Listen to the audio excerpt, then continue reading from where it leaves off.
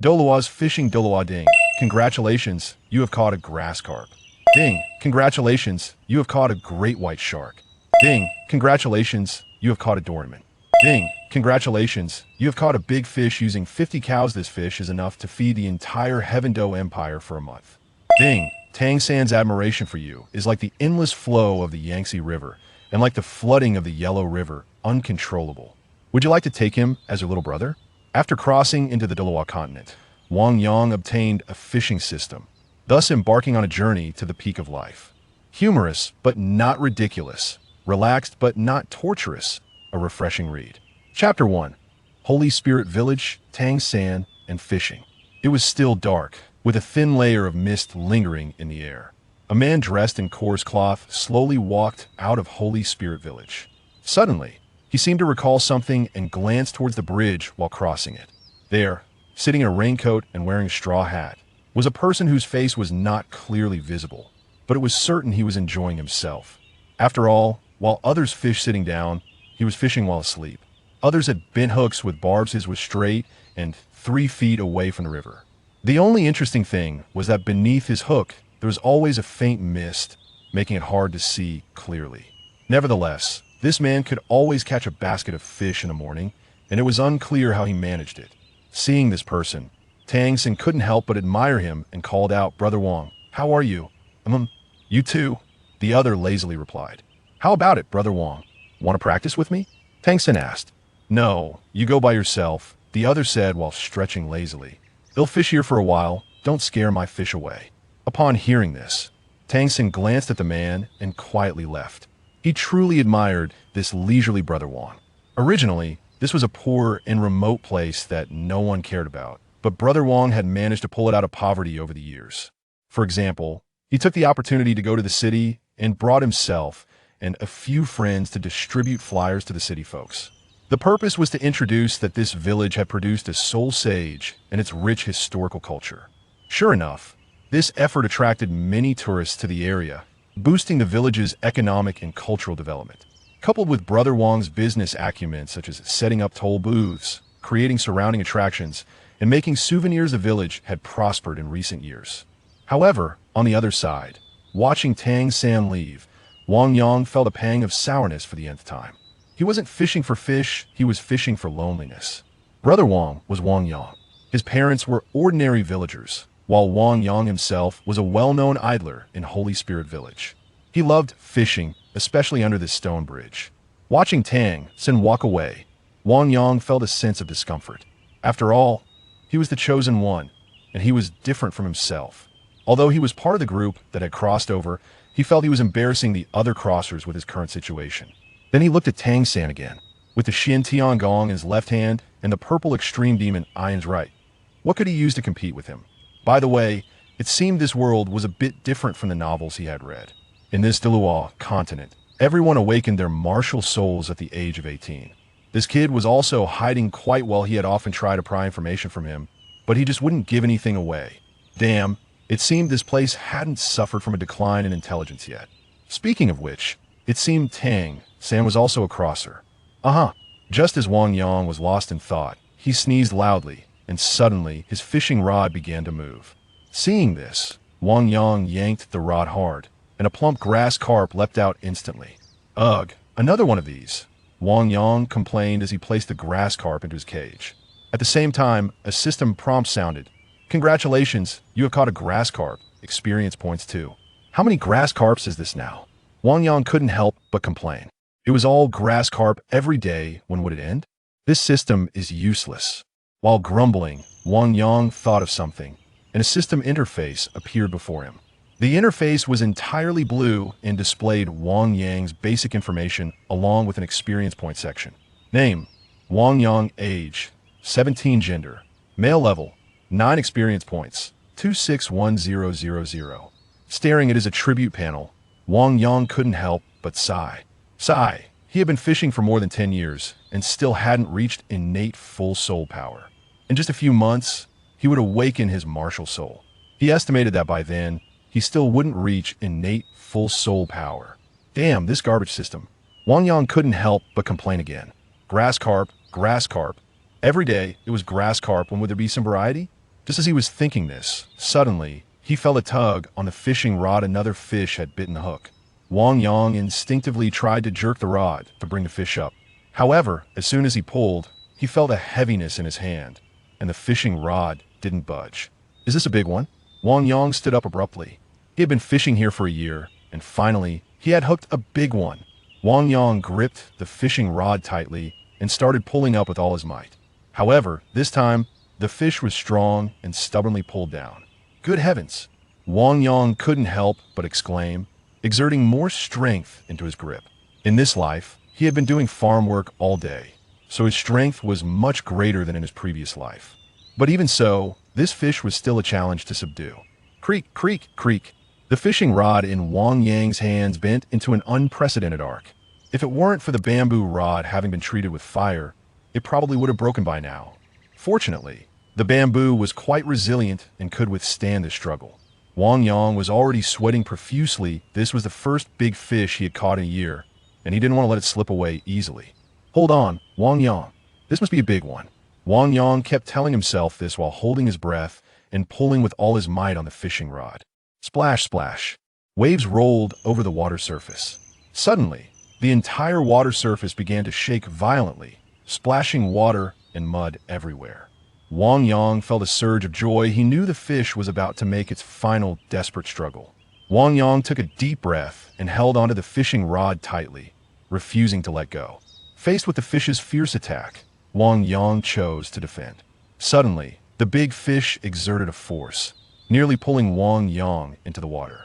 Wang Yang hurriedly steadied himself, gripping the fishing rod tightly, and continued to fight with the big fish. Finally, the river's surface became calm again. The big fish in the water stopped struggling, and Wang Yang could no longer feel any force on the other end of the fishing rod. Now's the time. Wang Yang's eyes widened, and he immediately knew the opportunity had come. The big fish's strength had exhausted at this moment. If he let it rest for a moment, it would surely struggle even more fiercely, or even break free. At this moment, he couldn't hesitate. Wang Yang held his breath, tugged on the fishing rod, and suddenly jerked it upward. Come out! With a loud shout, a massive fish was flung up. With a plop, a fish about 2 meters long and as wide as 5 palms was thrown onto the shore. As soon as the fish hit the ground, it began to struggle wildly. Hud, hud, hud. Seeing this, Wang Yang lunged forward and pressed the fish down with his body, holding it tightly. Feeling the big fish struggling underneath him, Wang Yang didn't dare to relax for a moment. He was afraid that if he let go, the fish would jump back in the water. Die, die, die, Wang Yang shouted, hitting the big fish's head with his hands. After who knows how many hits, Wang Yang's hands were swollen and numb, and only then did the big fish finally stop struggling. Huh! Wang Yang felt as if he was about to collapse. He flipped over and lay behind the big fish, gazing at the sky, panting heavily. Ding! Congratulations! You have caught an 8th rank second-class swallowing wood fish. Ding! Congratulations! You have gained 1,000 experience points. Ding! Congratulations! You have leveled up. Your current level is 10. Warning, your novice period is over. You will not be able to continue leveling up until you undergo soul awakening. Warning, your novice fishing rod has been damaged. Ding! Congratulations! You have unlocked a new fish species, the swallowing wooden fish, which has a grade ranging from Grade 8, Level 3 to Grade 8, Level 1.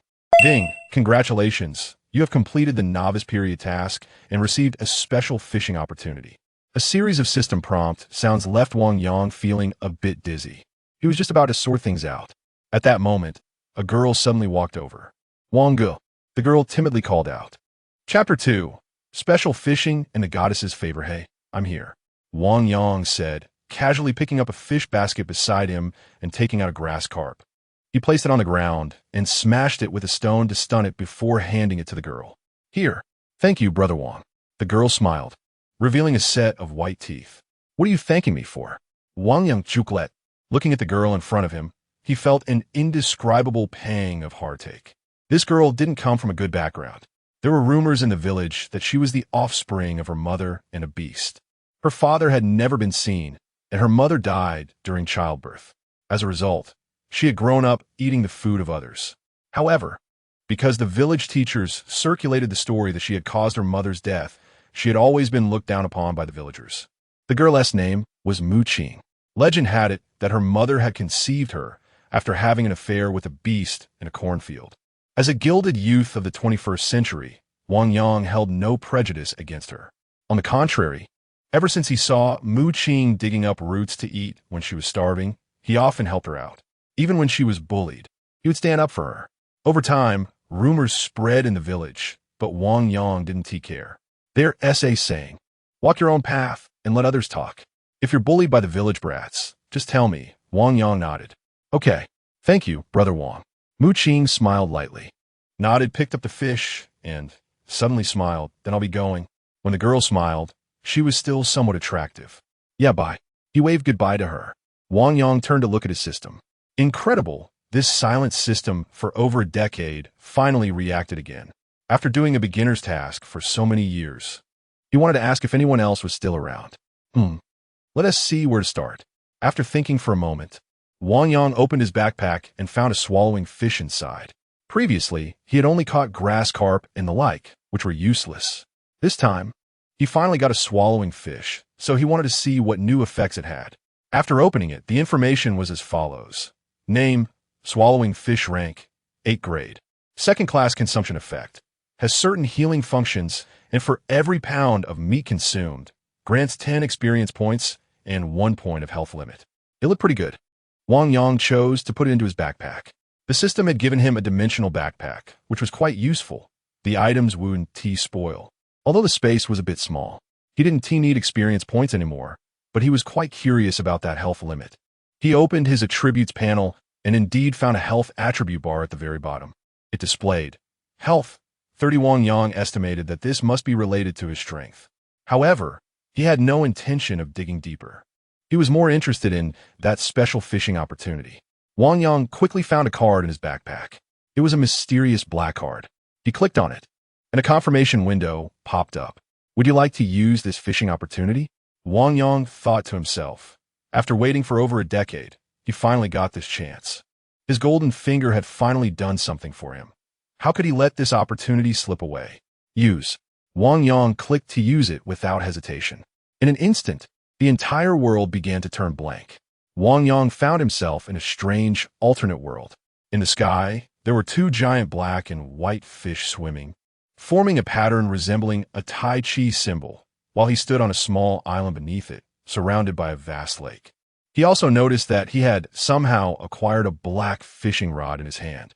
Please start fishing. Accompanied by a voice from the sky, Wang Yang unhesitatingly cast out the fishing rod. The hook entered the water, splashing a few droplets. After a moment, Wang Yang felt a fish on the line. He suddenly jerked his hand, and a giant statue of a goddess was hooked out of the water. A statue dozens of meters high was pulled out just like that. Staring at the goddess statue before him, Wang Yang couldn't help but be stunned. Is this what they call a special fishing opportunity? What does it mean? Just as Wang Yang was in a daze, a light and melodious elegy suddenly echoed through the sky. In an instant, Wang Yang felt as if he had received healing from this song.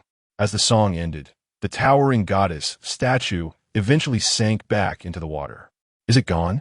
Wang Yang suddenly felt a sense of loss. At that moment, the entire world around him began to collapse, and Wang Yang felt as if he was falling into an abyss.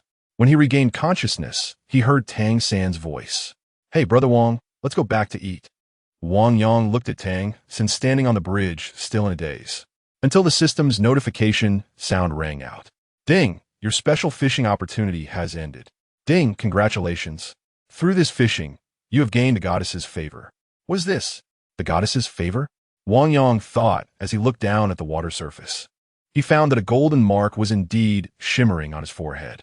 Is this the goddess's favor? Wang Yang thought. Brother Wang, what are you looking at? Tang San suddenly came down to ask. Nothing, nothing. Wang Yang shook his head, picked up his fish basket, and was about to head back. Hey, Brother Wang, I saw you had 3 fish in there this morning. Why is it still 3 now? You didn't catch any more? Tang San asked. Today was unusual. The fish were scared away by you. Wang Yang replied. Oh. Tang San pointed at Wang Yang and laughed. I understand. You gave it to Mu Qing again, right? Go do your thing. I'm really not happy if you didn't catch good fish today. Hey, wait for me, Brother Wang. Why are you still angry? It's not a secret. In the evening, under the old locust tree at the village entrance. Wang Yang had been wandering around. What effect does this favor have? And how do I use it? He still hadn't figured out the new health system. Thinking of this, Wang Yang unconsciously started to run around the village. He had a habit of running whenever he thought deeply. Huff, huff, huff. After jogging for a while, fine beads of sweat appeared on his forehead, and his body gradually warmed up. At this moment, he noticed that his health value had suddenly increased from 30 to 40. What is this? Wang Yang suddenly had an idea in his mind, but he wasn't sure. So, he suddenly quickened his pace, starting to sprint around the village. 40, 41, 42. The health value continued to rise until it stopped at 50. By this time, Wang Yang was already feeling warm all over, and his body had reached its peak state. Seizing the moment, Wang Yang continued to run wildly. After reaching 50, the health value began to decline. 49, 48, 48, 5. It was at this moment that Wang Yang started to feel fatigued. He felt that every part of his body was straining, and the health value was gradually decreasing. 27, 26, 25. 19, 18, 17, with a decline in numbers, Wang Yang began to feel various reactions in his body. For example, the sensation in his lungs felt as if they were about to explode with unbearable heat. His legs felt heavy as if filled with lead. He felt like he was reaching his limit. But, even though his will was constantly trying to retreat, Wang Yang, are you sure you want to continue? You can't do it anymore. This is already your limit. It felt as if a little person was constantly pulling Wang Yang backward. Meanwhile, his legs were unconsciously slowing down. Suddenly, Wang Yang's expression changed.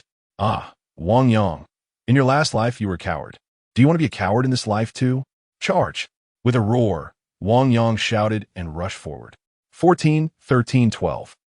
As the numbers continued to decrease, Wang Yang's head began to spin, and his clothes were soaked with sweat. His heart was racing like popping candy in his mouth. Keep going, keep going. Despite the situation, Wang Yang was continuously shouting in his heart, as if an invisible force was driving him, and he could not stop.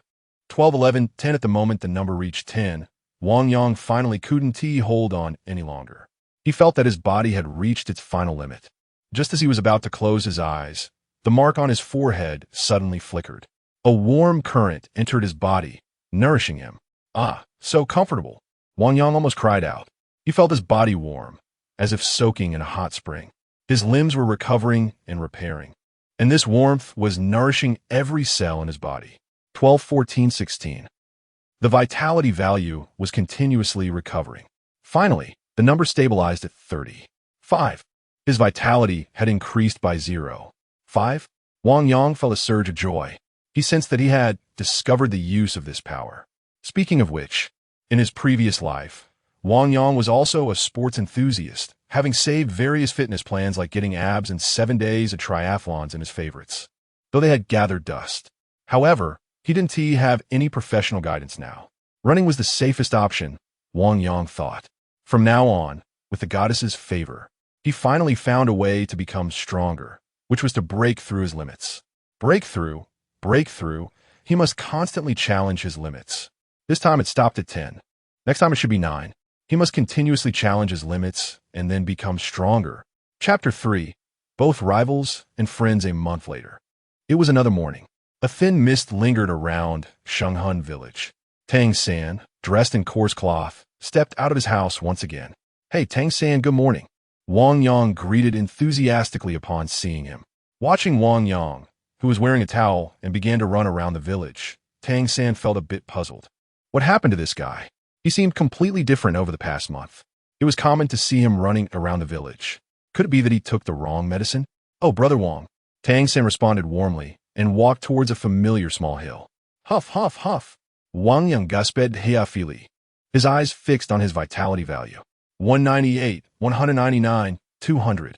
After recent training, his vitality value could reach a maximum of 200 points after exercising, and his base vitality value had already reached 120 points. However, due to the increase in vitality, it had become difficult for him to raise it solely through exercise. The best he could do now was suppress his vitality lower limit to 8 points. Going any lower was impossible. In the past, a lap around the village was about 10 kilometers, and running 1 lap was his limit. But now he had to run 3 or 4 laps to reach his limit. Although the rewards had increased, they only raised his vitality by 0.5 points. After each breakthrough, his vitality was just 1 point. Yet even so, he hadn't dared to eat that piece of fish. The fish, given to him by the system, wouldn't expire in the backpack. So he was still hesitating about when to eat it. He wanted to save it for its maximum effect. But what Wang Yang didn't know was that up on the small hill, Tang San hadn't started practicing today. Instead, he was watching Wang Yang. This small hill was only 100 meters high, but it was enough to overlook the entire village. Watching Wang Yang run wildly, Tang San was filled with shock. Incredible. It was simply unbelievable. Wang Yang's speed was in a state of frantic running. In such a condition, it was hard for anyone to maintain for long. Yet Tang San seemed to break this ironclad rule, madly sprinting ahead. Moreover, his speed was not low at all. How could this be? Could it be that the guy who had been fishing all this time was underestimated by him? Was he actually concealing his strength? Sigh. Tang San's guess was somewhat correct. But Wang Yang was not hiding his strength. He was waiting for his golden finger. And now that the golden finger had arrived, he hadn't wasted a single moment. 156, 155, 154. 5. Watching the continuously decreasing numbers, Wang Yang showed no signs of stopping his feet. Keep going. With an angry roar, Wang Yang wiped the sweat from his neck with the towel and continued to sprint forward. Second lap. Watching Wang Yang complete 1 lap and start another, Tang San felt a bit of pressure in his heart. 10 kilometers, given his current state. He could run 3 or 4 laps at most. But Wang Yang, on the other hand, showed no signs of fatigue and was still running. And from the looks of it, he might continue for several more laps. It should be noted that among children of similar size, although they helped their families with farming all day, very few could run several laps around the village without their legs going weak. Thinking of this, Tang San suddenly decided not to practice today. He turned around and ran down the hill, starting to run alongside Wang Yang. The two began to race as if they were competing. Wang Yang didn't say much to Tang San, who had suddenly joined. He also wanted to test himself against Tang San, though he was often called Brother Wang. He had never actually beaten Tang San in practice and always felt unworthy of the title. Today was an opportunity. With that, he held his breath and began to compete with Tang San. 120, 119, 118. Watching his vitality, Wang Yang understood that his limit should be around 2 more laps, but he was unsure how much help Tang San's Xiantian skill had provided him. Thinking this, Wang Yang suddenly felt a surge of strength in his legs and quickened his pace. Seeing this, Tang San unceremoniously chased after him. The two had been running at full speed, so the sudden increase in strength consumed more than a little.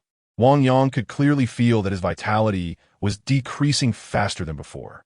On the other side, Tang San was also struggling. Because they had been moving at full speed, his Xiantian skill had been operating at high capacity. Relying solely on his physical strength, it was difficult to sustain such intense exercise. The Xiantian skill had helped him a lot. Yet even so, sweat soon covered his neck and forehead. The sweat that dripped from his brow could have watered flowers. As they rushed past, it was as if a gust of wind had been stirred up. Sometimes, when they ran over dirtier areas, it kicked up clouds of dust. Early riser Grandpa Li was about to collect manure when suddenly these two rushed past, kicking up a cloud of dust that made him cough several times. Hey, you two. Got energy to spare? Have you swallowed a weight? Grandpa Li couldn't help but shout at the two. Suri, Grandpa Li.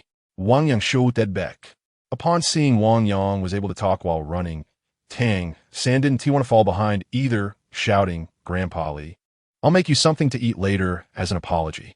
But as he spoke, he lost some momentum and fell behind Wang Yang. This made Tang San panic, and he held his breath to chase after him. What else with these two kids today, competing against each other? Grandpa Li couldn't help but comment. After 1.5 laps, both of them started to show signs of fatigue. 22, 21, 20. Watching his own numbers, Wang Yang's heart sank. At this rate, he feared he wouldn't be able to finish this lap.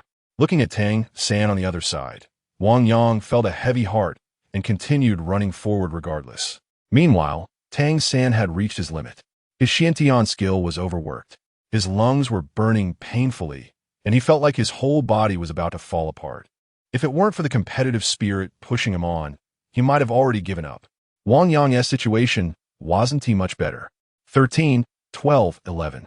As he approached his limit, his breathing became heavier, and his legs felt increasingly difficult to move. He and T felt the burning sensation in his lungs for a long time. He was about to reach his limit. What about Tang San? Wang Yang glanced sideways and found that Tang San was also at the point of gritting his teeth to endure. Both held their breaths, determined to settle the score here. Seeing this, Wang Yang decided to stop looking at his vitality value. Ignoring everything, he charged forward. At that moment, his physical limit was broken.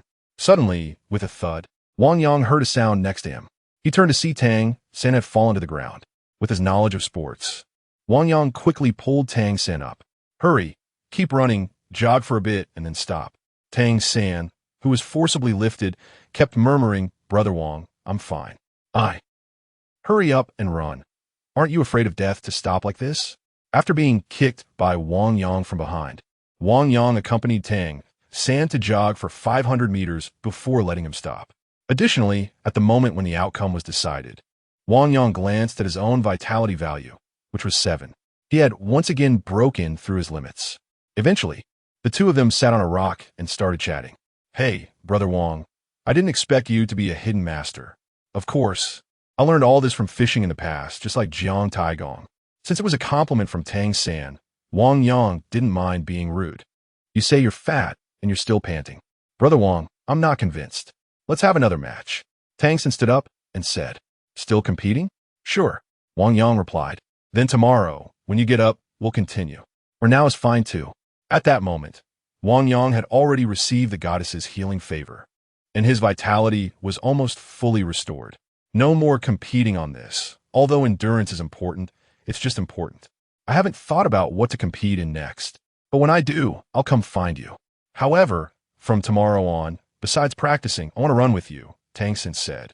Sure, come over and keep me company, Wang Yang said with a smile. All right, Tang San. Practicing alone is lonely. Having a competitor like you is good, Wang Yang thought to himself. Tang San shared a similar thought with Wang Yang. Brother Wang, I respect you and see you as a rival, but I want you to know that physical fitness doesn't represent everything. Cultivation is the true way. Thus, both of them began their intense training with the idea of surpassing each other. In the blink of an eye, another month had passed. Chapter 4 Second competition on this day. Wang Yang was having dinner at home. Sitting opposite him was his mother, Lin Xia. Wang Yang, there's a blind date this afternoon. You need to go. It's Zhao's old man's daughter. Mom, why are you bringing this up again? Wang Yang said somewhat unhappily. As a young man from the 21st century, he strongly opposed this kind of arranged marriage by parents. Therefore, he was determined to resist it. What do you want to do all day? You're already so grown up. Why don't you hurry up and find a wife? Lin Xia scolded without hesitation. No, Mom, you can't force this kind of thing, Wang Yang said, lowering his head and focusing on his food. Sai, how is this forcing? I'm just helping you with a blind date, okay? This is what, the third time already? How many matchmakers have introduced you to people and you didn't want any? Who do you want to marry? The village chief's daughter, Alice? Let me tell you, dream on. Alice is planning to go to the city in the future, so stop daydreaming. Mom, let's eat. Let's eat. Wang Yang could only change the subject. However, Lin Xia seemed unwilling to let her son off easily. Oh, I know. Are you interested in that fairy girl at the village head?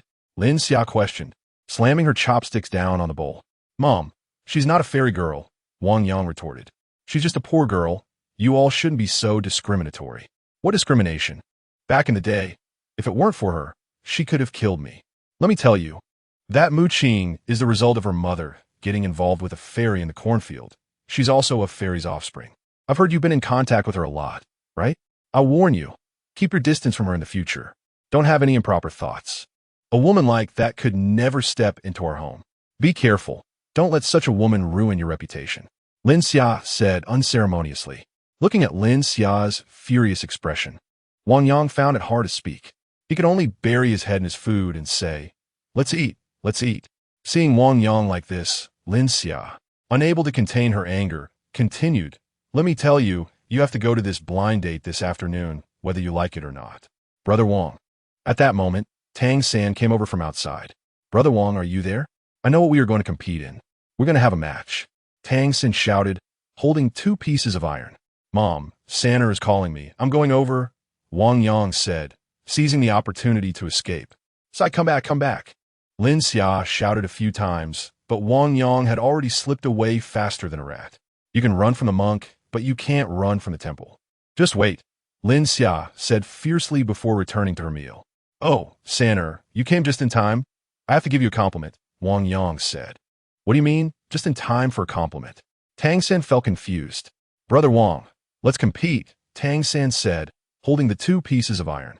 Wang Yang looked at it, his heart stirred, and he soon understood. It seemed Tang Hao must have set 1,000 hammer test for Tang San. To face this test, Tang San actually planned to compete with him using these. All right, what do you want to do? Wang Yang readily agreed. Let's go to our blacksmith shop and see who can hammer these 2 pieces of iron 1,000 times, Tang San said. Wang Yang smiled and replied, sounds good. He took the 2 pieces of iron, each weighing about 30 to 40 pounds, from Tang San's hands. Let's go, Wang Yang called out. He was just taking this opportunity to get closer to Tang Hao and see if he could learn the chaotic hammering method in the future. Let's go. Tang San paused for a moment before speaking. He watched Wang Yang effortlessly lift the 2 pieces of iron, feeling a bit uncomfortable inside. Although the weight of the iron wasn't heavy, he could clearly see that Wang Yang seemed to handle it more easily than he did. In recent days, he had been running with Wang Yang every day, but he only ran 2 laps before going to practice his skills. He believed that his Xiantian Gong was much more powerful than just running. Looking at Tang San's complex expression, Wang Yang couldn't help but smile inwardly. He knew Tang San's thoughts, running and practicing, both were not mutually exclusive. But unfortunately, Tang San's Xiantian Gong was still at the first level, while his own vital energy could continuously improve with training. Based on the current situation, he felt he should be superior to Tang San.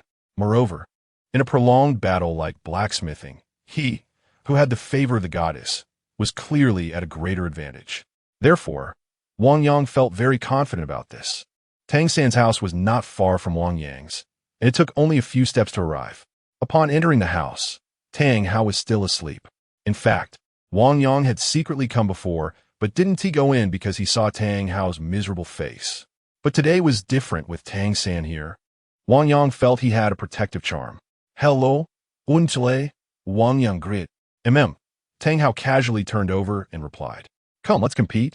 Tang San said, you can come over any time these days. Let us not exaggerate the numbers. Who would do that?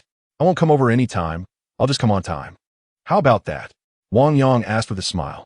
All right, let us start, Tang San said, nodding towards the 2 hammers by the wall. Wang Yang walked over, picked one up, and felt its weight. It was indeed heavy, but after swinging it a couple of times, he felt okay. Tang San chose another one, and the 2 of them each took a piece of iron and began. With a crisp sound of hammering, the competition officially began. These kids are bothering me while I'm trying to sleep. Tang Hao felt quite unhappy and involuntarily turned over. However, despite saying that, his eyes slowly glanced over at the 2 of them. He observed them in a very twisted manner. Wang Yang's movements were crisp and neat. He bent his knees in a lunge position, and with each swing, every muscle from his calves to his arms was in motion. Clang, clang, clang. Each swing of the hammer was as perfect as a work of art. The coordination of his muscles was very balanced. Not bad while admiring. Tang Hao felt a bit puzzled. This kid must be coming here for the first time to blacksmith. How could his movements be so flawless and not at all like a beginner?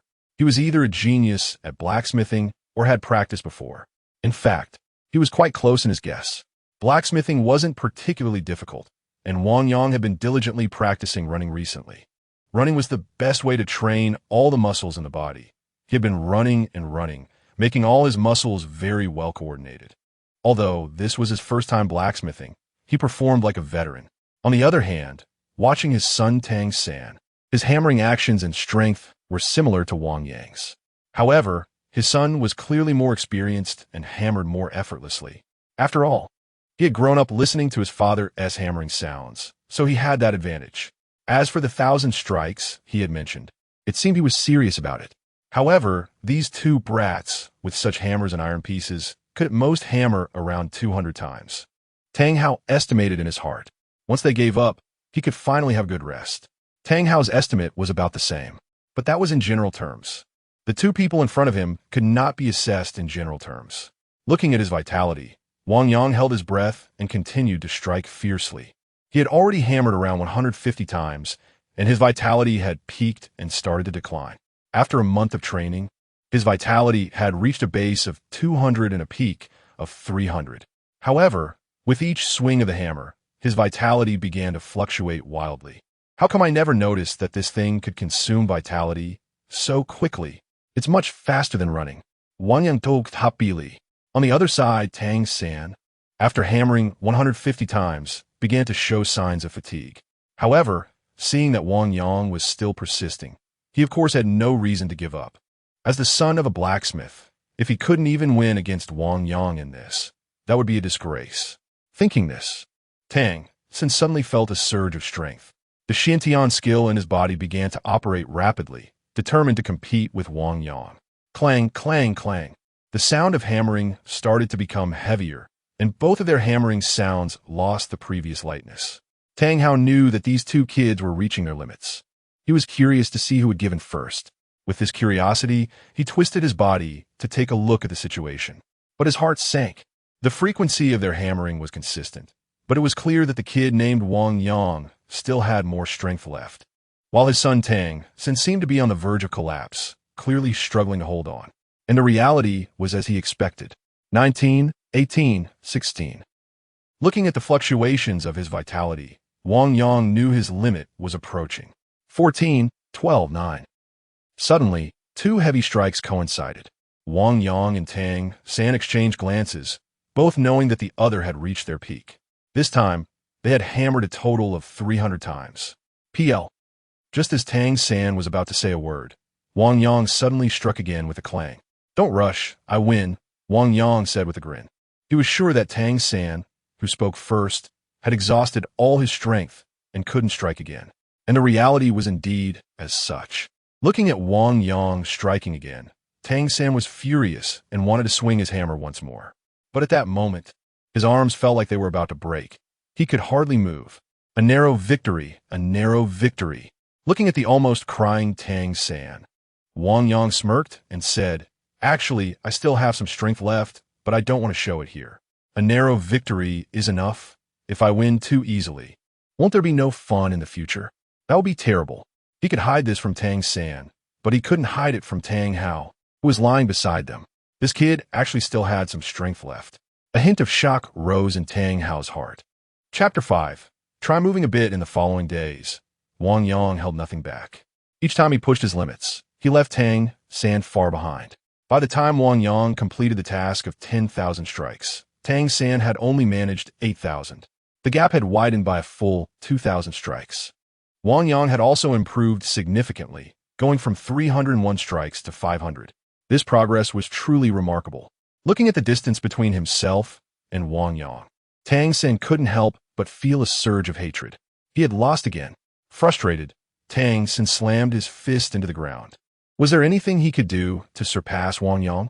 Meanwhile, Wang Yang had secretly taken 2 steamed buns from his home. Here, take this and eat. I haven't been fishing lately. You must be quite hungry. Hurry up and eat, Wang Yang said, holding out the 2 large white buns. Mu Qing, looking disheveled, stared at the buns Wang Yang offered. Without saying much, she wiped her tears and began to eat. Seeing this, Wang Yang felt a pang in his heart. How could a good person end up like this?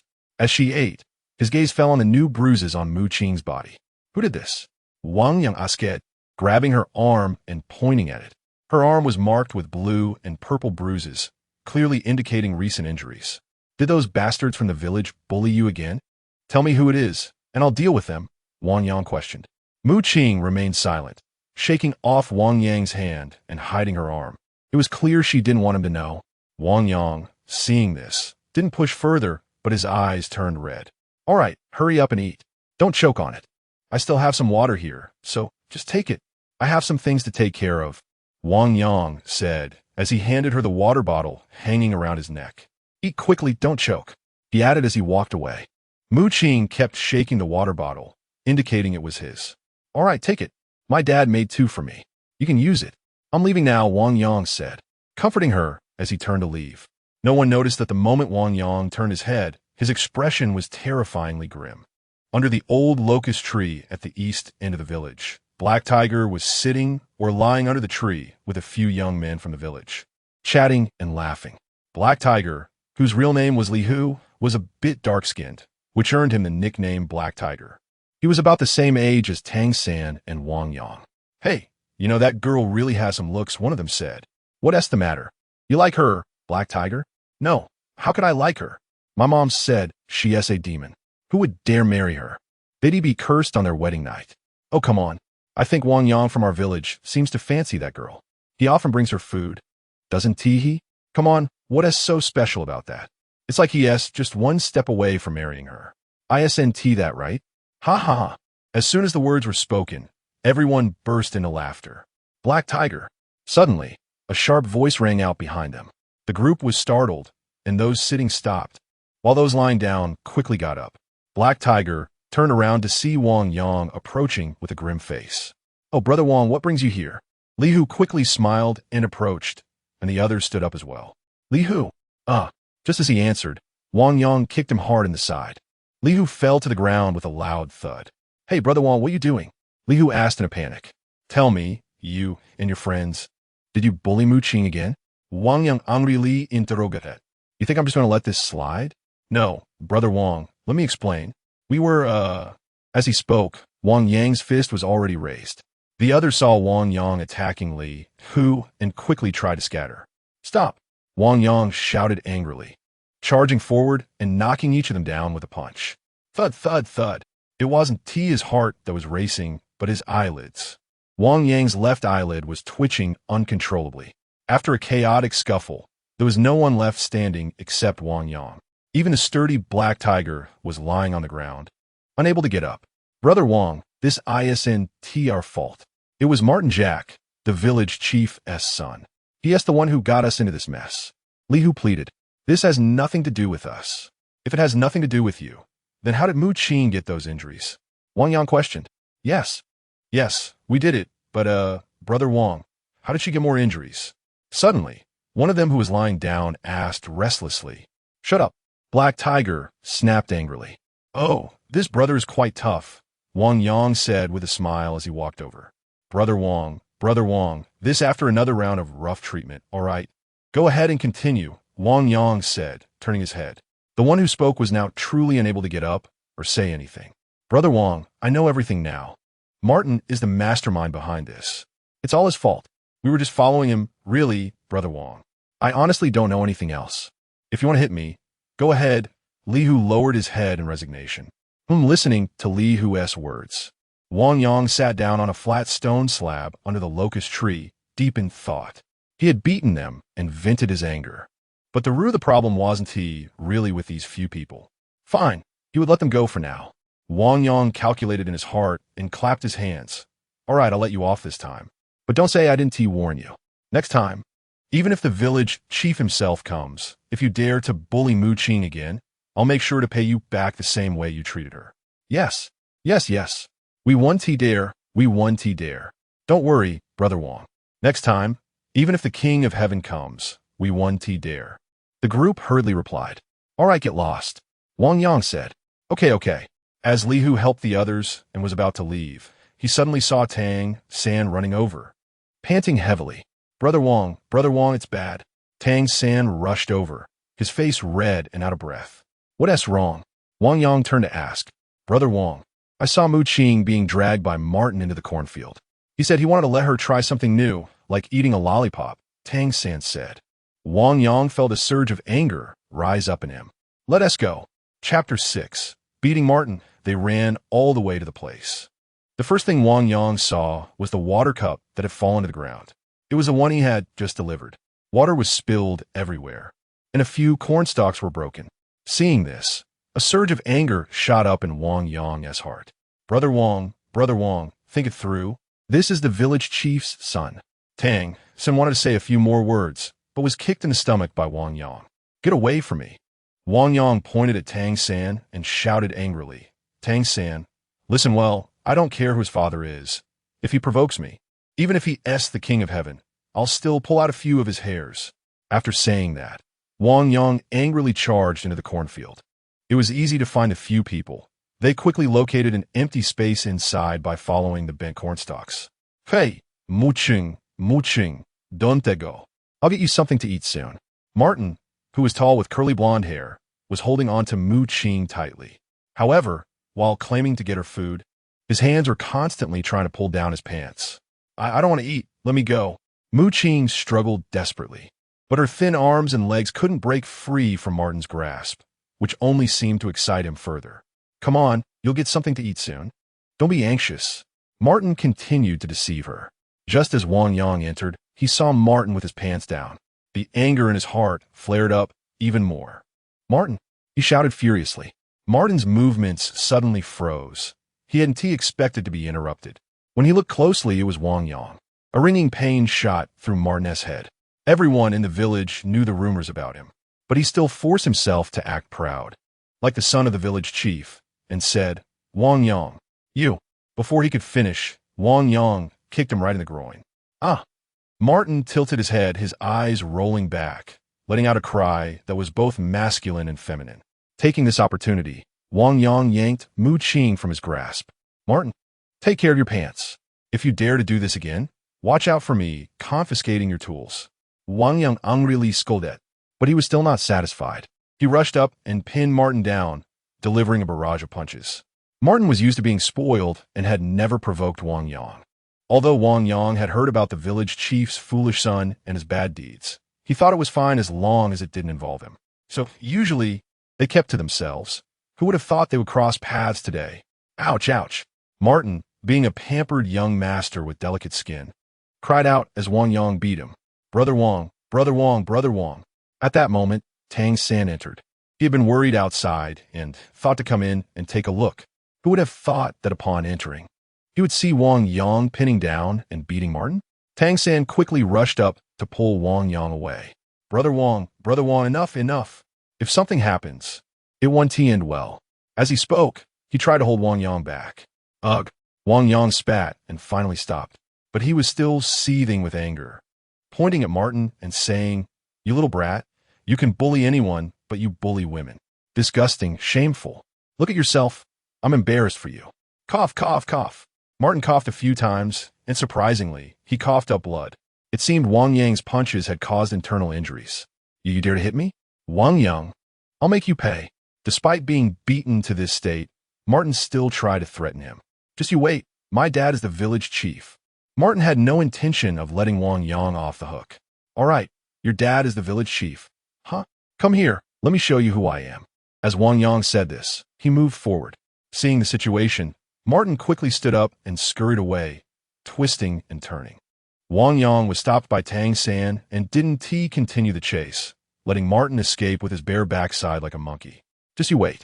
Once Martin was far away, he finally dared to turn around and threaten. I'm waiting. Let us see if you dare to come," Wang Yang said with a laugh, filled with anger. After Martin ran off, Wang Yang looked around and noticed Muching crouching timidly in a corner. Wang Yang went over, picked up the water cup he had given Muching, and handed it to her. "Take it," Wang Yang said. Muching looked at Wang Yang and timidly took the cup. Wah, wah, wah, wah, wah. Suddenly, Muching crouched down and began to cry loudly. Wang Yang watched. His heart felt as if it had been pricked by a needle. Don't cry, it's all right. I'm here." Wang Yang crouched down and patiently comforted her over and over again. On the way back, Tang San and Wang Yang didn't say a word. Finally, when they reached the old locust tree at the village entrance, Tang San spoke first. "Brother, this matter may not be simple. That old village chief Jack has only one son, and you almost ruined him. He will definitely come seeking revenge." "I know that," Wang Yang replied. "Let them come. We have nothing to fear. His son did something wrong. It's just right for everyone to know and comment on it." "But," Tang San hesitated. "What are you thinking?" Wang Yang asked. "Brother, commoners shouldn't fight with officials. Although the village chief is nothing much, he is still an official. If we get into a conflict with him, it might not end well for us." Tang San said. "I know that," Wang Yang said, suddenly turning to pat Tang San on the shoulder. "Don't worry, San I will take responsibility for what I've stirred up." Seeing Wang Yang, demeanor. Tang San felt a lump in his throat. All right, since everything is fine, I'll head back. My home is over there, Wang Yang said. Okay, Tang San replied, and they said their goodbyes. The two then parted ways. As Wang Yang entered his alley, he saw a blaze of fire from a distance. Beneath the firelight, he could vaguely see Mu Qing bound by people. Oh no! Wang Yang's heart sank. He didn't expect old Jack to retaliate so quickly. Feeling anxious, he rushed over. When he got closer, he found Mu Qing tied up in the crowd, while his mother, Lin Xia, and father, Wang Dafu, were surrounded by people. Leading them was old Jack, alongside the very Martin he had just beaten, and Alice, the village beauty. Lin Xia, let your son Wang Yang come out. Old Jack spoke first. No, our Wang Yang has gone out. He is not here. Lin Xia hurriedly explained. Not here? Is he really not here? Or have you hidden him? Martin asked sarcastically. Old village chief, my son really isn't here.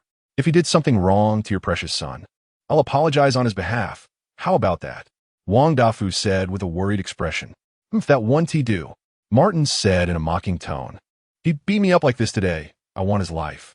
Old Jack, with a serious face, slowly said, Lin Xia, Wang Dafu, just let your son come out. Yes, come out, quickly. This kid has long been a thorn in my side. A flurry of shouting voices rose and fell, as the atmosphere around them grew increasingly intense. Lin Xia and Wang Dafu could no longer hold their tongues, and things were about to spiral out of control. Wang Yang pushed through the crowd and charged in alone. I'm here. Chapter 7 Confrontation in an instant. Everyone's gaze was focused on Wang Yang. Old Jack's expression darkened as he looked at Wang Yang and said, Come here. Wang Yang snorted coldly, and the crowd parted to let him through. Dad, it's him. Kill him, Dad. You let someone kill him.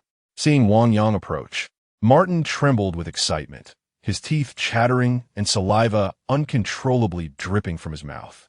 Shut up. Old Jack scolded his son Martin. He then asked Wang Yang, Did you beat my son today because of this woman? I heard that you almost made him a eunuch because he bullied her. Wang Yang had been listening carefully to old Jack's words. He used the term bully but did not clearly state the reason for the incident, indicating that his son Martin did not explain the matter clearly when he complained to him. Moreover, Mu Qing had no status in the village, so it was indeed normal for her to be bullied a bit. Or perhaps these people had already tacitly accepted the bullying of Mu Qing. Using the term bully clearly put them in the right. Wang Yang coldly looked at the people around and asked, What did your son say to you? You don't need to care about what young Master Martin said. Just tell me what you think. You hit someone like this, and you still have the nerve to question him? Voices rose and fell in the crowd, but Wang Yang ignored them. Instead, he walked over and stood in front of young Master Martin, asking, Tell me, what exactly happened today? Wang Yang had already made a preliminary judgment that old Jack did not seem to be a fool. He appeared to be someone who could handle matters logically. Therefore, he believed he could ruin Martin's reputation without any bloodshed today. Ruining a reputation and being ridiculed by others was far more serious than any physical punishment. This was why people in ancient times placed great importance on reputation and integrity. It was not without reason. 3 men make a tiger, and public opinion can be terrifying. Letting a person live while suffering the contempt of others and enduring the soft knives of people's words was a punishment more painful than death. This was the punishment Wang Yang decided to impose on Martin. All right then, young Master Martin Jack, listen carefully. I'll tell you what happened today. Your esteemed self, the eldest son of the village chief, engaged in a beastly act. Wang Yang looked at Martin and said, Dad, don't listen to his nonsense. You quickly let someone beat him, kill him. Help me vent my anger. Martin said in a panic. Fellow villagers, I wonder if you are willing to hear me out, or do you intend to believe only young Master Martin's one-sided story and tie me up for extreme punishment? If that's the case, then come on, Wang Yang said, stretching out his hand, looking as if he was at their mercy. With this display, those holding torches and wooden sticks were instead unable to advance. Younger, Lin Xia shouted in fear, but was held back by Wang Dafu beside her. For a moment, everyone's gaze was fixed on Wang Yang. After deliberately pausing for a few seconds, Wang Yang slowly smiled and said, Since you all are unwilling to listen to my side and intend to act on young Master Martin's words, then I'll say a few words. Young Master Martin, you have no objections, right? Wang Yang profochatifli glanged et Martin. You. Martin was in a panic. This afternoon, I was under the locust tree at the village entrance when I suddenly heard someone say that our young Master Martin, the eldest son of the village chief, dragged Mu Qing into the cornfield, saying he wanted to let her taste the lollipop from the city. Ha! Young Master Martin, can you show everyone this rare item? Wang Yang asked with a smile. What lollipop? Young Master Martin must be unable to control what's in his pants. The speaker was Li Hu, and after he finished speaking, everyone burst into laughter. Wang Yang silently said to himself that it seemed his earlier beating had been quite effective. What? Suddenly, a woman's exclamation came from the crowd. Everyone looked up to see that it was Lu Suihua, the girl old Jack had arranged for 18-year-old Martin. The two had already held an engagement banquet, and she was essentially considered his fiancée. Who would have thought this would happen now? However, after the woman's exclamation, she fell silent, and Wang Yang continued. I'm also very curious about the lollipop young Master Martin mentioned, and it had to be eaten secretly in the cornfield. So, as a country bumpkin, I wanted to see this city item, so I followed him. Who would have thought that when I got there, I saw young Master Martin pinning Mu Qing to the ground, one hand unbuttoning his pants? Wang Yang paused deliberately at this point. He then looked at Martin and asked, Young Master Martin, can you take out the lollipop you hid in your pants for everyone to see? As soon as the words came out, the crowd burst into laughter. Bullshit, it's all bullshit. You're talking nonsense. Martin was so agitated that he almost struggled to get out of his chair. Humph, you little scoundrel. Wang Yang suddenly changed his expression, pointing at Martin and scolding him. I've never seen someone like you. Look at your character, bullying a defenseless woman, and then deceiving her about eating lollipops. With this, you still have the nerve to bring so many people to seek revenge on me. If I were you, I'd go home and find a block of tofu to smash my head against. If nothing else, at least find a piece of tofu to crash into. How could you still have the face to live in this world? You might as well go reincarnate now and be a teddy bear in your next life. You can run around as much as you want. Martin's face turned green and white, his head hanging down, unable to lift it. Old Jack's face was also not looking good at this moment. He was turning green and white, unable to maintain his dignity. To say it bluntly, this thing is really not decent. Why do this in a cornfield? What decent person does this? Our young master usually does good deeds. So what's wrong with the cornfield, right? The public opinion was gradually beginning to shift. At this moment, Jack Ellis, who had been silent on the side, stepped forward. She was the village chief's daughter. With blue hair and a voluptuous figure, every movement she made revealed something extraordinary. To put it bluntly, in this chicken coop-like Shanghan village, Ellis was like a phoenix. Brother Wang, it seems that all this is just your side of the story, right? Do you have any evidence to present? As soon as Ellis spoke, the situation was instantly turned back around. Yes, this is all your fabrication. Your wolfish words, they don't count. They're fake. Martin, who was sitting in the chair, instantly came back to life. Wang Yang, can you produce any evidence? Old Jack also asked with a gloomy face. The situation was reversed in an instant by just a few words. Chapter 8. Victory. The crowd surrounded Wang Yang's door. The continuous torches lit up the area in a bright red hue. With the initiative in her hands, Alice began to attack without mercy. I say, Wang Yang, my brother just wanted to help this poor girl. How could you misinterpret him as wanting to sneak into the cornfield for some indecent acts? Alice's few words effortlessly dissolved all the efforts Wang Yang had made earlier. Sigh, that's true. We can't just believe Wang Yang's one-sided words. Exactly. We need to reason this out, right? Yes. Hey, you can't say that. There have been discussions these days. This matter seems complicated. The public opinion quickly turned around. Wang Yang looked at the girl in front of him, constantly estimating in his heart. Alice was really not simple. Even though she was only 17, she should not be underestimated. Wang Yang then calmed his breath and smiled at Alice, asking, May I ask this beautiful lady, what is your name? Name?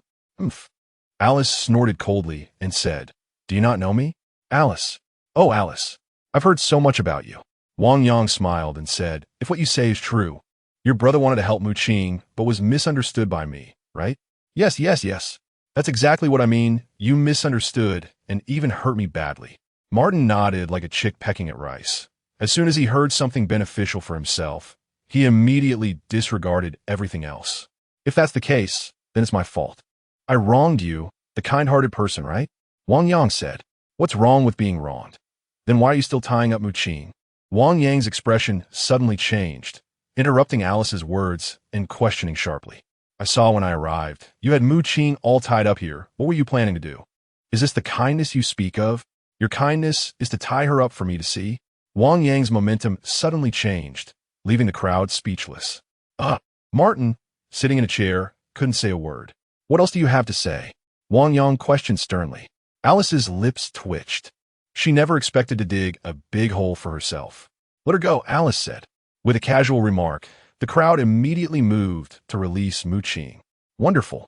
Tang San, who was hiding in the crowd watching everything, secretly admired Wang Yang's wisdom. His brother Wang, besides his abilities, should not be underestimated for his intelligence. Beside Tang San stood another person who looked up and saw it was Tang Hao. Released, Muqing trembled and moved towards Wang Yang under the gazes of the crowd. Seeing Muqing approaching, Wang Yang reached out to accept her.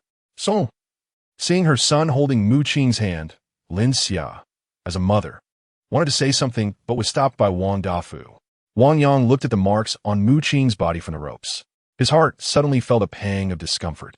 Everyone look, Wang Yang said as he slowly rolled up the sleeve of Muqing's wrist. On it were bruises of blue and purple, with blood-red lines marked by the hemp ropes. Everyone, Muqing is also a girl, and she is 17 this year. When she was young, her parents were gone. It was our village that raised her with the food of 100 families. Since she has been raised by us, she is one of us. But what about us? Look at how you've treated her. The daily bullying is one thing. Muqing has tolerated it all these years without complaint. But you have only intensified it. Especially you. Wang Yang suddenly shifted his focus directly at Martin. She's a good girl. Why do you have to bully her every day, even insult her purity? Speak up. Wang Yang questioned sternly. For a moment, the crowd fell silent. But she is a jinx. She killed her parents when she was born. Suddenly, an elderly woman in the crowd shouted sharply. Yes, she is a jinx, a demon. Exactly. She is a jinx, a transformed demon. But even if she is a jinx or a demon, that doesn't give you the right to bully her. Wang Yang angrily scanned the crowd. Well said.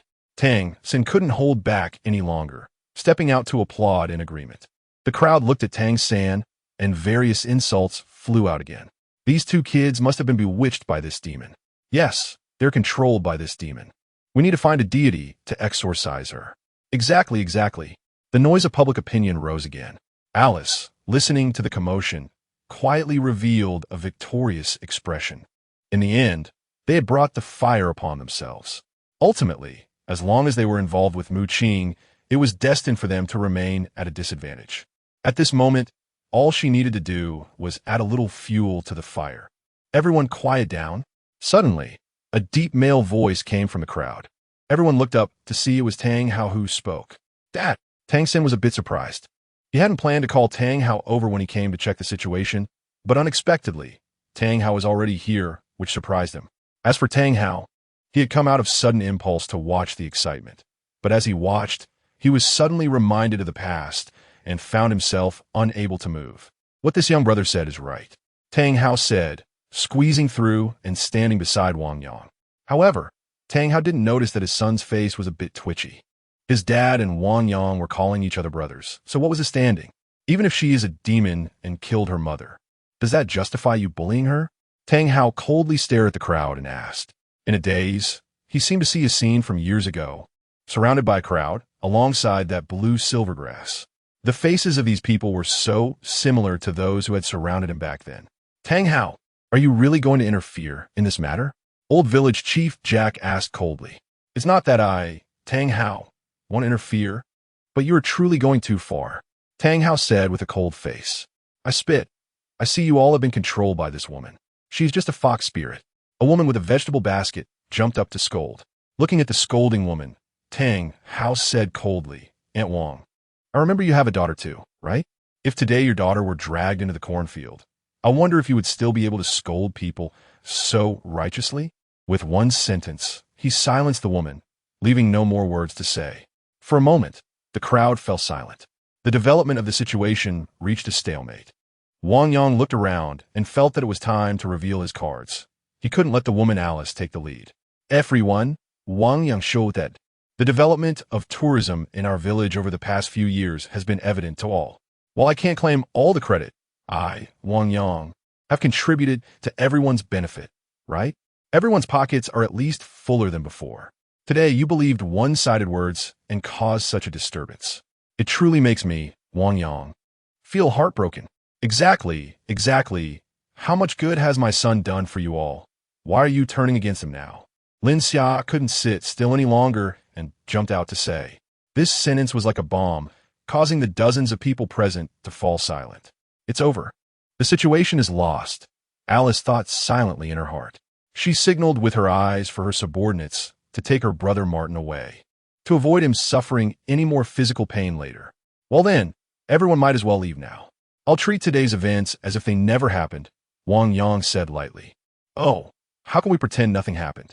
It was all that bastard Martin's doing. We were misled by him. What Martin? It's all old Jack's fault. You led us into this mess, and your good son caused this trouble, tricking us into seeking revenge.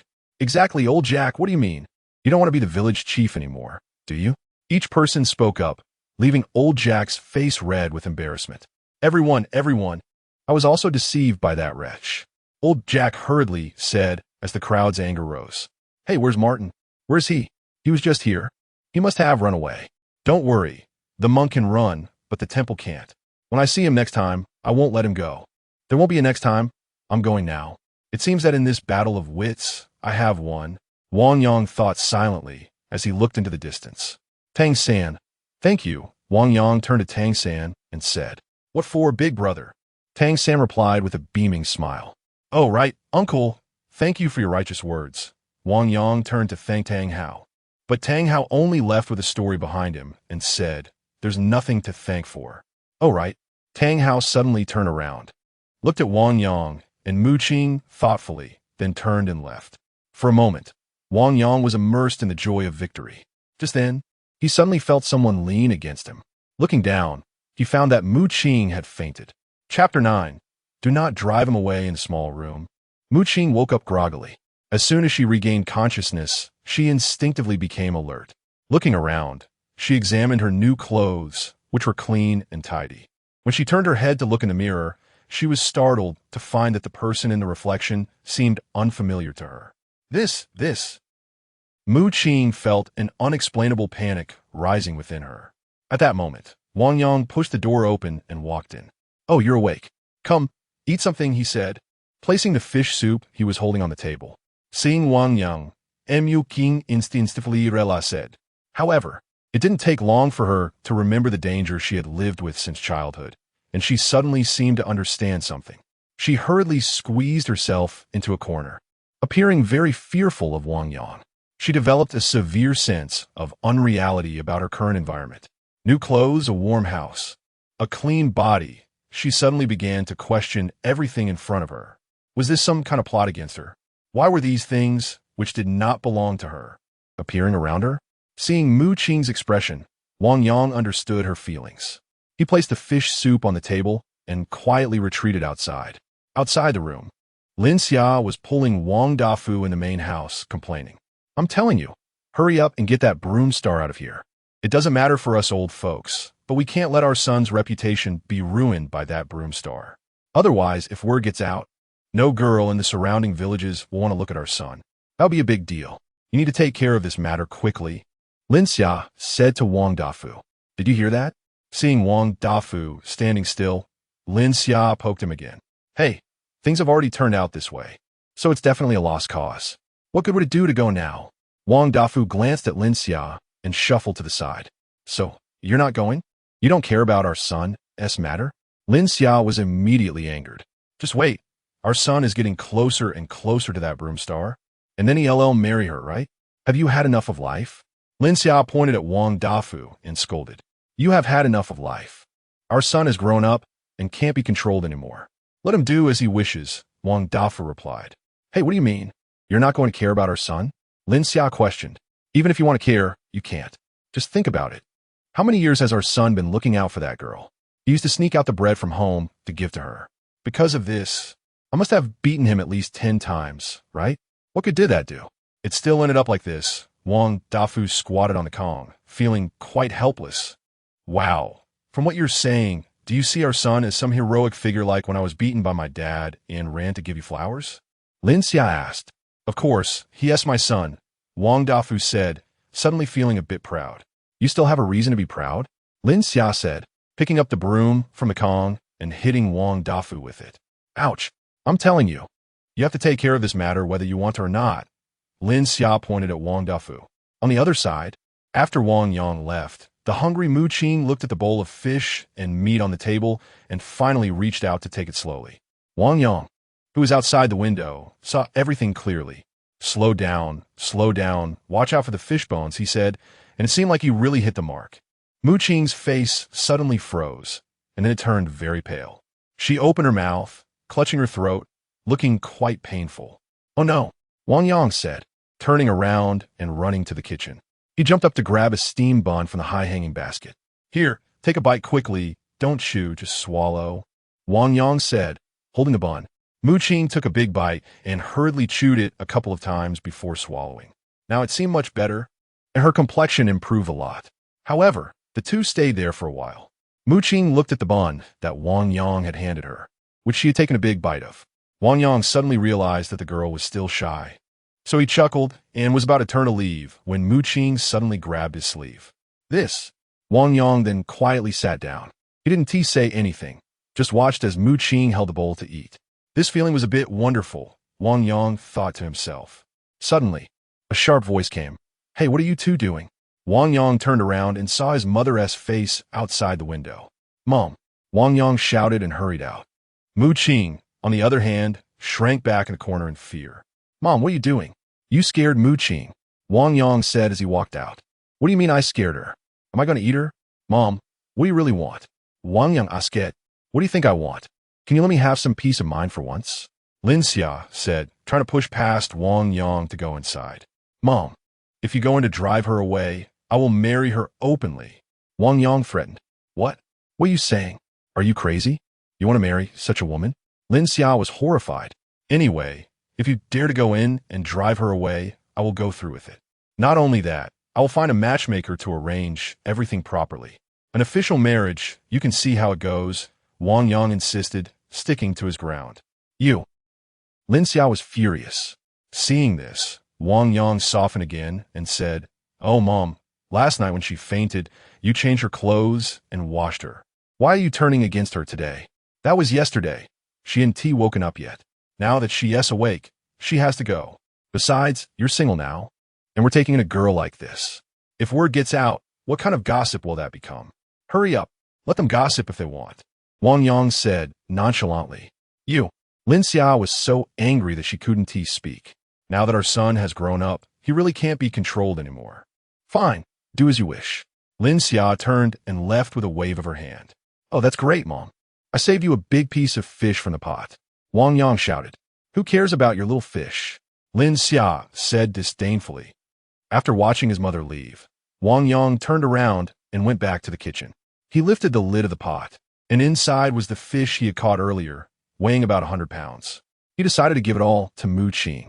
With only a few months left until his martial soul awakening, he realized that if he left then, Mu Qing's situation would inevitably return to its previous state. Teaching someone to fish is better than giving them fish. Wang Yang decided that he would help Mu Qing become a soul master.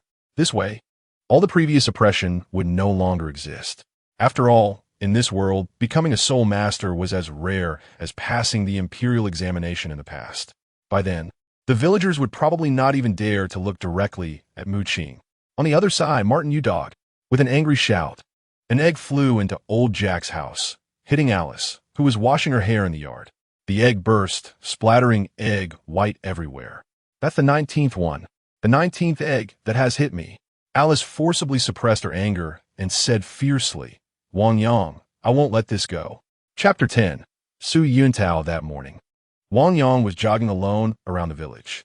Suddenly, he saw a person carefully examining a pillar at the entrance of the village. It was only a little past 6 o'clock in the morning, and there weren't many people around. Wang Yang slowed down his pace and walked over slowly. This pillar was one of the famous attractions in the village, and he couldn't let someone take advantage of it for free. According to his own fabrication, that soul sage had practiced his skills on this very pillar. Don't believe it? There are plenty of handprints on it. Although those handprints were carved by Wang Yang himself. At least they could fool some people. Hey, what are you doing? Wang Yang shouted. The person who was secretly touching the pillar was startled and turned to see Wang Yang. Hey, don't touch it without paying. This pillar used to belong to the soul sage, and it's priceless, Wang Yang said, lying without batting an eyelash. This is Su Yuntao, the person said, looking troubled. He had heard about the fame of this sacred soul village. It was said that those who came here would have a bright future. So, he got up early to come and hoped to gain some advantage, but he ended up getting caught. How embarrassing. What's your name? Wang Yang asked. I am Su Yuntao replied. Su Yuntao? Wang Yang's eyes lit up as he suddenly understood. He had come, which meant that today was the day for the awakening of martial souls. Damn old Jack, he almost ruined your son. And you didn't even tell me today was the awakening day. That could have been a big deal. However, looking at him like this. All right. Since this is your first offense, I'll let you go this time. Come down, Wang Yang said. Oh, okay. Su Yuntao quickly climbed down from the pillar. Little brother. Su Yuntao called out. Can you introduce me to your village? He had heard about the reputation of Sacred Soul Village for a long time. Today, he wanted to learn more about it. Oh, Wang Yang couldn't help but laugh. Brother, you're walking into hell when there's a path to heaven. It seems that unless you experience a bit of hardship, you won't understand that there are bad people in society. Thinking of this, Wang Yang stopped running, turned around, and looked at Su Yuntao. Just as Su Yuntao was feeling anxious from being stared at, suddenly there was a loud laugh. Ha. Brother, this is easy to say. Come on, let's talk over here. Wang Yang pulled Su Yuntao and began to show him around the village. Brother, you know that we once had a soul sage here. Speaking of the soul sage, he was quite remarkable. It is said that his name was Xiaoyan. He came from a prominent family, but ended up down and out here. When a tiger falls in the plains, dogs will bully it. His fiancée, he came to break off their engagement. Ah, what a great humiliation. Our soul sage wrote a blood letter and severed ties with her, saying 30 years in the East River, 30 years in the West River. Do not bully the young when they are poor, and set a 3-year agreement. Su Yuntao couldn't help but clap his hands in applause when he heard this. Seeing that the situation was about right, Wang Yang coughed twice and suddenly pointed to a bluestone slab under the creek by the roadside, saying, Brother, this is the bluestone slab that the soul sage used to practice on. After he said that, he turned around and sat on this slab to cultivate, charging 3 silver soul coins for each session. You see, I'll give it a try, Su Yuntao said as he tossed down 6 soul coins and sat on it for a while. How does it feel? Wang Yang asked. It feels very subtle. I feel like there's a turbid energy moving through my body that is about to be expelled, Su Yuntao replied. After saying this, there was a loud fart. Expelling the turbid energy, our future cultivation will surely progress by leaps and bounds. Su Yuntao said, intoxicated.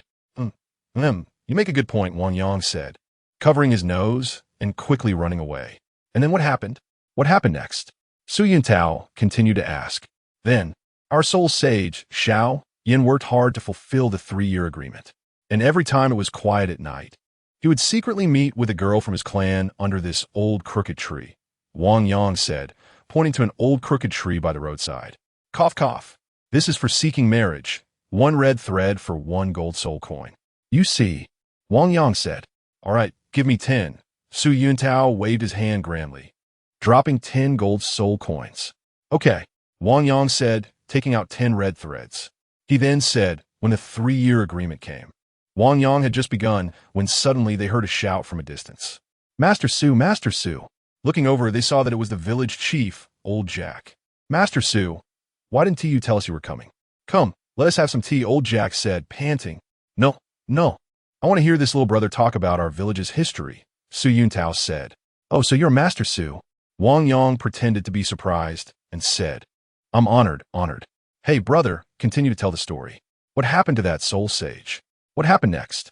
Su Yuntao asked eagerly. Later, Wang Yang's eyes turned, and he suddenly took a step forward, feigning a deep tone and laughing towards the sky. Later, This soul sage left a prophecy saying that this year, our village would surely see the emergence of two innate, full soul power geniuses. And these two would one day be famous throughout the world, sealing the wolf at Jushu. Ha ha ha ha ha. This time, not only old Jack, but even Su Yuntao burst into laughter. Wang Yang, are you crazy? Two innate, full soul powers? Are you out of your mind? Our village hasn't produced a single cultivator in 10 or 8 years. And this year, we're going to have two innate, full soul powers. Come on, master, don't listen to this guy's nonsense. Village Chief Old Jack said with a smile. Haha, young man, innate full soul power. It seems your soul sage was also a bit of a braggart. I wonder if you inherited his talent? Su Yuntao laughed and asked. Humph, he not only brags, but also makes up stories, Old Jack said, puffing up his cheeks in anger. All right, hand it over, Su Yuntao said, extending his hand without hesitation. What? Wang Yang asked. The money you owe me, Su Yuntao said. You think you can trick me with a few broken ropes and a bluestone slab? Humph, I saw through your story a long time ago. Exactly. This kid is a big liar, Old Jack chimed in. Sigh, Wang Yang feigned a look of regret and said, if you take back the money, then the marriage fate you sought will no longer count. Humph, I only want my money back, not any marriage fate. Hand it over. Su Yuntao is knitted, with a sharp glint in his wolf martial soul appearing. All right. Wang Yang showed a regretful expression, then took out the money he had received earlier. I hope you regret it.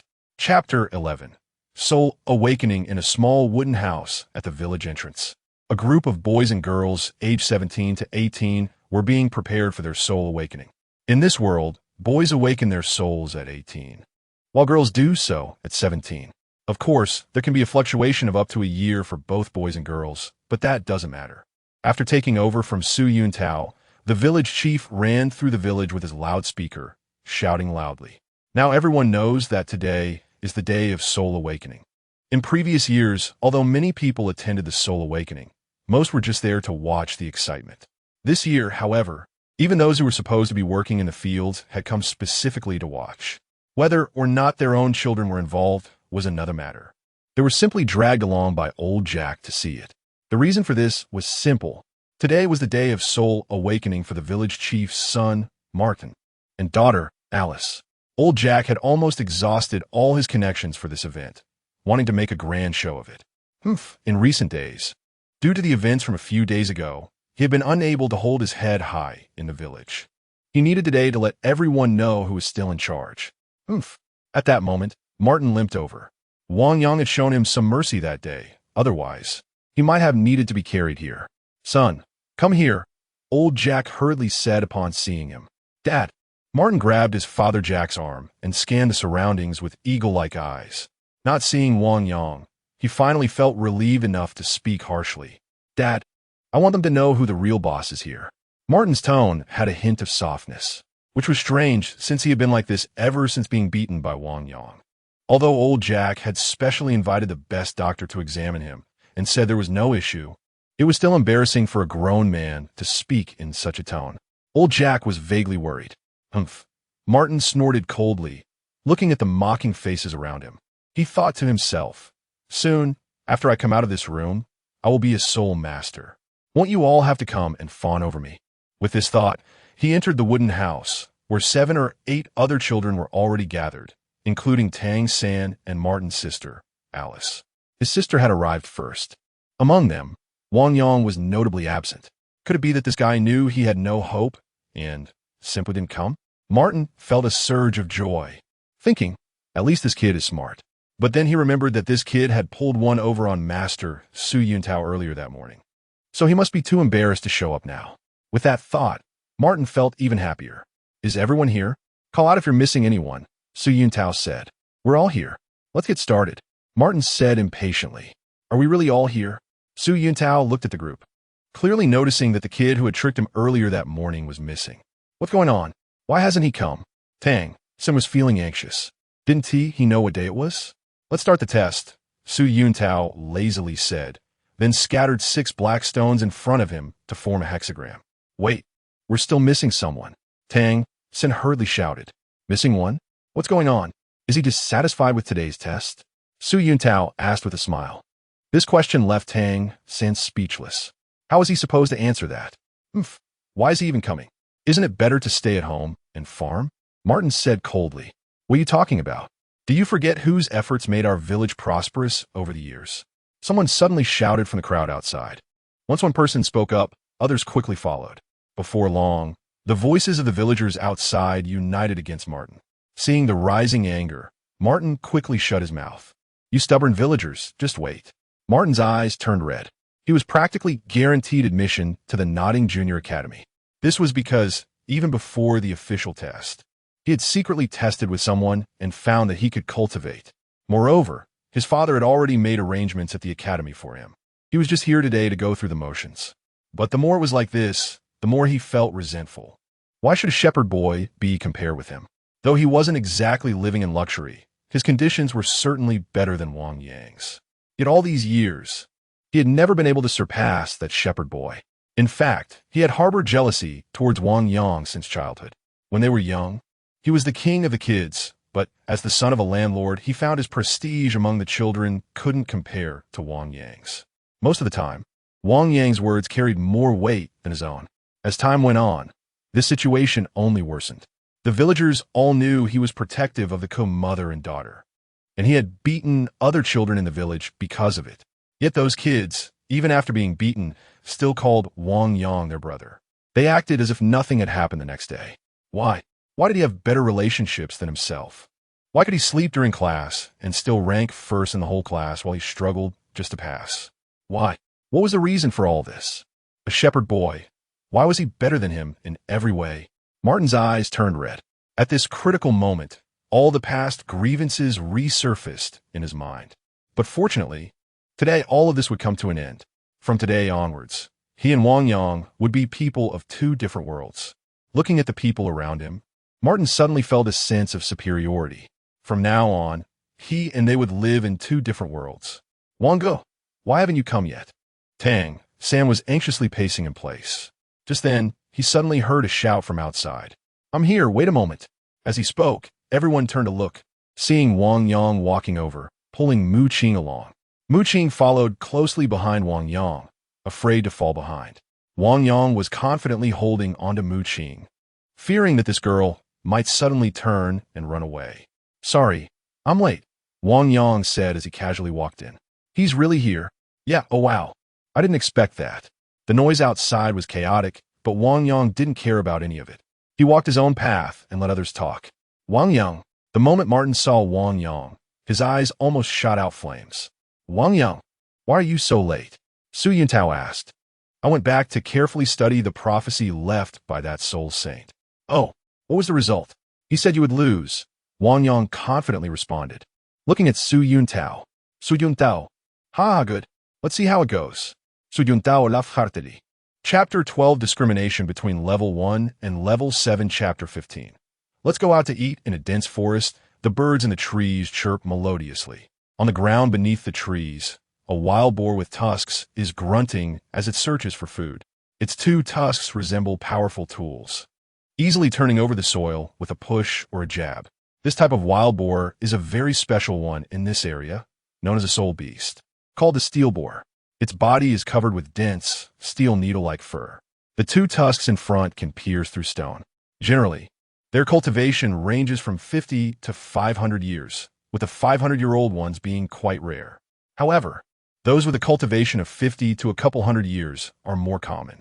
Ordinary villagers would usually avoid them, but most villagers rarely come here, as this is deep within the forest. Besides this wild boar, there are many other terrifying predators.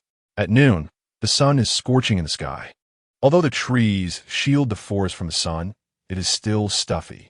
The entire forest is very quiet at this moment. Suddenly, in a daze, a shadow flashes by.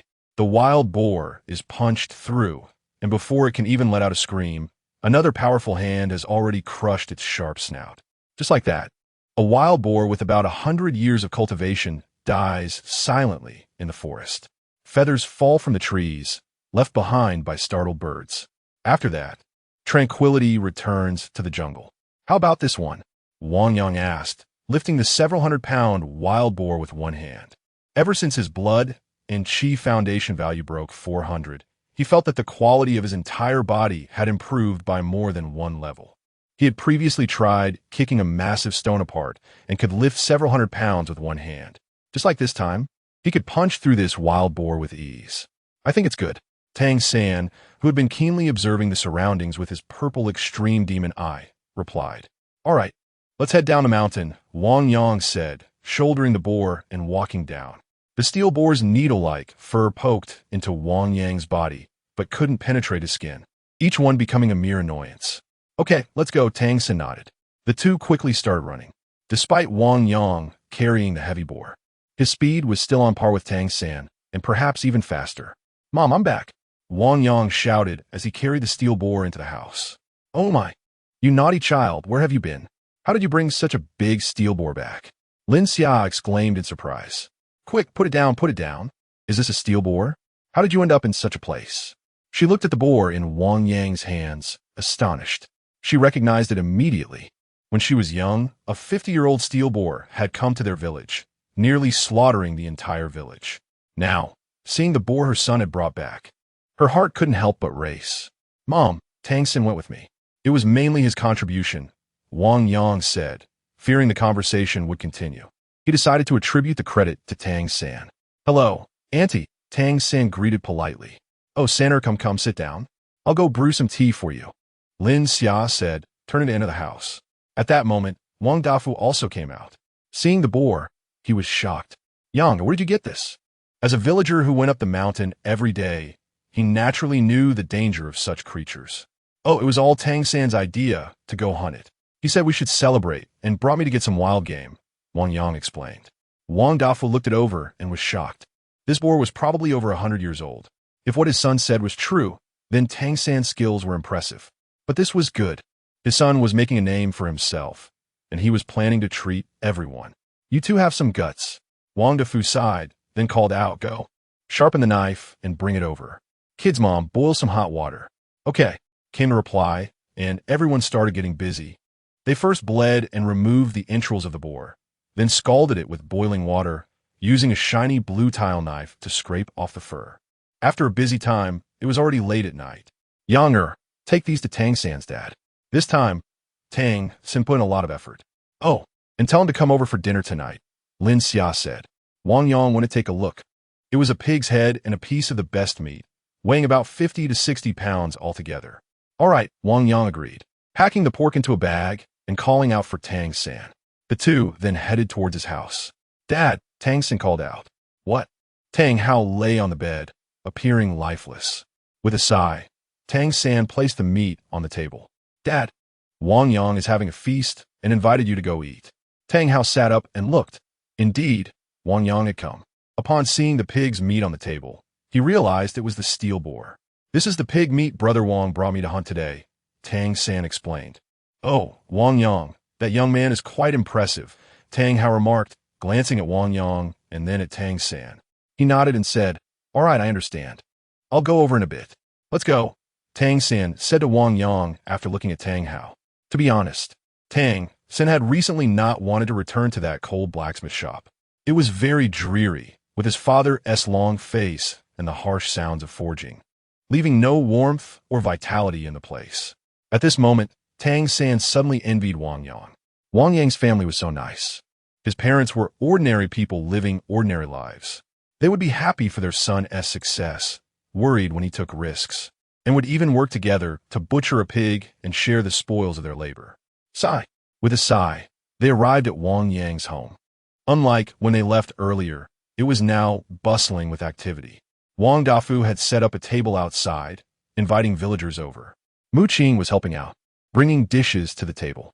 The atmosphere was lively everywhere. Wang Dafu, you must get drunk today. You usually say you won't drink. Today, your son has made a name for himself.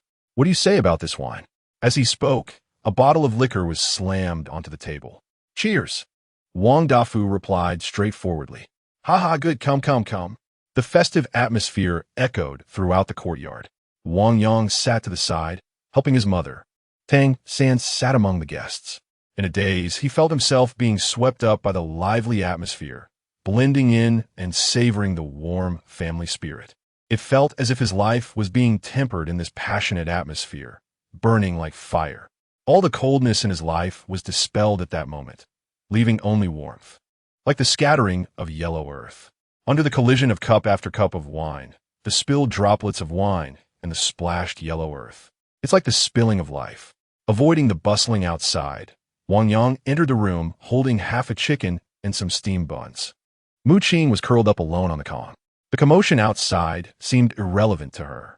"Come, have something to eat," Wang Yang said as he handed over the food in his hand.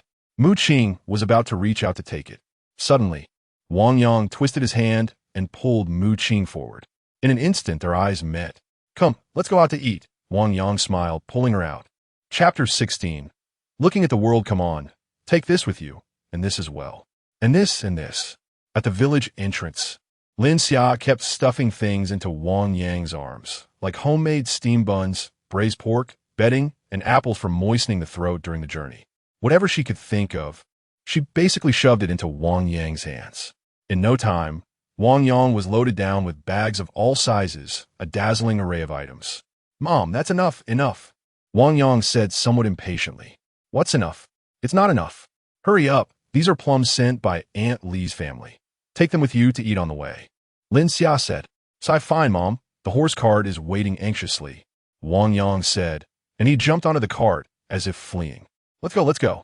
As soon as he got on the cart, Wang Yang hurriedly said to the driver, "Don't be stingy over there. Spend what you need to spend." Lin Xia shouted one last time as she chased after them. "I got it," Wang Yang replied. The horse cart had already gone far away. Finally over, Wang Yang sighed as he sat in the cart. "How nice. Your mom packed you so much," Tang San said, looking at Wang Yang with some envy. "Hey," Wang Yang said as he pulled out a bag of dried plums. "Here." Tang San reached out to take it, only to find Wang Yang was handing it to Mu Qing instead. He had to awkwardly retract his hand. The three of them sat in the cart, snacking and drinking along the way. After about half a day, they arrived at the first small city, Nodding City. "I guess I should have come here." Wang Yang looked at Nodding Primary Academy and silently thought to himself, "But it's a pity. The appearance of this world was already abnormal enough. Not to mention these things. Come on, kids, get off the car. It's time to board the griffin." The driver shouted, and everyone realized they had arrived at a relay station. At this relay station, there were rows of griffins. These griffins had wings that spread over 10 meters long. Each one was massive, and even a small house was built on their backs. "Hello, where are you planning to go?"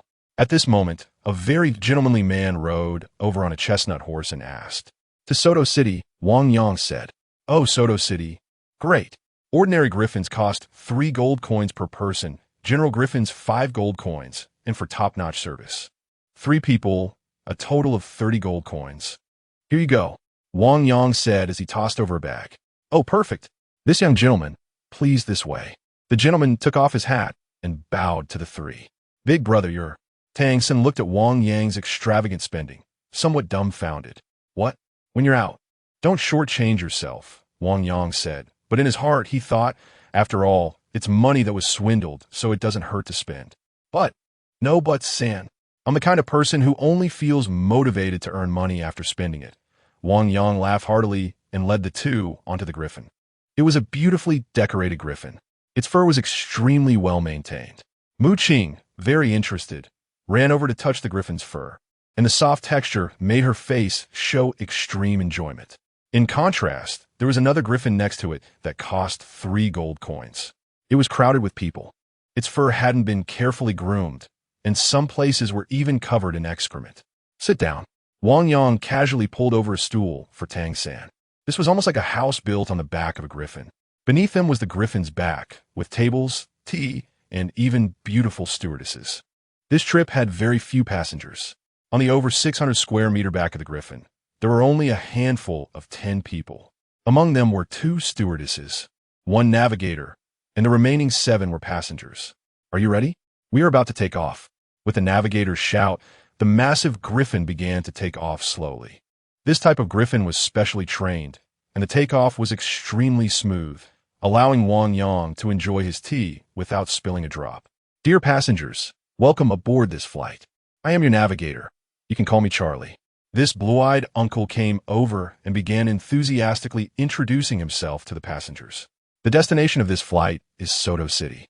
As everyone knows, Soto City is a very important city in the Heaven Dou Empire, where there is a beautiful school known as the heart of the empire, Shrek Academy. From our departure point, Nodding City, to Soto City, it's a total of 3,000 kilometers. This distance can be covered in a day and a night by riding our Black Company's top-notch Griffin. Please rest assured, we have prepared small rooms for each passenger, where you can also take a bath. Of course, if you're a young man or woman who can't stand loneliness, we also have a bar and a ballroom. If you want entertainment, please look this way. We have a game room. Everything you could want. My dear passengers, if you have any dissatisfaction, please feel free to let me know. I will report your feedback as soon as we reach our destination. All right, enough of my rambling. Enjoy this journey. After saying this, Navigator Charlie went to the top of the Griffin, standing at the very front to lead the way. What do you think? Wang Yang asked, looking at this interesting navigator. It's very good. Tang San nodded, his expression unchanged. Not just good, it's simply top-notch. Tang San's heart was somewhat exploding with excitement. Previously, he had also ridden a Griffin once, but that time it was an illegal operation, costing only 1 gold coin per person. The service environment was terrible. The cries of babies and the noise of adults were crazier than a market. Hundreds of people crammed into such a large space. Tang San's toes had never touched the ground since he boarded. It was a memory he wished to forget. What are you thinking about? Wang Yang asked curiously as he noticed Tang San lost in thought. Oh, nothing. Let us go. Wang Yang pulled Tang San up, and the two ran to the Griffin's head. Look, Wang Yang pointed ahead. Tang San looked in front, only to see layers of clouds and the wind blowing towards them. What are we looking at? Tang San asked, somewhat confused. The world. These days, with the virus rampant, everyone can't go out. The author is enduring the temptation of the bed and the cries of the phone to update for everyone. Can you at least give a bookmark or a ticket? Wah. Chapter 17, Conflict Kids. There it is, Soto City. With Charlie's shout, everyone turned to look ahead. Beneath the clouds, a magnificent city wall came into view. On top of the wall stood rows of dashing soldiers, each wearing armor adorned with a pure white feather. The griffins that Wang Yang and the others were riding circled the entire city, slowly flying around. This allowed them to see all of Soto City in its entirety. Finally, the griffins landed in a vast open space. As soon as the griffins stopped, a large number of staff members rushed over.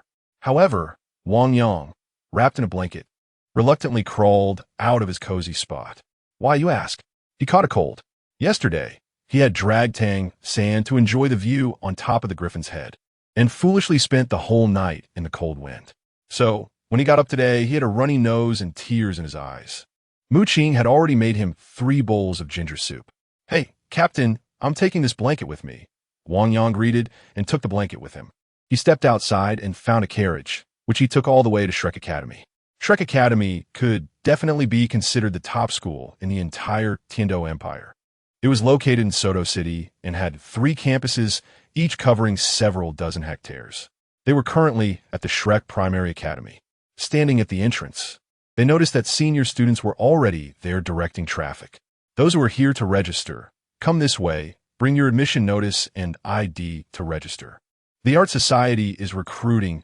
Those who want to join, come over. Our queen, Zhu Ching, is here to keep things in order. No one can bully you. The Boxing Society and Athletic Society, come over to register. Newbies with B spirits, look this way. Under the leadership of Dai Mubai, newbies will never be oppressed. The Cooking Society is recruiting auxiliary soul masters, come over.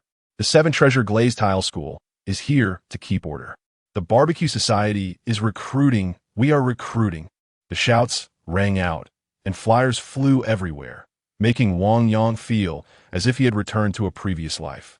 These people. Tang San looked a bit speechless. He remembered that he had also been dragged by Wang Yang to do this kind of thing before. Let's go. Let's register first, Wang Yang said, pulling Tang San and Mu-Ching toward the registration area. The registration area was quite simple, and there weren't many people. After all, the number of people who could enter Shrek Academy was extremely small. The admission standards of this academy were much higher than those of ordinary schools. If it weren't for some elder from the Spirit Hall giving the word, Wang Yang and the others would never have come here.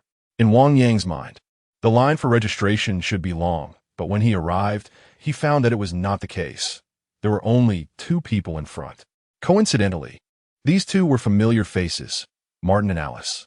Alice's outfit was somewhat special, revealing, and she had dyed her blue hair purple. Most notably, her lips were striking red. It had been a few days since they last met, and the change was quite significant. Wang Yang thought to himself, could this be what they call a girl, changing dramatically after turning 18? The registration fee is 10 gold coins, said one of the 2 students leaning back in their chairs, sounding quite indifferent. One of them was leisurely chewing bubblegum.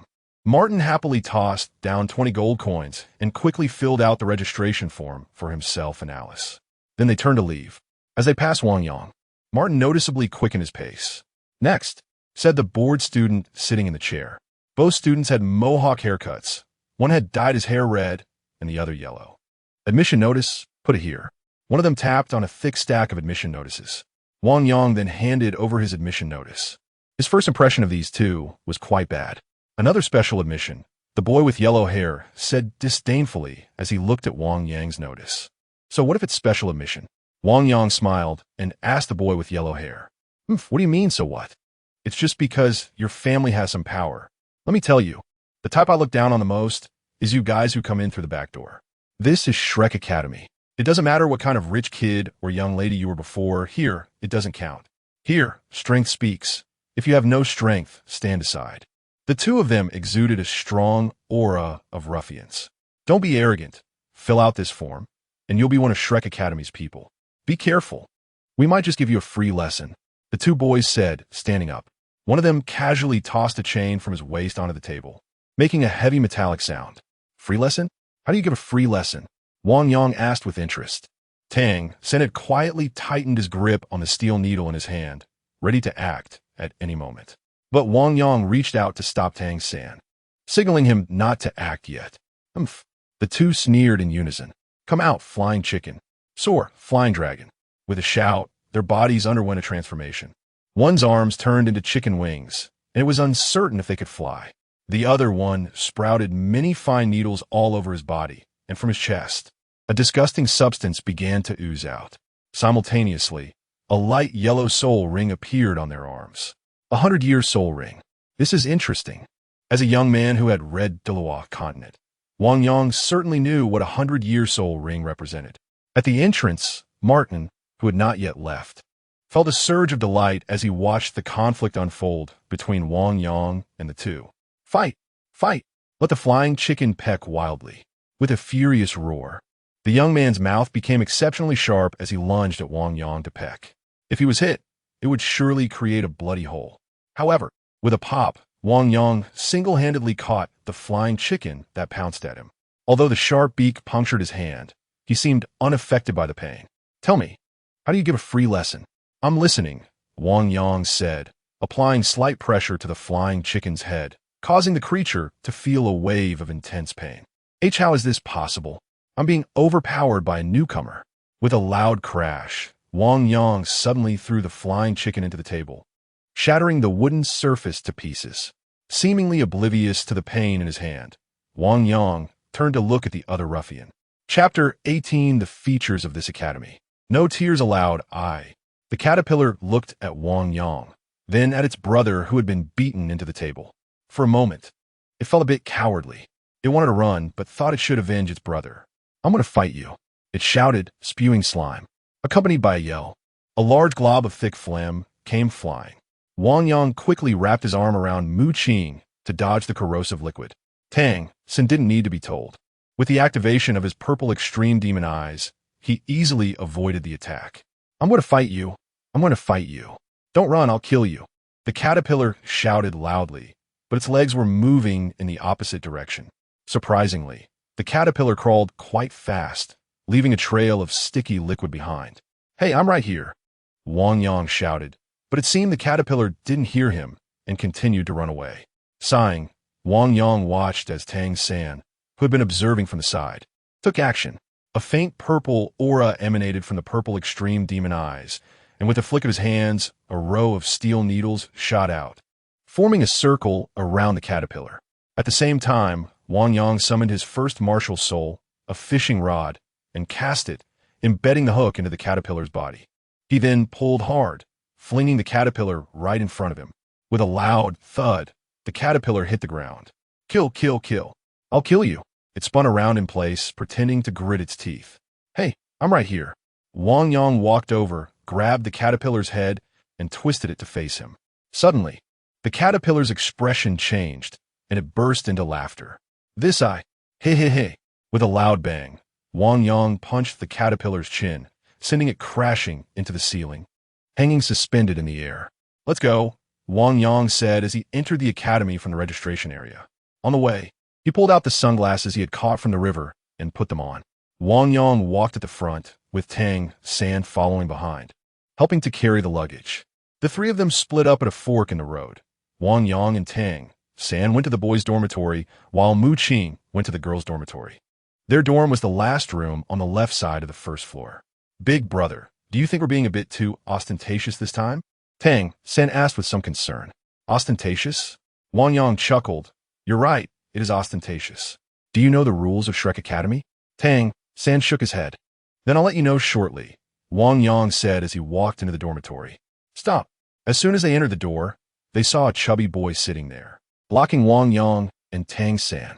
This chubby boy looked to weigh at least 200 pounds. What's your name? He pointed at Wang Yang. Next to him, a few people fanned him with fans. It was a bit hot in the summer, and the fat on the boy's body could almost jiggle. Wang Yang, come here. About 3 times to enter, the chubby boy said. You. Tang San was about to speak, but was stopped by Wang Yang. Who set this rule? Wang Yang asked. I'm in a bad mood today. You bow 3 times before you can enter. I'm the rule on this floor, the chubby boy said bluntly. Do you see that? Wang Yang turned to Tang San and said, This is the rule of Shrek Academy. While speaking, Wang Yang smiled. All right, you can get up to talk. The chubby boy couldn't help but laugh. I'm up now. What tricks do you want to play? Bow. Wang Yang get, pulling the stool from under the boy and sitting down on it. He smiled at the chubby boy. Bow. Kid, do you dare mock me? The chubby boy glared at Wang Yang angrily. Mock you? Well, have I mocked you? Didn't you say you had about 3 times to enter? Come on, Bow. Sanya, do you have money? When you finish bowing, I'll give you a red envelope, Wang Yang said with a smile. You're asking for death, the chubby boy roared, suddenly unleashing his battle tiger strength. However, there was not a single soul ring on his wrist. Wang Yang had already guessed who this person was. With a punch, Wang Yang's fist struck the chubby boy's face hard. With a loud crash, the chubby boy was slammed against the wall. His little brothers looked dumbfounded. But they didn't feel much, as one quick-reacting guy ran over with a fan to cool Wang Yang down. Tiger? More like a fat cat, Wang Yang sneered. Big brother, how do you like this wind? Big brother, do you want some water? Get lost, of course. Big brother wants tea. Go get big brother some tea. Soon, people gathered around Wang Yang. As if they didn't notice the chubby boy flattened against the wall. Of course, there were exceptions. A guy with a big beard handed a sausage to the chubby boy to stuff into his mouth. Before long, the chubby boy slowly got up from the ground. Wang Yang's punch was no joke. It was enough to leave the chubby boy reeling. Once the chubby boy stood up, he glanced at Wang Yang cautiously. You, come here, Wang Yang called. The chubby boy timidly walked over. Tell my brother about the rules of Shrek Academy, Wang Yang instructed. He had already learned a lot about the Academy's rules from Su Yun Tao, but it seemed Tang San was still unclear. Yes, boss. The chubby boy gritted his teeth, holding back his tears of humiliation. But this was the feature of the academy. No tears allowed. He had to endure. Strength is king. Shrek Academy is a school where strength speaks. Ordinary people simply cannot come here, or rather, ordinary people do not dare to come here. The freedom in this academy has almost reached a point where students are allowed to fight and seize territory. Here, the bigger the fist, the more powerful one is. Resources for cultivation and soul rings. Whoever is strong gets more resources. Here, reason is not believed in. Only fists matter. The chubby boy gritted his teeth as he spoke. Do you understand? Wang Yang smiled at Tang San. Tang San closed his eyes, then opened them slightly, saying, I understand. Do you know why I made such a big show coming here? Wang Yang continued to ask. I understand. Tang San nodded in response. He wasn't a fool. How could he not know? All right, tell me your name, and also take me to meet the other bosses in your building, Wang Yang said as he stood up, stretching his muscles. Yes, boss. My name is Wang Sheng, and the other bosses are upstairs, Wang Sheng said as he began to lead Wang Yang. Chapter 19 Master the dormitory building has a total of 9 floors. And today, from the first floor to the top floor, it is now filled with corpses. In a room on the top floor, Wang Yang is currently lying on a soft sofa, enjoying the service provided by the little brother he just conquered. From the first floor to the 9th floor, the original boss has already been beaten to the ground by him. From now on, he is the boss here. This kind of place that only values strength has its advantages, Wang Yang sighed and said, Boss, do you want a cigarette? It's from the Suafu brand. A little brother handed over a cigarette he had prepared. Seeing the cigarette handed over by the little brother, Wang Yang was a bit surprised. What? This world also has cigarettes? However, he thought that tobacco is not something difficult to obtain. The appearance of such things is indeed normal. No. But Wang Yang did not have the habit of smoking. Wang Sheng. Wang Yang called out. Wang Sheng hurriedly ran over. Tell me in detail about the situation in Shrek Academy, Wang Yang asked. All right. Following Wang Yang all the way up, Wang Sheng had no dissatisfaction now. The dissatisfaction had long been knocked down by Wang Yang with a single punch. However, that was not the most terrifying part. There was always a brother next to him who did not make a move, just standing there, looking very difficult to deal with. Big brother, you are now the master of the 8th dormitory building. You probably know the situation in Shrek Academy. It's all about strength. The strong are respected. You are the first person to unify a building here, Wang Sheng said with a smile. Stop flattering me. You know what I want to ask? Tell me about the powerful figures in this school, Wang Yang asked calmly. You might not know since you just arrived. Let me tell you, there are basically 4 figures in our Shrek Academy who are firmly in control. These 4 are the Tiger King Dai Mubai, who controls both the boxing club and the athletics club. Most of the members in the club are power-type B-spirit martial soul strong men with countless elite soldiers. It is often heard in the club, do you like you see? Wang Sheng said, taking a sip of water and continuing. Dai Mubai's strength is now at the 37th level of Soul Senior. He has 200-year soul rings and 1,000-year purple soul ring. He is 23 years old this year, and his future is limitless. Dai Mubai. When Wang Sheng said this, he waved his hand to interrupt himself and began to think carefully. It really is exactly the same as in the original work. From the current perspective, it should still be quite difficult for him to match up against him. Don't worry, boss. According to the rules, within a year, unless you provoke him, Dai Mubai cannot make a move against you. Someone stood up and said this time. Yes, boss, according to the Academy's rules. Someone like Dai Mubai, who has been in the Academy for more than 3 years, cannot make a move against you. Only those who entered at the same time as you or a year ago can provoke you, Wang Sheng said. However, he quickly added, but I think, based on your strength, within a year, no one should be able to provoke you. Is there anyone else? Yes, Wang Sheng replied. Shrek Academy currently has 5 major clubs: the Athletics Club, Boxing Club, Culinary Club, Arts Club, and Barbecue Club. Among them, the Athletics Club and Boxing Club belong to Dai Mubai.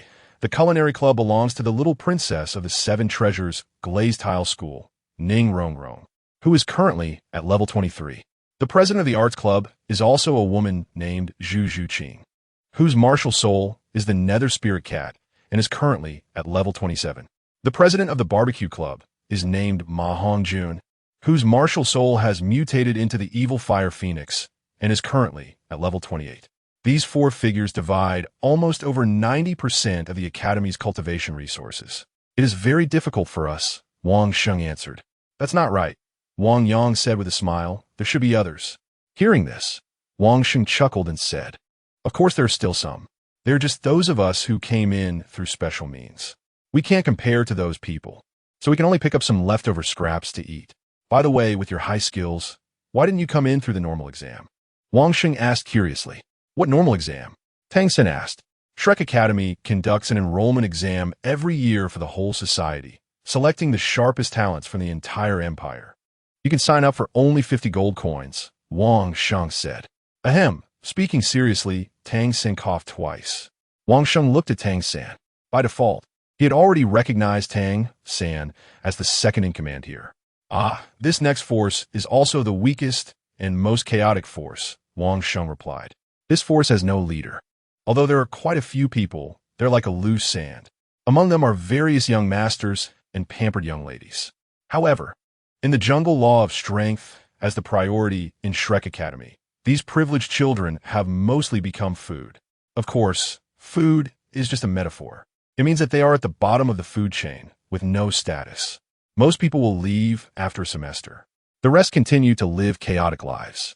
These people are the largest but weakest group among the 5 forces. There are dozens of smaller forces. However, recently, there is one named Xiao Qinyu who has reached level 11 and leads 2 capable subordinates, Lu Long and Ling Feng. Recently, he has shown signs of becoming the dominant one, Wang Sheng said, sharing what he knew. Listening to this, Wang Yang was silently calculating in his heart. Wang Yang did not speak, and the atmosphere around became somewhat dull. Seeing this, Wang Sheng stepped forward and said, "By the way, boss, if you want to challenge these people, then you need to follow the proper procedure to invite them to the designated soul fighting arena of the school. Ordinary students can only knock each other down to the ground. Once the other party lies down or starts to run away, you cannot continue to chase them. Otherwise, it will be considered a violation. In severe cases, you could be expelled. In other words, if you don't want to fight anymore, just lie down on the ground, and that would be considered surrender." Just as Wang Sheng finished speaking, the announcement in the sky suddenly rang out. "New student Wang Yang and Tang San. Please report to the Academic Affairs office immediately." The announcement echoed. "Big brother, could it be about what happened this morning?" Tang San asked with a frown. "This Shrek Academy, while barbaric, still has some rules. Let's go see," Wang Yang said. On the other side, in the Academic Affairs office, a person wearing a hat that obscured his face stood in front of the master. "These 2 children are the ones you want to entrust to me?" the master asked. "Indeed," the person wearing the hat answered calmly. Listening to that voice, it was none other than Tang Hao. It turns out that Tang San and Wang Yang were able to come to Shrek Academy because he had spoken to the president of Shrek Academy. "This Tang San is your flesh and blood with outstanding talent. I don't know about the other kid. How capable is he?" the master asked cautiously. "Rest assured, these 2 children will not have achievements lower than mine in the future. You must cultivate them well. They have arrived, and I will take my leave," Tang Hao said, transforming into a cloud of black mist and leaving. The master looked out the window. Indeed, the 2 of them had arrived. Chapter 20. Tang San, Lefty knocked on the door. A voice from inside said, "Come in." Wang Yang and Tang San walked in. "You 2. Who is Tang San and who is Wang Yang?" the master asked, looking at the 2. "I am Wang Yang. I am Tang San." Wang Yang's voice was strong and masculine, while Tang San's voice was slightly softer. This introduction gave the master a preliminary impression. "I heard you both have innate, full soul power?" the master asked. "That's right," they both nodded. The master felt a surge of joy, but did not show it on his face, only saying, "Then, let me see your martial souls." Tang San took out his blue silvergrass, while Wang Yang produced his fishing rod. The master looked at them and laughed heartily. "You 2 are really interesting. Show me your other martial soul." "Why?" A hint of killing intent flashed in Tang San's eyes. How did this person know that he had dual martial souls? The hammer, his father had said, should never be shown lightly. Tang San's subtle changes did not escape the master's eyes. The master thought to himself, "Your father used connections to get you in here, and he still wants me to take you as a disciple. He must have told me everything about you. Let me introduce myself first. My name is Yu Xiaojiang. You can call me Master. The entire Soul Master community basically calls me Master. I am the director of the teaching department at this school and will also teach your martial soul theory class. I will be interacting with you often in the future." After speaking, the master extended his hand towards the 2. "So what is your second martial soul?" "According to my research, blue silvergrass and fishing rods cannot possibly allow you to awaken innate full soul power. The level of soul power you awaken is influenced by the quality of your martial soul, and these things absolutely cannot allow you to awaken innate full soul power." After the master finished speaking, he sat there, looking at the 2. Tang San glanced at Wang Yang, his heart racing. Is big brother also a dual martial soul? Why has he never mentioned it to me? However, he had never told big brother about his own dual martial soul either. Never mind, let's just try to show it. Tang San thought, and with a thought, a hammer with peculiar patterns appeared in his hand. It was the Haotian hammer. Seeing the martial soul in Tang San's hand, The master's composed demeanor showed a slight ripple. The Haotian hammer. He really is the child of my idol.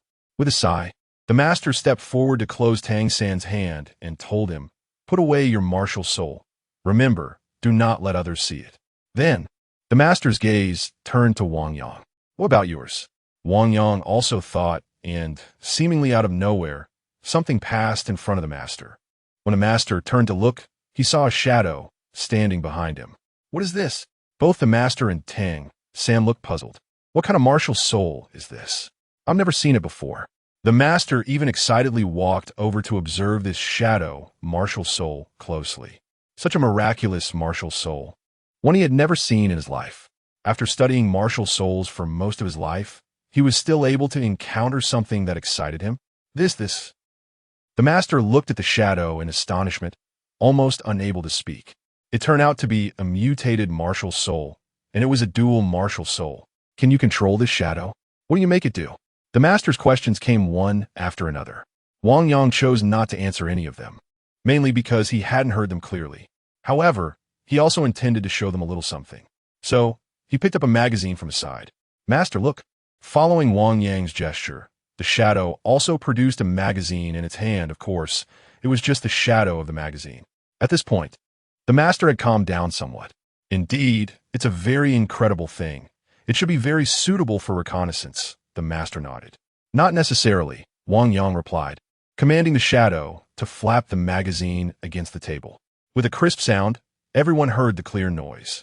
"This." The master looked at Tang San in shock, unable to speak for a long time. After a while, the master slowly sat back in his seat, took a sip of tea, and finally said leisurely, "What an incredible martial soul." "Master, why did you call us here?" Wang Yang asked, then retracted his second martial soul. He wasn't afraid to show the master his shadow martial soul, nor did he fear the news spreading. "Oh, right. It's because of this morning's incident. Did you two injure our two students?" the master asked. "Yes," Wang Yang replied readily. "Good," the master said. "Being daring is a characteristic of our academy. We have always believed in the law of the jungle, not the nurturing methods of other academies that train you like sheep. What kind of results you achieve in this school depends on your own abilities. In our academy, it has always been a system where the capable rise and the incompetent fall. However, but what?" Wang Yang asked. "But our school is not a brutal gathering place. This morning, a student with the martial soul of a caterpillar tried to escape. Did you chase him back and beat him up?" the master asked. "Yes," Wang Yang admitted directly. He sensed that they had come here for this matter, especially since he had already heard about the regulations from Wang Sheng. "This is against our school's rules. Our rule is that in private fights within the academy, as long as one party falls, runs away, or surrenders, it is considered over. You must not pursue them, leading to injury. If there are unresolved issues, you need to go to the soul fighting arena to resolve them. What happened this morning clearly violated the academy's regulations," the master said. "Master, how did you know about what happened this morning?" Wang Yang asked curiously. "How would I know? In this academy, there is a powerful soul sage named Zhao Wujin, nicknamed the immovable Ming Wang. He is the head of security. He knows your every move at any time. So, don't think about breaking the rules or acting recklessly. Every year, students who do not follow the rules are expelled. Don't be like them, or it would be a pity to waste such good talent," the master said. "This time, considering it's your first offense and there were no serious consequences, I won't make things difficult for you. You can go back now. I need to speak with Tang San." "Understood," Wang Yang replied and turned to leave. "Wait." Suddenly, the master called out to Wang Yang. "Could you come by regularly for me to study your martial soul?" The master rubbed his hands together. Seeing Wang Yang's martial soul was like discovering a new continent. "Of course, I won't study it for free. I'll give you some compensation," the master said, placing 9 gold soul coins on the table. "All right, I'll see you when I'm available," Wang Yang said, turning to leave. Chapter 21. Can't let the boss step in boss. Today a new kid just entered school. He single-handedly took down the 8th dormitory building. "Huh? What? Is there really such a person?" Xiao Chenyu couldn't help but ask as he listened to his subordinate's report. "I just heard about it too. This kid went from the 1st floor to the 9th floor all by himself. Boss, the fat guy on the 1st floor of the 8th dormitory, Wang Sheng, is a level 9 soul master. How can this kid, who just entered school, be so arrogant?" said Lu Long, one of Xiao Qinyu's top subordinates. Go meet him. Xiao Qinyu commanded. Yes, boss. Under the setting sun, Wang Yang was walking back with Tang San. Hey, Sanner, what did that master say to you? Wang Yang Jasuali asked. He knew very well that the master kept Tang San behind for a reason. However, the two were bored on the way, so he asked casually. The master accepted me as his disciple and said he would take me to hunt soul beasts tomorrow, Tang San replied. Big brother, you should come with me. You also need a soul ring. Oh, sure. Wang Yang nodded in agreement. That's perfect. Lu Long, who had been lurking nearby, seized the opportunity, and his light yellow aura lit up. He tightly gripped his long staff and suddenly leaped out. Wang Yang, take my move, he shouted as he lunged forward. Danger? Tang San activated his purple extreme demon eye and instinctively reached for his hidden weapon. Oh, then let us go together tomorrow, Wang Yang casually remarked while kicking out. Lu Long, who was flying toward him, was instantly kicked against the wall of the side teaching building. Did something just fly by? Tang San looked confused.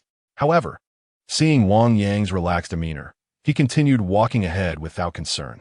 Wang Yang thought to himself, Humph, my basic vitality has reached 450. Dealing with this sneak attack is a piece of cake. Suddenly, Wang Sheng came rushing over, panting heavily. His chubby body bounced as he ran, shaking with every step. Boss! Second brother, you're here? Wang Sheng exclaimed, sweating profusely but unable to hide his excitement. What's going on? Why are you running like that? Tang San couldn't help but ask, noticing Wang Sheng's sweat-drenched face. Over there, a fight broke out. You guys better hurry and check it out. Wang Sheng gasped, struggling to catch his breath. Over where? Speak clearly, Wang Yang questioned. Big brother, someone's causing trouble. You need to go check it out. After swallowing a mouthful of saliva, Wang Sheng finally managed to articulate a complete sentence. Huh? Wang Yang frowned. So, soon someone else causing trouble? Let's go, Wang Yang said, leading Tang San back. Hey, big brother, wait for me, Wang Sheng shouted anxiously as he tried to follow. But his plump body made it hard to keep up with the two. They hurried back to the dormitory building. As they rushed up, they found that everyone on each floor had been knocked down and looked dispirited. Wang Yang pointed weakly upwards and fell silent. Finally, they reached the top floor, where they saw a beautiful figure fiercely attacking a group of people. When this group saw Wang Yang and Tang San approaching, they all came over, sniffling. Boss, second brother, you have to help me get revenge. That girl is too arrogant. Look what she did to me. Get lost, you useless bunch. How embarrassing to be beaten by a girl. Everyone go run 10 laps on the playground and come back. Wang Yang waved his hand, and the group of subordinates cried out as they left. After saying this, Wang Yang deliberately glanced at Tang San's expression. This kid's expression is quite interesting, he thought. That eternally frosty face finally showed some color. Wang Yang knew this was what they called love at first sight. Interesting indeed. Wang Yang chuckled inwardly as he noticed Tang San's little hands fidgeting restlessly, clearly wanting to jump in. All right, I can't steal this chance from Tang San. I'll let him have it. But how to let him have it? Wang Yang suddenly had an idea. At this moment, Xiao Wu looked at Wang Yang and Tang San and asked, which one of you is the boss? I am, Wang Yang replied directly, stepping forward. Come over. Let us have a match, Xiao Wu said, not holding back. Xiao Wu's eyes were sharp, one palm forward, one fist back, exuding confidence. Wow, this girl is tough. She came to challenge me, Wang Yang said provocatively, aiming to see how Tang San would react. Sure enough, Tang San seemed restless. His left leg kept bouncing, indicating he wanted to step in. When have heroes ever been divided by gender? When have women ever yielded to men? Xiao Wu responded defiantly. All right, good one. Then, big brother. Suddenly, Tang San called out, stepping forward. There is no need to use a sledgehammer to crack a nut. Let me handle this. Okay, I'll let you have it, brother. Wang Yang smiled and stepped back. However, as he retreated, he quietly whispered in Tang San's ear, Sanner, if you can't win, I'll have to step in. This statement made Tang San's eyes widen suddenly. He sighed heavily, revealing his deep thoughts. Tang San, level 10 Soul Master. Martial Soul, Blue Silvergrass, please give me your guidance. Tang San activated his purple extreme demon eye and gestured. Xiao Wu, the Dance of the Rabbit. Level 10 Soul Master, Beast Martial Soul, Rabbit, Please give me your guidance. Xiao Wu flicked her black whip. Without further ado, a sweet shout rang out, hey. Xiao Wu's fist shot out. Wang Yang, watching from the side, was taken aback by the power behind that punch. That punch had quite a bit of force. Tang San barely managed to dodge using his ghost shadow misty steps. During the exchange, Tang San attempted to counter with a punch, but even using the mystic jade hand, he nearly had his arm broken by Xiao Wu's punch. What to do? Should I use a hidden weapon? Tang San's heart resisted the idea. However, if he didn't use a hidden weapon, he would always be at a disadvantage. No, he thought. He didn't want his big brother to intervene. He had to win this match. Gritting his teeth, Tang San continued to dodge with ghost shadow misty steps while pondering strategies. As he dodged back and forth like an eel, Xiao Wu scolded, "You can't keep dodging." Suddenly, she leaped into the air, her legs becoming incredibly flexible. In an instant, she locked onto Tang San's head, then arched her body backward in an incredible curve, seemingly about to throw Tang San to the ground. Would this match end in such a way? Chapter 22. Dissolution. No, I can't lose. Countless thoughts flashed through Tang San's mind at this moment. But Xiao Wu had him firmly locked down. This match was on the verge of being lost. No way. Tang San quickly pulled out a needle from his sleeve. "I'm sorry, girl," he silently said in his heart. The purple extreme demon eye reached its peak. He casually threw out a needle, hitting a very fine acupoint on Xiao Wu's spine. Only someone who practiced the purple extreme demon eye could hit it accurately. With this jab, Xiao Wu suddenly felt a wave of numbness throughout her body, unable to muster any strength. In a daze, she began to fall down helplessly. "Be careful," Tang San exclaimed, stepping forward to catch Xiao Wu. Ugh! Xiao Wu, who had lost all strength, groaned in pain. Seeing this, Tang San quickly reached for her spine. The area he touched was soft. "What are you touching?" Xiao Wu scolded, her face turning red with embarrassment and anger as she jumped out of Tang San's embrace. "I'm sorry, girl. I just wanted to remove a needle from your body," Tang San explained. "Oh!" A group of brothers beside Wang Yang exclaimed upon seeing Tang San's posture. These people hadn't left and were actually staying to watch the excitement. "What are you doing? Why aren't you leaving?" Wang Yang scolded. The crowd hurriedly fled. "Don't touch me, you rogue. Men really are no good." Xiao Wu angrily accused Tang San. "Girl, I really mean no harm," Tang San replied. Hey. Young lady, what do you mean by that? You can't just throw around accusations like that." Wang Yang stepped forward and said, "You." Xiao Wu glared at Wang Yang, about to speak, but suddenly darkness enveloped her vision, and she began to topple to the side. She had been speaking on sheer willpower, and now that it was gone, the backlash hit her hard. Tang San quickly stepped forward and caught her again. He reached out and removed the needle.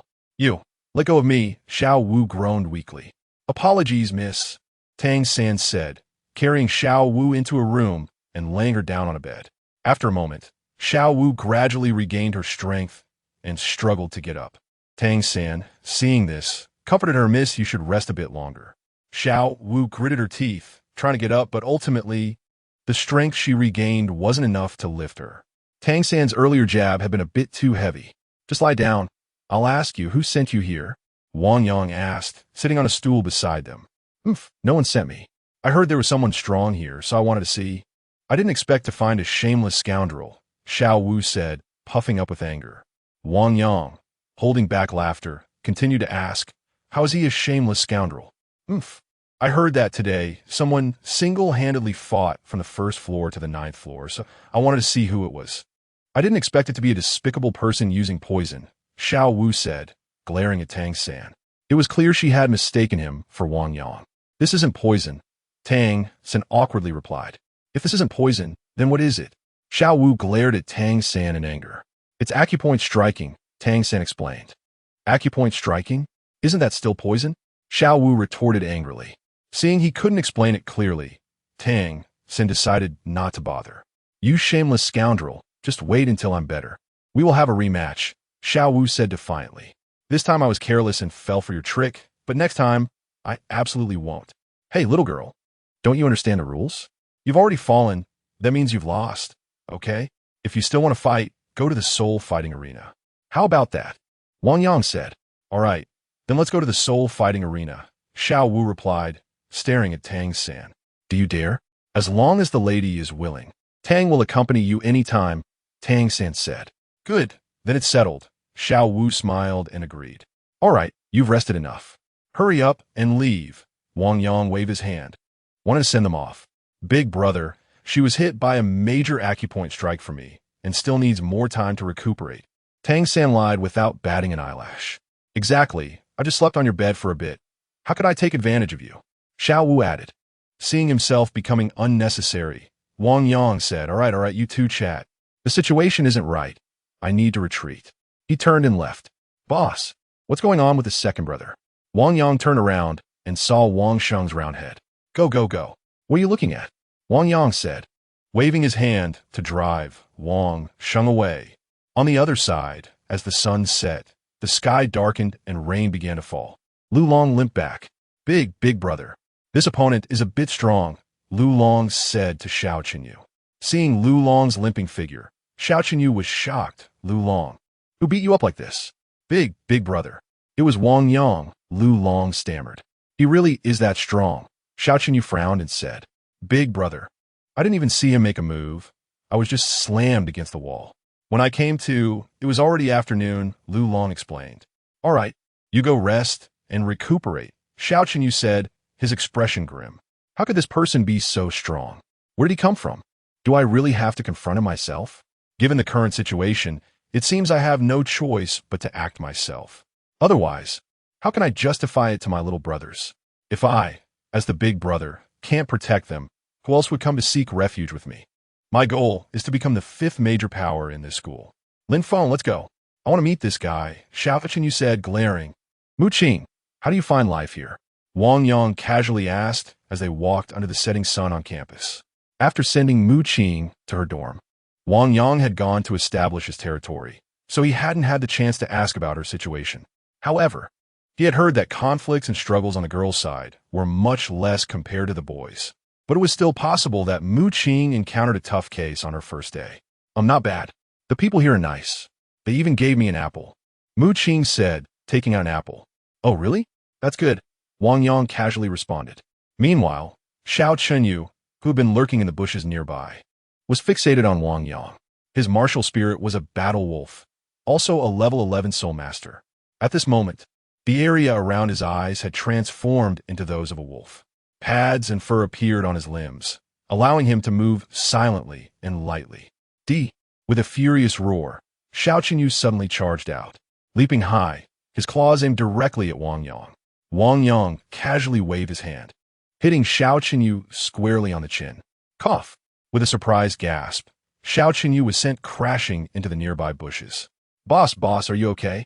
Boss, what's wrong with you? However, Xiao Qinyu had already fainted. Did I just bump into something? Wang Yang, who was walking with Mu Qing, said with some confusion. What's wrong? Mu Qing asked. Nothing. The next day, news spread in the school that the group most likely to impact the 5th major force had quietly disbanded. Chapter 23. Yin-Yang Eyes in the Azure Sky. A scene of tranquility unfolds. 2 giant yin-yang fish are slowly rotating in the sky, resembling a Taiji symbol. On a solitary boat, an old man sits with a cup of tea and a fishing rod. A waft of fragrant smoke drifts by. Wang Yang stands on this lonely boat, quietly floating away with the calm lake waters. With a snap, Wang Yang reaches out and catches a fishing rod. Another one? He thinks, and then casts his fishing hook. The lake's surface splashes with droplets as a hook enters the water. The boat drifts slowly, and the fragrance of the brewing tea wafts gently into the air. So fragrant, Wang Yang can't help but exclaim. At that moment, a fish bites. Wang Yang jerks his hand, and a plump white fish leaps up with a splash onto the boat. Simultaneously, the old man on the other side also makes a move, and a black fish falls onto the boat. The black and white fish contrast beautifully, mirroring the 2 fish in the sky. At this point, the old man, who had been sitting on the other side of the boat, slowly turns to Wang Yang, smiles, and gestures please. After saying this, he lifts a pot of brewed tea and pours it into 2 prepared teacups. Wang Yang holds the black cup, while the old man holds the white one. The light tea flows into the cups, and its aroma wafts into Wang Yang's nose. In an instant, he feels refreshed and much more comfortable. This tea is called Dragon's Roar Tea. This tea tree only produces 13 leaves each year. Today, you are fortunate enough to have a sip, the old man says leisurely. Wang Yang can't contain his excitement. He has never smelled such fragrant tea before. Just as he reaches out to grab the cup, it is snatched away by the old man. Wang Yang misses his chance. Despite the old man's slow speech, his speed is surprisingly quick. The first brew of Dragon's Roar tea cannot be consumed. It must be offered, the old man says as he stands up, holding the 2 cups of tea, and walks to the edge of the lake. He gently pours the tea into the water, saying, "This first cup of tea is for worshipping heaven and earth." After that, the old man returns to his seat. Soon, the old man fills the second cup. Just as Wang Yang is about to drink, it is snatched away again. This second cup cannot be consumed either. It must be offered with respect. In the silence, 2 dragon bodies can be seen rolling in the distance. Moments later, a gigantic black dragon head rises in front of the boat. "Dragon God," the old man says, pouring the tea from his black cup as an offering to the black dragon. The black dragon gently inhales, sucking the entire cup of tea into its mouth. On the other side, a white dragon also slowly raises its head toward Wang Yang. The black dragon's head gradually sinks, while the white dragon rises. "Little friend, please." The old man gestures. "Oh," Wang Yang responds, picking up the white tea on the table and offering it to the white dragon. The white dragon also gently inhales, swallowing the entire cup of tea. Then, the 2 dragons slowly submerge into the water, gradually departing. "What about the third cup?" Wang Yang finally can't help but ask. "The third cup can naturally be enjoyed," the old man replies with a smile, filling the tea. He pushes 1 cup to Wang Yang and keeps the other for himself. "Little friend, today you caught a white fish, so you can have the black tea, while I will have the white tea." As the old man speaks, he fills the cups for both of them.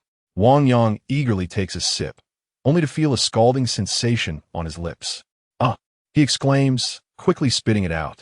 However, the water used to brew this tea is from the Tian Shan cold springs, and the fire used is the Qinglian jade fire. Therefore, this tea is exceptionally hot.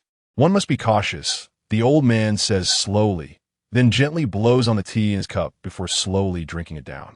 After being scalded, Wang Yang follows the old man's example, blowing on the tea a few times before carefully sipping it. Upon tasting it, the tea feels refreshing and moistening, with a lingering aftertaste that flows like a gentle stream. "You've been here for quite some time. It's time to head back," the old man says. "What? Wait, are you saying I'm going back empty-handed this time?" Wang Yang feels a bit dissatisfied. Hey, I used a special fishing opportunity," Wang Yang says unhappily. The old man strokes his beard, pondering. Then, he lightly taps in front of Wang Yang's eyes. In an instant, Wang Yang feels as if his left eye has gone blind, seeing nothing at all. "Ah, why can't I see? What's happening?" Wang Yang exclaims in shock. But in the next moment, the 2 fish from the boat fly into Wang Yang's eyes.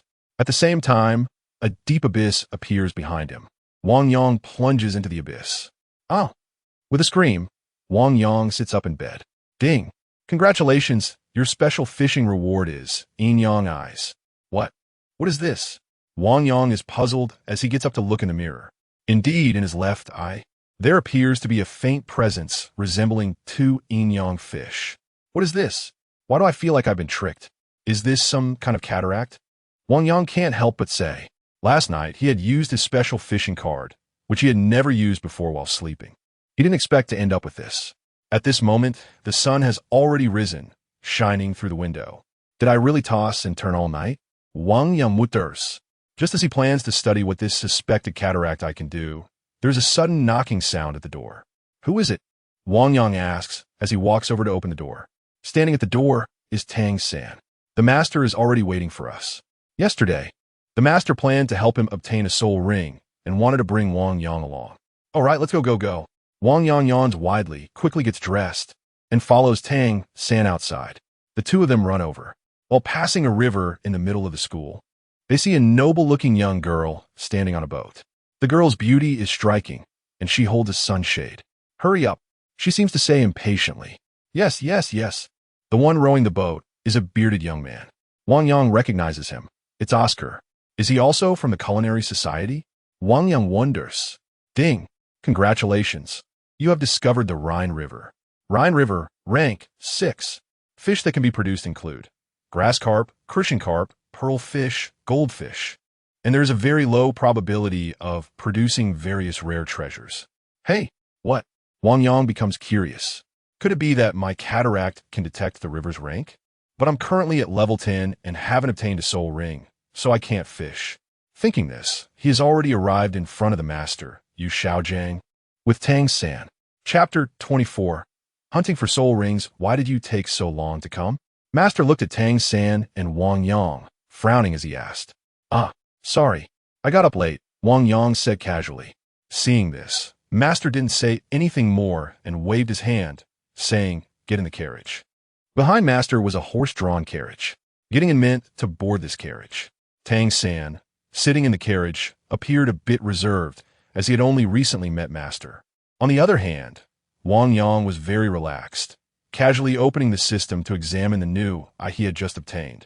However, he didn't find any useful information from the system, so he decided to look out at the scenery. At this moment, Master had already begun to lecture Tang San about various profound principles. Wang Yang, not wanting to listen, allowed a big yawn. It wasn't until Master took out the 24-bridge moonlit night that he perked up. San, this is for you, Master said. This is called a soul guide. Look, there are 24 jade stones on it, each of which has a certain space inside for you to store things. Wang Yang listened on the side and thought to himself, this thing is nice, but it's still not as useful as the space the system gave me. This thing, what do you think it should be called? Suddenly, Tang San asked Wang Yang. Let us just call it 24-bridge moonlit night. It sounds good, Wang Yang replied casually.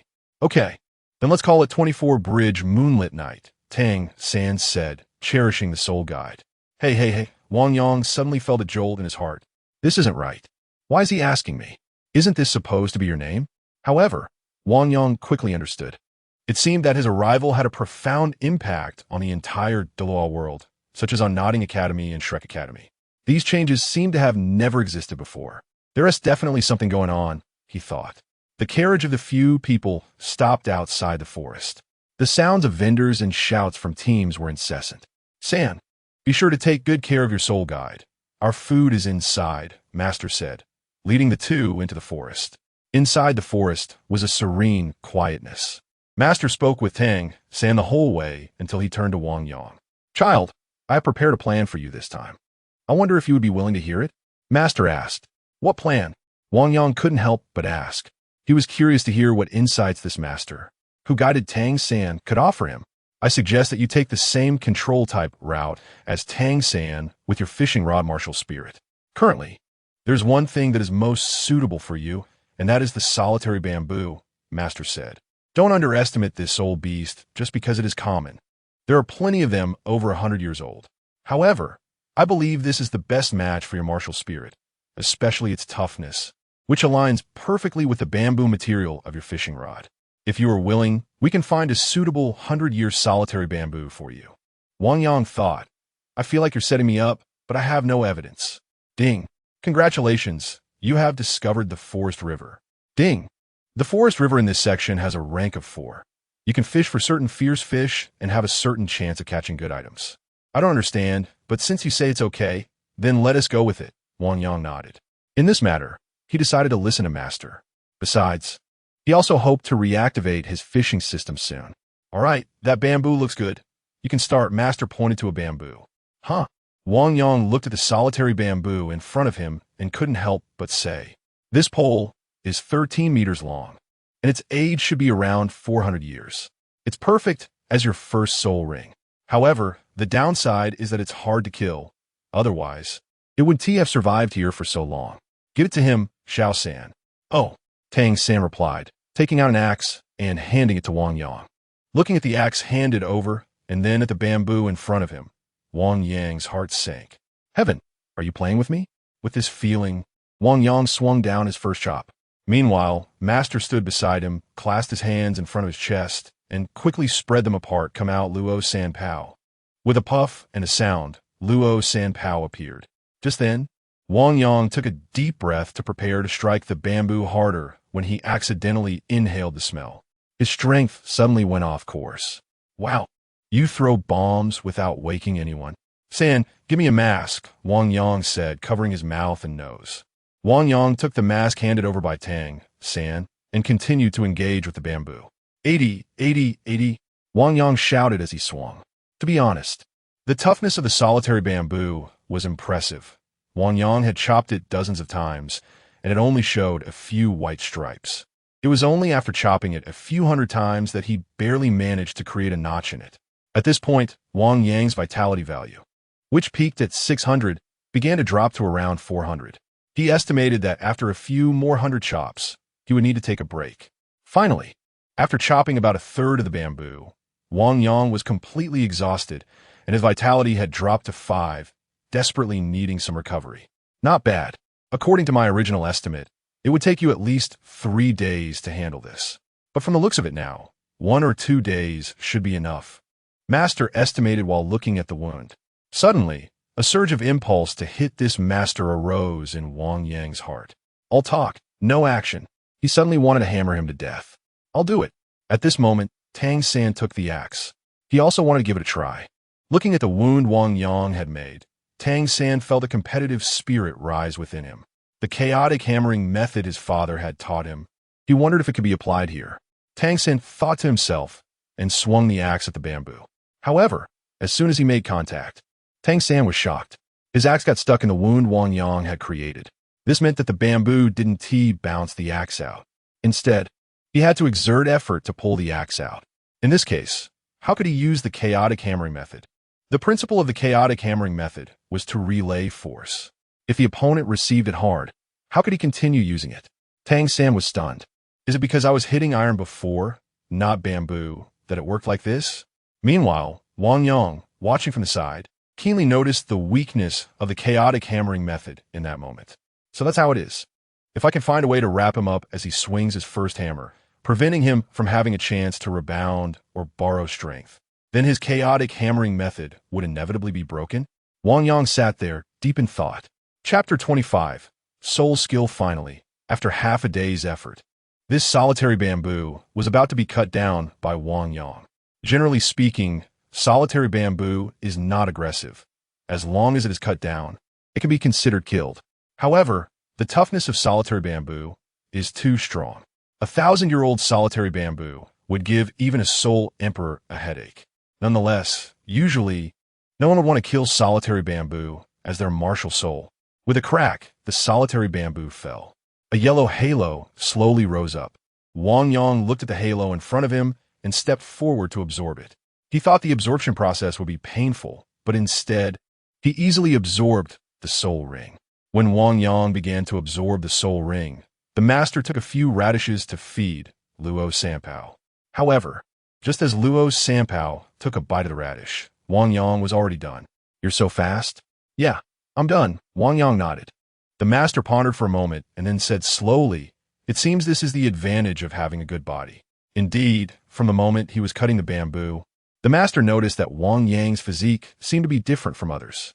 The absorption of soul rings, besides the various limitations on years that I just mentioned, is more importantly about the physical quality of the soul master, the master said, looking at Tang San. The master's analysis was correct. If a soul master's physical quality is strong enough, they can absorb soul rings closer to 423 years, and the efficiency of absorption will be faster. Conversely, if not, they cannot. Sanner, you must exercise your body well, the master said while glancing at Wang Yang. Tang San thought to himself, Master, I feel like you're making things difficult for me. He also felt that the reference object chosen by the master was problematic. You can't compare with this confusing creature. Okay, I understand, Tang San replied obediently. Good, that's settled. The master nodded in satisfaction.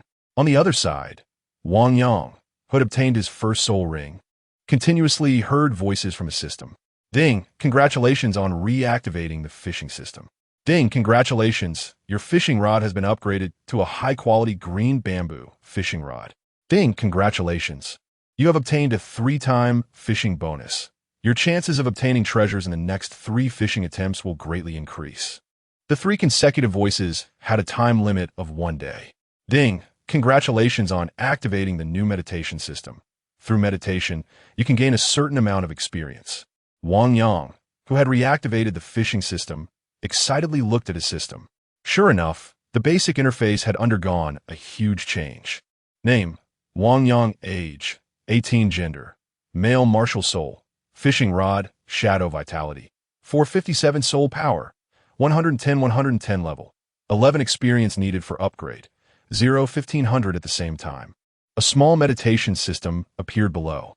Total experience gained for meditation: 0 experience gained per hour of meditation. 50 meditation level, 1 bonus items. None. Wow, this is interesting. Wang Yang couldn't wait to try out his new fishing rod and meditation system. By the way, the new soul power system was also open. He would probably rely on it for using soul skills in the future. However, it was getting late. They needed to set up camp first.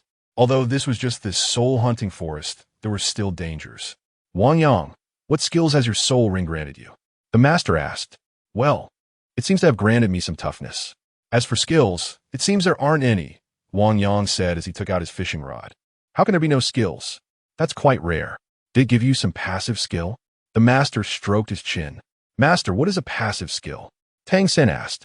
Oh, it's a skill that only occurs under certain conditions and cannot be actively used. Soul rings can grant soul masters active skills, as well as some passive skills. Oh, there are. After obtaining the soul ring, Wang Yang was so immersed in the joy of activating new system functions that he hadn't paid attention to this aspect. Now that he looked at it again, he indeed had some. Try using it, the master said. Maybe not, Wang Yang scratched his head and said. Why not? Just take it out and see. There's nothing to be embarrassed about, the master said. All right, pillars supporting the sky. Wang Yang showed that. Suddenly, a bamboo shoot broke through the ground. After hearing the name, Tang San and the master exchanged glances. Then, the master cleared his throat and approached to look at the bamboo that Wang Yang had summoned. It was undoubtedly an ordinary 10-year solitary bamboo. As a skill for ambush and control, it would be very powerful. Not bad. It's actually a summoning type skill. The master nodded in satisfaction. How many bamboo shoots can you summon at once? Wang Yang looked at the system. His current soul power value was 110, probably around 10. At most 11, then I won't have any soul power left. Each lasts for half an hour, Wang Yang said. Good. The master nodded and said, it seems my estimation was correct. You and Tang San can both use your first martial soul for control, and then use your second martial soul to complement the control with other styles. Single control is only strong when combined with a team. If it comes to a one-on-one fight, the disadvantages of a control-type martial soul will appear due to insufficient strength. It can easily lead to a stalemate where neither side can do anything to the other. For example, our academy's teacher, Zhao Wujia, when he encounters a control-type soul master, as long as he patiently waits for the opponent's soul power to deplete, he will surely win. However, both of you have dual martial souls, which can completely make up for this flaw. Hearing this, Tang San frowned. His father had warned him not to casually use his second martial soul. The master naturally noticed this change in Tang San, but did not explicitly mention it. In his view, Tang San would eventually use his second martial soul one day. However, the toughness of this fishing rod has indeed increased a lot, Wang Yang said, twisting his fishing rod in a 365-degree Thomas spin. The fishing rod showed no signs of breaking at all. It seemed to have inherited the toughness of that 100-year solitary bamboo. Well, you can research the details slowly yourself. Sanner, go sprinkle this powder around. Wang Yang, come help set up the tent, the master instructed. So after sprinkling the powder around, Wang Yang helped set up the camp. Master, I'm going to the bathroom, Wang Yang said as he slipped away. Remember to come back early for dinner. Chapter 26, Millennium Soul Ring. Suyu knife. Wang Yang slipped out of the camp and walked upstream along the forest river. This forest river was great for everything, except for the abundance of mosquitoes. After walking for a while, Wang Yang had already killed 17 mosquitoes. At one point, he slapped down and killed 7 at once. If he had known he should have brought a veil when he came out, he wouldn't have to deal with these pesky mosquitoes biting his face. Wang Yang complained while looking for a spot to cast his fishing line. The first 3 times had bonuses, so he was curious about what he might catch. Come on. Wang Yang hoped desperately for the fishing to end as quickly as possible for the first time. Suddenly, the fishing hook moved. Wang Yang eagerly pulled it up. A fat fish came up instantly. Ding!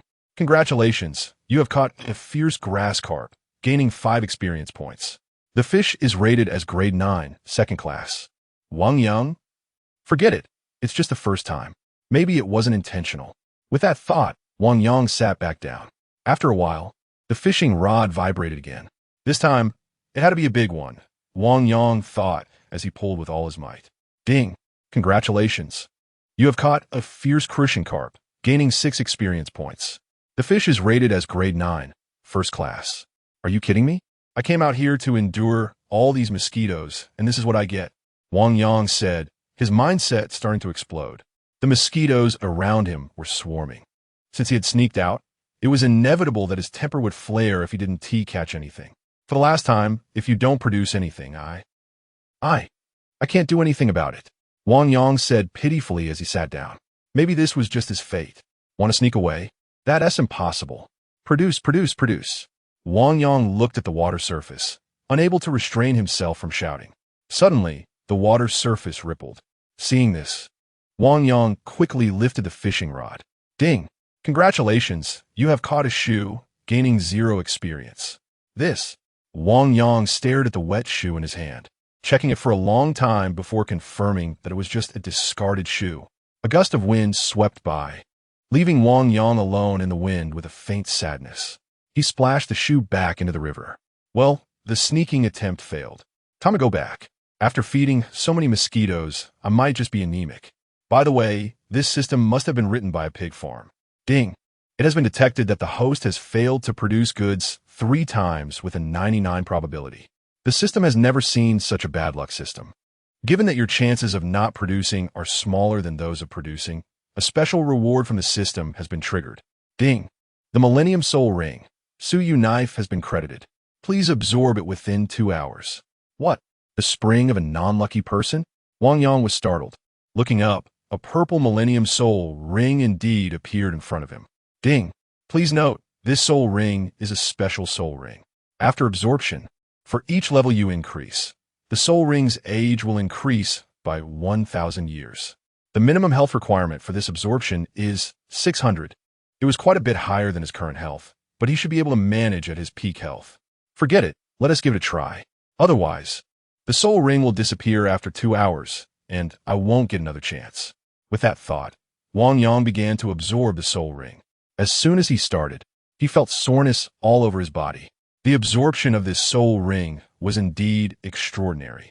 Wang Yang could feel his health rapidly increasing after starting the absorption. Every meridian in his body felt a piercing pain from the intrusion of the foreign substance. A cold moonlight seeped into Wang Yang's bones, bringing a bone-chilling pain. In an instant, beads of sweat trickled down Wang Yang's forehead. In the depths of his mind, Wang Yang felt a cold blade hovering behind his neck. As if it would strike down the moment he relaxed. Time passed slowly. The absorption of the soul ring entered its most critical moment. Wang Yang struggled against this cold power. During the push and pull, half an hour had quietly passed. Suddenly, Wang Yang felt a chill at the back of his neck. That almost imperceptible knife seemed ready to strike him down. In a daze, Wang Yang felt a coolness at his neck. Just as the knife was about to fall, it vanished silently. Looking up, Wang Yang realized he had completely absorbed the soul ring. He let out a long breath. Wang Yang opened his system interface and found that his current health was 232. He had also directly leveled up twice, reaching level 13. The required experience for leveling up increased from 1,500 to 2,000. With over 200 health points remaining, he felt quite sufficient. It seemed that this absorption was fraught with surprises but ended without danger. Wang Yang thought to himself, wondering what kind of skills his Millennium Martial Soul would have. With that thought, Wang Yang focused his mind, and a light blue knife appeared in his hand. The knife sheath was pure black and had some curvature to it. It was easy to imagine that the blade inside also had a slight curve. The drawn blade was long and emitted a faint blue glow, even when swung. It gave off a delicate fragrance. Since this soul ring was absorbed into the shadow martial soul, the shadow also emerged when Wang Yang wielded this martial soul. It was visible that a matching knife was also at the shadow's waist. Wang Yang tried to swing the blade, and the shadow followed suit. Suyu Zhan, Wang Yang said as he swung his knife at a tree. A blue light accompanied the blade swing. With a flash of blade light, the tree slowly toppled forward. Originally, his knife would not have reached the large tree in front of him, but that faint blue light seemed to expand the cutting range of the knife in an instant, allowing it to strike the tree. Could it be that Su Yuzhan can expand the cutting range of the knife? Wang Yang thought to himself. Meanwhile, the Shadow's knife also chopped down a large tree. Although Wang Yang still wanted to study his martial soul in detail, time was of the essence. He had already been gone for a while, so he jogged back to the camp. When Master saw Wang Yang return, he couldn't help but frown and ask, "Where did you go?" "I just went to the restroom," Wang Yang attempted to argue. "Nonsense. You went to the restroom and came back all sweaty?" Master looked at Wang Yang and asked. Wang Yang's eyes darted, and he suddenly said, "I was constipated." Tang San gave a thumbs up from the side. Big brother is indeed big brother. He can lie without even turning red. Master was left stunned with anger. If something happened to these two students he brought out, how would he explain it when he got back? Thus, Master slammed the ground heavily. "Honestly, where did you really go?" Master asked. "I just went to absorb a soul ring." Wang Yang, seeing that the situation was not good, decided to tell the truth. He also revealed the Millennium Soul Ring on his hand. Chapter 27. Bought a fake mask? 1,000-year soul ring? The master had an incredulous look on his face. Tang San's expression also changed. "Where did you get this?" The master asked, looking at the soul ring in Wang Yang's hand. "I saw two soul beasts fighting when I went to the bathroom, so I secretly hid and watched them fight. Who knew they ended up injuring each other? One escaped, and the other returned to its lair. I followed and took a stab, and found it was a 1,000-year soul beast. So I decided not to let it go and absorbed it." Wang Yang mixed in the excuse he had thought of on his way here. "What?" The master's brow furrowed, ready to get angry. "You know soul rings can't be absorbed casually, right? Even a 1,000-year soul ring can turn into a useless item if you're not careful. You're joking with your future, you know? And this must be a risky absorption of a 1,000-year soul ring. If you succeeded, that's fine, but if you failed, what am I supposed to report back? I'm responsible for what happens to you two in this forest," the master said to Wang Yang, heartbroken. Wang Yang scratched his head, feeling quite helpless. "All right, we'll settle this when I get back. First, show me the soul skill you obtained this time," the master said. "Okay." Wang Yang nodded, then stretched out his hand. The purple soul ring on his wrist shone, and a knife appeared in his hand. This is... The master was taken aback at the soul skill Wang Yang displayed. "What's wrong, master?" Tang San couldn't help but ask, seeing the master's expression. "How did you get this soul ring?" The master asked excitedly. His hands trembled, and his eyes were unfocused. "I just stumbled upon it," Wang Yang replied. "Master, what's wrong? Is this martial soul very special?" Tang San asked. "Of course. The formation of this kind of martial soul is still a mystery. Those who can obtain such a martial soul all have immense fortune," the master said, his excitement making him tremble slightly. After calming himself down a bit, the master looked at Wang Yang and said, "Tell me in detail how you got this soul ring." Wang Yang looked at the master's expression, his mind racing, and finally coughed twice and said, "Ahem. Well, when I went to the bathroom, I saw two fighting soul beasts. One was over 8 feet long, and it looked like a giant cat, but much more ferocious than a feline. The other one was ethereal and elusive, almost like it was there and not there." The master asked impatiently, could it be that what he got from his system was something extraordinary? Wang Yang decided to go along with the master's train of thought. Yes, Wang Yang nodded. No wonder, the master said, shaking his head in admiration. The formation of this type of martial soul is extremely peculiar. It is often formed from some kind of artifact, like a famous knife or sword. I once saw someone who, by chance, subdued such a martial soul ring. Wang Yang thought in his heart, it's probably like an object gaining spirit. In any case, the formation of these soul beasts is very unique. One could say they are rare and hard to come by. Generally, after being hunted, one can obtain a weapon. Just like the knife in your hand, the master said. Your second martial soul is a shadow, right? Yes. Then this martial soul should perfectly match your shadow. Your shadow should follow the assassin path, and this weapon fits perfectly with it. The master said, "Draw the knife and let me see." Wang Yang then drew the knife. The slender blade shimmered with a hint of blue light under the moonlight. As he waved it, blue light even accompanied the movements, making it look beautiful. Look, Wang Yang pointed at a tree in the distance and lightly slashed with the knife. The tree, which should not have been in the range of the slash, was cut through by a blue light. Not bad. What's the name of this knife? The master asked. Suyu. Wang Yang replied. Suyu? That's a good name. The master said, if one day you can uncover the story behind this knife, perhaps you will unleash its true power. Suddenly, Luo Sanpao, who had been patrolling around the camp, made a warning sound. Everyone looked up and saw about 10 green bean-like light spots moving in the darkness. It's the phantom wolves. The master recognized them immediately. Let me handle it. It's a good opportunity to test out my new knife, Wang Yang said. No, the master stopped him. Don't indiscriminately kill the innocent. We need to leave some blessings for future generations. Just drive them away. As the master spoke, he stood in front of Luo Sanpao. Seeing this, Wang Yang seemed to remember something and quietly hid far away with someone, farting like thunder, shaking the heavens. Luo Sanpao, the master sternly scolded. Then there was a loud roar. Luo Sanpao's body released a strong gas, launching him directly into the air. A wolf. The phantom wolves howled as they fled. Tang San stood there in a daze. It was only after the poisonous gas invaded that he reacted and wanted to escape. But it was too late. The speed of the gas spread far exceeded Tang San's ghostly shadow.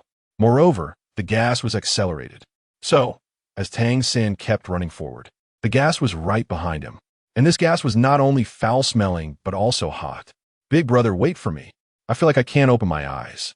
I feel so nauseous, dizzy, and teary, Tang San shouted. San, pray for your own fortune. And don't speak. Be careful not to inhale the virus. Wang Yang shouted as he ran far away. Co son, Wang Yang, come put your masks. Don't run. The master yelled while running behind, holding 2 masks. Is that mask in 95? If not, I don't want it. Wang Yang shouted while running ahead. What in 95? Wait for me. I feel, cough, cough, cough.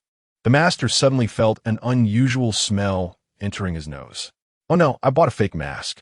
Scammers, they said it was 50 gold soul coins each, but the master then felt darkness enveloping him and collapsed uncontrollably. Master. Seeing the master fall, Tang San's heart bled. Should he save him or not? Save him. As a disciple of the Tang sect, he had never encountered such intense poisonous gas before. Even with the cultivation of the Xintian treasure record, he couldn't withstand it. But if he didn't save him? If he didn't save him, wouldn't that mean everything would be fine? Tang San's logic took a sudden turn. Survive first, then talk about development.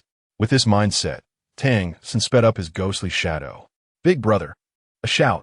Wang Yang turned around and saw Tang San, who had come out of the gas zone, still covered in poison. Ah, don't come over. Wang Yang shouted as he quickened his pace. Big brother, don't run. Chapter 28. Flying over on the mountaintop, Tang San and Wang Yang both stuffed paper wads into their noses. Big brother, it's time to show your might. The teacher bought a fake mask and got poison down there. Can you pull him up for us? Tang San said. Then why don't you go? Isn't this the time for the little brother to show loyalty? Look, the master has taken great care of you all the way here. Should you go down and pull the master up? Wang Yang replied. The 2 of them started to shirk responsibility, each pushing the other to go down and rescue the master. Big brother, how can you say that? You didn't even call for me when you ran away just now. Don't you think that's inconsiderate? Tang San said. Oh, you can't say that. I had a stomachache and needed to use the bathroom. Who would have known I'd avoid such a disaster? It must be heaven helping me, Wang Yang replied. Then why didn't heaven help me? Tang San asked. Hey, let us go together, Wang Yang said. All right, together then, Tang San agreed. The 2 of them cautiously began to descend. San, why don't you open your purple extreme demon eyes? I'm afraid you'll get dizzy again, and your eyes will look like overripe peaches, streaming with tears, Wang Yang said. That makes sense. I was dazed by the smoke just now. With that thought, Tang San opened his purple extreme demon eyes. I'll open my yin yang eye too, Wang Yang thought, realizing that if he couldn't see anything when they went in, it would be troublesome. With that in mind, Wang Yang closed one eye and opened his left yin-yang eye. Hey, are you ready? Wang Yang pulled on a tree, dragging Tang San along as Tang San ventured into the poison zone, attempting to pull the master up. The 2 of them were on the slope. So close. Just a little bit more, Tang San said. Finally, he grabbed the master's arm. Now I'm going to exert force. Wang Yang, set upon seeing Tang San hold the master's arm. Don't rush. Be careful not to pull the arm off, Tang San cautioned. This is really troublesome, Wang Yang said as he had to exert force little by little, slowly pulling the master up. After getting the master up, they chose to isolate him a little distance away. Do you think the master will die? Tang San suddenly expressed some concern. It's possible. He might have respiratory difficulties and could have died from infection. Even if not, staying in such a poison zone for so long could have ruptured his lungs. Wang Yang said seriously, nodding. Oh no. Suddenly, a groan was heard, and the two looked over to see the master sitting up from the ground. He is awake. He is awake. Tang San shouted in surprise. Huh? Where am I? Who am I? What am I doing? The master asked, dazed. Suddenly, he saw Wang Yang and Tang San beside him. Oh, you're here. Come help me up. I remember it was to defend against the netherwolves. What happened to those netherwolves? They didn't hurt you, did they? The master asked urgently.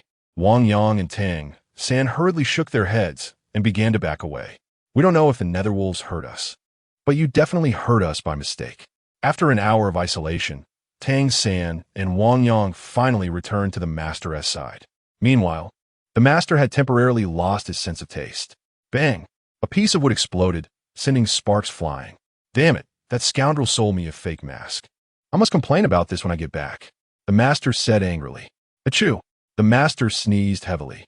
It was still quite cold on the mountain. And you too. Why did it take so long for you to come to my rescue? The master scolded angrily.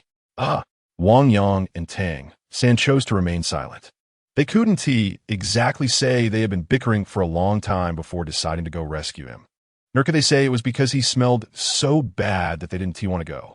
So, they could only remain silent.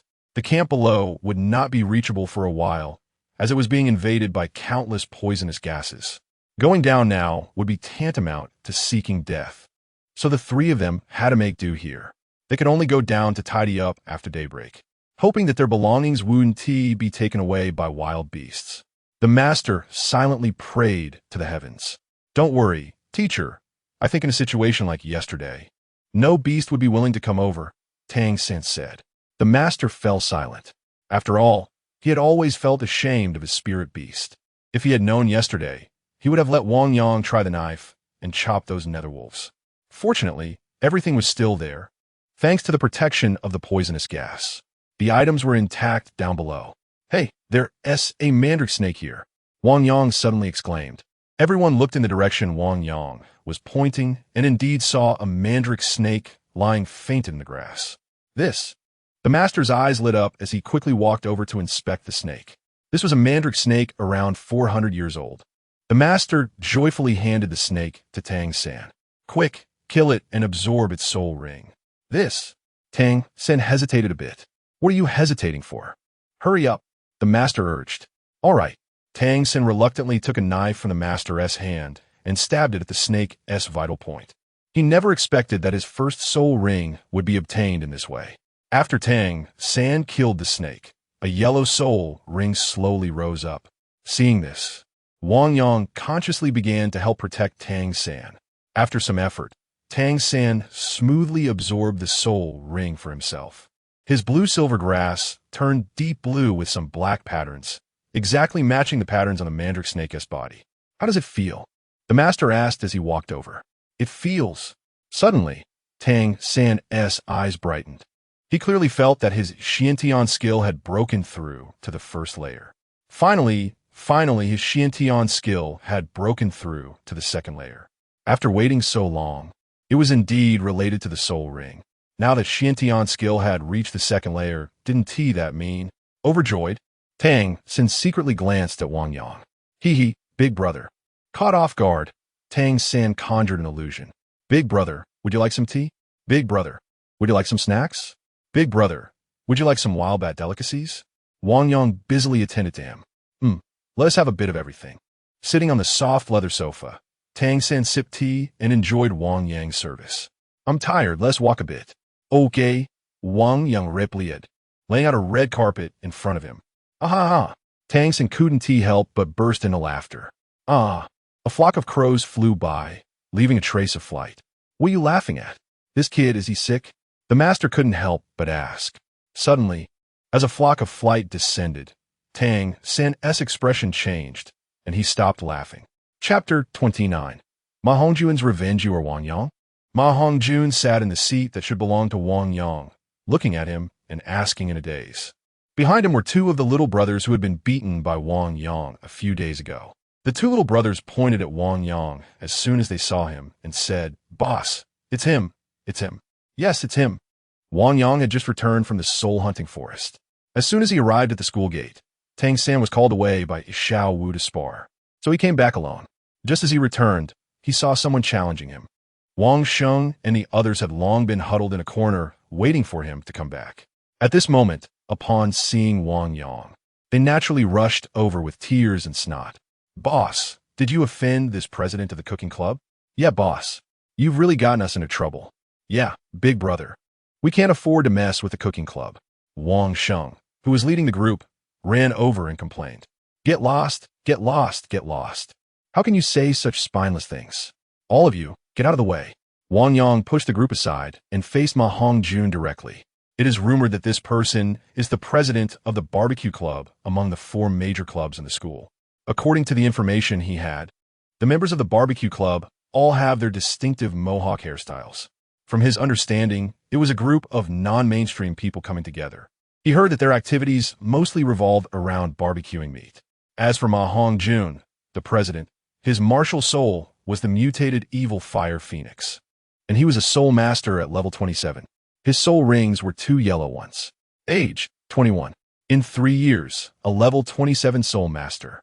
Interesting. Wang Yang thought to himself. "Did you bully our club members on the first day of school?" Ma Hongjun asked directly. "2 brothers? Who?" Wang Yang pretended to be confused. "You."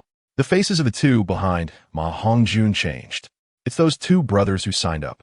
Ma Hongjun glared at Wang Yang and said, "Oh, those 2. Wang Yang nodded slightly and then smiled. "I remember now. You mean the one with the hen and the one with the mucus worm, right? Oh, I see them behind you, aren't they? Kid, you'd better speak politely." The 2 now had support, and their tone was different. "Oh, the tone of this conversation is really something." Wang Yang mocked with a smile. "Of course, these 2 are my subordinates, Flying Chicken and Flood Dragon." Ma Hongjun said. "Huh, so you're here to take revenge for them?" Wang Yang asked with a smile. "That's right." Ma Hongjun crossed his arms proudly and said, "Now, I give you 2 choices. Either join the barbecue club or kneel down and apologize to my 2 brothers. Joining the barbecue club means we are family. As family, things can be resolved easily. Big matters can be made small, and small matters can be resolved. Or apologize to my 2 brothers, kneel down, and bow a few times." Ma Hongjun said with his head held high. Ma Hongjun's body had become quite plump. When he raised his head, he could barely see a little bit of his neck. "Joining the barbecue club? That sounds good." Right. What a great thing." "Exactly. How many people dream of this? Do you think the boss will agree?" "If it were me, I would definitely agree. What a great opportunity to have a big tree to lean on in the future." "Stop talking nonsense. Let's see what the boss says." The people behind were chattering endlessly. Wang Yang stood in front, looking at Ma Hongjun, and said with a smile, "I'm not good at bowing to others." "Umph." Ma Hongjun snorted coldly. "You don't know the heights of heaven and earth, kid." As he spoke, the evil fire phoenix appeared suddenly. Purple-red wings emerged from his arms, accompanied by a beautiful flame. Ma Hongjun looked just like a hen. "Wow, the boss's feathers are really beautiful." "Okay, boss, hit him." The 2 little brothers behind him started flattering. But aside from them, everyone else was holding back their laughter. "This is just a chicken," everyone thought at the same time. Only Wang Yang couldn't hold back and laughed out loud. "Is this a chicken cosplaying from a chicken coop? What chicken can talk? This is a phoenix? Evil fire phoenix. Soon, I'll roast you into roast chicken." The 2 little brothers said relentlessly. "Laugh now, and later I'll make you cry." Ma Hongjun said coldly, "Show your martial soul, so I don't seem like I'm bullying you." Seeing this, Wang Yang reached out and gripped. A green bamboo pole appeared in his hand. At the same time, a yellow soul ring appeared on his right arm. Wow, the boss got quite a lot from the soul hunting force this time. He has actually been promoted to soul master. The boss has innate full soul power. Isn't that just natural? Ah, what a pity. How could he have a martial soul like a fishing rod? What a great start. If it were given to me, how wonderful it would be. The crowd murmured. But Wang Yang didn't care at all and quietly put the other hand behind his back. Please, Wang Yang said with a smile. Oomph. Let you see my phoenix fire line. With a roar, a red ray shot out towards Wang Yang. However, in a moment of distraction, everyone didn't even manage to see Wang Yang's figure clearly. They only saw Wang Yang calmly standing aside, dodging the phoenix fire line that shot over. What has happened? I don't know. How did the boss dodge that? I'm not sure. How amazing. Let us ask the boss later. Good kid, what kind of trick is this? Ma Hongjun was shocked and couldn't help but ask. Do you think I would tell you? Wang Yang asked with a smile. Flower circle show legs. Ma Hongjun said, and once again released the phoenix fire line. Wang Yang's body still dodged this attack after a blink, making it seem as if he had vanished. Could it be that this kid has some kind of displacement trick? Ma Hongjun thought to himself. But isn't his martial soul a fishing rod? What's going on? Ma Hongjun was filled with confusion. However, he was here to seek revenge today and couldn't lose face. Thinking this, Ma Hongjun activated his second soul skill, Burning Phoenix. The second soul ring slowly lit up. As the soul ring gradually brightened, the flames on Ma Hongjun's body became even more beautiful. The purple-red feathers on his body grew even larger. Kid, take this move, Ma Hongjun said coldly. The phoenix fire line erupted from his mouth suddenly. The speed and power were much faster than before. Interesting, Wang Yang thought to himself. But a shadow had already appeared behind Ma Hongjun. With a thought, Wang Yang had already shifted to his back. Naturally, Ma Hongjun's attack missed. Chapter 30. Victory and defeat. Almost a moment after he launched his attack, Ma Hongjun felt someone behind him. He hurriedly stopped his cultivation, but ended up coughing several times. Boss. The two little brothers, seeing Ma Hongjun suddenly stop, felt anxious but did not notice that Wang Yang had already stood in front of them. Two fists the size of sandbags swung out, and after two overlapping cries of pain, the two little brothers were knocked down. And Wang Yang turned to face Ma Hongjun directly. What a kid. Ma Hongjun couldn't help but exclaim. Then he raised his arm and jumped high into the air. Have you finished your moves? Wang Yang asked with a smile. How on earth did you dodge my attack? Ma Hongjun said, drenched in sweat. Because, Wang Yang said as he slowly extended his hidden left hand. On that left hand was a glaring purple soul ring that had existed for 1,000 years. And accompanying it was a shadow. Dual martial souls? Everyone was shocked. They had never imagined that they would one day witness dual martial souls. After all, the concept of dual martial souls only existed in the book theory of martial souls. They never dreamed they would see it in reality. Awesome, boss, awesome. Wang Sheng began to cheer from below, and the crowd followed suit. My shadow can switch places. As Wang Yang spoke, his figure shifted, swapping positions with the shadow. And then he swapped again with his martial soul. When Ma Hongjun saw this, he felt a chill in his heart. He knew that while his mutated martial soul was powerful, it was only in comparison to ordinary people. Today, he had met his match. Now, he needed to figure out how to end this without losing face. Winning was probably going to be very difficult. So what if you have dual martial souls? What can you do to me in the air? Ma Hongjun laughed. Oh, is that so? Wang Yang's voice was like a demon's whisper. A bad premonition suddenly surged in Ma Hongjun's heart. A pillar supporting the sky. Wang Yang chanted a spell and made a hand seal. In an instant, 5 bamboo shoots rose in response, surrounding Ma Hongjun. Ma Hongjun's flying ability was already low, and being indoors limited his capabilities even further. He was easily struck by Wang Yang's bamboo shoots. As he fell, Ma Hongjun wanted to resist, but at that moment, a light blue Dao sword slowly appeared at Wang Yang's waist. The Suyu sword. The moment the sword was drawn, the temperature in the room dropped slightly. A small chrysanthemum pendant dangled from the hilt, looking quite beautiful. But in Ma Hongjun's eyes, this sword seemed to be the executioner's blade coming for his life. More terrifying was that the shadow also had an identical sword. Don't move. In an instant, Wang Yang's movements were swift, and he was already standing behind him. In fact, with his speed, he could have avoided the attack even without the shadow. The 2 light blue blades gently rested on Ma Hongjun's neck. Sweat beads continued to seep from Ma Hongjun's forehead. Caught between a person and a shadow, he felt very anxious. What do you want? This is the academy. You can't kill people. Ma Hongjun said, somewhat panicked. Of course, I can't kill you, Wang Yang said with a grin, but I can. As Wang Yang spoke, the blades in his hand and the shadow's blade moved in unison. Blue light spun beautifully as the blades danced, leaving behind several striking marks in the air. Then, everyone saw Wang Yang and the shadow, back to back, elegantly sheathing their swords. Gah! Ma Hongjun let out a strange cry, and the hair on his arms had been completely sliced off in an instant. Boss! The two little brothers who had been knocked down saw Ma Hongjun's current state and hurriedly got up, lifting the now featherless phoenix from both sides. Wang Yang, you have guts. You pulled out my feathers. You made me lose face. You're amazing. Ma Hongjun, being dragged away by his little brothers, showed no signs of forgiving Wang Yang. I won't let you go. Just you wait. Ma Hongjun shouted angrily. Big brother, stop talking. Let's get out of here. One of the little brothers said. Yeah, big brother. We'll talk about it later. We'll talk about it later. Watching the enemy retreat, Wang Yang dispersed the light blue sword in his hand. After playing a game of rock, paper, scissors with the shadow, he dismissed it and turned to the crowd. Wow, boss. I admire you. Wang Sheng was the first to rush over to praise Wang Yang. Get off, get off, get off. It's a hot day. Don't use your fat to raise my temperature, Wang Yang said disdainfully. The group seemed to have forgotten the discouraging words they had said earlier, and now each one looked as happy as if they had stolen honey. Yeah, boss, you don't know, before you came, how that guy bullied us. He beat us all up and arrogantly occupied your special seat. At that moment, I wanted to chop him up. Wang Sheng grew more excited as he spoke, with many behind him echoing. Then why didn't you chop him? Wang Yang asked. Isn't it just a case of wanting but lacking the ability? Wang Sheng chuckled. Just now, when you arrived, no one believed in you, but only I believed that you could easily handle him. See, I guessed right. TCH, you were the loudest just now. Saying things like going to the barbecue club is fine and all that.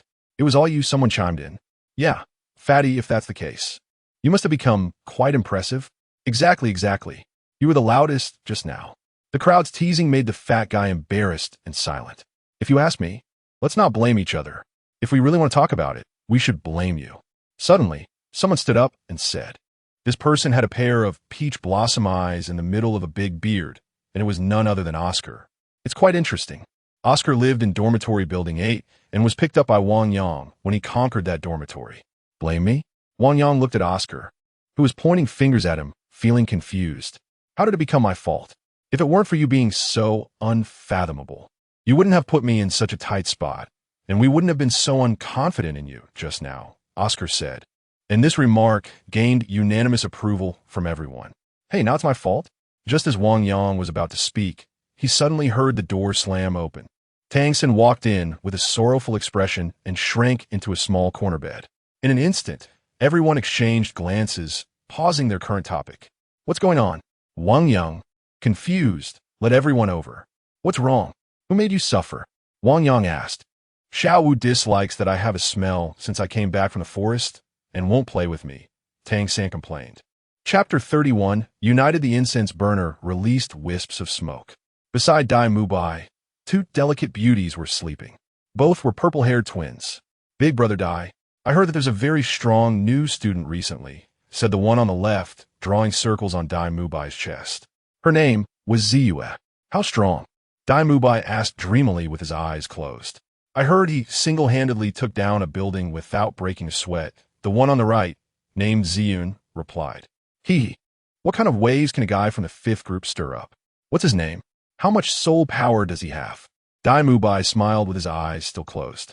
They consistently referred to those who entered through abnormal exams as the 5th group. I heard he's a full innate soul power. His name is Wang Yang, Ziyun said. Oh, full innate soul power? That's quite interesting, Dai Mubai said with a smile. What else is martial soul? I heard it's a fishing rod, Ziyue replied. A fishing rod? Dai Mubai couldn't help but burst out laughing. Since it's a fishing rod, why not go fishing? I heard he has a brother by his side, also with full innate soul power. Oh, 2 full innate soul powers? That's really interesting. Tell me more, Dai Mubai said. Hearing this, Ziyue leaned closer to Dai Mubai and began to speak slowly. This other person is named Tang San, and his martial soul is blue silvergrass. Dai Mubai couldn't help but laugh loudly. He turned over and said to Ziyue beneath him, Forget about that blue-silver grass fishing rod stuff. Why not come and experience my fierce tiger? Laughter filled the air. Suddenly, Die Mubai Storbush pushed open violently. Report, boss, the head of the barbecue club, Mahong Jun, has come. Dai Mubai's expression changed instantly, his brows furrowing like little hills. He wished he could chop the person in front of him into pieces. Ziyue and Ziyun, being quite perceptive, turned and left. Dai Mubai suppressed the anger in his heart. If it were some boring matter bothering him, he would make this person know the power of his tiger claws. Dai Mubai thought silently. Why is he here? Dai Mubai asked. You should go see for yourself, came the reply. Even though Dai Mubai was infatuated with women, he could vaguely sense the seriousness of the situation. Go! Dai Big Brother. As soon as Mahong Jun saw Dai Mubai, he lunged at him, crying with snot and tears. Mahong Jun, what happened to you? Seeing Mahong Jun rushing over, Dai Mubai felt a bit surprised. What could have happened to make Mahong Jun like this? Come sit down and talk. Dai Mubai said to Mahong Jun. Say okay. Mahong Jun finally managed to compose himself. The two sat down. Mahong Jun opened his mouth. Dai Big Brother. The new kid is a master. A master? Dai Mubai couldn't help but chuckle. He had been hearing this kid's name often lately, and now he was even a bit dismissive. Boss, you mustn't not believe it. He just defeated me. Mahong Jun said. What? Fatty, are you saying he went against you? I must have heard wrong, Dai Mubai asked in shock. A newly enrolled soul master was able to defeat Mahong Jun? After all, Mahong Jun was the head of a club, and he was beaten by a kid just starting out? Look, Mahong Jun said, revealing his wings that had been plucked bare. If he hadn't held back, he might have taken my life. Mahong Jun continued. How did he win against you? I'm very curious, Dai Mubai asked, voicing his doubts. He has 2 martial souls, Mahong Jun said. What? Dai Mubai was taken aback. Yes, you heard me right. 2 martial souls, Mahong Jun confirmed. He has a shadow-like martial soul that allows him to continuously shift positions to evade my attacks. All my attacks were dodged by him like that. Don't be fooled by his fishing rod, Mahong Jun said. What about his level? Dai Mubai asked. Based on my estimation, he should be at least level 19. Mahong Jun said. From his strength he displayed, I believe he is at least level 19. Estimations can be inaccurate, but considering he was able to defeat you, your estimation should be correct, Dai Mubai said. But is that why you came to find me? Dai Mubai asked. Do you want me to help you get revenge? Or is there something else? Dai Mubai, who was originally sitting upright, leaned back at this moment, appearing quite relaxed as he asked. Seeing Dai Mubai's demeanor, Mahong Jun suddenly felt he might have come to the wrong place. His original intention was to hope that Dai Mubai could take the lead in uniting the 4 major forces to eliminate the opponent in its infancy. But now it seemed that Dai Mubai didn't have that intention. Mahong Jun gritted his teeth. Still holding onto a glimmer of hope, he said, I hope you can take the lead to eliminate this person in the bud. Ha ha! Dai Mubai burst out laughing, getting up to look out the window. Outside was a scene of lush willows, a beautiful sight indeed. Fatty, a little new student scared you so much? Dai Mubai asked with a smile. But, sigh. Dai Mubai interrupted Mahong Jun's words with a laugh. Fatty, listen carefully. I am currently level 37, and I have plans to break through to level 38 soon. Give me a few more months, and I will step into the realm of the mixed Douluo. By then, to put it bluntly, no one in Shrek Academy will be my opponent. And you? Level 27, yet you lost to a new student who just enrolled. I'm not saying this to belittle you, but given the current situation, you might struggle to protect yourself, let alone talk about any united suppression. You might be worried about losing your position as president of your club and the resources you currently enjoy, but I'm not afraid. You came to find me hoping to rely on me to protect your position, right? Dai Mubai said bluntly. Mahong Jun's eyes unconsciously turned red. Indeed, the feeling of seeking help was not pleasant. How about this, Dai Big Brother, if you can help me? I can allocate half of the 6 training rooms currently occupied by the barbecue club to you, and additionally, I will offer 20 Shrek points, Mahong Jun said. Upon hearing this, Dai Mubai's expression suddenly changed, but he quickly relaxed a lot. With one hand on Mahong Jun's shoulder, he said, Hong Jun, you know, among the 4 of us, if something happens to you and I don't help you, who will? Can a little new student really turn the world upside down? Just rest assured and go back. I will think of a way. All right, Dai boss, I believe you. Ma Hongjun said. Good, go back. I will give you a response as soon as possible, Dai Mubai said while patting Ma Hongjun's shoulder. Chapter 32. Zhu Zhuqing Boss. Are we really going to help that fat guy? Asked the little brother beside Dai Mubai after Ma Hongjun left. Help him? That would make me a fool. Dai Mubai smiled slightly, pressing the cigarette in his hand heavily into the ashtray. Remember, the survival rule of Shrek Academy is to never show your wounds to others. As he spoke, a fierce light flashed in his eyes. In the center of the shooting range, Zhu Zhuqing pulled back her bow, her eyes fixed intently on the target ahead. With a whoosh, an arrow shot out. Bang! The arrow struck right in the center of the forehead of the target. Zhu Zhuqing let out a soft breath, flicked her black hair, and gathered her equipment. This shooting range belonged to their art society, or rather, it was something she had taken by force from the boxing society. President. The speaker was a person half kneeling on the ground, their face covered by a veil. Most members of the art society were women, and the rules were strict. What is it? Zhu Zhuqing asked. It's an urgent letter sent by the boxing society president. Dai Mubai, the person kneeling, replied, holding up the envelope in their hand. A letter? Zhu Zhuqing hesitated. A letter? Sent by Dai Mubai? She felt a moment of hesitation when she was about to take it. Did he say anything? Zhu Zhuqing asked. No. Zhu Zhuqing was silent for a moment, but ultimately took the envelope. As she opened the letter, a faint fragrance of ink wafted out. This was a special ink scent, only available to the royal family. Midnight Tea House. The letter contained just 4 brief words, lacking even the simplest format. Got it. You can leave now, Zhu Zhuqing said. Yes. Turning around, Zhu Zhuqing focused her thoughts, and the white paper in her hand suddenly ignited. At midnight, Shrek Academy was very large. There was a commercial street on the west side of the school, with a 2-story building located there. That was a tea house. Above the tea house, Dai Mubai was sitting calmly. In front of him was a pot of fine tea that was being brewed. At this moment, the bright moon hung high in the sky. Below the tea house, there was a cacophony, while above it there was silence. Dai Mubai sat at the tea table, having restrained his arrogance, his eyes filled with quiet anticipation.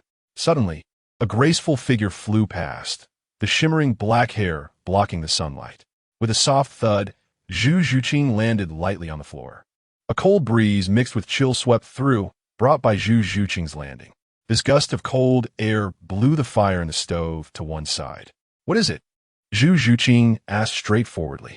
You've come? Dai Mubai smiled and asked. Zhu Zhuqing frowned slightly.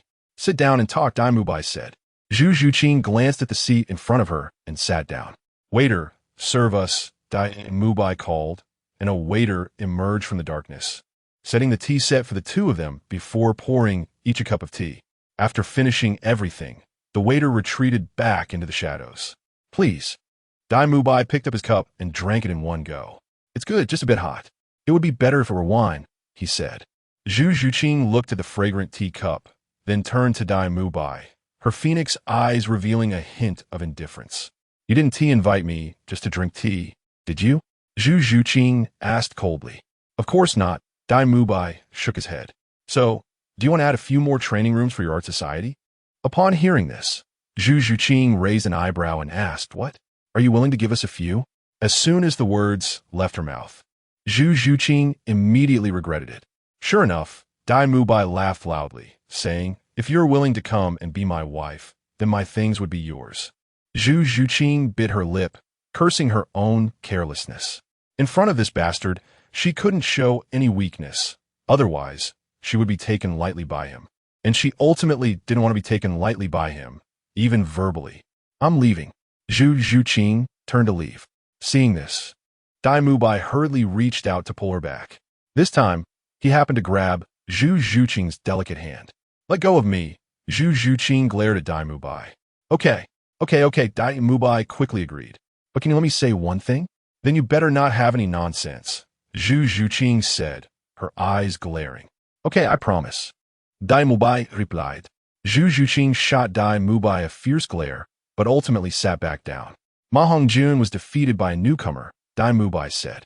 Zhu Zhuqing made a puzzled sound, but her face showed no expression. I want to team up with you, Dai Mubai said.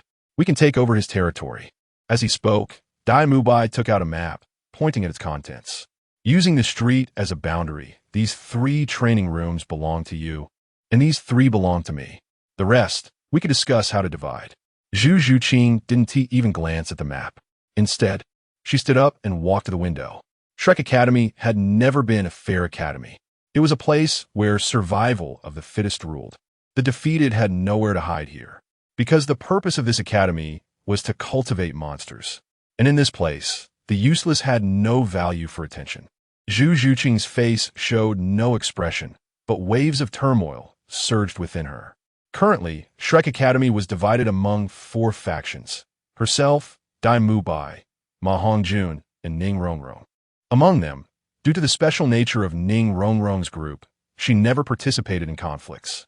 Zhu Zhuqing and Ma Hongjun were both level 27 and 26 soul masters, while only Dai Mubai was a great soul master. Therefore, Dai Mubai's faction occupied nearly 1/3 of the resources in the entire academy.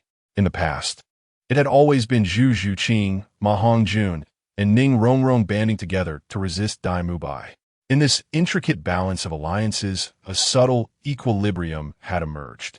Dai Mubai's faction could not eliminate the other 3, nor could the 3 factions do anything to Dai Mubai. Now, if this balance were to be broken, would it be a blessing or a curse? Zhu Zhuqing frowned in thought. Zhuqing, let us join forces, Dai Mubai approached and said. Ma Hongjun's reputation has been tarnished by losing to a newcomer. There will inevitably be internal turmoil. While he settles these disturbances, it's the perfect time for us to eliminate him. What are you still hesitating for? Zhu Zhuqing looked at Dai Mubai beside her and shook her head. After we take down Ma Hongjun, it will only be left with me and Ning Rongrong. At that time, you could easily use schemes to divide us. And then it would be your chance to unify everything, right? Dai Mubai was taken aback by Zhu Zhuqing's response. No, how could I do that? I just think the opportunity has come, Dai Mubai hurriedly explained. Alas, Zhu Zhuqing sighed. Let me consider this matter further. After saying that, she turned and left. Zhuqing. Dai Mubai wanted to keep her, but Zhu Zhuqing had already walked far away. There's no need to see me off, Zhu Zhuqing said. Dai Mubai, standing still, slowly exhaled a breath. Chapter 33. Master S. might the next day, in the classroom. Accompanied by the morning sunlight, Wang Yang ran into his class with his textbooks. The instruction at Shrek Academy is divided into theory and practice. The theoretical part is not extensive, but it is mandatory. Anyone who fails the theory cannot graduate. Every year, at least 1/3 of the students at Shrek Academy pass the practical part, but fail the theory, receiving only a certificate of incomplete studies. Another 1/3 passes the theory, but fails the practical, also ending up with a certificate of incomplete studies. Among the remaining 1/3, 2/3 fail both theory and practice and are directly expelled, leaving only a few who are able to barely graduate. Therefore, Shrek Academy has always had many students entering but few leaving, and even fewer who can leave with their heads held high. Report. Wang Yang shouted at the door. Come in, came a response. Wang Yang then walked in. This feeling was somewhat reminiscent of the past, Wang Yang thought to himself. Standing on the podium was none other than Master Yu Xiaojang. The blackboard had Yu Xiaojang's name written in large characters. Hello everyone, I am Yu Xiaojang.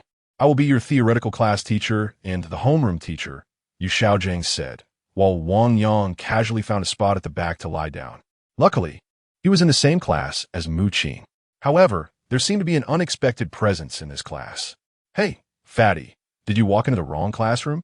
This looks like a first-year class, Wang Yang asked, patting Wang Sheng on the shoulder. Wang Sheng should be in the second year now. Nope, Wang Sheng chuckled, boss. You don't know, this course in theory is known as the graveyard of the school. In theory, we only have this course in the first year, and many heroes have perished here. Graveyard? Is it that serious? Wang Yang asked. Of course. Look over there, the president of the barbecue club, Ma Hongjun, is here to retake this course, Wang Sheng pointed out. Wang Yang looked over and indeed saw Ma Hongjun. Boss, you might not know this, but the teacher of this course is known as one of the 4 great supplement teachers of the school. Since I encountered him this year, I think I'll wait until next year, Wang Sheng said, just as Master Yu Xiaojang suddenly stopped writing and turned around. Wang Sheng, he shouted angrily. Wang Sheng's flesh shook 3 times from the shock. Ah, teacher, teacher, Wang Sheng hurriedly nodded and bowed. You still have the face to talk about your glorious deeds. How much did you score in last semester's Wuhuan theory exam? You know in your heart. Yu Xiaojiang interrogated fiercely. Teacher, it's not good to say that in public. Wang Sheng's skin visibly twitched. Laughter erupted in the crowd, one of whom was Oscar. What are you laughing at? Master Yu Xiaojiang turned around angrily. Everyone fell silent, not daring to speak. Oscar, you still have the face to laugh. Master Yu Xiaojiang stormed over and pulled Oscar up from his desk. Oscar, already 19, was still grabbed by the ear. Hey, teacher, that hurts. Oscar quickly begged for mercy. Look at you, how old are you? Every day, doing nothing serious. Pestering those little girls. I can't watch it anymore. Pick up your backpack and stand at the back. Master Yu Xiaojiang reprimanded. Oscar obediently took his backpack and went to stand in the back. Put on your head. Master Yu Xiaojiang ordered. Oh. Oscar complied and placed the backpack on his head. Scanning the class, Wang Sheng was frightened by Master Yu Xiaojiang's sharp gaze. Truly afraid that he would reveal what he had done on the exam paper.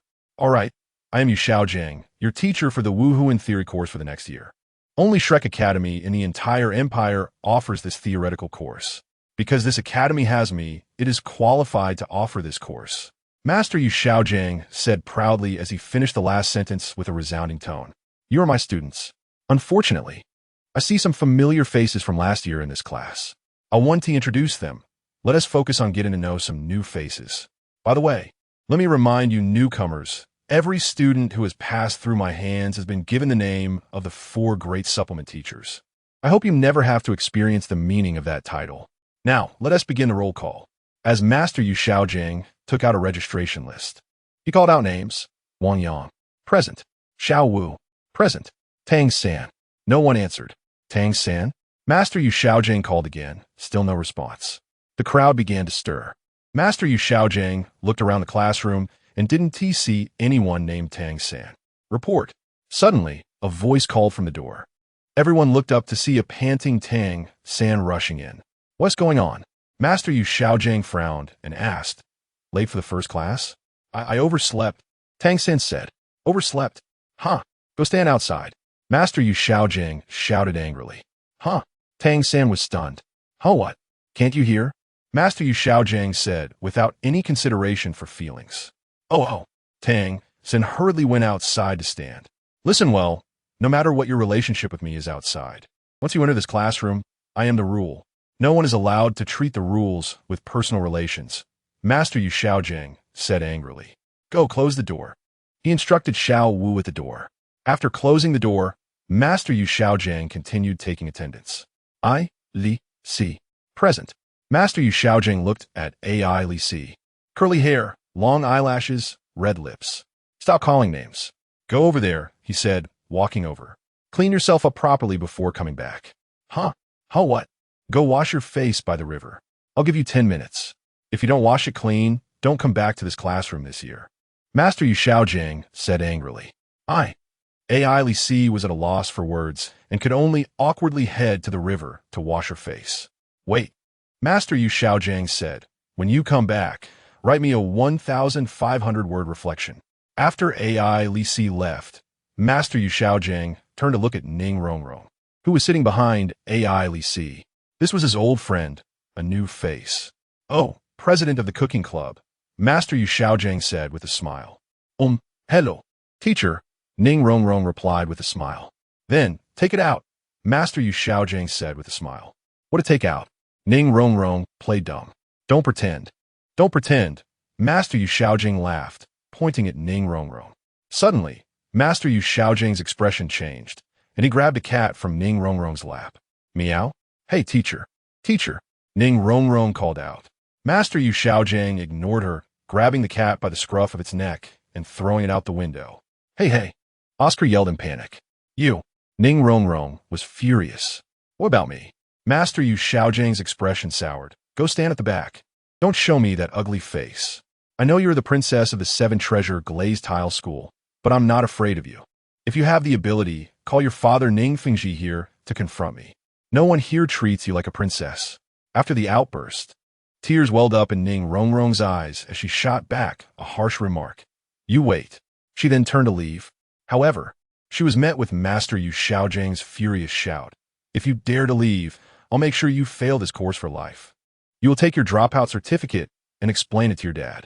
At that time, you, the genius of the 7 treasures glazed tile school for 100 years, will bear the mark of being unqualified here. Ning Rongrong stopped her steps at the door of the classroom and turned to stand with Oscar. Oomph. The master snorted coldly and said nothing. Chapter 34. Think of a plan, Martin Jack. 2. Lie Yan. 2. This journey has been quite a detour. Suddenly, the master stopped beside Wang Yang. Kid, I still remember that incident when you left me alone in the forest. The master pointed at Wang Yang and said, No, teacher, that's not it. Sai, it's just that you bought a fake mask and ended up with this. Wang Yang tried to argue. All right, go out and keep Tang San company. The master said, Huh? Wang Yang was taken aback. What, huh? If I don't make you suffer a bit, I won't feel good. Hurry up and go out. The master said, But what? The master darkened his face and said, Fine, I'll remember this grudge too, Wang Yang said, picking up his backpack and leaving. Oomph. The master snorted coldly and continued to call the roll. Wait, teacher, this isn't fair. Xiao Wu suddenly stood up and said, Oh, what's unfair? Tell me. The master asked. It's just being a bit late. Why should he be punished to stand for so long?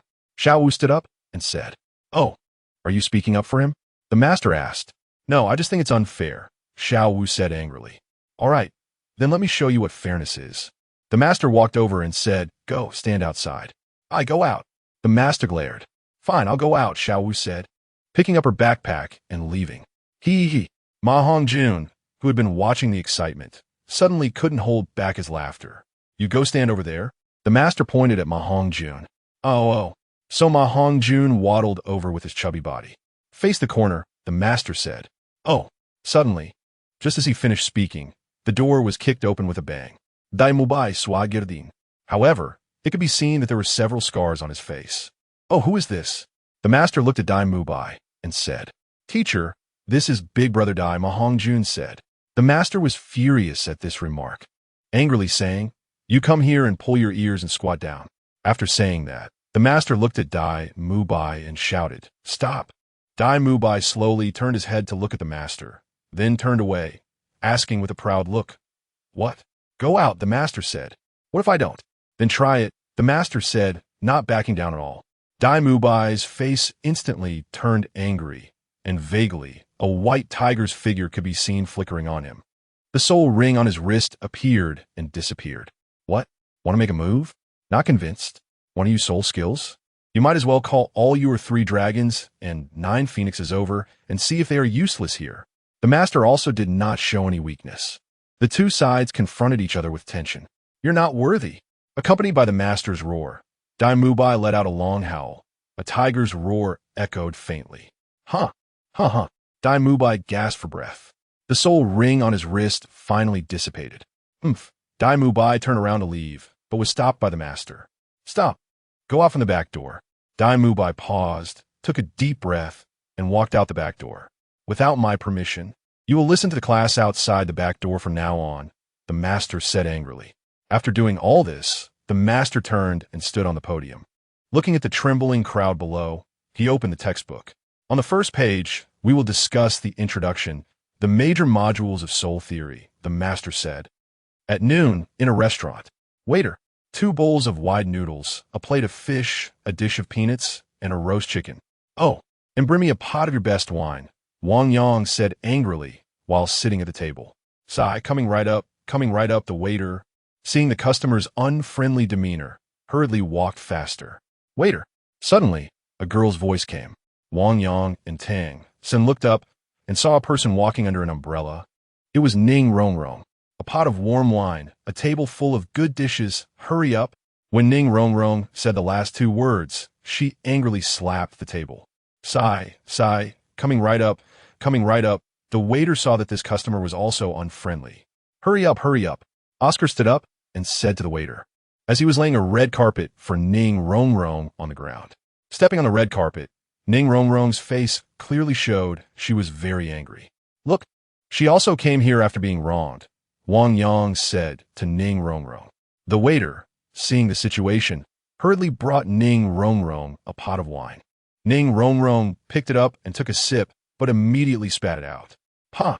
Ning Rongrong jumped up and angrily scolded. "What is this? Spicy water?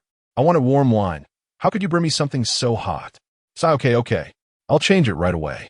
The waiter served her, but in his heart, he was also very angry. Thus, while saying he would change it, he muttered as he walked away. "Can't drink wine, but still wants to force it. What did you say? Come back here." Ning Rongrong, already full of anger, was about to explode at the waiter. "Sigh, Rongrong, calm down. Oscar hurriedly said from side. What an attitude. We're leaving." Ning Rongrong said as she was about to leave when another person came in from the door. "Waiter." This tiger-like roar almost lifted the entire roof. "Bring the wine." With such a loud voice, it was obviously Dai Mubai. "Oh, big brother Dai, what's wrong?" "I'll bring you the wine right away."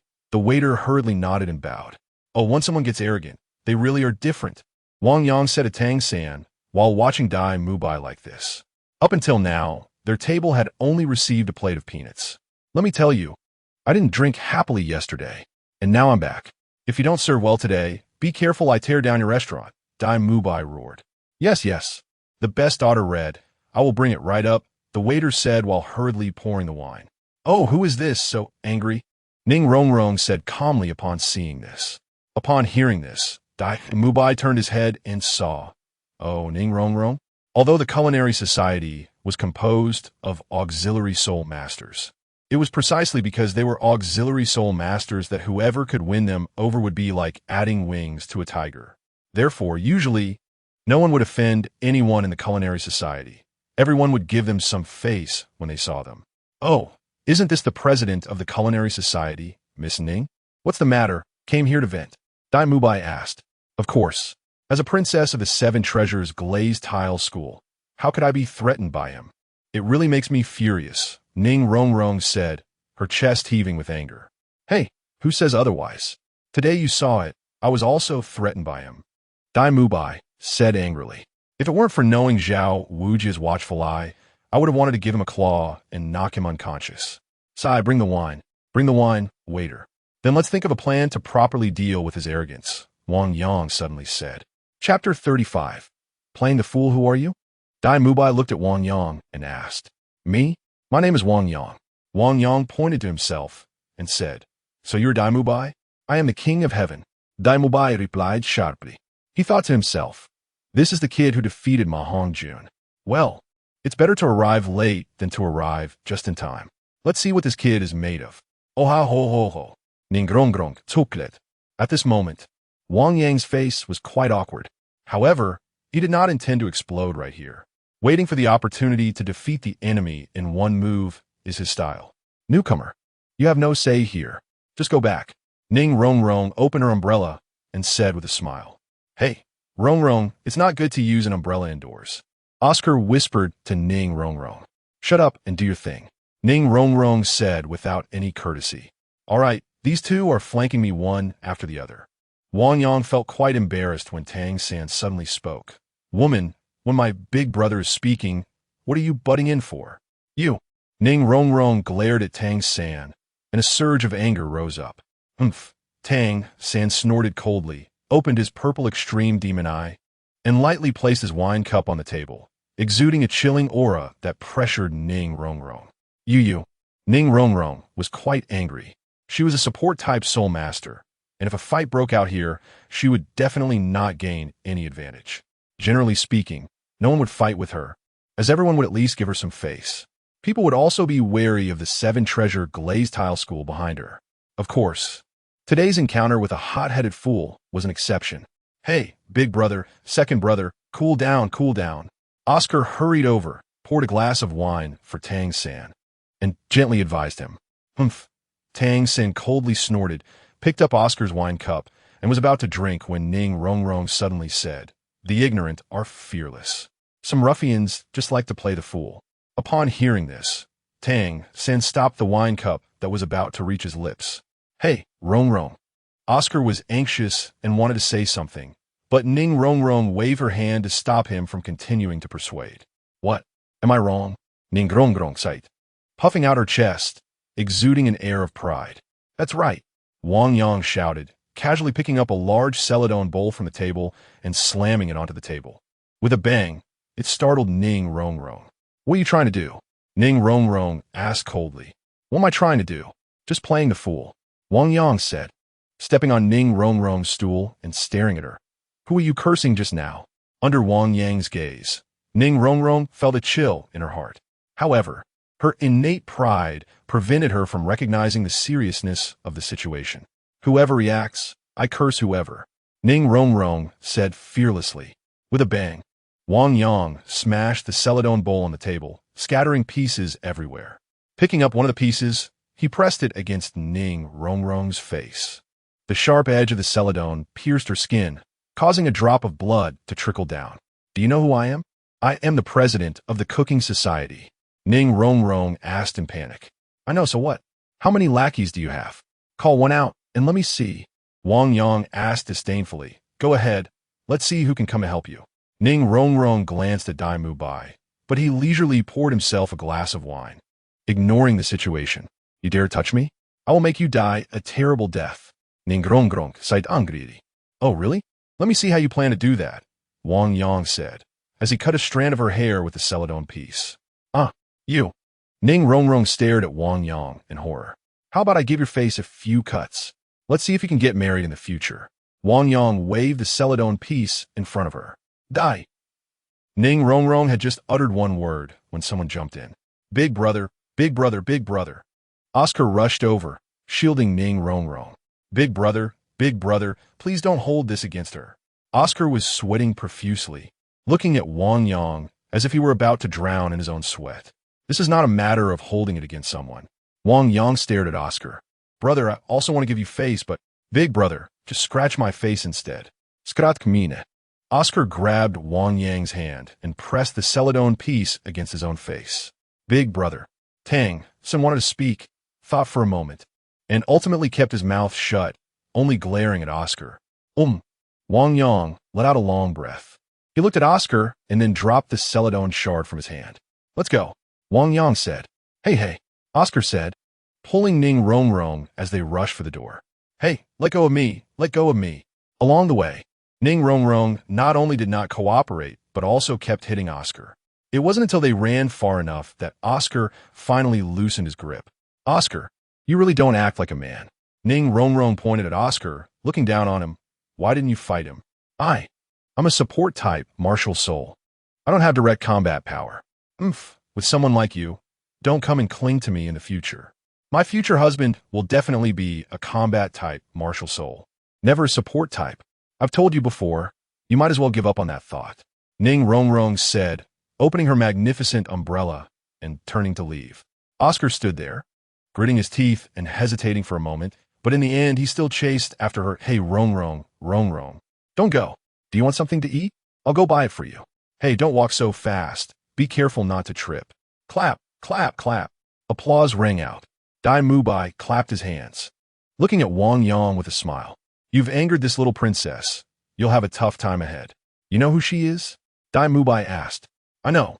Wang Yang replied calmly. Knowing that, you still dare to act so recklessly? Dai Mubai was somewhat surprised.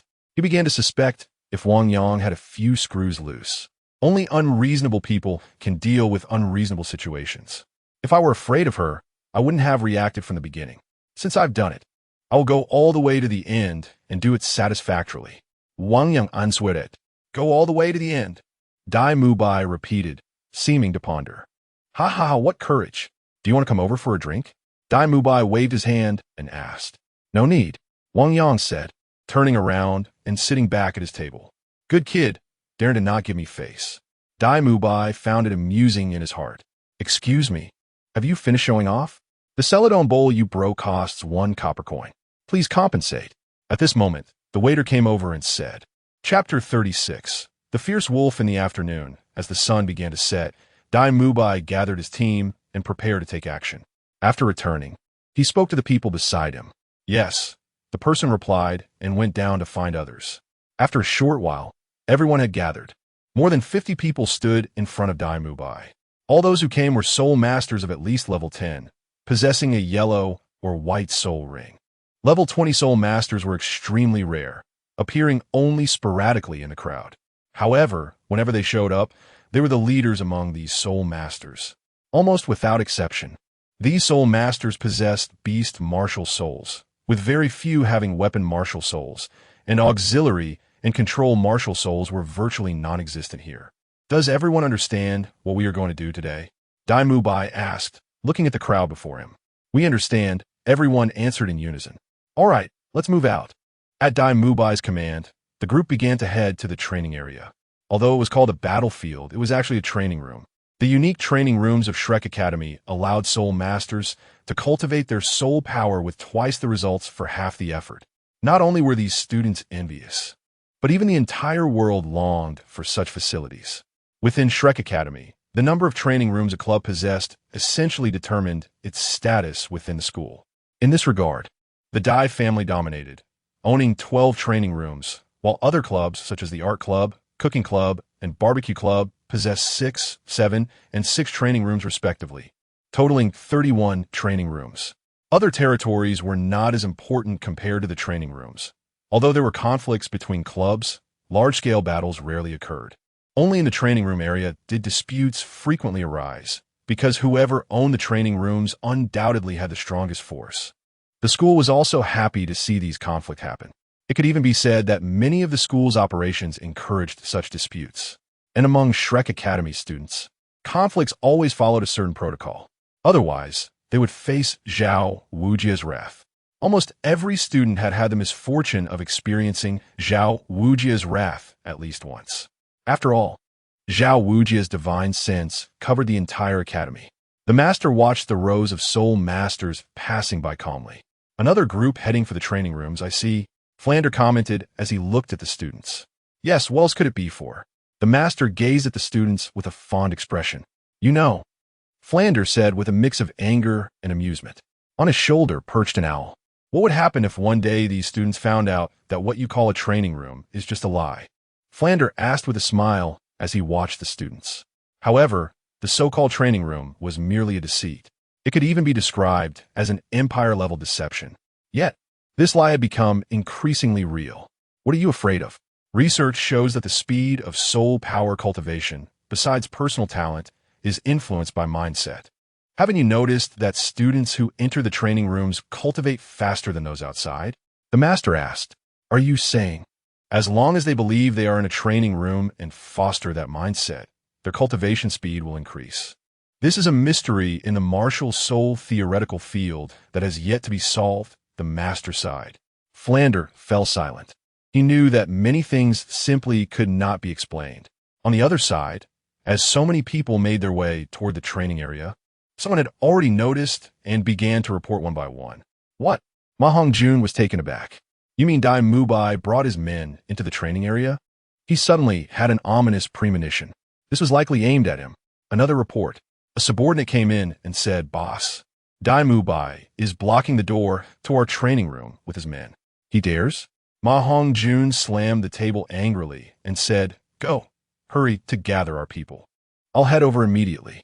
Also, quickly contact the Cooking Club and the Art Club to form an alliance against him. This is rebellion against Dai Mubai, outright rebellion. He pounded his chest and exclaimed he promised to help me resolve this issue. And this is how he resolves it. By rights. You should not be angry at this moment, but should remain calm. However, how could he stay calm? Not to mention he was just a kid in his 20s. Even if he tried to remain composed, Dai Mubai's military strength far surpassed his own. To oppose Dai Mubai, they needed the alliance of the Cooking Club, the Art Club, and the Barbecue Club. Otherwise, Dai Mubai would have the ability to swallow any single club whole. Over the years, they had maintained a delicate balance. But this balance had been shattered with Wang Yang's appearance. Let us go to battle, Ma Hongjun said. The others then followed him. Report. Just as they reached the door, another messenger arrived with news. Ning Rongrong, the president of the Cooking Club, has refused to assist. Zhu Zhuqing, the president of the Art Club, has not yet responded. What? Ma Hongjun exclaimed. The Cooking Club want help? How can we fight against Dai Mubai then? Are we supposed to fight alone? Calm down. Ma Hongjun shouted angrily and then asked the messenger, Did Ning Rongrong say why she wouldn't help? She said that Dai Mubai approached her and promised that if she helped him, she would get a training room after the matter was resolved. That's why she wanted to assist, the messenger replied. What? Ma Hongjun shouted in anger. Does she not realize that if my barbecue club falls, her cooking club won't last long either? Dai Mubai clearly wants to dominate everything. However, no matter how furious Ma Hongjun was, it was to no avail. Sigh. Ma Hongjun sighed deeply, leaning against the door and closing his eyes for a long time. Boss, go to the battlefield first. Hearing someone call him, Ma Hongjun raised his head to look at the person. This person was Zhao Dafeng, one of his most capable subordinates, and one of the few in the barbecue club to reach level 20. However, he had only just reached level 20 a few days ago and had not yet had the chance to hunt for a soul ring. Looking at the person before him, Ma Hongjun suddenly felt there was something he could entrust him. He then took out a piece of broken jade from his pocket and said, "This was the jade that I, Ning Rongrong, and Zhu Zhuqing broke when we formed our alliance. There are 3 pieces, one for each of us. Take this to the cooking club and negotiate with them. Let's see what can be done." Sigh. After speaking, Ma Hongjun sighed heavily and turned to leave. Zhao Dafeng looked at the jade in his hand, then glanced at Ma Hongjun in the distance. Tears suddenly streamed down his face uncontrollably. Wiping away his tears, Zhao Dafeng turned and hurried away. Chapter 37 Go. Rong, Zhao Dafeng outside has been waiting for a long time. You see, Oscar said to Ning Rongrong. I see. What I need to see. Tell her I don't want to see her, Ning Rongrong said bluntly. But Oscar wanted to say something more, but was preempted by Ning Rongrong, who said, Oscar, the matter from noon today is not over. Besides, you're not a member of my cooking club, so why are you lingering here? Faced with Ning Rongrong's questioning, Oscar could only remain silent. But he thought to himself, some things still need to be said. Rongrong. Call me President. Okay. President, I think Dai Mubai has ulterior motives. Promising us a shared training room is just a temporary measure. If you believe Dai Mubai this time and don't lend a hand, when he turns around, he might just deal with us. By then, living under someone else's roof won't be as good as it is now, Oscar advised. Shut up, Ning Rongrong said. The sole masters of the cooking club are all support type. They have no offensive power at all. They need to rely on others to survive. Since there is a chance to board the boxing club S ship, why not take it? But what? Someone, take him away. Yes. Immediately, 3 or 4 big men came out and pressed Oscar to the ground. They were also support-type soul masters, unable to handle any other type of soul masters, but more than enough to deal with Oscar. Throw him out. Ning Rongrong crossed her legs and opened her umbrella. Rongrong, think twice, Oscar shouted as he was thrown out. However, Ning Rongrong seemed uninterested in listening. Just as Oscar was being thrown out the door, Zhao Dafeng seized the opportunity to slip in. President Ning, when the lips are gone, the teeth are cold. The barbecue club is in great danger right now. You must come to the rescue. Zhao Dafeng's first sentence was. Then, Zhao Dafeng took out a piece of jade and placed it in front of Ning Rongrong, saying, Look, isn't this the jade you swore to break back then? Ning Rongrong's face suddenly changed when she saw the jade. Get him out. Ning Rongrong sohted. Yes, several people rushed over. Who dares to touch me? With an angry roar, Zhao Dafeng's martial soul manifested. Beast martial soul, blue wolf. Thick fur began to cover Zhao Dafeng's arms, and his figure grew more robust. Zhao Dafeng, what do you want to do? Ning Rongrong glared at him, asking sternly. I don't know what I want to do. Zhao Dafeng roared and sent the 2 men who tried to hold him away. Zhao Dafeng, I warn you, if you cause trouble here today, you will definitely not have a good outcome tomorrow. Ning Rongrong angrily said, Someone. Ning Rongrong shouted twice, but there was no one around. A group of support-type soul masters could only run when faced with a beast martial soul. In no time, she was left alone. Zhao Dafeng, don't come over. I warn you, if you dare to make trouble here today, I will find someone to deal with you tomorrow. I believe many people will be willing to do me a favor, Ning Rongrong said to the approaching Zhao Dafeng. At this moment, Zhao Dafeng grinned, looking quite terrifying. I don't care about tomorrow. I only know that today. Zhao Dafeng was about to say more when suddenly Oscar rushed in from outside. Zhao Dafeng, what do you want to do? Oscar shouted, standing in front of Ning Rongrong. Zhao Dafeng looked at his hands and then at Oscar blocking Ning Rongrong. With an angry roar, Oscar was knocked aside. Cough, cough, cough. Oscar spat out blood from the impact. I have a big sausage, Oscar said, pulling out a sausage, stuffing it into his mouth in a few bites, and quickly standing back in front of Ning Rongrong. Zhao Dafeng, calm down, Oscar shouted angrily. This shout instantly made Zhao Dafeng feel like he was in an ice cave. Right, I came to ask for help. How did I end up offending the other party instead? Looking at the blood-covered Oscar in front of him and the trembling Ning Rongrong hiding behind him, he couldn't help but feel a wave of sadness. With a long howl, so tragic, Ning Rongrong's umbrella fell apart and landed aside. A tear rolled down Zhao Dafeng's cheek. He could almost imagine the barbecue club being expelled from the entire school in the future. Helpless. Zhao Dafeng turned to leave, but was called back. Brother Zhao. The speaker was Oscar, who was now covered in injuries. What? Zhao Dafeng asked. I'll go with you, Oscar said.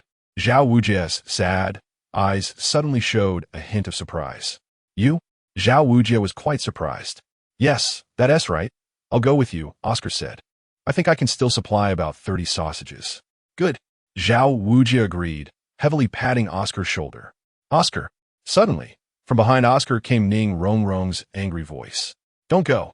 Stay, Ning Rongrong said. But Oscar had no hesitation and still wanted to go out with Zhao Dafeng. Oscar. Ning Rongrong's voice became sharper. You've always wanted to pursue me, right? Well, I'll give you a chance. You stay now. There's a circus this weekend.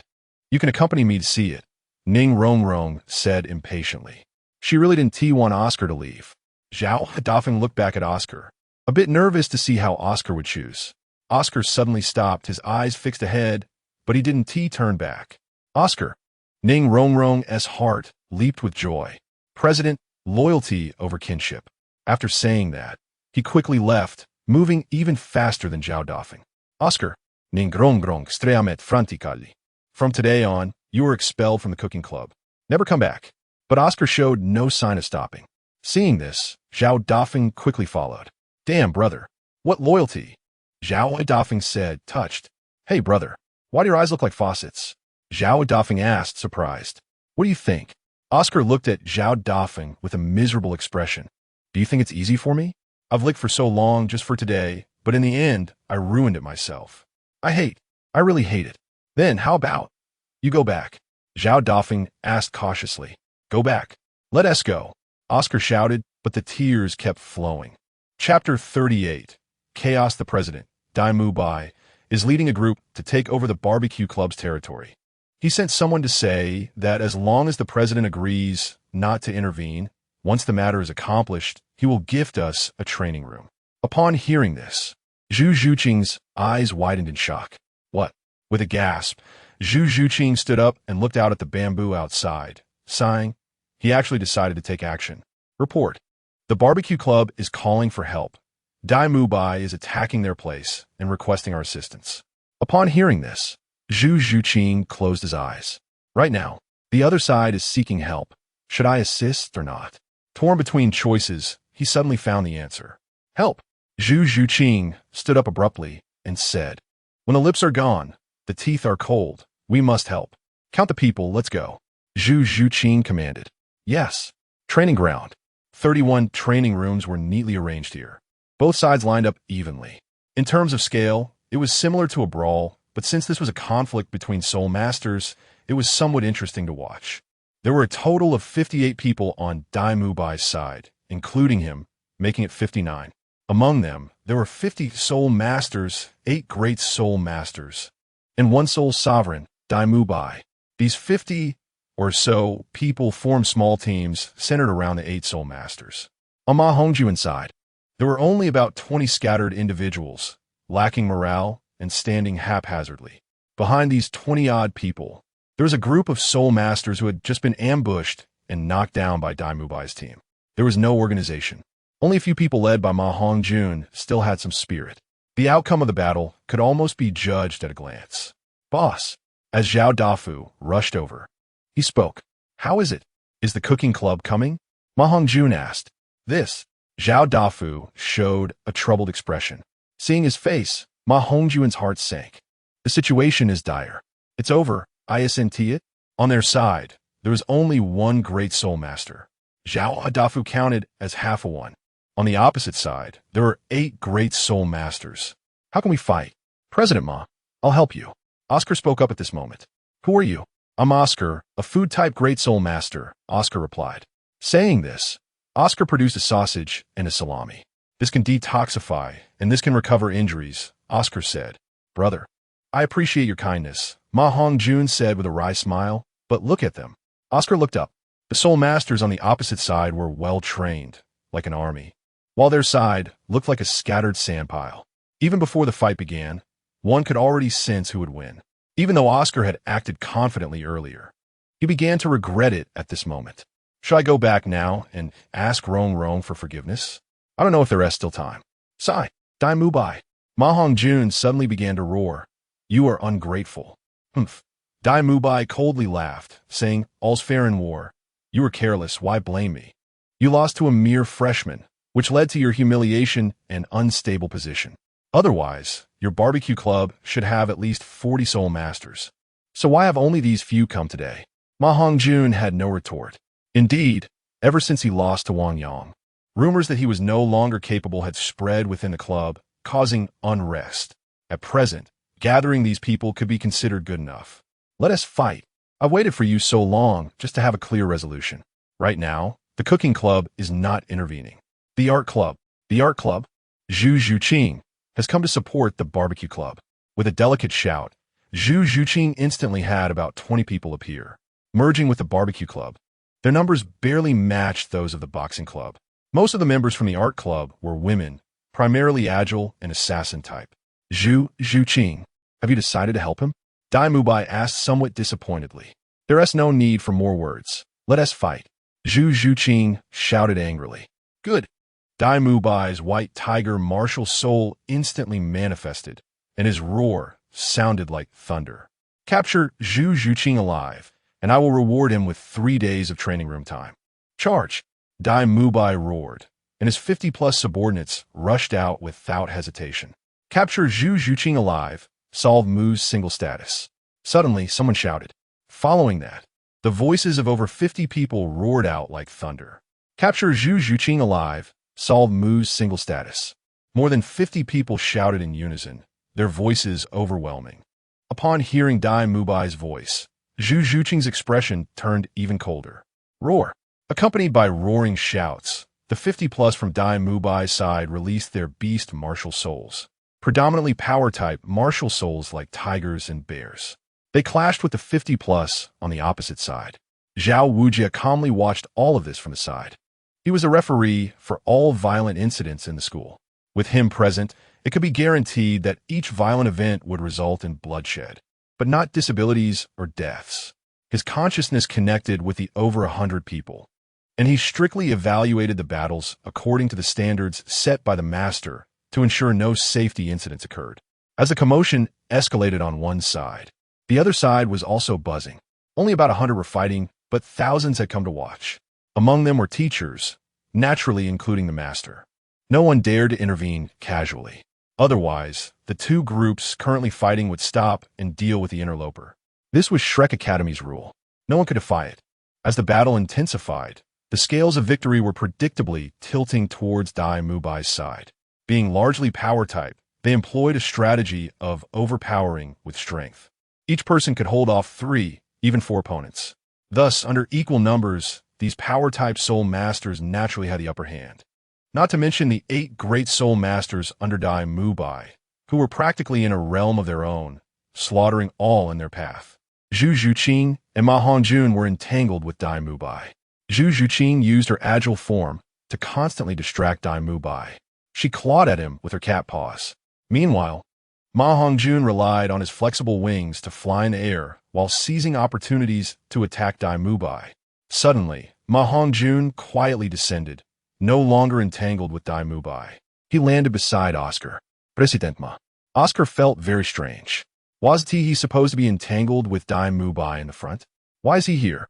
Ma Hongjun quickly took out a black token. This was the President's token. Oscar, your sausages are almost gone, right? Yes, they're all gone. You. Take this token to Wang Yang and tell him that I am willing to offer up the entire territory of the barbecue club to him. Let him join the battle. What I can't have, Dai Mubai can't have either, Ma Hongjun said angrily. What are you still dawdling for? Hurry up. Okay. Oscar, hearing this, hurriedly took the president's token and left. Ma Hongjun, where are your people? Zhu Zhuqing, having lost Ma Hongjun's support, was now on the verge of collapse. They're coming. Ma Hongjun flapped his wings and soared into the air. Chapter 39 Call for help. Where's the boss? Where's the boss? Oscar rushed into Wang Yang's room with a token in hand and asked, What are you doing, Oscar? So rude.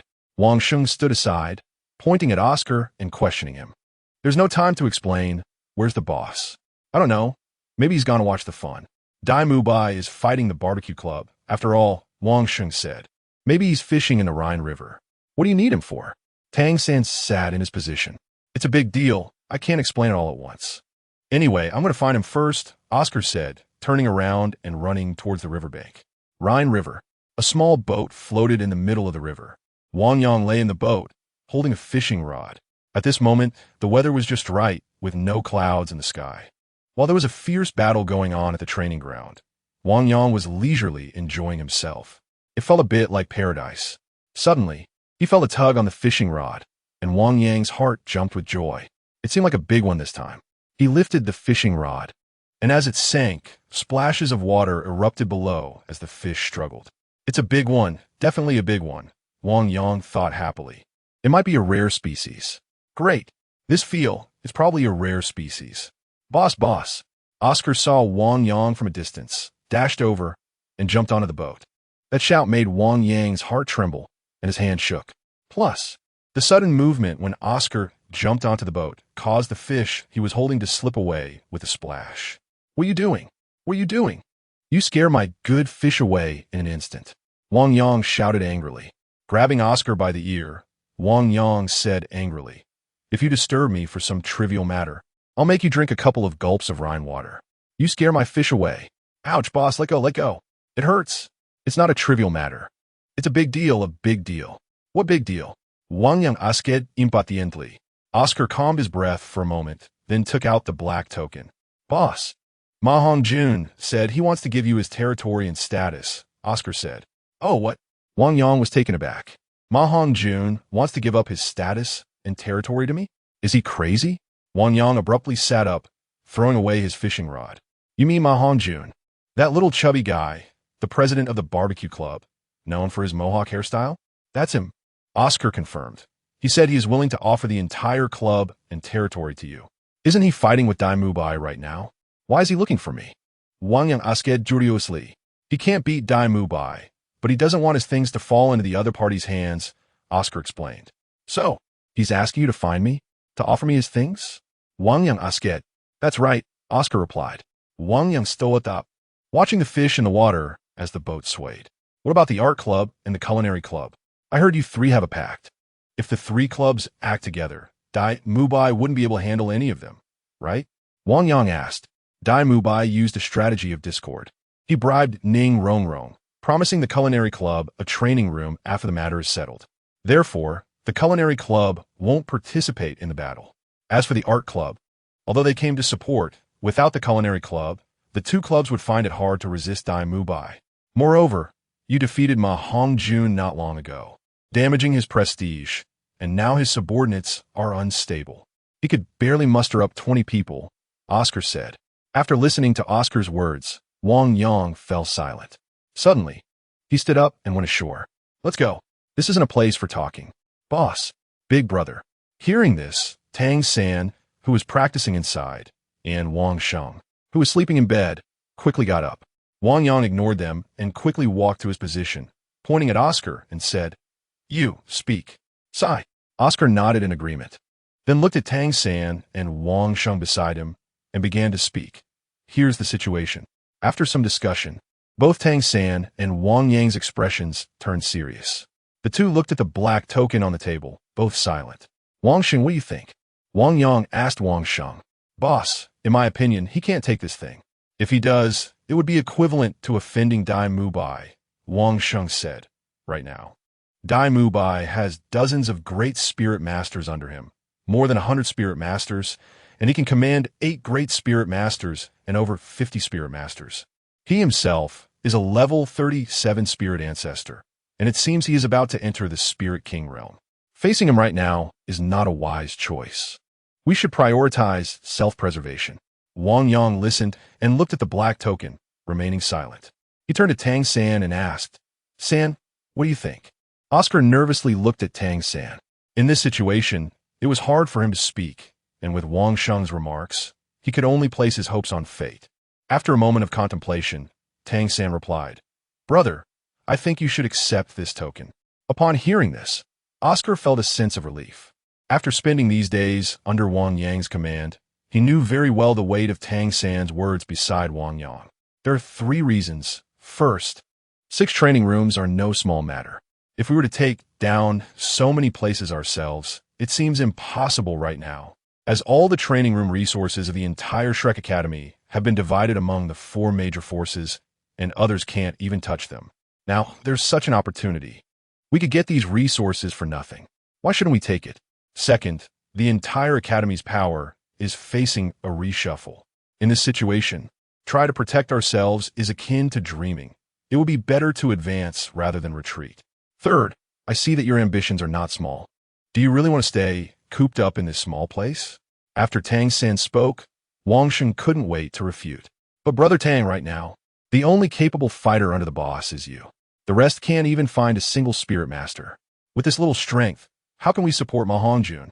It's just a drop in the bucket of no significance to the overall situation. Besides, even if we can win this time, how can we defend the 6 training rooms? Other people's training rooms have great spirit masters stationed there. Who can we find to guard ours? Wang Sheng asked. Don't worry. At that time, we can take over all the members of the barbecue club, Oscar said eagerly. Humph. Wang Sheng snorted coldly and asked, "Oh, is that so? Then let me ask, how many people in the barbecue club know the boss? And how many would be willing to follow the boss afterward? By then, it would just be an empty shell. Boss, it's easy to conquer a territory, but hard to keep it." After a round of discussion, all the burdens fell on Wang Yang. Tang San, Wang Sheng, and Oscar all stared at him, waiting for him to make a decision. Chapter 40 this time. The outcome is still uncertain. As for management matters, that is far off. If we let Dai Mubai's family grow bigger, we might face dire consequences. By then, it will be too late for regrets. Moreover, it will be a pity to let so many training rooms go to waste. If we don't use them, they will be lost. Tang San prepared to set off. Wang Sheng, go call some people. Gather as many as you can. Wang Yang said. What? Wang Yang asked. No, it's nothing. I'll go right away, Wang Sheng replied. On the other side, at the battlefield, because there were 8 soul masters involved, after a period of stalemate, the battle began to gradually tilt towards Dai Mubai's side. On the battlefield of Dai Mubai, Zhu Zhuqing and Ma Hongjun, the outcome was also becoming clearer. With the White Tiger Barrier and the White Tiger Vajra transformation activated, Dai Mubai's hardness was simply not something these two could easily damage. Zhu Zhuqing could only rely on her agile movements to create disturbances, while Ma Hongjun could only attack using his ability to fly. Although the power of his Phoenix Fire line was tremendous, as long as Dai Mubai was careful to dodge, he could still avoid it. However, if either of them let their guard down, they would be severely injured by the White Tiger's Light Wave or Dai Mubai's Tiger Claws. Zhu Zhuqing had just been accidentally injured by Dai Mubai's Tiger Claw, and her mobility was now clearly diminished.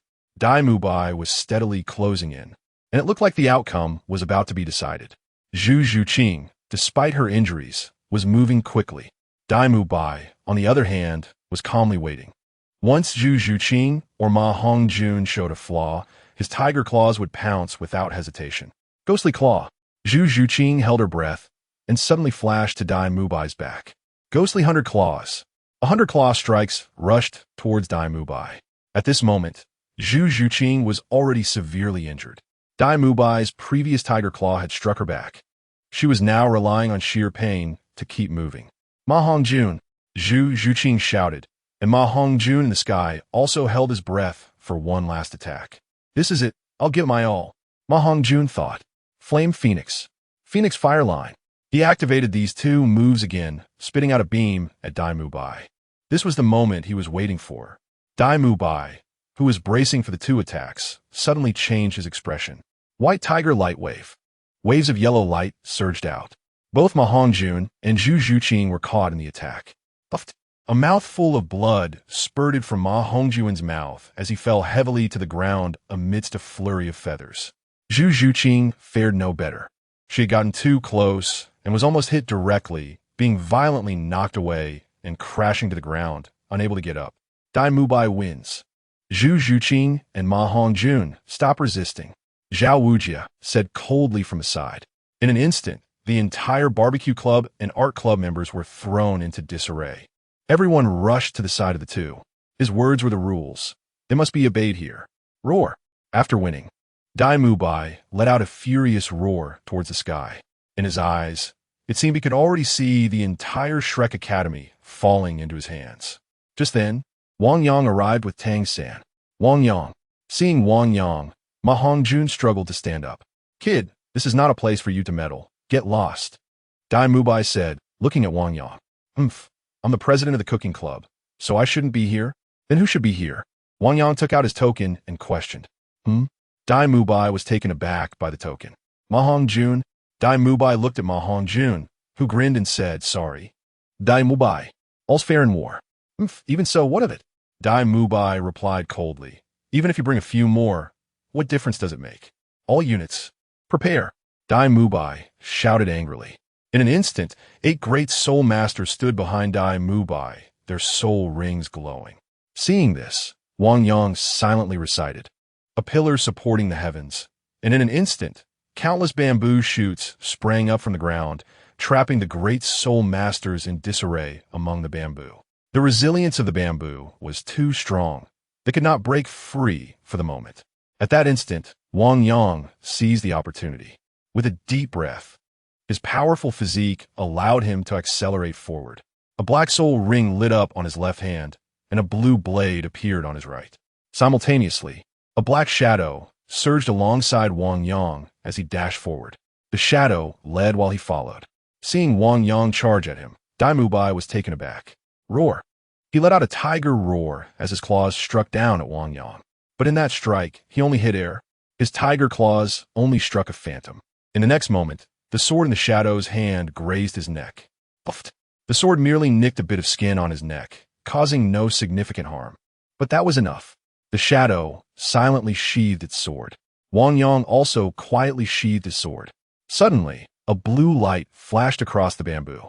Countless bamboo shoots were cut in half, falling haphazardly and knocking the great soul masters to disarray. When they tried to rise and resist, they suddenly felt a tickle on their necks. Reaching out to touch it, they found a small scratch. Dai Mubai, you lose. Please leave the arena. Accompanied by Zhao Wujia's cold voice, the crowd erupted in an uproar. No, I haven't lost yet. Dai Mubai roared. But Zhao Wujia suddenly jumped over and pressed his head into the mud by the roadside. Are you questioning my judgment? Zhao Wujia asked. Look at your neck. Do you need me to say more? And you all, the same goes for you. Zhao Wujia turned to the 8 great soul masters under Dai Mubai. After a brief silence, the whole world erupted. Countless people were shocked, surprised, and furious. No one was prepared for this outcome. Who is this person? Why is his first soul ring a 10,000-year soul ring? And why did he make Dai Mubai lose the moment he appeared? What is going on? Despite the many questions, what the crowd did most was cheer for the victor. Awesome! Ma Hongjun exclaimed as he rushed over to hug Wang Yang. One move, just one move. Did you all see that? Ma Hongjun laughed at his brothers behind him. On the other hand, Dai Mubai was stunned by this sudden turn of events, losing all fighting spirit in an instant. Occasionally, a few who still wanted to resist were drowned out by the howls of the crowd. Let us go, Dai Mubai said angrily, turning to leave. But the celebration continued. The celebration of the strong continued. Shrek Academy has always only respected the strong. Chapter 41. Tangmen. A week had passed since the last battle. Under the care of everyone, Wang Yang was lazily sitting on the sofa, enjoying the fruits of victory. Boss, look, from now on you are the president of the barbecue club. When will you come and give a speech? Wang Sing asked beside Wang Yang. Hey, enough of that. The barbecue club belongs to others. Don't take advantage just because you help them. Understand? Wang Yang replied to Wang Sheng. Then you should return the president's token to them, Tang San quietly commented from the side. He had clearly seen that Wang Yang had kept the president's token for himself since the beginning and had not returned it yet. Boss, Ma Hongjun is here, someone announced as they entered. Wang Gu. Ma Hongjun walked in as he spoke. After a week, his complexion seemed to have improved a lot. Ah, I was just about to find you. Come, sit. Wang Yang waved his hand, signaling Ma Hongjun to sit down. Hongjun, how is your injury? Thanks to you. It's recovering well, Ma Hongjun replied. Oh, then, bring tea, Wang Yang said. After a moment, a cup of tea was brewed and brought over. Try it, Wang Yang said. Ma Hongjun looked at the tea. The leaves were tender and fragrant from their barbecue club. Realizing this, Ma Hongjun understood. President, Ma Hongjun began, but was stopped by Wang Yang. Wait, what do you call me? Wang Yang asket. President, Ma Hongjun said. Hey, you can't just say that. The president of the barbecue club has to be you. I just helped you a little. How can I take advantage of it? Wang Yang said, turning to Tang San. Sanner, give it to him. Tang San didn't say a word, just took out the black token and handed it to Ma Hongjun. Ma Hongjun looked at the token being handed over and swallowed hard. Oh my God, isn't this what I've always dreamed of? Is this real? But he felt it was unreal. He looked at the tea in front of him and then at the black token in Tang San's hand. With a bite of his teeth, he thought, whatever, I'll just take the token first. Trying it wouldn't hurt. With this mindset, Ma Hongjun grinned and caught the token. He Wang Gu then I. Oh my God, Sanner, your strength. Ma Hongjun tried to pull the token towards him, but found it unmoving in Tang San's hand. Hey, I just came out this morning. My hands are still a bit slippery, Ma Hongjun said, using all his strength to try to pull the token, even using his strong thigh to push against the table's edge. But no matter what he did, the token remained still in Tang San's hand. In a moment of carelessness, he lost grip and the token rolled away, causing everyone to burst into laughter. Cough, cough. After getting up again, Ma Hongjun coughed twice, slapped the table, and said with a frown, Wang Gu, how can you say that? Am I that kind of person? I'm a man of my word. Wang Gu, don't refuse. Let us settle this. You will be our barbecue club as president. I am your subordinate. Arrange whatever you see fit. If those little brats dare to bully us, I'll be the first to stand up against them. It's rare for you to be so sincere. All right, Sanner, put away the stuff. And you lead a meeting, Wang Yang said. Okay, got it, Ma Hongjun quickly replied. Not long after, more than 10 people entered Wang Yang's place. They were all veterans of the barbecue club, and their words carried some authority. Cough, cough, everyone be spirited. From today, our club's president has changed. Wang Yang will take over. He will be our new president from now on. Let us applaud and welcome him, Ma Hongjun said, leading the applause. However, there were not many claps from the audience, just a few people. Cough, cough, President Wang acted gallantly a few days ago and saved us. He is our great benefactor. Everyone, how can you show no appreciation? Ma Hongjun said, a bit embarrassed, with sweat collecting on his forehead. So, you were just giving the whole club to him? Better to dissolve the club. Someone with a purple mohawk stood up angrily and slammed the table. I'm leaving. I'm quitting the club. As he spoke, a rainbow of mohawks left, with 7 people walking out at once, leaving Ma Hongjun feeling a bit helpless. Now, only 6 people remained. Wang Yang looked at these 6 and asked, how about it? Is anyone else planning to leave? No. Wang Yang scanned the 6 people. With a bang, a colorful mohawk slammed his fists on the table and stood up, saying, I'm going to the bathroom, and then left. At this point, most of the mohawks had left, leaving only the bald heads. Anyone else want to leave? Wang Yang asked. No one responded, nor did anyone leave. All right, since you all don't plan to leave, does that mean you recognize me as your leader? Yes, the 5 people said in unison. Wang Yang looked at them and smiled calmly. In that case, I announce that the first order of business today is that from now on, the barbecue club will be renamed Tang Men, with Tang San serving as the vice president. Tang Men. Tang San's eyes widened in shock. Although Wang Yang had mentioned giving the barbecue club a new name during their previous discussions, he never expected it to be this name. What is going on? Could it be? Tang San looked at Wang Yang, his eyes filled with complexity. He also came from another world. Could he possibly be from Tang Men too? But how could that be? He had never heard of anyone named Wang Yang in Tang Men. And it wasn't just Tang San. From Ma Hongjun to Wang Sheng, Everyone was equally shocked, their jaws nearly dropping. The barbecue club was being renamed Tang Min. Did that mean they could no longer keep their cool mohawk hairstyles? Ma Hongjun felt as if his world was collapsing. Suddenly, another person among the five stood up. All eyes turned to the person who stood up. It's nothing. I just think Tang Min is a nice name, he said, then slowly sat back down. All right, then it's settled. Meeting adjourned. Tomorrow, I'll go report to the master, Wang Yang said as he stood up, announcing the end of the meeting. Chapter 42, Get Lost. The commotion yesterday was quite loud. Flander walked in and said, Your disciple seems to have made quite a splash. Oh, don't say that. Tang San is, at most, just a student, the master replied, listening from the side and waving his hand. Good. So how about this batch? Are there any you fancy? Flander asked. I see you personally went out to teach those kids. Back then, the idol told me to bring in 5 people, saying there were treasures among them.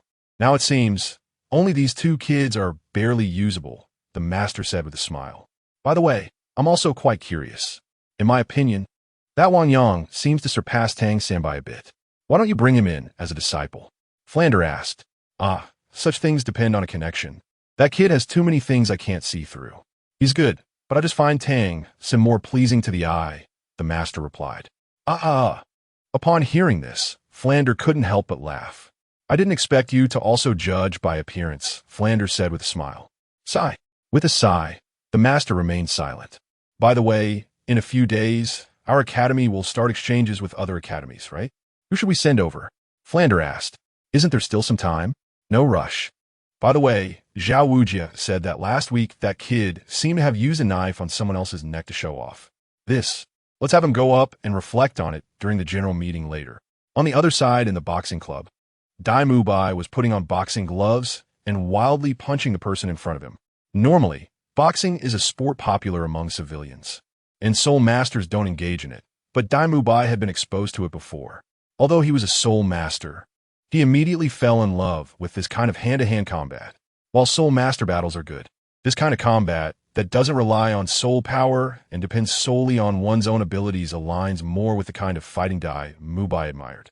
Thus, he often practiced this. Even after arriving at Shrek Academy, he started a boxing club. Accompanied by a roar, Dai Mubai's fist struck like wind and raindrops on his opponent's body. Ultimately, this boxing match ended with an uppercut. This heavy punch knocked his opponent to the ground, and Dai Mubai released all his energy. Useless, he said, leaving a taunt for his opponent as he tossed aside his gloves and sat down. Immediately, someone came over with a white towel to wipe Dai Mubai's body. All the necessary services were present. He was still angry about his loss a few days ago. He shouldn't have lost. How could he lose? Everything had been calculated just right. So why did he lose? Why? Wang Yang, yes, that's right, Wang Yang. In anger, Dai Mubai punched a nearby post as if it were Wang Yang's face. If given the chance, he would definitely tear him apart with his own hands. President Dai. Suddenly, a low call came over. Dai Mubai turned to see the person wiping him calling out. This person had a lewd look, which he didn't like at all. Who are you? Dai Mubai asked. Oh, my name is Martin. President, I see you seem to be worried about last week's incident. Martin said with a grin. He thought to himself that his initial determination to come here was indeed the right choice. Dai Mubai's expression changed, and Martin hurriedly said, No. Please don't misunderstand. What I mean is, I have a way to help you vent your anger. What way? Tell me, Dai Mubai said. Martin then leaned in and whispered a few words in Dai Mubai's ear. Just as he finished speaking, Martin suddenly felt his body lift off the ground. Upon closer inspection, he realized that Dai Mubai had grabbed him. Hey, big brother Dai, what do you mean by this? Martin asked in a panic. Listen carefully. Dai Mubai spat out these words through gritted teeth. I, Dai Mubai, lost to that new kid, and I can't accept it. Do you know? I dream of swallowing him alive. Do you understand? I know, Martin replied, unable to comprehend why Dai Mubai was suddenly so angry. I'm just giving you advice, Martin said with a bitter face. Is that advice? Who do you look down on? Dai Mubai shouted angrily, throwing Martin onto the boxing floor. The fall left Martin dazed. Even without soul power, the strength in Dai Mubai's hands was not something an ordinary person could compare to. Ouch! Martin felt like he was about to throw up his liver from the fall. Listen well, Dai Mubai angrily pointed at Martin and said, I, Dai Mubai, am a man. A man should solve his opponents in a fair and square way. Even if he comes over to kick me and sits as the president of the boxing club, I won't even think about doing something despicable like kidnapping his girlfriend for leverage. Sigh, Martin quickly agreed. Get lost, Dai Mubai shouted, pointing to a door nearby. On the other side, in the culinary club, Oscar wasn't having a good time either. He was squatting at the entrance of Ning Rongrong's dormitory, waiting for her to return. By the way, Ning Rongrong hadn't spoken to him for a week. Finally, he waited for Ning Rongrong. That signature big umbrella paired with her luxurious outfit made Oscar recognize her at a glance. Rongrong.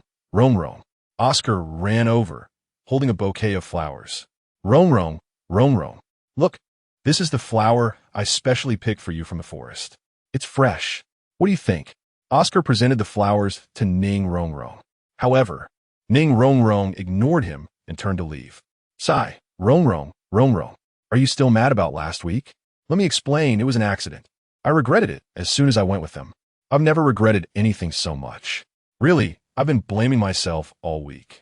Look, I picked a lot of flowers from the forest to punish myself. See? Oscar said as he offered his flowers. Finally, Ning Rongrong paused. She turned around and took the flowers from Oscar. Sigh, Rongrong, have you forgiven me? Oscar asked excitedly. Who would have thought? Ning Rongrong casually tossed the flowers into a nearby flower bed. Sigh this. Get lost. Ning Rongrong pointed to the side of the road. Chapter 43. Unexpected situation, Rongrong. Oscar suddenly stood up and shouted loudly. Do you dare to throw away my flower? Oscar reprimanded loudly. What do you want? Ning Rongrong was startled by Oscar's sudden outburst. Throwing it away? Good. Oscar suddenly changed his tone and stomped on the ground, saying, Rongrong, I also think this flower isn't great. You really have good taste. Humph. Upon hearing this, Ning Rongrong snorted coldly and turned to leave. Seeing this, Oscar hurriedly chased after her.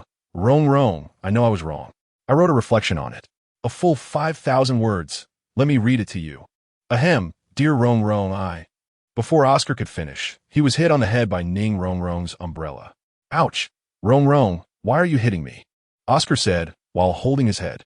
Oscar, listen carefully. You have been expelled from our culinary club, and I, Ning Rongrong, will never have anything to do with you. Now, or in the future. Just give up on that idea. If you don't leave, don't blame me for finding someone to deal with you. After saying this, Ning Rongrong turned and walked away. Sigh, Rongrong. Oscar still wanted to chase after her.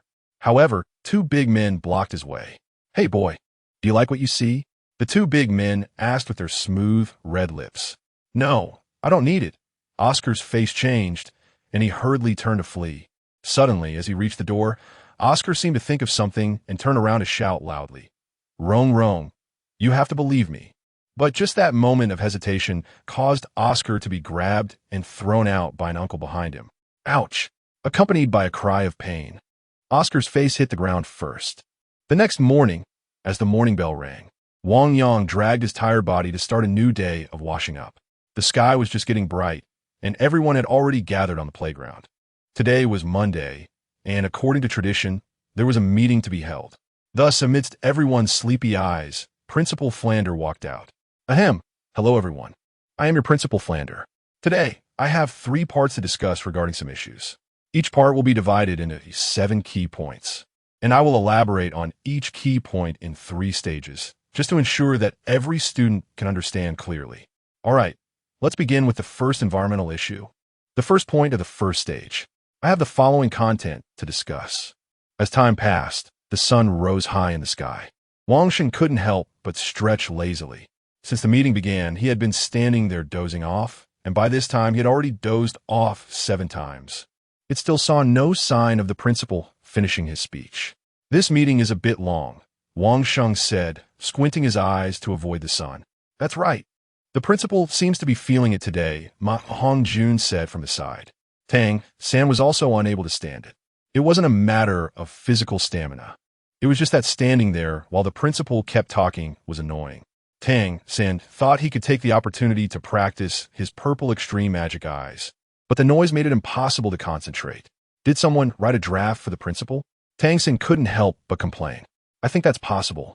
Ma Hongjun nodded in agreement. How so? Wang Yang asked. The principal is only at the second part, 7th point, second stage, Ma Hongjun said. What the heck? Suddenly, Master appeared out of nowhere behind everyone, asking, Where are we now? Hello, teacher. Hello, teacher. Ma Hongjun quickly greeted Master upon seeing him. Sigh. What's wrong with old Flander today? Doesn't he know the time? Master said somewhat anxiously. Teacher, you didn't hear? Ma Hongjun tentatively asked. This caught Master off guard, and he quickly coughed a few times, saying, What do you mean by here? Don't talk nonsense. I was testing you. Now tell me, where's the principal at right now? I want to see if you know. I'll tell you. The principal is currently at the second part, 6th point, first stage, Ma Hongjun said deliberately. Good. Not bad. Listen carefully, Master said, turning to leave. As Master turned around, everyone exchanged knowing smiles, especially Ma Hongjun, who couldn't help but chuckle. Hey. What are you laughing at? Master said, coming back to give him a stern look. You look like you're in a hurry. Huh? Master asked with an unfriendly expression. No, teacher. I'm just listening to the principal's speech, getting into the mood. That's why I laughed, Ma Hongjun hurriedly explained. Oh, is that so? Master suddenly realized. Yes. That's right, Ma Hongjun quickly added. All right, then come here, Master said. Huh? Ma Hongjun was somewhat confused. Come here, Master insisted. Oh. Ma Hongjun responded and followed Master. Then, Master brought Ma Hongjun to a spot under a tree next to the principal, the closest place to the principal where all the teachers and students couldn't see. But it was very close to the principal's loudspeaker. All right, you stay here and listen carefully to the principal's words. Then, write me a 2,000-word reflection, tomorrow. Hand it to me, remember that, Master said and left. Sigh. While he was speaking, Principal Flander suddenly started speaking. So, we must strengthen. The loudspeaker nearly made Ma Hongjun cross-eyed. Why did he say such things? It would have been better to admit it directly. What kind of torture was this? Finally, Flander's speech came to an end. Ahem. Next, we will proceed to the second item of the meeting, the reflection. Last week, our school had an incident of violating the school's fighting rules. What rule was violated? It violated the student fighting management measures of our school, which states that one must stop at the point. Cutting the opponent's throat, although it did not cause serious injury, was still a violation of the rules. All right, let's invite this student to come up and give a reflection. After Principal Flander finished speaking, he stepped aside. However, for a long time, no one came up. Until Tang San kicked Wang Yang beside him. Hey, what's going on? What happened? Is the meeting over? All right, let's go back. Wang Yang said, as he stood up to leave, only to be suddenly held back by Master. Go back. No, go up and give your reflection, Master said. All right. The reflection, Wang Yang said, pulling out a piece of paper from his pants pocket without looking and walked up. Ahem. Hello, classmates. Hello, teachers. Now I will start my reflection, Wang Yang said. Ahem. Dear, you are like the clouds at the horizon, beautiful yet unattainable. Dear, you're like the deer drinking water by the river, proud and beautiful. Do you remember that beautiful afternoon? That was our beautiful memory, like a rainbow. We wrestled and ran on the grass, running and falling. I love your flushed cheeks when you knock me down. You were so beautiful then. I also love going to the back street to eat popsicles with you.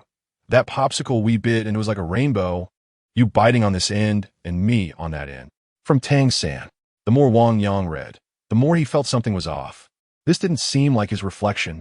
Meanwhile, the classmates below were responding to this sudden situation with a silent and awkward atmosphere. Wait a minute. Let me take a look, Wang Yang said, and then went to dig into his pants pocket, only to find that there was just this one copy. This is terrible. Meanwhile, Flinder's expression changed from initial surprise to disbelief, and finally to furious anger. Now his face was ashen with rage. However, due to his status and dignity, he couldn't explode. Below the stage, Tang San was already on the verge of erupting. The usually calm him was rarely trembling with anger. His face pale. Wang Yang, I'm going to tear you apart. Tang San finally erupted at this moment. Hey, brother, calm down. On the other side, Xiaowu blushed and ran away. You get down here, Flinder said to Wang Yang with a face full of anger. Chapter 44. Drunka, well, Principal, I think this is just a beautiful misunderstanding, Wang Yang tried to explain. What do you mean possibly? Flander came over with a dark face. Flander was currently considering how to make everyone evaporate without being investigated by the police. Wang Yang, within 3 days, I will expel you and scatter your ashes. Below, Tang San was severely emotionally unstable. It was almost impossible to restrain him. Looking at the out-of-control Tang San, and then at Flander in front of him, Wang Yang said, maybe my reflection, he has his own ideas. He might still want to sleep a little longer on my desk. Immediately, the crowd below burst into laughter. You. Flander nearly had a heart attack. Next week, you will continue to go on stage for self-criticism, Flander said angrily. Okay. Then, I'll take my leave, Wang Yang said, turning around to slip away. Meanwhile, the crowd below was almost laughing uncontrollably. Don't laugh. Flander was about to go mad. Finally, the assembly was over. Sigh. Tang San sighed, looking sadly at his hands. Brother Tang, I think you don't need to take this too seriously. It's just a love letter being read. What's the big deal? If you can't even let go of this little bit of face, it's hard to pursue a girl. Maong Jun nodded calmly. Shut up. How about I let you read your annotations on that little yellow book in front of the whole school next week, huh? Tang San angrily questioned. I just wanted to help you vent. Indeed, the boss was a bit excessive. Ma Hongjun said, looking at the ceiling. Wait, Ma Hongjun's annotations on the little yellow book. Tang San looked at Ma Hongjun and suddenly had a wicked idea. All right, big brother, you were unkind first. So don't blame me for being unjust. Just then, Wang Yang walked in. Ahem. Tang San deliberately coughed twice and turned to lie on the bed. This. Sanner, about today's incident. Don't say it, big brother. I'll take the pen for your next self-criticism. It must be done well. You can't embarrass yourself again. Tang San said with a serious expression. In that moment, Wang Yang felt deeply moved. Sanner, Wang Yang was almost speechless. Don't say it. Relieving worries for big brother is my duty, Tang San said. I really didn't misjudge you, Wang Yang said excitedly. Ma Hongjun thought, why do I feel something is off? While they were making a fuss, suddenly a voice came from outside. Tang San, a girl is looking for you. I'm leaving first. Upon hearing this, Tang San hurriedly put on his clothes and left. Sieg, Fine. Then I'll go fishing too. Bye, Wang Yang said, turning to leave. With a bang, it was the sound of Zhu Zhuqing's arrow hitting the target. But suddenly, an anguished cry came from outside, accompanied by a tiger's roar. Without hesitation, Zhu Zhuqing turned around and shot an arrow backward. With a payu sound, but the arrow did not hit anything. Instead, it was caught in her hand. Zhu Zhuqing looked up and saw was Dai Mubai. Casually tossing away the arrow, Dai Mubai walked towards Zhu Zhuqing. What's the matter? Zhu Zhuqing frowned at the wounds on Dai Mubai's body. You barged in. Dai Mubai ignored Zhu Zhuqing and pulled out a wine bottle from his waist, squatting down and gulping it down. Zhu Zhuqing, why did you help others to hit me? Dai Mubai asked angrily after finishing the drink. Is that what you came to ask? Zhu Zhuqing frowned and asked angrily. President. Just then, other members of the art club rushed in, surrounding Dai Mubai. Wait. Zhu Zhuqing stopped them. You all go down first. I'll handle this. The others exchanged glances and complied, with the last one leaving even kindly closing the door. Zhu Zhuqing. Dai Mubai, fueled by alcohol, stood up unsteadily and walked unsteadily in front of Zhu Zhuqing. Tell me, why do you oppose me? Dai Mubai questionangridi. You're drunk, Zhu Zhuqing said coldly. If it weren't for you last time, I would have already taken down Ma Hongjun. Why did you help him? Dai Mubai shouted. Zhu Zhuqing just looked at him coldly. You're making a fool of yourself now, and if others see it, they will laugh. Hurry up and drink, finish and leave, Zhu Zhuqing said. Zhu Zhuqing. As Dai Mubai spoke, he reached out to hug Zhu Zhuqing, disregarding everything in his drunken state. Facing the drunken Dai Mubai, Zhu Zhuqing pushed him away in disgust. Zhu Zhuqing. Pushed away, Dai Mubai suddenly exploded in anger. Whether you like it or not, you are mine. With a slap, Zhu Zhuqing unceremoniously slapped Dai Mubai. Get out. Zhu Zhuqing finally scolded him without holding back. One could vaguely see the redness in the corners of Zhu Zhuqing's eyes. This slap sobered Dai Mubai up quite a bit. He still couldn't let go of his previous defeat.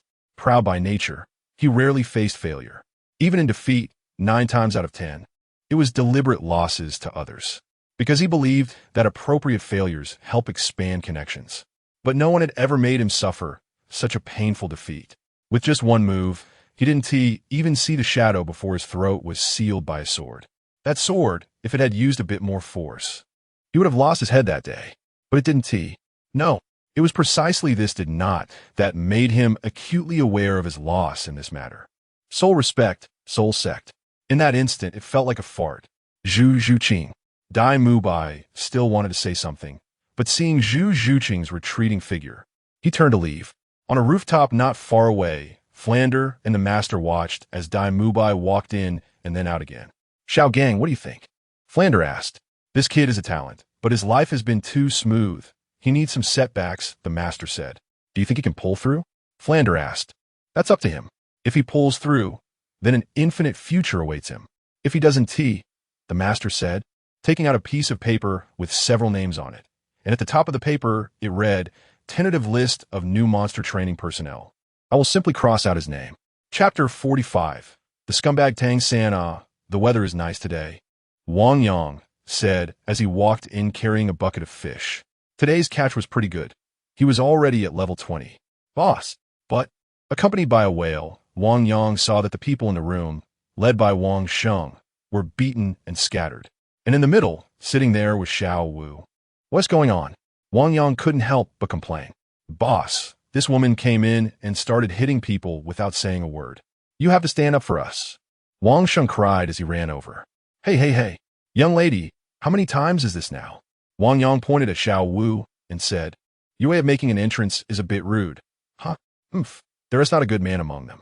As Xiao Wu spoke, her eyes suddenly turned red. Hey, don't cry. I know, I apologize. This morning, I misread the love letter Tang San wrote to you and embarrassed you. If you can't take it, come at me. Don't take it out on these stinky fish and rotten shrimp. Okay? Wang Yang said. Really? Xiao Wu questioned Wang Yang, staring at him. Wang Yang didn't expect Xiao Wu to really come at him. I knew you were lying to me. As Xiao Wu spoke, tears were about to fall. Hey. Young lady, sit down and talk properly, don't cry. Wang Yang hurriedly said upon seeing this. Are you his boss? Xiao Wu suddenly pointed at Wang Yang and asked. He? Who is he? Tang San. Huh? Wang Yang's heart trembled, suddenly feeling that something was wrong. Could it be that Tang San did something to wrong Xiao Wu? Like cheating? That would interest him. So, he had Xiao Wu sit aside. Come on, Xiao Wu, tell me in detail. Wang Yang said. With a loud bang, Wang Yang slammed his hand on the table in front of him. So despicable. Wang Yang said angrily. How could Tang San do such a thing? Meanwhile, Xiao had already started crying on the side. Don't be afraid. I will stand up for you. Wang Yang said indignantly. Wow, I never expected that Tang Ergo would be this kind of person. Wang Sheng chimed in from the side. They're definitely in the woods behind us, being all lovey-dovey. Xiao Wu cried. Let's go find him. Wang Yang said, as he was about to call people over. Hey boss, it's not good to involve too many people in this. Just a few of us will do. Wang Sheng suddenly said. That makes sense. Let us go. Wang Yang nodded. So, a few of them headed to the woods behind the mountain. With Xiao Wu leading the way, they hid behind a big tree and quietly began to peep. With a loud bang, it was the sound of a steel needle piercing the tree. Tang San, how about this? The soft voice like glutinous rice almost made Wang Yang and Wang Sheng choke. The few of them quietly stretched their heads out to take a look and found Tang San with a senior sister from their academy named Meng Yiran, standing together. The two were getting closer, but Tang San seemed to be avoiding Meng Yiran. That S her. Xiao Wu's eyes were almost bursting with fire. About 2 weeks ago, she suddenly clung to Tang San, saying she wanted him to teach her hidden weapons. Since then, Tang San was supposed to come and play with her every afternoon, but he kept standing her up.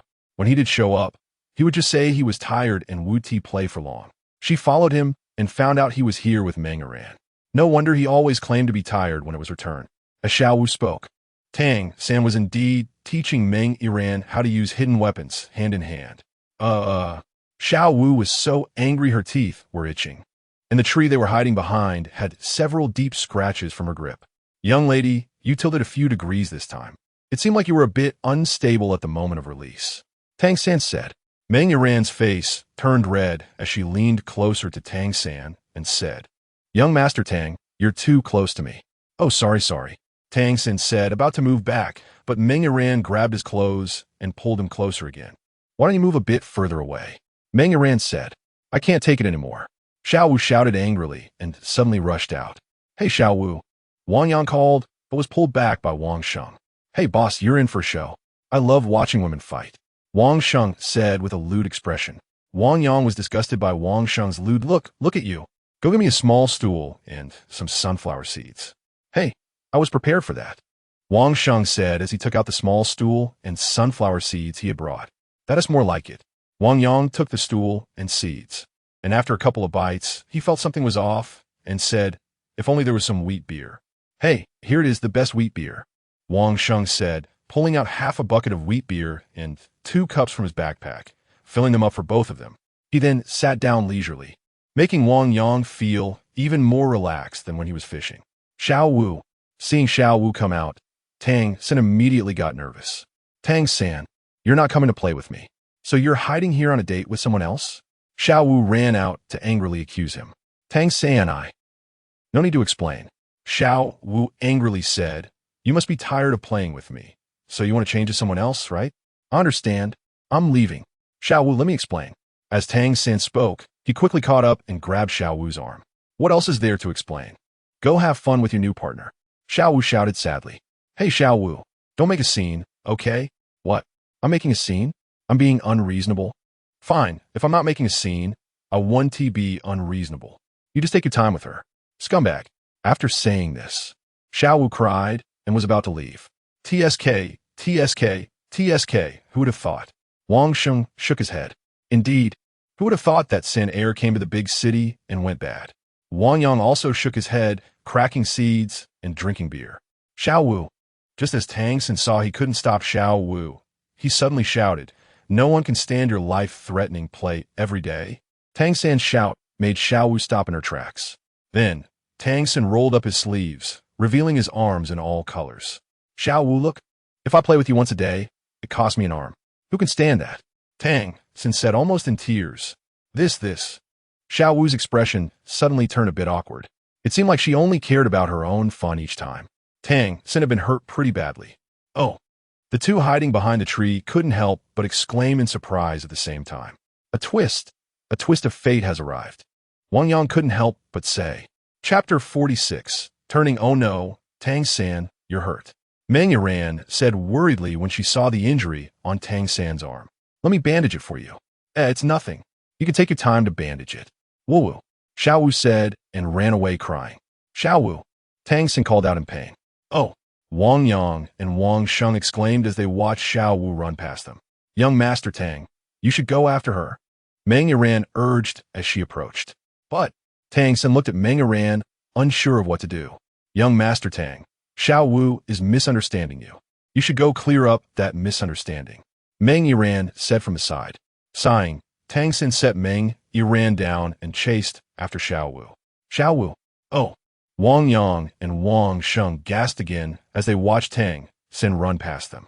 Ah, this is the most boring conflict I've ever seen, Wang Sheng said, putting away his small stool. Why is this happening all of a sudden? Wang Yang looked at his drink, which was almost finished, and the sunflower seeds in his hand, also nearly gone. He picked up his stool, ready to leave. Suddenly, there was a loud bang beside him. Wang Yang turned to look and found a steel needle embedded in the tree next to him. Turning his head, he saw Wang Yang walking out with a frosty expression. Is it fun to spy on others? Wang Yang asked coldly. I was just worried about my brother Tang San. Yes, that's right, that's it. Wang Yang found a reason that he could convince himself with. Worried about Tang San? Then why don't you worry about yourself? As Wang Yang spoke, she extended her hand, and her martial spirit, the serpent staff, appeared. At the same time, 2 yellow soul rings appeared on Wang Yang's wrist. Junior, do you know that sometimes not knowing is better than knowing? Wang Yang said as she slowly walked over. What do you want? Wang Yang swallowed hard. trying to defend himself against the approaching Wang Yang. "Oh, are you scared?" Wang Yang asked with a smile. Hey, I warn you. Don't force me to take action," Wang Yang said, putting his Suyu knife at his waist. "Force you? What if I do?" Wang Yang asked with a smile. "Then I—" Wang Yang slowly placed his hand on the Suyu knife and shouted, one pillar supporting the sky. With the shout, thick bamboo shoots sprang up from the ground, trapping Wang Yang in the middle. A petty trick.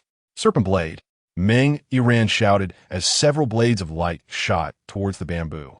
But they merely left a few white marks on the bamboo. "What? This is solitary bamboo. You can't cut it." Wang Yang laughed from outside. "I don't believe it. Serpent blade, serpent blade, serpent blade." Wang Yan's staff struck the ground repeatedly, shooting out countless flying blades, but when they hit the bamboo, they only shook a few leaves down. "How's that? Out of moves, right? This solitary bamboo took me half a day to cut down." Wang Yang approached with a strange smile. What do you want? Get away." Wang Yang was a bit flustered, as there were no grandparents here to help her. Hey. Wang Yang approached with a lewd expression, frightening Wang Yang half to death. Wang Yang had already begun to see Wang Yang as someone who was after her. This is at the academy. What do you want? I warn you, if you dare to act recklessly, I... Wang Yang panicked, unable to say anything coherent. "What do I want? Why don't you guess?"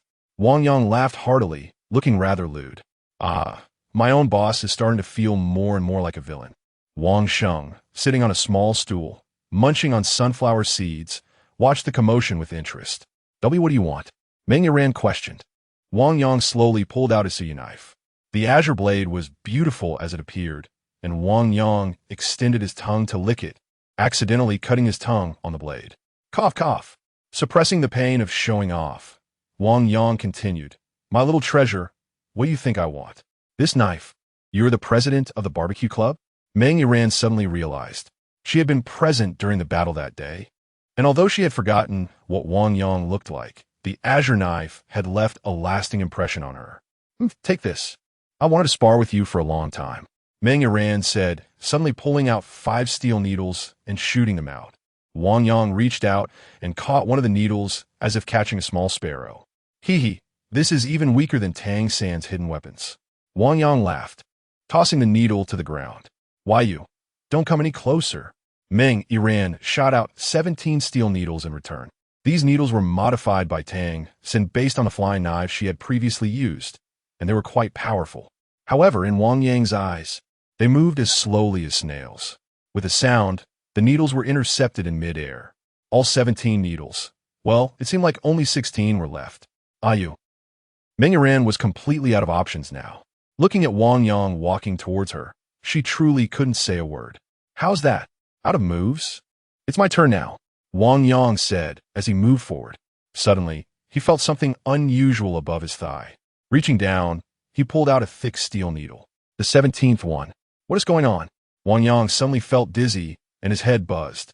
"Oh no, there's poison on it," Wang Yang thought to himself, ready to channel his energy to resist, but the toxin spread first. How can this needle even turn? Ugh. With a thud, Wang Yang fell to the ground.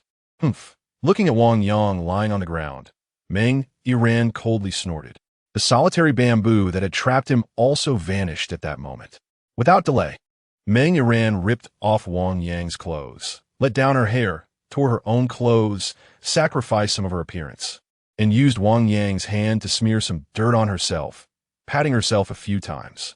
"Help! Help!" Wang Yang shouted loudly as she ran down the mountain. Meanwhile, Wang Sheng was stunned by Wang Yan's actions and quickly found a place to hide. This woman is not to be trifled with. Watching Wang Yang run down, Wang Sheng felt as if his heart had taken a trip to the freezer, feeling icy cold.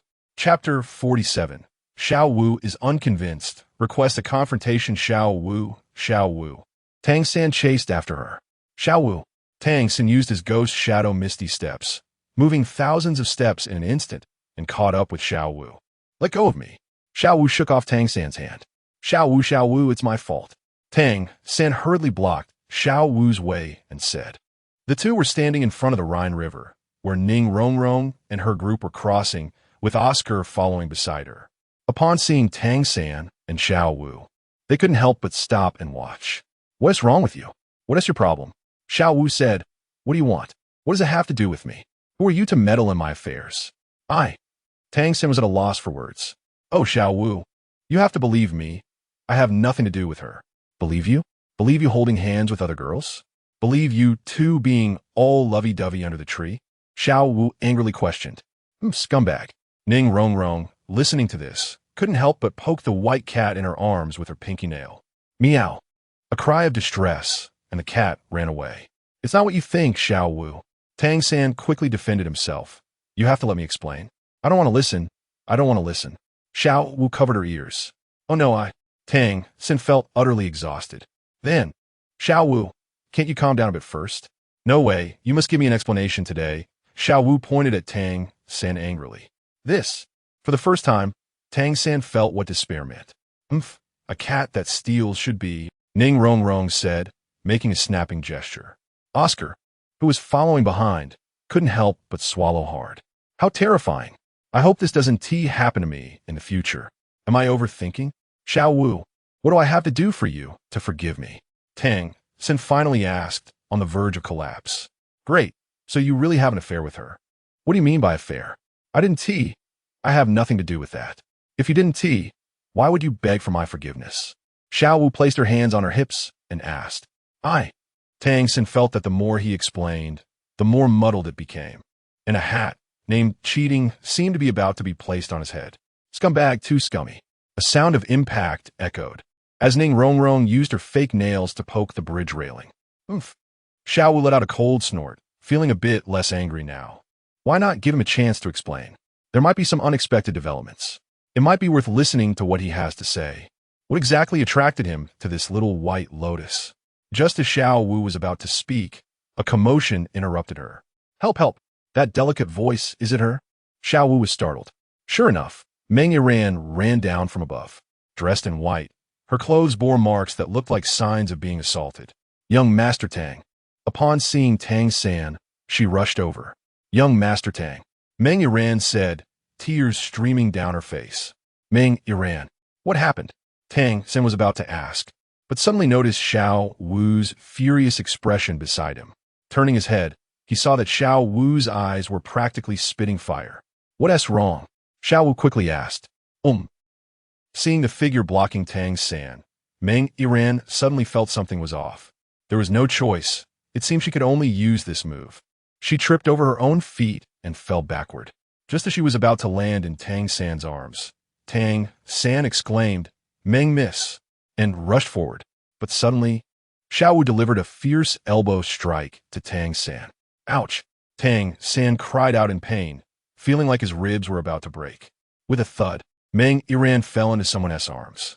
Young Master Tang, there's. Meng Yiran opened her eyes and found herself lying in Xiao Wu's embrace.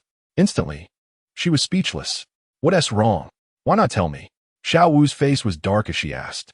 Fine. Meng Yiran was sweating profusely, cursing Xiao Wu in her heart. This girl is ruining my plans. What's wrong? You seem to have suffered something terrible. Why not tell me?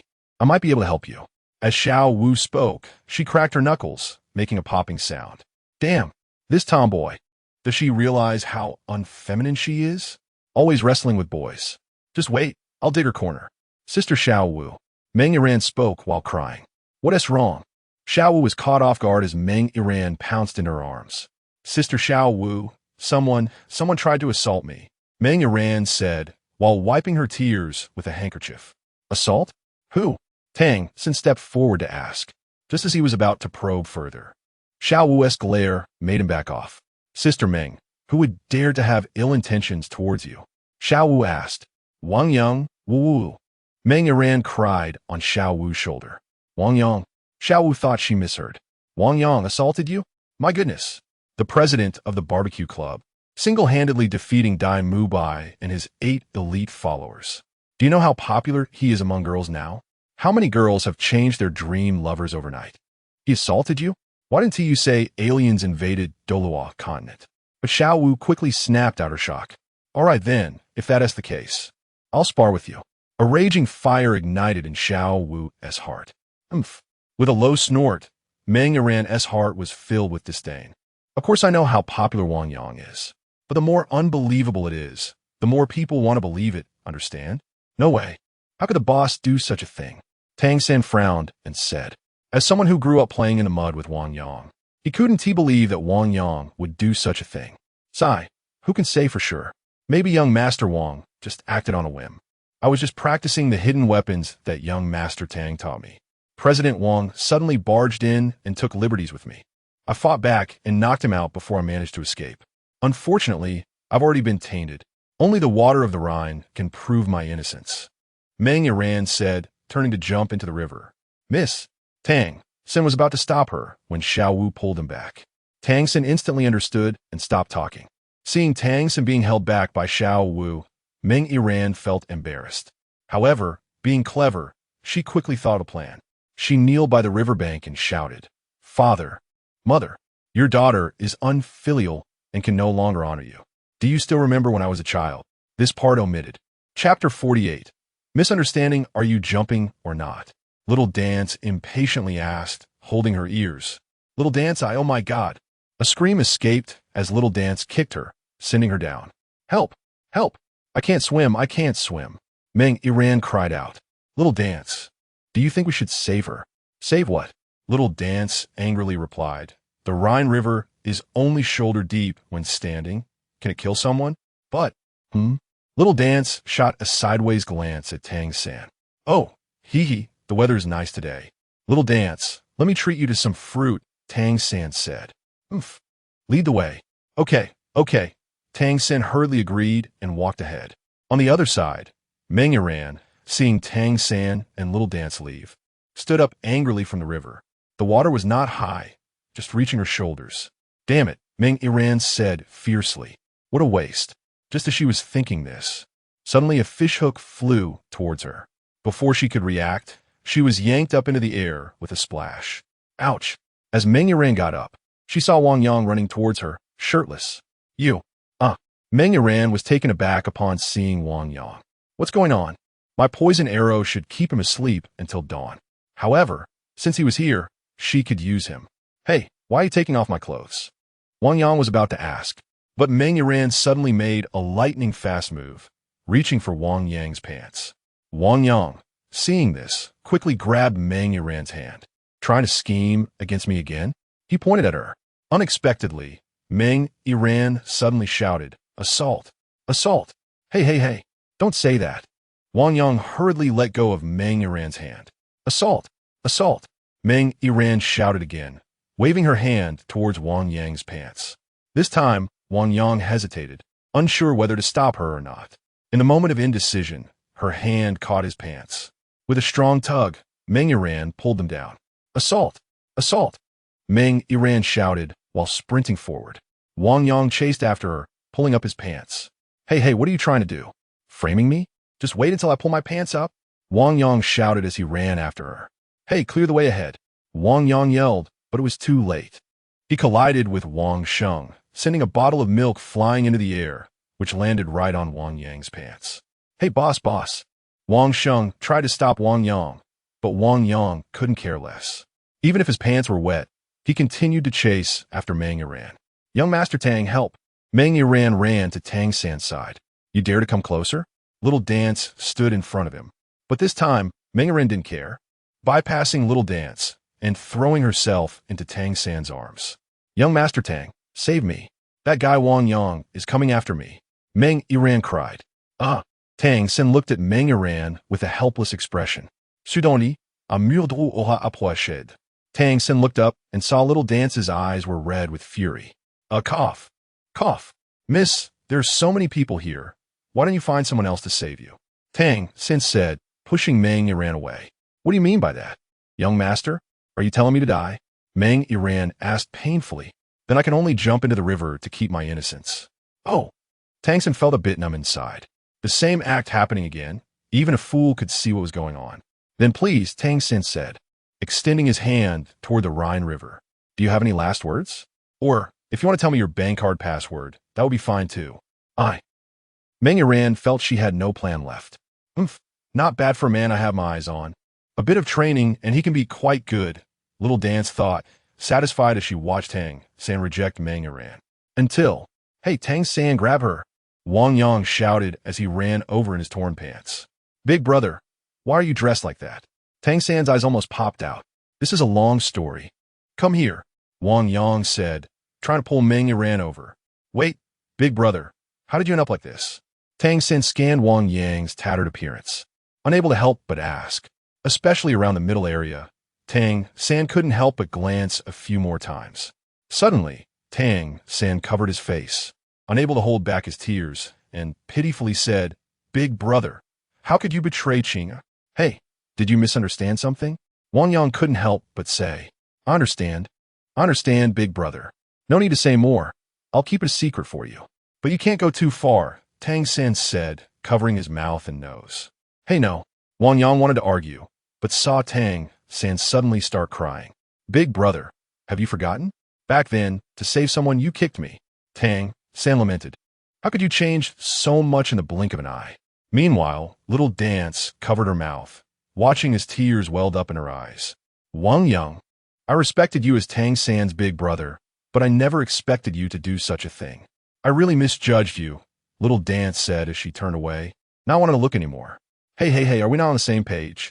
Wang Yang felt something was off. Wah. On the other side, Wang Yang also started crying. My chastity has been defiled today. I can only die. Wait. The ones speaking were Tang San and Little Dance, who stopped her. At this moment, countless people rushed over upon hearing the commotion. In an instant, a crowd gathered, creating a scene. Hey, what's going on? Why are the men silent and the women in tears? I heard that Wang Yang intended to do something inappropriate to Wang Yang. Nonsense. I heard that Wang Yang tried to do something inappropriate to both Little Dance and Wang Yang in the back mountain forest, but was caught by Tang San, leading to a fight that brought them here. Wang Yang is quite the player. Player my foot, he's going to jail. Although we allow private fights, we can't allow crimes. Isn't this a crime? Exactly, this is a crime. What crime? I heard that Wang Yang intended to do something inappropriate to Tang San, and was caught red-handed by Tang San's original partner Little Dance and lover Wang Yang. This matter is quite complicated. The crowd kept discussing, making it more and more convoluted. Wang Yang Horito, stop. Wang Yang, come out and speak. Is this situation you're doing? Wah. But Wang Yang just cried and didn't say a word. Hey, Wang Yang, why are you being so fierce? Just because you became the president, you think you can do whatever you want? Suddenly, someone in the crowd shouted angrily. Hey no, how am I doing whatever I want? I just want to clarify what's going on. Wang Yang said, confused. You're still quibbling. Then tell me, what is on you? Chapter 49, Domination? It's the milk on me. Wang Yang replied. The crowd burst into laughter. Hey, what are you laughing at? Wang Yang asked, confused. Yes, what are you laughing at? Suddenly, someone in the crowd asked in confusion. Hey, little brother, if you understand, come out and say it. Wang Yang quickly said upon hearing. But as soon as the voice came out, the crowd suddenly became bustling, and that person was intentionally squeezed out. Hey, little brother, Wang Yang shouted loudly, but his voice was soon drowned out. It's you, there's no escape. Wait to squat in a big prison. Oh, how could this happen? At that moment, Wang Yang suddenly understood. Someone was out to get him. By the Rhine River, there were few visitors.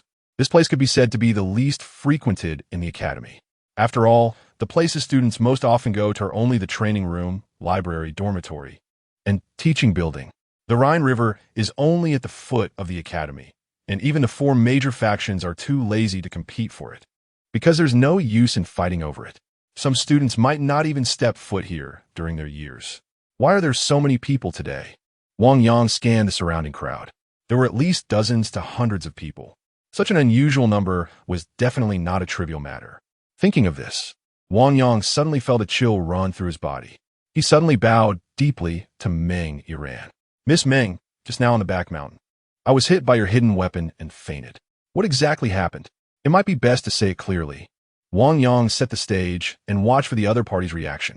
What happened? Don't you know yourself? Wang Yang cried out. Just then, Tang San suddenly reacted. Wait. Tang San waved his hand and said, Big brother, you said you were hit by her hidden weapon on the back mountain? That's right. Wang Yang replied. Where? Tang San asked. This. Wang Yang said without hesitation. Let me check the injury. Tang San walked over and said, that's not good. Wang Yang said, what's wrong with that? I'm an expert. Tang San said, reaching out to pinch. Yes, indeed, it's a hidden weapon. Tang San said, moreover, it was injured by the steel needle I sent you. And, according to my Xian Yu Han's deduction, the weapon should have been poisoned as well. After Tang San spoke, he looked at Meng Iran. Miss Meng, this matter seems suspicious. That's right, Tang San. Just after you left, she suddenly turned against me. Originally, I could easily deal with her, but I don't know how one of her steel needles actually curved and hit me. I fainted, and when I woke up, things turned out like this. Wang Yang said, curved? Tang San frowned. How could she do such a difficult thing? Hey you. Just as Tang San was about to ask, he suddenly saw Meng Iran throwing out 2 steel needles. The 2 steel needles crossed and attacked. Wang Yang's reflexes were quick, and with his yin-yang eye opened, he was about to catch them. However, the 2 steel needles suddenly collided in the air, changing direction. One fell, while the other curved and spun, attacking him from behind. At the critical moment, Tang San suddenly made a move, and another steel needle shot out. It just hit the curved steel needle. With a bang, one steel needle pinned the other against the wall. Wang Yang was about to speak when he saw Meng Iran already breaking free from the crowd and diving into the Rhine River. Just a moment ago, she couldn't swim, but now she dove straight to the bottom, disappearing from sight. The Tang sect disciples are brave. How could she? Watching Meng Iran's highly skilled hidden weapon technique, Tang San was greatly puzzled. The onlookers, seeing this scene, gradually dispersed, leaving only the 3 bewildered individuals. Big brother, big brother. Slow down. Wang Sheng, panting, came over. He had only just arrived after being knocked to the ground by Wang Yang. Let's go back first and make plans, Wang Yang said to Tang San. Meanwhile, Oscar had been watching the whole incident unfold beside Ning Rongrong, and he then asked for leave from her. Rongrong, Oscar, run one last errand for me and buy some essential fruits back, and I'll forgive you for last time, Ning Rongrong said. Upon hearing this, Oscar smiled lightly. Sorry. Rongrong, I have some matters I must attend to. Oscar, such matters can happen once or twice, but not 3 or 4 times. Ning Rongrong sighed. Rongrong, it's urgent, Oscar said and turned to leave. Ding, ding, ding. A water transport system made of bamboo strips finally gathered water into a bamboo tube. When the tube was filled, it would tip over, pouring out all the water inside and making a sound as if striking against a stone. Above, Zhu Zhuqing was calmly brewing tea. Suddenly, a sound of water came. From a distance, it was none other than Meng Iran. Meng Iran, drenched, came before Zhu Zhuqing. President, the plan has failed, Meng Iran said apologetically. I'm sorry, President. No worries, Zhu Zhuqing said. Go down and receive your reward. Yes, Meng Iran said and turned to leave. Finally, the faint aroma of tea wafted out as Zhu Zhuqing poured herself a cup. Blowing away the steam, she took a gentle sip. Zhu Zhuqing's expression turned very cold. In the darkness, a figure gradually appeared. Come out, Qiuju, Zhu Zhuqing said calmly. Yes, Qiuju replied and stepped out. When Meng Iran came earlier, Qiuju had chosen to avoid her. President, I have a question, Qiuju asked. What is it? Why do we need to? Qiuju's words were cut off as Zhu Zhuqing gestured for her to be quiet. Qiuju, among everyone, you're the only one I can still talk to. First, tell me, what is the current situation? Zhu Zhuqing asked. Yes, Qiuju replied. Currently, Wang Yang is newly appointed. His foundation is unstable. Mubai has suffered a crushing defeat and cannot recover. As for Ning Rongrong, being an auxiliary, losing her support is like a floating duckweed. In the short term, it is likely that all parties will need to recuperate. Zhu Zhuqing nodded and acknowledged. Then tell me, if we tarnish Wang Yang's reputation, causing him to be deeply mired and unable to extricate himself, while pushing Dai Mubai to continue to decline and win over Ning Rongrong, what do you think? Zhu Zhuqing asked. He gosped sharply. She looked at Zhu Zhuqing with a mix of trembling and surprise in her eyes. Then, you could soon dominate Shrek, Qiuju said, trembling. Dominate. Zhu Zhuqing lightly tapped on these 2 words, suddenly smiled, and personally poured a cup of tea for Qiuju. Here, try my brewing skills. I've recently been experimenting with new techniques. Zhu Zhuqing said. Yes. Xiao Zhu's hands trembled slightly as she held the tea. Chapter 50. Gathering, you say? Who do you think is behind today's incident? Wang Yang asked, sitting in front of everyone. Boss, you're overthinking it. This might just be an accident, Ma Hongjun said. His face flushed. Xiaoma, have you been up all night reading those little yellow books again? Tang San asked from his side. Vel, hith. Based on what I learned yesterday from my observation, this indicates that the boss is having a stroke of good luck. Just think about it. No matter how you look at it, the boss isn't a loss here, Ma Hongjun replied. Get lost. I can't hold back my anger anymore. Hurry up and hit the streets, Wang Yang said. Heh. Ma Hongjun chuckled and stopped talking. Boss, actually, something happened today after you fainted. Wang Sheng suddenly spoke up. Then, Wang Sheng recounted everything he had seen. Oh, there was such a thing? Wang Yang was surprised to hear this. No wonder, Wang Yang nodded. Did you hear that? Their hidden weapons are so good, and you still need to teach them, Xiao Wu said, patting Tang San on the shoulder. Xiao Wu. Tang San frowned and said, What? Are you the only one allowed to speak here? Xiao Wu pressed. Haha, of course you can. So, who do you think is behind this? Wang Yang asked with a smile. Isn't it obvious? Whoever stands to gain from this incident is the mastermind, Xiao Wu said. Hey, everyone laughed, not taking it seriously. Then tell me, who would be the mastermind in this case? Wang Yang asked. How would I know? Xiao Wu pouted. Ha! Everyone burst into laughter. Well, it's not impossible. Right now, Dai Mubai is in a slump, the Tang sect has changed hands, and their foundation is unstable. Ning Rongrong is not a concern. Who do you think would benefit the most from slandering the big guy now? Tang San took over the conversation. Second brother, do you mean? Wang Sheng pondered. Zhu Zhuqing, Tang San said decisively, banging on the table. Zhu Zhuqing? Ma Hongjun, Wang Sheng, and Xiao Wu were all shocked. How could this be possible? Xiao Wu said in disbelief. Zhuqing would never do such a thing. Xiao Wu had some personal connections with Zhu Zhuqing and found it hard to believe this conclusion. But during the last battle, Zhu Zhuqing suffered heavy losses too, Ma Hongjun said, frowning. Maybe it's because I've been reading too many little yellow books lately. Ma Hongjun's face took on a bit of a Guangong look. Superficial injuries, not reaching the bone marrow, Wang Yang said. Oh, what do you mean by superficial injuries? Not reaching the bone marrow? Wang Sheng asked. Imagine, in a group of hundreds of people, what's the most critical thing? Wang Yang asked. After exchanging glances, Ma Hongjun was the first to speak. Is it the system? Wrong. It's the people, Wang Yang said emphatically. Consider this. In a group of hundreds of people, you need logistics, management, and constraints. Every aspect requires a system to balance and restrict. While the system is important, it is not essential. It is hard to impose strict rules in a group of hundreds. It has to rely on the people. And the most important aspect of people is people. Hearing this, Tang San, who had been silent, opened his eyes. And now, with Dai Mubai defeated in battle and unable to return to his position for a long time, there are already signs of discord within the boxing club. The seeds of turmoil have been sown, just waiting for someone to stir the pot. As for the big guy, the new official's position is unstable and his influence is weak.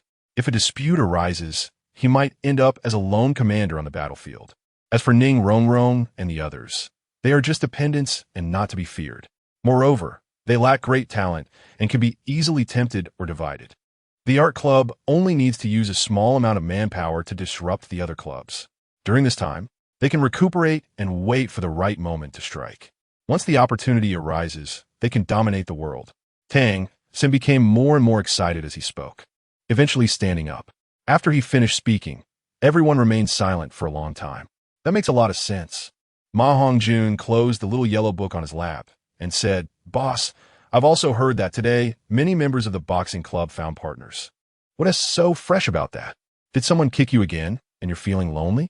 Wang Sheng laughed, pointing at Ma Hongjun. Go away, boss. It's just that those partners are all from the art club. Zhu Zhuqing's people, Ma Hongjun said. Oh, Wang Yang frowned. So, they sent out a women's army. That's right. The art club has always only recruited girls. Wang Sheng chuckled. Boss, should we go investigate? Ma Hongjun suggested. Oh, how do you plan to investigate? Wang Yang asked. Buzlet.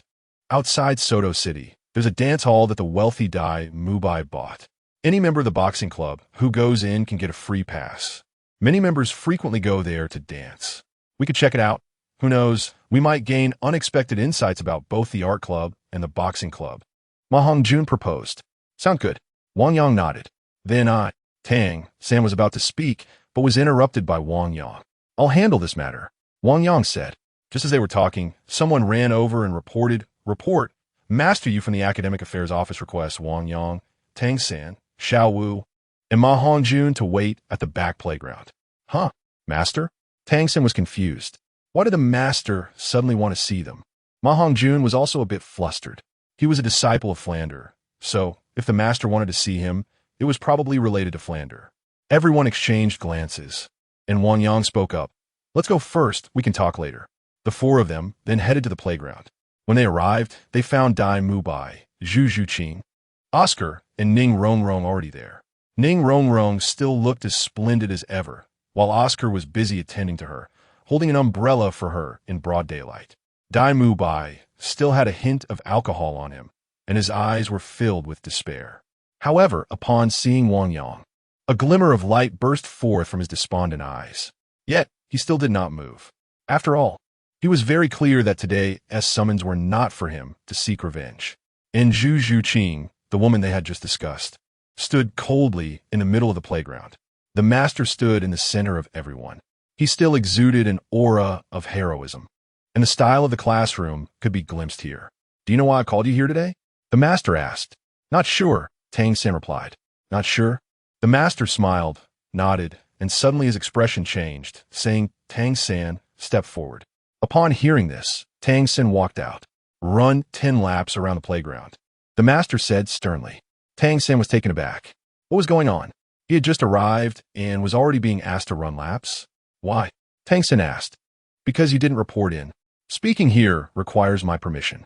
Any actions you take without my approval, any subjective thoughts, must be reported for approval before implementation. Understood? Now, your laps have increased to 20. Hurry up and run, the Master reprimanded. Report. Speak. Understood, Tang San said, then turned and ran off. Chapter 51. The Shrek 7 monsters. Now all of you stand straight. The Master shouted angrily at the others. Upon hearing this, everyone quickly straightened their posture, tucking in their stomachs and lifting their heads. The Master looked at everyone and suddenly walked over to Ning Rongrong. With a slap, he knocked the umbrella she was carrying on her shoulder to the ground. You! Ning Rongrong was about to explode in anger. But when she saw it was the Master, her expression changed. Are you crazy? After holding back for a long time, she finally yelled angrily. Umph. Your temper is still as stubborn as ever. Go, run 10 laps around the playground. The Master pointed at the playground and said. Umph. Ning Rongrong turned her head away, saying nothing, with no intention of running. All right, you've got guts. If you want to be stubborn, go ahead. Everyone, gather around and watch her. If she doesn't run until dark, she won't get a bite to eat today, the Master said, then turned to the others, and you all keep an eye on her. If she runs away, it will be 100 laps. Report. Say it. Master, I can run for her. Oscar suddenly raised his hand and said. The Master walked over to Oscar upon seeing him. Master, can you run well? The Master asked. Well, I can give it a try, Oscar replied. Good, then I'll let you try. The Master smiled. Thank you, Master. Thank you, Master, Oscar said with a smile. Wang Yang, the Master called out. Go get me that big bench. After a moment, a big bench with a backrest was brought over. What do we need this for? Oscar asked in confusion. Put it on his back, the Master said. Yes, Wang Yang replied and placed the bench on Oscar's back. You, sit on it, the Master said to Ning Rongrong. What? Ning Rongrong exclaimed as she was lifted onto the bench. Run, the Master shouted at Oscar. Oscar then began to run with Ning Rongrong on his back. Humph. The Master looked at Oscar and said, You like to take the blame for others. I'll let you do it. Run faster. If you don't finish today, neither of you will leave. You guys, wait here. I'll start speaking when they finish running, the Master said to the others. In the blink of an eye, the stars shifted. I'm done, Oscar said weakly before collapsing to the ground with a thud. Ning Rongrong, having been jostled by Oscar, had already vomited countless times along the way and now fell weakly from a bench. Shaoxin, give them each a jelly bean, the master said. Soon, both felt a sweetness in their mouths.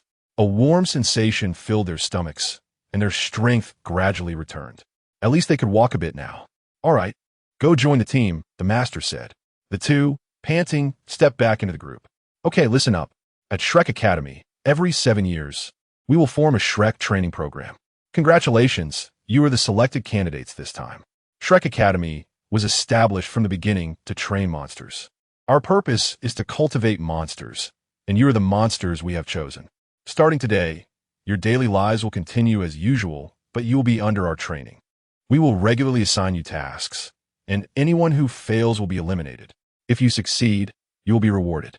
Meanwhile, as Shrek members, you will have some privileges different from ordinary students. As for the specifics, I won't go into detail. You can explore them yourselves. All right, that's it for today. You can all go back now, except for Wang Yang. With that, everyone left, leaving only Wang Yang behind. Do you know why I kept you here? The master walked over to Wang Yang and asked. I don't know, Wang Yang replied. The master smiled upon hearing this. Because you are a monster among monsters. You are different from them, and I want to train you with ordinary methods. What do you mean? Wang Yang suddenly felt an ominous premonition. Take out your weapon and let me see, the master said. Wang Yang then took out his Suyu knife. Do you know the name of this knife? The master asked. Suyu, Wang Yang replied. Then do you know the name of the knife spirit? The master continued to ask. Knife spirit? Wang Yang looked very confused. The master smiled lightly and said to Wang Yang, follow me. The master led Wang Yang to a large pit and pointed at it, saying, look down. Wang Yang tried to take a glance. Nothing. A scream escaped as the master pushed him down. With a thud, even someone with Wang Yang's good physique was knocked hard by the fall. You. Wang Yang pointed at the master standing at the edge of the pit. Unable to say a word, the master casually tossed Wang Yang's Suyu knife down, and with a thud, the knife landed beside Wang Yang. Find the knife spirit down there, otherwise just die down there, the master said, turning to leave. Don't go, you dog. Just wait until I get up there, chop you. You think this little challenge can stop me? Wang Yang roared, picking up the knife and stepping onto the wall.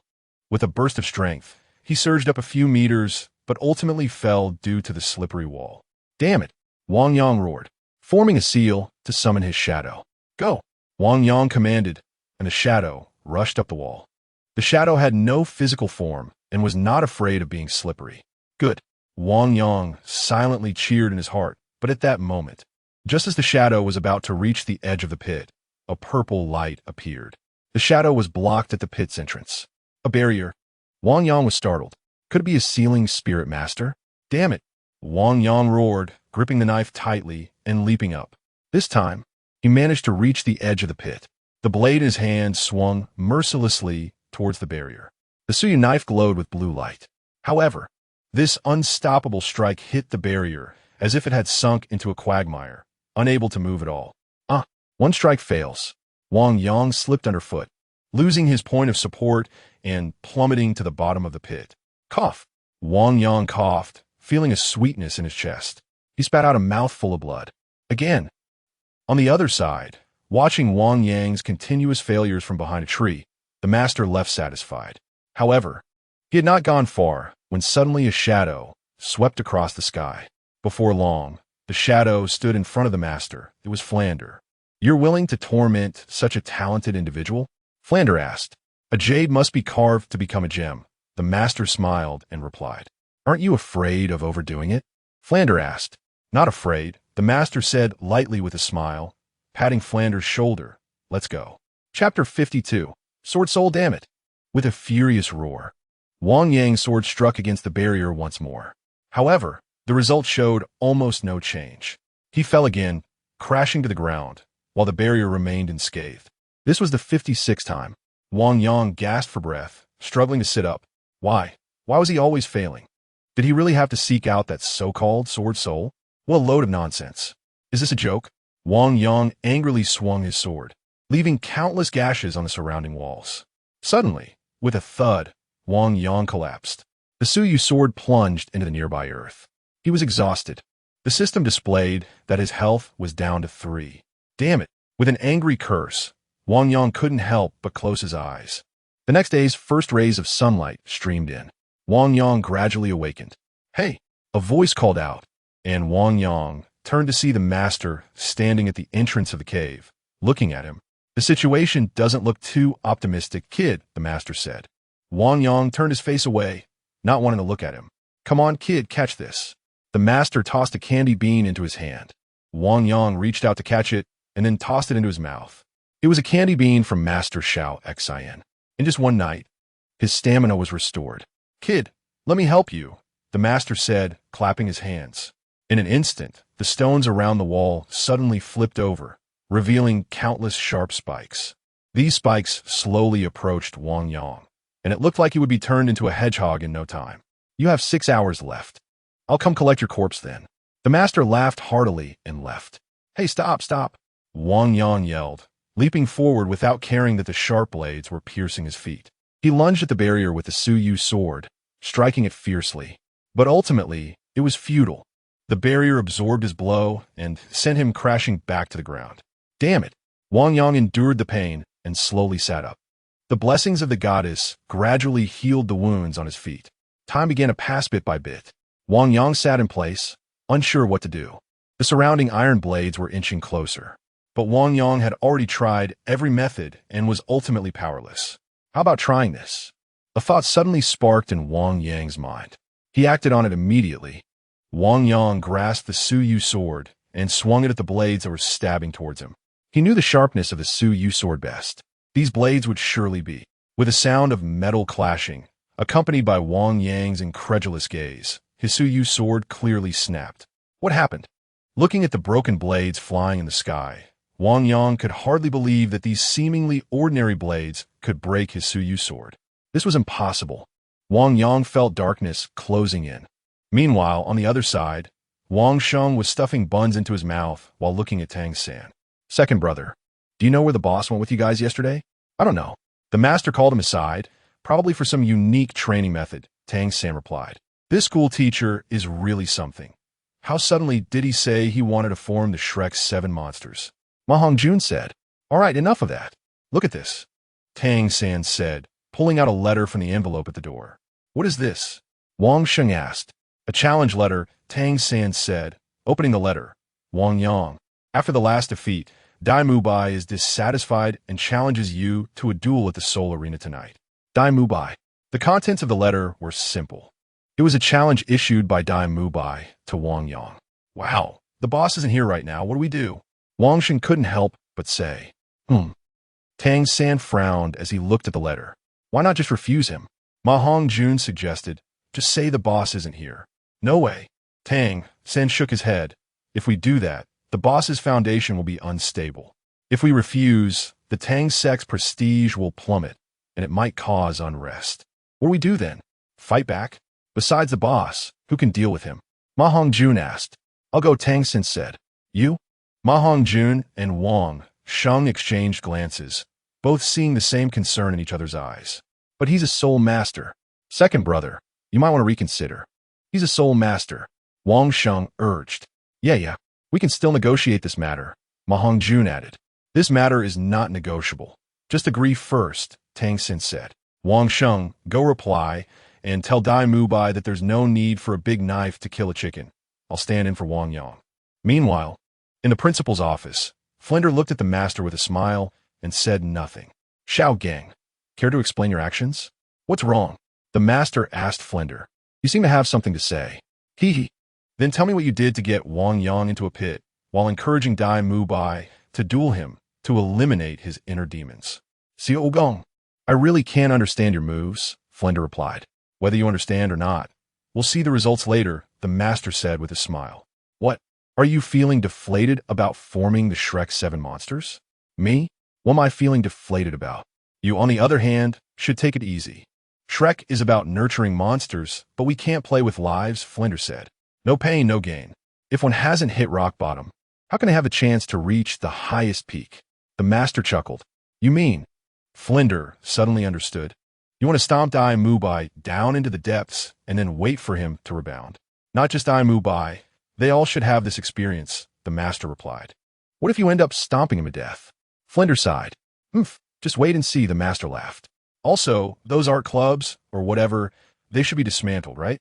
The master said with a smile. Once they enter the Shrek's 7 monsters, they won't have time for those. You plan to interfere in the matters between students? What do you intend to do? Flinder asked. Of course, they've caused such a ruckus for so long. It's time to bring them together, the master said. All right, Flinder sighed. If you need any help, just let me know.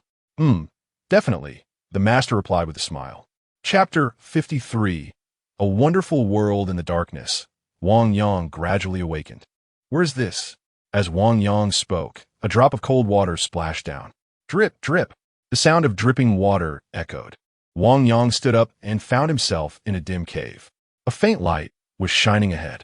Wang Yang got up and slowly moved forward. Walking out of the cave, he saw a scene of devastation outside. The buildings here were undoubtedly similar to those in the real world before he crossed over, and he was in a cave halfway up a mountain. However, everything was extraordinarily broken and decayed. Where's this? Could it be that he crossed over again? System. Wang Yang shouted a few times, but found no response. It's over. This is like calling for help with no reply. Just as Wang Yang was about to collapse, suddenly, a sword blade flew towards him. It brushed past Wang Yang's face and struck the wall behind him. Who is it? Wang Yang shouted but saw no one. Suddenly, Wang Yang felt someone push him from behind unexpectedly. In an instant, his body fell straight down. Wait! Wang Yang's words were cut off as he suddenly saw countless sword blades pointing up beneath him. Before he could say another word, he crashed onto those blades. Bubbles rose. Wang Yang fell into a body of water. What's going on? Where are the blades? Where am I? Wang Yang thought, suddenly exerting force in his body, swimming towards the surface. With a flick of his head, Wang Yang found himself in a river and unconsciously swam towards the shore. He got on land and shook off the water from his clothes. Looking around, he began to walk slowly towards the city. The ruins along the way were everywhere. What's going on?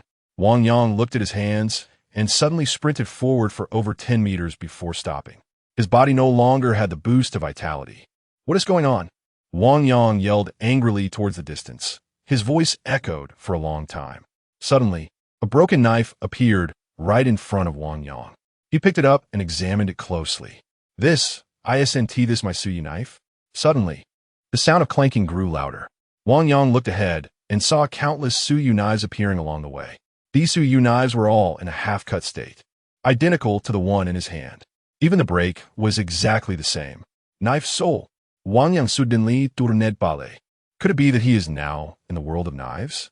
Wang Yang looked at the sky on the horizon, and in a daze, he seemed to see a world beyond the sky. Young man, a voice called out. Wang Yang turned around to see a weary-looking uncle. The uncle wore black clothes, his hair messy, standing alone on a cross. Uncle? Wang Yang called out as he chased after him. But as soon as he ran forward, the uncle disappeared. Uncle! Wang Yang looked back instinctively, only to find countless other uncles in black clothes and messy hair on the street behind him. What's going on? Wang Yang looked at everything in front of him, his eyes filled with shock. All these uncles reached out their hands, and the broken knives on the ground flew into their grasp. The black-clothed people all closed their eyes and charged at Wang Yang. This is bad, Wang Yang exclaimed and turned to flee. Without the boost of vitality, he had barely run a short distance before starting to gasp for breath. But the blades wielded by those behind him were no joke. Even though Wang Yang felt his legs pain like lead, he dared not stop running, because he had no doubt that if he stopped, he would end up as tomato sauce. Suddenly, one of the uncles leaped in front of him, swinging the blade down without hesitation. Wang Yang quickly ducked, stumbling to the ground, but managed to evade the attack. The blade struck between his legs, barely missing his vital parts. Are you serious? Wang Yang complained and hurriedly got up. At this point, the crowd behind him had already caught up. In a rush, Wang Yang spotted a narrow alley on the side and dashed into it without hesitation. The numerous black-clothed people seemed to lose their advantage in the face of such a narrow alley, only able to enter one by one. As Wang Yang kept running forward while glancing back at the pursuers, he thought, I'm almost there, just a bit more. Wang Yang gritted his teeth and persevered. Blood dripped from the corner of his mouth, a result of biting his own teeth. The crowd behind him was relentless in their pursuit. Each of them seemed to float in the air without legs. The alley was extremely narrow, especially toward the back, becoming so narrow that Wang Yang had to turn sideways to move forward. 10 meters, 8 meters, 6 meters.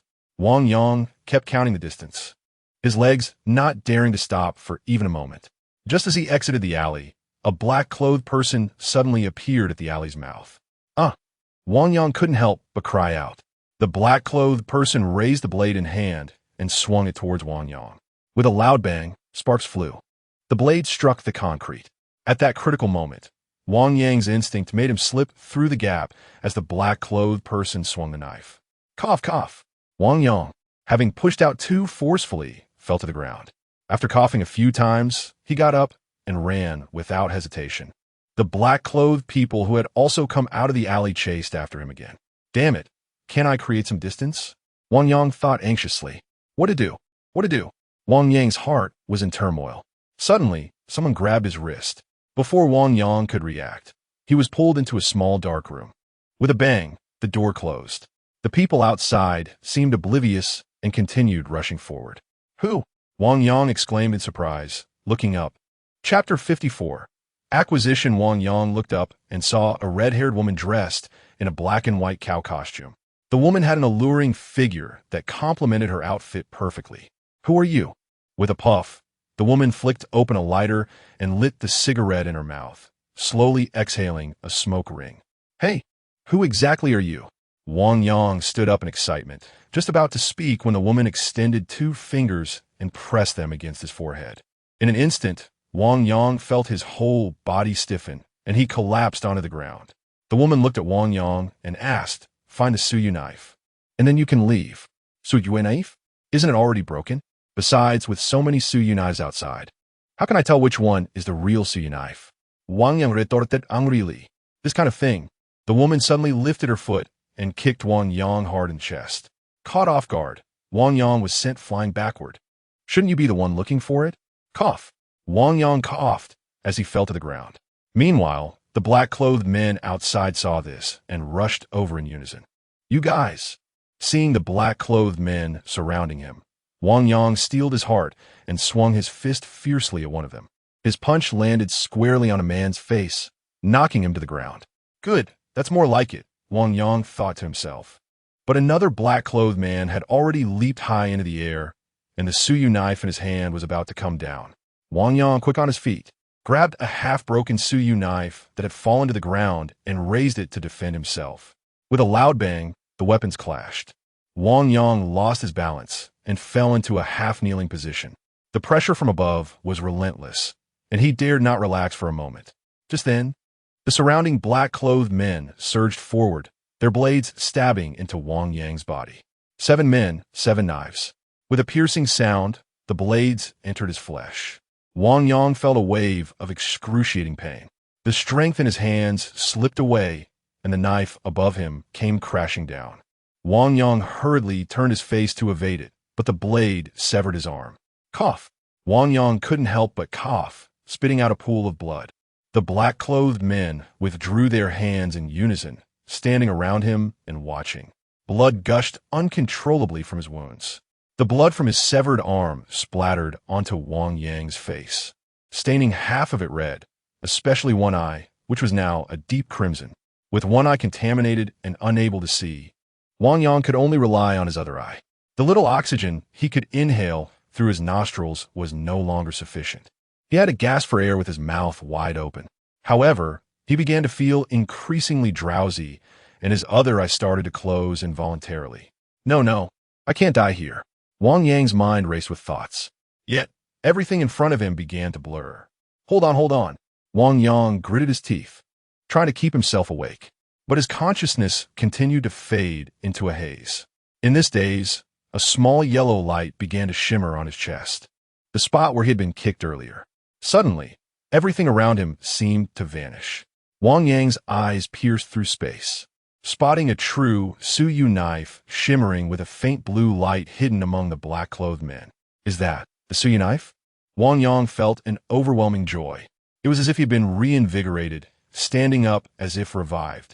If that's the case, then let's fight for it. Wang Yang suddenly shouted and stood up again. He broke through the crowd's blockade and charged forward. It's close. Wang Yang thought as he rushed towards the distant knife. With a thrust, someone drove their knife into his body. Cough. Wang Yang jogid, spewing blood. However, the pain did not deter him. Instead, it sharpened his senses. Stumbling, Wang Yang charged forward recklessly. I've made it! I've made it! Finally, the Suyu knife, glowing with blue light, was right in front of him. I've got it! With a furious roar, Wang Yang grasped the blue glowing Suyu knife, even as his body had been pierced like a porcupine. In the next moment, Wang Yang's vision went dark, and he collapsed to the ground. What Wang Yang did not know was that the instant he grasped the Suyu knife, all the black-clothed men around him vanished, leaving only one standing before him. The black-clothed man looked silently at the fallen Wang Yang. He tried to shake off Wang Yang's grip, only to find that Wang Yang's hand was tightly clutching the knife at his waist. This guy, the black-clothed man, remained silent, gripping Wang Yang's hand. He pulled out his knife and placed it before Wang Yang's head. Then, he turned Wang Yang over and pressed a finger to his chest. In an instant, the yellow light disappeared, replaced by a small black dot appearing on his chest. Take care of yourself. Ah! Wang Yang screamed, waking from that void, accompanied by a soaring blue sword energy that shattered the knife in the void and the barrier at the entrance. Once everything settled, Wang Yang looked around in confusion. Was that just a dream, or was it real? As Wang Yang pondered, he casually picked up the still-warm Suyu knife beside him, only to find that the knife, which should have been broken, had now been rejoined, though it had undergone significant changes in appearance. The once smooth back of the blade now had a row of blood grooves. More importantly, near the scar on the blade, there was a character for quiet. What is going on? Wang Yang hurriedly checked his arm. It was still there, and his back was uninjured. What had just happened? Was it a dream or reality? Wang Yang was still shaken, gasping for breath, his sweat soaking through his clothes. Looking up, he saw the moon hanging high in the sky. It seemed time was running out. As Wang Yang contemplated this, he suddenly heard a chime. Ding! Congratulations, host. You have received the recognition of the Sword Soul, and you are awarded a 9,000-year soul ring. This soul ring will increase in years as the host level increases, with an increase of 1,000 years for each level. The system's voice echoed, and a purple-black soul ring appeared before him. Without any hesitation, Wang Yang sat cross-legged and chose to begin absorbing the soul ring. Chapter 55, The Competition on the Other Side in the Soul Fighting Arena of the Academy. Outside the largest soul fighting arena, a dazzling sign hung at the highest point, reading, "Shocking. The abused male comes back for more." Is this a decline in morality or a distortion of human nature? Outside, the area was already packed with people, and the arena inside was also filled to capacity. Among the students, very few dared to enter the soul fighting arena. Of course, very few doesn't mean none. Hey, have you heard? Dai Mubai has challenged Wang Yang to a duel. Then why is Tang San the one coming out? Oscar is pushing a small cart and shouting around, beer, drinks, 8 treasure porridge, peanuts, sunflower seeds, roasted sausages. All here, come take a look. Hey, you don't know this? Wang Yang chicken out. That is why Tang San is coming out. Nonsense. Have you forgotten how Wang Yang obliterated him last time? Come on, what you're saying is ridiculous. Last time, that was just a lucky break for him. Let us see him get obliterated again this time. People haven't even arrived yet. What are you talking about? Oomph. That is called not seeing the true face of Mount Lu. Why use a butcher-s knife to kill a chicken? What do you know? Get lost. Huh, what are you spitting? Say that again. Stop right there. As a fight seemed imminent among the crowd, someone hurriedly came over to intervene. Shrek Academy students have been known for their fighting spirit. This isn't a new thing. In an instant, there were those separating the fighters, those shouting in anger, and the noise turned into a chaotic jumble. The boxing club responsible for maintaining order was already on its way, while Oscar calmly pushed his little cart through the crowd. Ning Rongrong, do you want something? We have everything here, Oscar asked cheerfully as he approached Ning Rongrong. Get lost. Ning Rongrong elegantly opened her umbrella, exuding grace. On the fighting stage, Dai Mubai glared at Tang San and asked fiercely, Tang San? Where's your big brother? Tang San glanced sideways at him. You need to get past me first, he replied. Let Wang Yang come out. I'm not satisfied. I want to fight him again. Dai Mubai roared. his white tiger, martial soul flickering. Dai Mubai's roar silenced the entire venue. He was a soul master at level 38, and his voice was deafening. With a loud clap, Zhao Wujia smacked him with a bear paw. What are you doing? The fight hasn't even started, and you're already posturing. Oh. Dai Mubai quickly retracted his martial soul.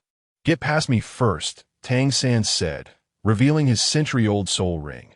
The Manticore soul ring, the one he obtained after defeating the soul beast that had knocked him out. I'm a level 19 soul master. Please guide me, Tang San said, looking at Dai Mubai without showing any weakness. 19? Isn't he a freshman who just enrolled? How did he cultivate so fast? Yeah, such talent is truly a pity. Why would he come to challenge Dai Mubai without thinking it through? Exactly. If he had a little more time, surpassing Dai Mubai wouldn't be a problem. Who would argue with that? The audience was buzzing with discussion. Meanwhile, Tang San remained calm, standing still and gazing at Dai Mubai. Come on, Tang San. Xiao Wu sat in the audience, gripping her thighs tightly and thinking silently. Do you think second brother has a chance today? Wang Yang asked, bumping his hefty body against Ma Hongjun. Ma Hongjun made a muffled sound. Hey, I'm asking you a question. What are you saying? Wang Yang turned to see Ma Hongjun still focused on his studies. Hey, give it back to me. Wang Yang snatched back the book he had lent to Ma Hongjun. Hey, what are you doing? Let me see. Ma Hongjun reached out to grab it. Stop studying and tell me if second brother can win tonight, Wang Yang said. Hey, what's there to analyze? It's obvious he can't win. 19 against 38. Even if he just stands there and farts, he could still stink him out, Ma Hongjun said impatiently. Give me my book. Hey, if you talk like that, Fine, you can forget about the book. Wang Yang sat on it. Hey, I was just getting into it. Why are you? Ma Hongjun grew anxious. What's going on? This is my book. Are you trying to snatch it? No, okay. Ahem. Let me analyze for you why our second brother will definitely win. Listen to me, back when Dai Mubai went from a blank slate to the boxing club leader today, it's not a problem for Tang San to win against him. Just hold steady and bind him back. There's no way he can lose, Ma Hongjun analyzed seriously. Well, what you said makes sense. Let's wait for the results, Wang Yang replied. Hey, are you listening to my analysis? Xiao Gong, is this what you wanted? In a private room, Master and Flanders sat together watching the competition tonight. Flanders appeared a bit anxious, but Master remained calm and composed. By the way, where's Wang Yang? I hope you haven't gotten him killed in that pit, Flanders said. Don't worry, Master shook his head. I trust my judgment. Judgment? What good is that for? Flanders was still unconvinced. Hey, who do you think will win tonight? Flanders asked, looking for conversation. Who do you think? Of course, it's Dai Mubai, but I hope he doesn't go crazy and severely injure your little apprentice. That won't happen, Master said. Tang San has at least a 30% chance of winning. 30%? Are you crazy? Flanders looked at Master in astonishment. Only a madman like you could say such a thing. I don't even believe in my own disciple. Who else would? Master asked. Hey, we should hurry and get Wang Yang here. It's been so long. Why hasn't he arrived yet? Flanders anxiously looked out at the moon. Are you all ready? Zhao Wujia asked Tang San and Dai Mubai. Ready, Dai Mubai roared, his voice echoing and causing a stir among the crowd. Dai Mubai is so handsome. Yes, I love you, Dai Mubai. Dai Mubai, I want to have your baby boy. Get lost. You fake fan, you're just a guy. Girls, beat him up. Don't let him tarnish Prince Bai. All right. Tang San's eyes were icy as he slowly raised his head, giving off the feeling of an ice lotus blooming. Then, the competition officially begins. With Zhao Wujia's loud whistle, the entire venue erupted into frenzied cheers. Chapter 56. Work hard. Don't read. With a roar like a tiger, Dai Mubai completely unleashed his martial soul. In an instant, his stature grew considerably taller, and fine fur erupted all over his body. Meanwhile, Tang San's blue-silver grass was growing wildly, displaying like a peacock spreading its tail behind him. Hall of Tang. Tang San. Tang San announced his identity first. Dai Mubai. The introduction of Dai Mubai was straightforward and blunt. Tang San, you made a wrong choice. For humiliating me, I will make you pay the price. As he spoke, Dai Mubai activated his white tiger barrier, and in a moment his size increased further. White tiger's fierce light wave. Dai Mubai roared. Waves of white light surged forth. Seeing this, Tang San activated his Xian Tiangong, using the ghost shadow misty steps to dodge in midair. However, the white tiger's fierce light wave shook the entire arena, and no matter how Tang San tried to evade, he ultimately had to withstand it. In an instant, Tang San's blue-silver grass trembled and wrapped around him. A pale yellow wave of light flickered, shattering countless blue-silver grasses, and Tang San, caught within, allowed a muffled grunt, barely withstanding the blow. Oomph. A mere soul master, yet you do have some skill. Daimubai's uncontrollable. Having never regarded Tang San highly since he stepped onto the stage. See? I told you this Douluo be interesting. I'm leaving. Hey, why is it suddenly so dull? Dailauda, good job. Yeah, good job. Tang San, Tang San. At this moment, Xiao Wu watched anxiously. 3 years. Just 3 years, and you will surpass me, Tang San. But unfortunately, you chose the wrong path. Daimubai roared angrily, leaping forward to land right in front of Tang San. With a tiger claw leap, he was about to strike Tang San. Seeing this, Tang San activated the ghost shadow misty steps, causing Daimubai's claw to miss. Instead, countless blue-silver grasses wrapped around Daimubai. These blue-silver grasses carried a hint of mandala snake's toxin, which could slightly numb Daimubai's body. But just slightly, Tang San thought, relying solely on his own power. It was absolutely impossible to win. It seems like I have to use hidden weapons. In a flash of thought, Tang San suddenly let a few steel needles slip from his sleeve. With a swoosh, the steel needles flew towards Daimubai. Puff, puff, puff. The sounds echoed as the steel needles pierced into Daimubai's body. However, with his tough skin, the needles only penetrated halfway. Just a trivial skill. Daimubai shouted angrily, channeling his energy to force the needles out. The expelled needles flew back towards Tang San, who leaped to the side, stomping the needles away. Clink, clink. Sounds rang out as the needles hit the ground, splattering a few drops of blood. But Daimubai didn't take this minor injury seriously, slowly walking towards Tang San. TCH. Tang San spat out a mouthful of blood. Looking at Daimubai, his heart surged with fervor. It seems that to defeat him, I need to come up with some tricks. Tang San thought to himself, as the blue-silver grass in his hands began to slowly encircle to both sides. But they only encircled, not getting closer. Within this encirclement, he continuously tested Daimubai's defenses. The vast arena was completely surrounded by blue-silver grass, which certainly consumed Tang San's soul power, yet he gritted his teeth to endure. With the Xian Tiangong and his level 19 soul power, he barely managed to sustain the soul power consumption. With a roar, Daimubai charged fiercely towards Tang San. Seeing this, Tang San activated his Xian Tiangong, planning to withstand this blow. With a loud bang, Daimubai's tiger paw struck his chest. Tang San felt dizzy, his heart nearly stopped, and his lungs were almost crushed. But Tang San endured. He focused, suppressing the pain, and gathered all the blue-silver grass at this moment. He braced himself against Daimubai's attack just for this moment. For only when Daimubai attacked was it the easiest time for the blue-silver grass to bind him. With a crack, Daimubai was suddenly surrounded by all the blue-silver grass. Purple Extreme Demon Eye, activate. A light purple mist spread from Tang San's eyes. Seeing this, Tang San wasted no time, activating his Xianyu hand, and in an instant, 8 steel needles flew out from his hands. Accompanied by the ghost shadow, misty steps, Tang San's position on the field changed constantly, with needles flying like a storm, 8 times, each time 8 needles. Daimubai was covered in steel needles.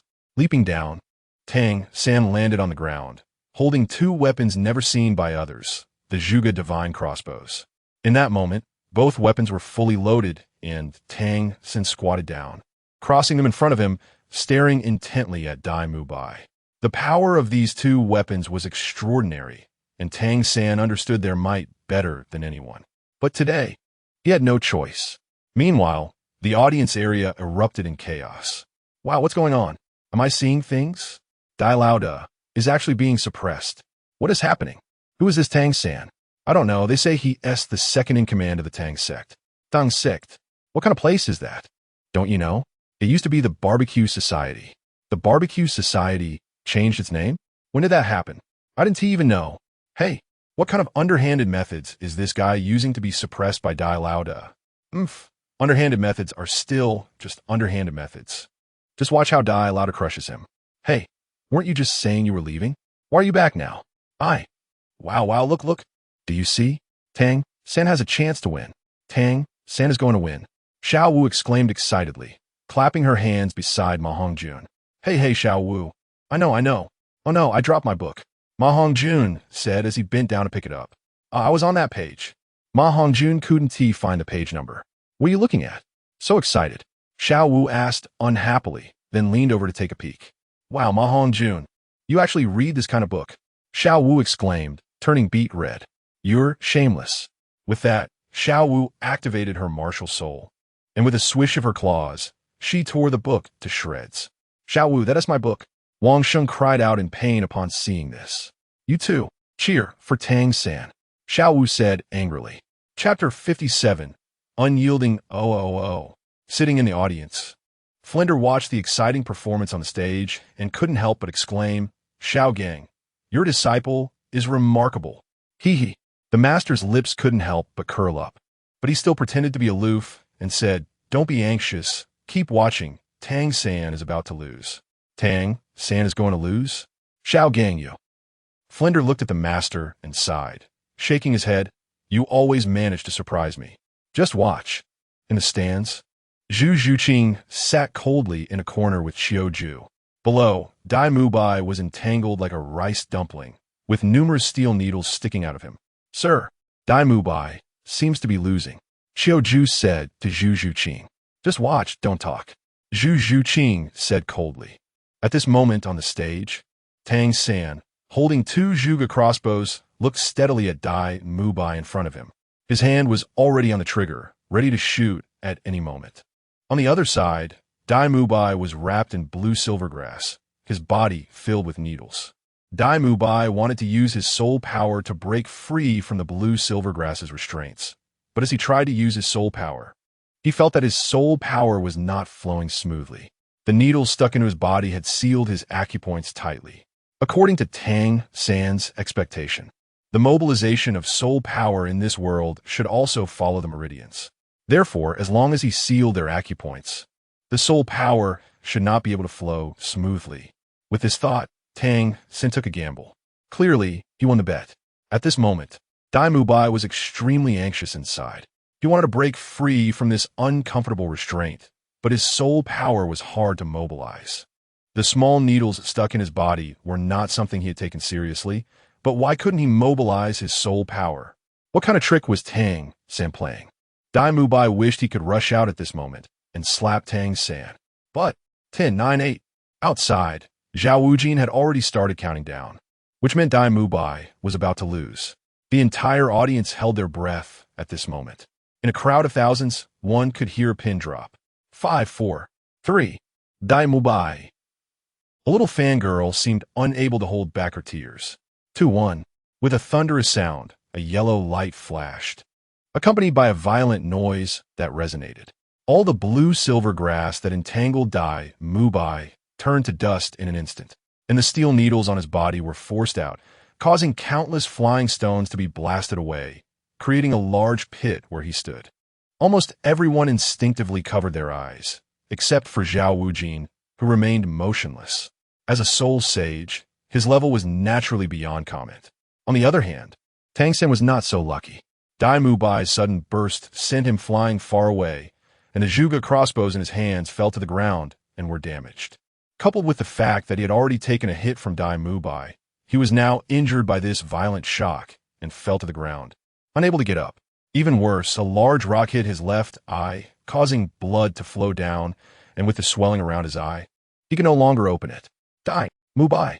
Looking at Dai Mubai, who stood up again not far away, Tang San felt powerless. Tang San. Seeing this, Xiao Wu couldn't help but cry out.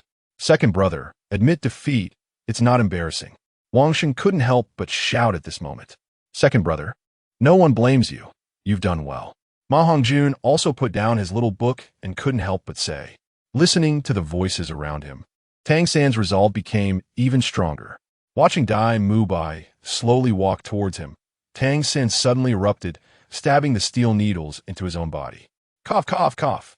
Tang San couldn't help but cough violently, a mouthful of blood even spewing from his mouth. Kid, you did well. Dai Mubai looked at Tang San and couldn't help but say but. Suddenly, Dai Mubai threw a punch, hitting Tang San in the stomach. Puff! Tang San coughed up another mouthful of blood, his eyes wide open. With a thud, Tang San knelt down, holding his stomach and gasping for air. Just lose. No, I can't. I can't fall. This was the only thought in Tang San's mind at this moment. Trembling, Tang San was trying hard to move his legs, wanting to stand up again. You still won't admit defeat? Dai Mubai looked at Tang San, who was trying to stand up, filled with hatred in his heart. It's this guy, this level 19 little soul master, who has made me so embarrassed. With a swoosh, Dai Mubai's tiger claw swung. Tang San was hit in the cheek and flew several meters away, sliding right in front of his Zhuge crossbow. Woo woo. Xiao Wu in the stands was already crying uncontrollably. Second brother.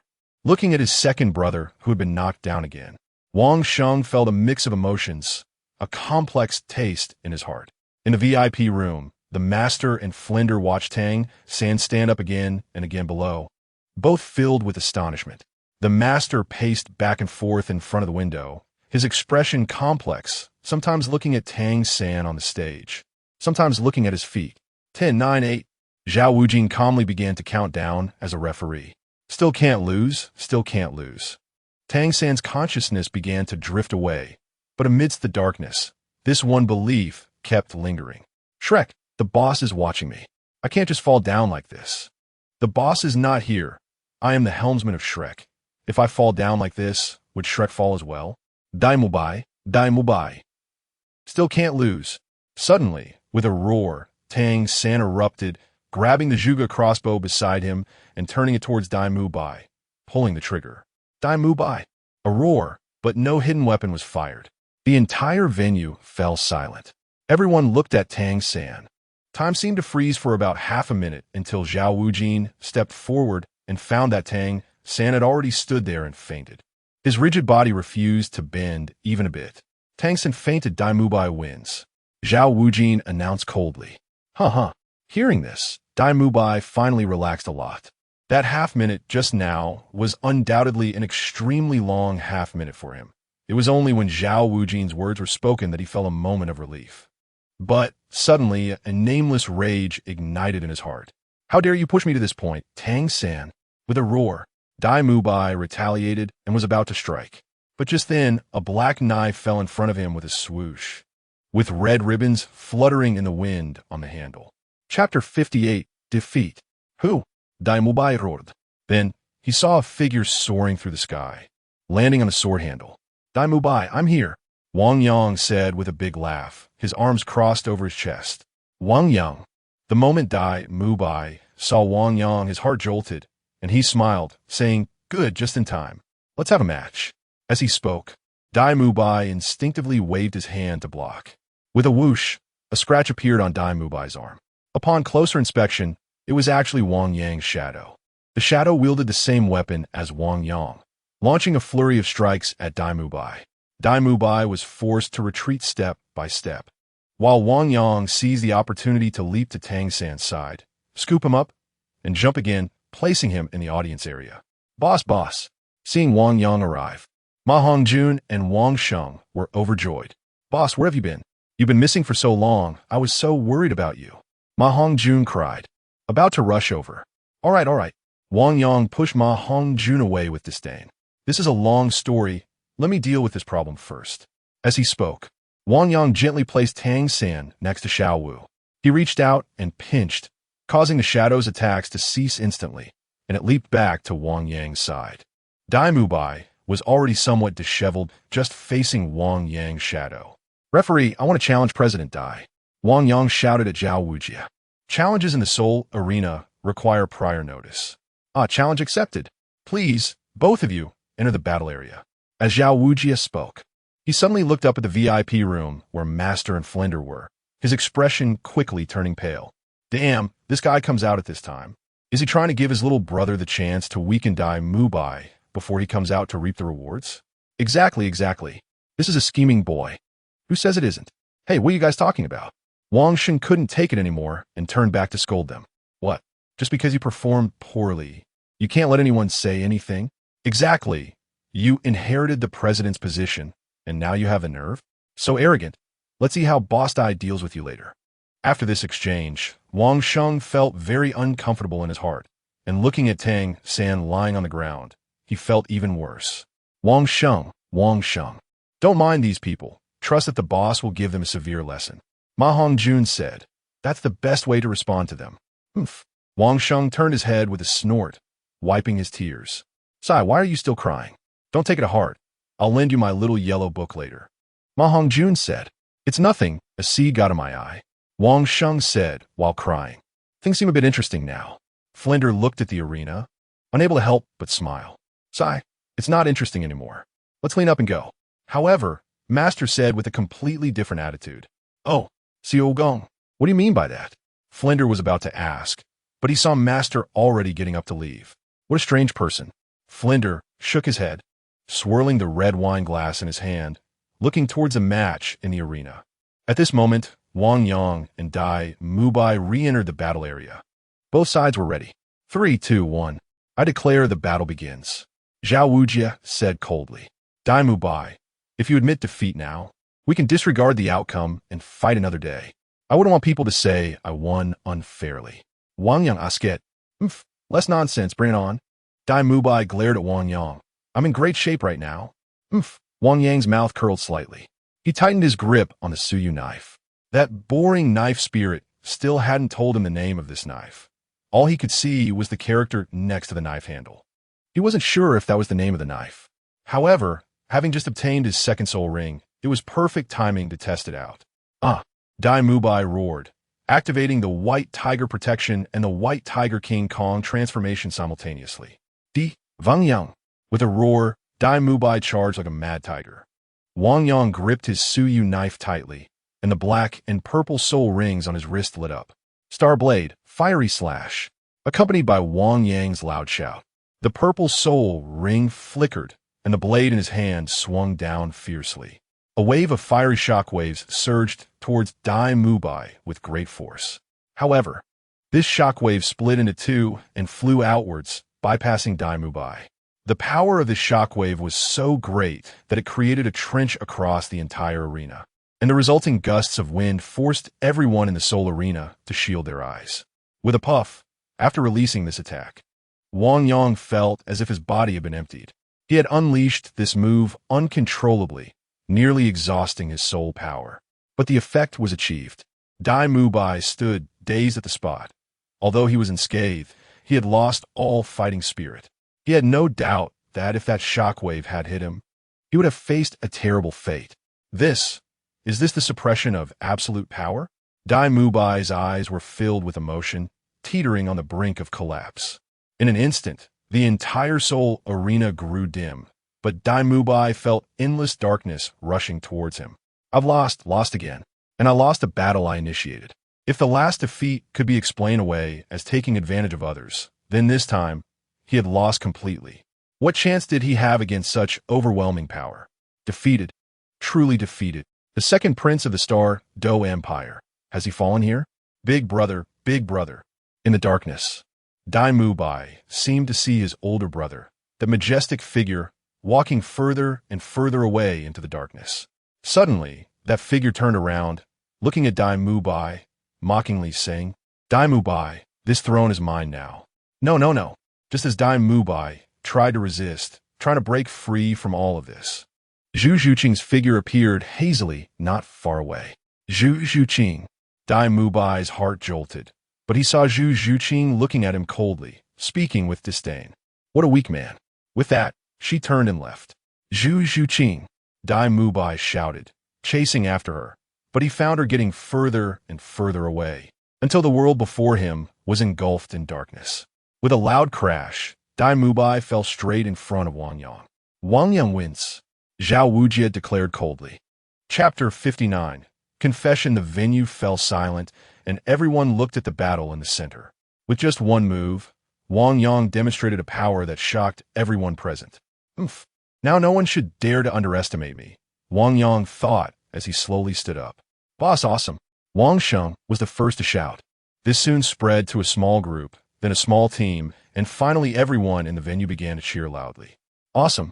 Awesome. Indeed, the principle of ordinary people is to join in when they can't win. Just as Ma Hongjun said, those who had been talking nonsense earlier all closed their mouths after witnessing this strike. Listening to the loud cheers, Wang Yang felt an unprecedented excitement. This feeling is usually called inflation. Oh my God! Wang Yang covered his little heart, wondering why it was beating so fast. Is this the feeling of being famous? Meanwhile, beside Xiao Wu, Xiao Xin personally handed Tang San a candy to help him gradually regain consciousness. When Tang San woke up, the first thing he saw was this scene. The next day, the whole academy started spreading the legend of Wang Yang. Walking down the street, girls would whisper and stare at Wang Yang. This feeling is so great. Is this the life of a harem king? Wang Yang secretly raged. Wait, calm down, calm down. I need to maintain my persona. Yes, that's right. I can't rush things. I have to take it slow. Although Wang Yang thought this way, his expression had already betrayed him. Wang Yang, watching from the side, couldn't help but want to tease him. Bro, watch your expression. Your face says it all, drooling all over the place. What are you thinking? Tang San couldn't help but say. Huh? What? Is there? Wang Yang turned to look at his face next to the pool. This looks pretty good. Tang San, Ma Hongjun, Wang Yang. All right, as long as you're happy. Suddenly, a very cute little girl walked over, surrounded by a group of girls behind her. Go for it. Yes, go for it. We believe in you. This girl had 2 ponytails and a very cute face. Wang Yang recognized her. She was a well-known beauty in the school named Chao Qing. Can I ask you to accept this? The cute girl named Chao Qing handed Wang Yang a pink envelope sealed with heart-shaped wax. Oh. Behind him, Oscar, Wang Yang, Ma Hongjun, and Tang San all began to tease him. Get lost. Wang Yang turned around and kicked the others aside, then coughed a couple of times. Finally, with a somewhat erratic gaze, he accidentally hugged the letter into his arms. Chao Qing ran away with a blushing face. The other girls followed suit, leaving in a cluster. You did it. Yes, I did. Boss. Suddenly, someone hooked their arm around Wang Yang's shoulder. He turned to see Oscar's ghostly face. This is infuriating. You haven't done anything, yet you receive a pile of love letters while I, licking and licking every day, have nothing. Do you know how thick the coating on my tongue is? The last time I went to the hospital, the doctor used sandpaper to smooth it out. Oscar said as he cornered Wang Yang. Is that so? How could you, a popular guy, understand our pain? Oscar's eyes were murderous. Wang Yang quickly found a chance to slip away. However, as soon as he got out, he saw Wang Yang and Ma Hongjun with 2 JoJo faces. Boss, the other side doesn't look like they're joking around. Ma Hongjun said. Yeah, boss, they look serious. Have you thought about how to respond? Wang Yang raised his eyebrows. If you don't reply well, it could hurt a girl's pure heart. Ma Hongjun's voice wrapped around Wang Yang's ears like a spell. Exactly. Wang Yang smiled. If you handle it poorly, it wouldn't be surprising if she jumped into a river or off a building. Boss, you wouldn't want to be a murderer, right? Get lost. Get lost, get lost. Wang Yang pushed the 2 away and quickly ran to the rooftop to open the envelope. The content was as follows. Hello. Actually, I've been paying attention to you for a long time. This feeling has become hard to suppress. Today at 6:30 p.m. at Dick Dance Hall. Let's not miss it. The letter was simple and straightforward, without any pretentiousness, and the background was sweetly decorated with little stars and hearts. Thump, thump, thump. Wang Yang felt his heart racing violently. This is bad. I've never encountered love letters in this life or the last. What should I do? Should I just ignore it and pretend I didn't see it? No, the girl personally handed it to me. Moreover, that girl. Wang Yang thought about the one who gave him the love letter. She wasn't bad at all. Sure enough, after coming to this other world, I've turned my life around. Thinking this, Wang Yang secretly returned, rummaging through his closet, which had only a few pieces of clothing. What should I wear? I seem to only have these few clothes. Wang Yang said, looking at the clothes in his hand. Just then, Tang San walked in. Brother Wang, aren't you going to class? Tang San asked. No, let us skip today. Wang Yang gazed at the clothes in his hand, his eyes filled with tenderness. Really? Are you really skipping Master S class? Aren't you afraid he'll make your life worse later? Tang San. Wang Yang suddenly patted Tang San's shoulder and said, as a man, "There are more important things waiting for me." Is it about that love letter?" Tang San wiped the sweat off his forehead. "Exactly." Wang Yang picked up a piece of clothing and for the first time began to examine himself in the mirror. "I made up my mind. Since the other party is serious, I will protect this feeling with my whole life. I am ready to commit." Wang Yang said seriously to Tang San while holding the clothes. "What is this sudden, heavy feeling? Bro, think twice. Then, I'll lend you this piece of clothing. It's what Xiaowu bought for me. I think it's pretty good," Tang San said, taking out a piece of clothing. Chapter 60. Face to Face. The Dick Dance Hall is located on a small street just behind the academy's back gate. By 6 in the afternoon, Wang Yang had already arrived early. He was wearing the blue suit that Tang San had given him, and unusually, he had sprayed some perfume. "Wow, what is up with you today, big guy?" Wang Xin commented on Wang Yang's unusual demeanor. Could it be that love has lowered his IQ? Ma Hongjun guessed. "I think there is some truth to that." Tang San nodded in agreement.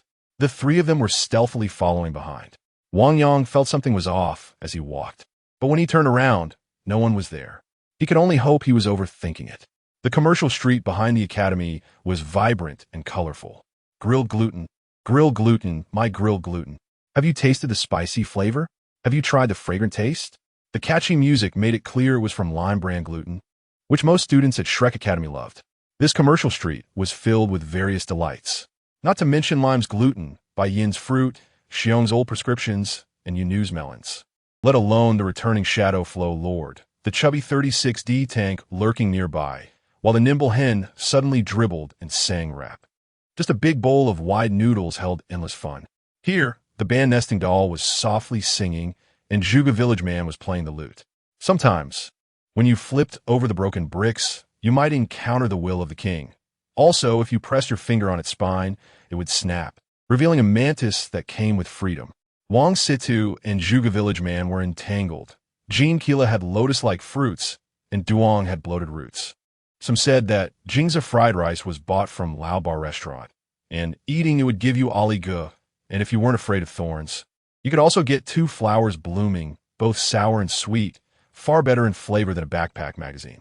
As Wang Yang walked down this road, he felt something was missing with his hands empty, so he turned around and bought 2 skewers of grilled gluten. Holding these 2 skewers, Wang Yang finally made his way to the Dick Dance Hall.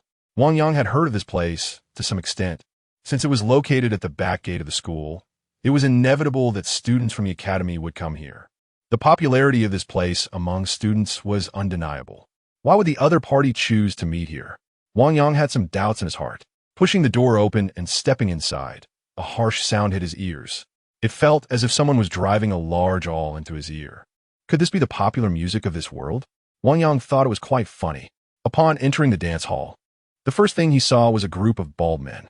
They seemed to be from the boxing club, Wang Yang thought. However, since it was this place, he didn't suspect much. It wasn't until he entered and the door creaked shut behind him that he began to feel uneasy. The atmosphere around him seemed a bit off, Wang Yang thought. In fact, with his alertness, he should have noticed these issues long ago, but he had deliberately ignored them. Meanwhile, outside, Tang San, Wang Sheng, and Ma Hongjun had followed him over. Seeing Wang Yang go in, they wanted to enter as well. But a bald man opened the door. "What do you want?" "We're closed." The big man glared at them, scaring them off. The three had no choice but to lean against the window to look inside. At that moment, Wang Yang felt a bit hot, sweat pouring out uncontrollably. Not to mention the number of people inside, just the flashing lights alone. Oh no, Wang Yang suddenly felt a bit regretful. As a well-behaved young man in both his past and present lives, he really didn't like being in places like this. Suddenly, a petite figure appeared in front of him. It was Chao Qing. "You're here?" Chao Qing tilted her head, her 2 ponytails swaying as she smiled. In an instant, Wang Yang's heart raced, feeling extremely excited and somewhat overwhelmed. "No, I just arrived," Wang Yang replied. "It's okay, I just got here too." Chao Qing smiled. Ha. Wang Yang awkwardly laughed. What should he say next? This was bad. Why couldn't he think of anything? When he was with that group of rascals, he had endless flirtatious lines. Why couldn't he come up with anything here? Wang Yang, think of something. Pull out all the flirtatious lines from your current and past lives. Wang Yang felt his breathing quicken, heat spreading all over his body. Come on, let us dance together. Chao-Ching suddenly extended her hand to Wang Yang. This. Wang Yang swallowed at heart. Should he reach out? He didn't know why he felt a bit timid. But to refuse would be a shame. Besides, she was being so proactive.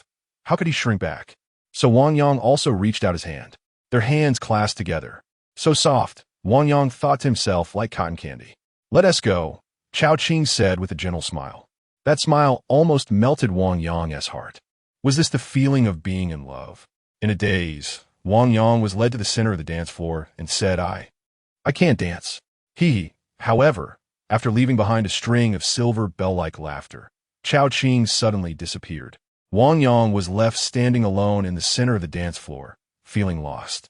At that moment, the music abruptly stopped, and he noticed that large men had filled the surrounding area, exuding a philosophical aura. Suddenly, the lights on the second floor shone down on Wang Yang and a high seat. A stout man stood up from the seat. To say this man was fat was an understatement. His belly looked like it could take 2 people to carry. Hee hee. Suddenly, a burst of laughter erupted. Looking up, Wang Yang saw Chao-Ching playfully jumping beside the stout man. Good job, little girl, the stout man said, patting Chao-Ching's head. Chao-Ching beamed with a satisfied smile. That smile was something Wang Yang had never seen before. Wang Yang felt an unprecedented prickling sensation rising from his heart. Moreover, he felt as if his head was starting to change color. Face to face in TR? Outside? Ma Hongjun couldn't help but shout, I can't even bear to watch this. This is a realm only Wang Sheng dares to tread. Chapter 61. No leniency. Looking at everything in front of him, Wang Yang felt for the first time what it meant to have a heartache.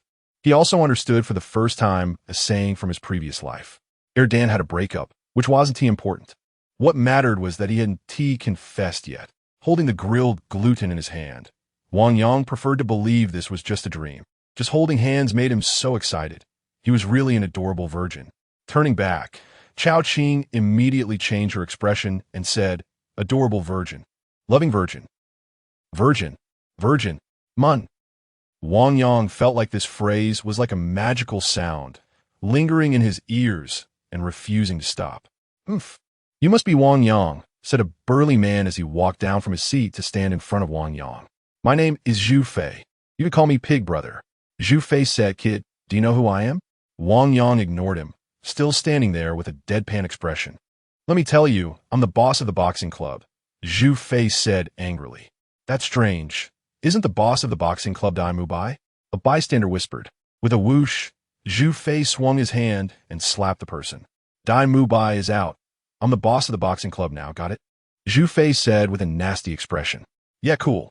Chao-Ching clapped and cheered from above. This boosted Zhu Fei's confidence significantly. Zhu Fei took a few steps forward and pushed Wang Yang's head with his hand, saying, Kid, what are you staring at? Tell me about it. I brought you here today for no other reason than my buddies want to see how strong you are. I heard you knock down Dai Mubai, and we want to see your skills. To be honest, if it weren't for you, we would have planned to rebel against Dai Mubai long ago. How could we let you steal the spotlight? However, no matter what he said, Wang Yang's face remained pale. The boss wants to be in trouble, right? Ma Hongjun said. It's hard to say. I think the elite of the boxing club are all here.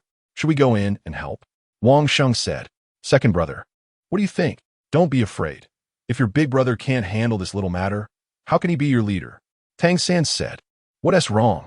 Not talking? Zhu Fei looked at Wang Yang's face. Wow, your outfit is quite unique, Zhu Fei said as he reached out to tug at Wang Yang's clothes. Damn, that's the outfit Xiao Wu gave me, Tang San said angrily. Hey, look at this. He is not saying anything. Zhu Fei pointed at Wang Yang and laughed loudly. This kid probably hasn't gotten over his breakup yet. Exactly. A bunch of followers chimed in, followed by a burst of laughter. Kid, I really didn't expect you to come here today, huh? Zhu Fei laughed. Since you're here, brothers, let us greet him. As Zhu Fei spoke, 2 segments of his spirit rings suddenly lit up, and with a bear-like roar, he threw a punch towards Wang Yang. With a bang, their fists collided. Zhu Fei felt as if all the bones in his arm were about to shatter. Looking at Wang Yang, he saw his eyes were filled with a murderous intent. The left eye with the yin-yang vision spun, and his pupils transformed into two spiraling black and white jade. Yin Yang Eye activate. In an instant, all movements around Wang Yang seemed to slow down considerably in his eyes. Some who accidentally made eye contact with him found their brains momentarily frozen and unable to act. You all. Wang Yang's breath sounded like the whisper of a demon. Filled with coldness, I will make you pay the price. Zing zing zong bang bang. Cruel. Too cruel. Ma Hongjun couldn't help but exclaim. Oh, this is too terrifying. Wang Shen couldn't help but complain. Suddenly, there was a crack, a glass shattered, and a burly man's head popped out. Help me! Help me! Ah, there's a devil here. The man, terrified, cried out to the three outside. Brother Wang rarely gets this angry. I remember the last time he was this furious was when Mu Qing was captured. Tang San couldn't help but sigh. After all, a man's pure feelings have been toyed with. Yeah, I didn't expect that when my brother borrowed clothes from me this morning. He was talking about wanting to be together forever, Tang San said. You say, how could he not be angry? Hey, what are you all looking at? Suddenly, a crisp voice rang out. Everyone turned to see Xiao Wu walking over. Upon seeing her, Ma Hongjun and Wang Sheng quickly stepped aside, making room for Tang San and Xiao Wu. Oh, what happened to him? Xiao Wu frowned as she looked inside through the window. She personally opposed violence. Xiao Wu, what are you doing here? It's time. Since you Heaven Dou come, I came out to find you, Xiao Wu said. What are you all doing here? Well, Xiao Wu, it's like this. Ma Hongjun and Wang Sheng quickly recounted the whole situation. So, Xiao Wu, this is the consequence of playing with a man's pure feelings, Ma Hongjun said. Yeah, what is going on? Our boss was actually cheated on by a scumbag woman. Wang Sheng wiped the sweat from his forehead and said, it seems our boss has never had good luck with women. Oh, is that so? Xiao Wu's expression suddenly became intriguing. She stretched her limbs and glanced subtly at Tang San. Scumbags who play with women's feelings should not be spared either. Xiao Wu said with a smile that was even uglier than crying. This, Tang San couldn't help but swallow hard. Hey Xiao Wu, what are you talking about? How could I have any second thoughts? Right, Ma Hongjun, Wang Sheng, you agree, right? However, at that moment, Ma Hongjun and Wang Sheng chose to look away. Xiao Wu, furious. Tang San, do you have anything to say? Xiao Wu asked, slapping Tang San on the shoulder. Ma Hongjun, Wang Sheng. Tang San felt like he was about to be buried by these two useless teammates. Sigh. It's different when someone has a partner. Our boss is still single, Wang Sheng said. Sigh. Valentine's Day seems to be coming soon. These people should be burned. Not Xiao Wu. You don't believe my character, do you? I am definitely innocent, Tang San hurriedly said. Clearly, the last time I taught someone how to use hidden weapons, TSK, you wouldn't know, Wang Sheng took the opportunity to fan the flames. Oh, I heard about that. It was that incident a few days ago, and it even implicated the boss, someone else chimed in. ISNT that, right? Tang San. The voice echoed like a magical sound. Do you have any last words? No, please, let me explain. Suddenly, there was a loud bang. The door opened, and Wang Yang walked out, covered in blood, his eyes fierce like a wolf. The others saw this, especially Tang San, Wang Sheng, and Ma Hongjun, and wanted to step forward to ask, but saw Wang Yang walk away without looking back. They'd be alone for a while. In that moment, everyone's thoughts synchronized. Chapter 62. Serving tea the next morning. Hey, what are you looking at? Wang Yang glared at a passerby who walked by him. Saw the passerby fled in a hurry. TCH.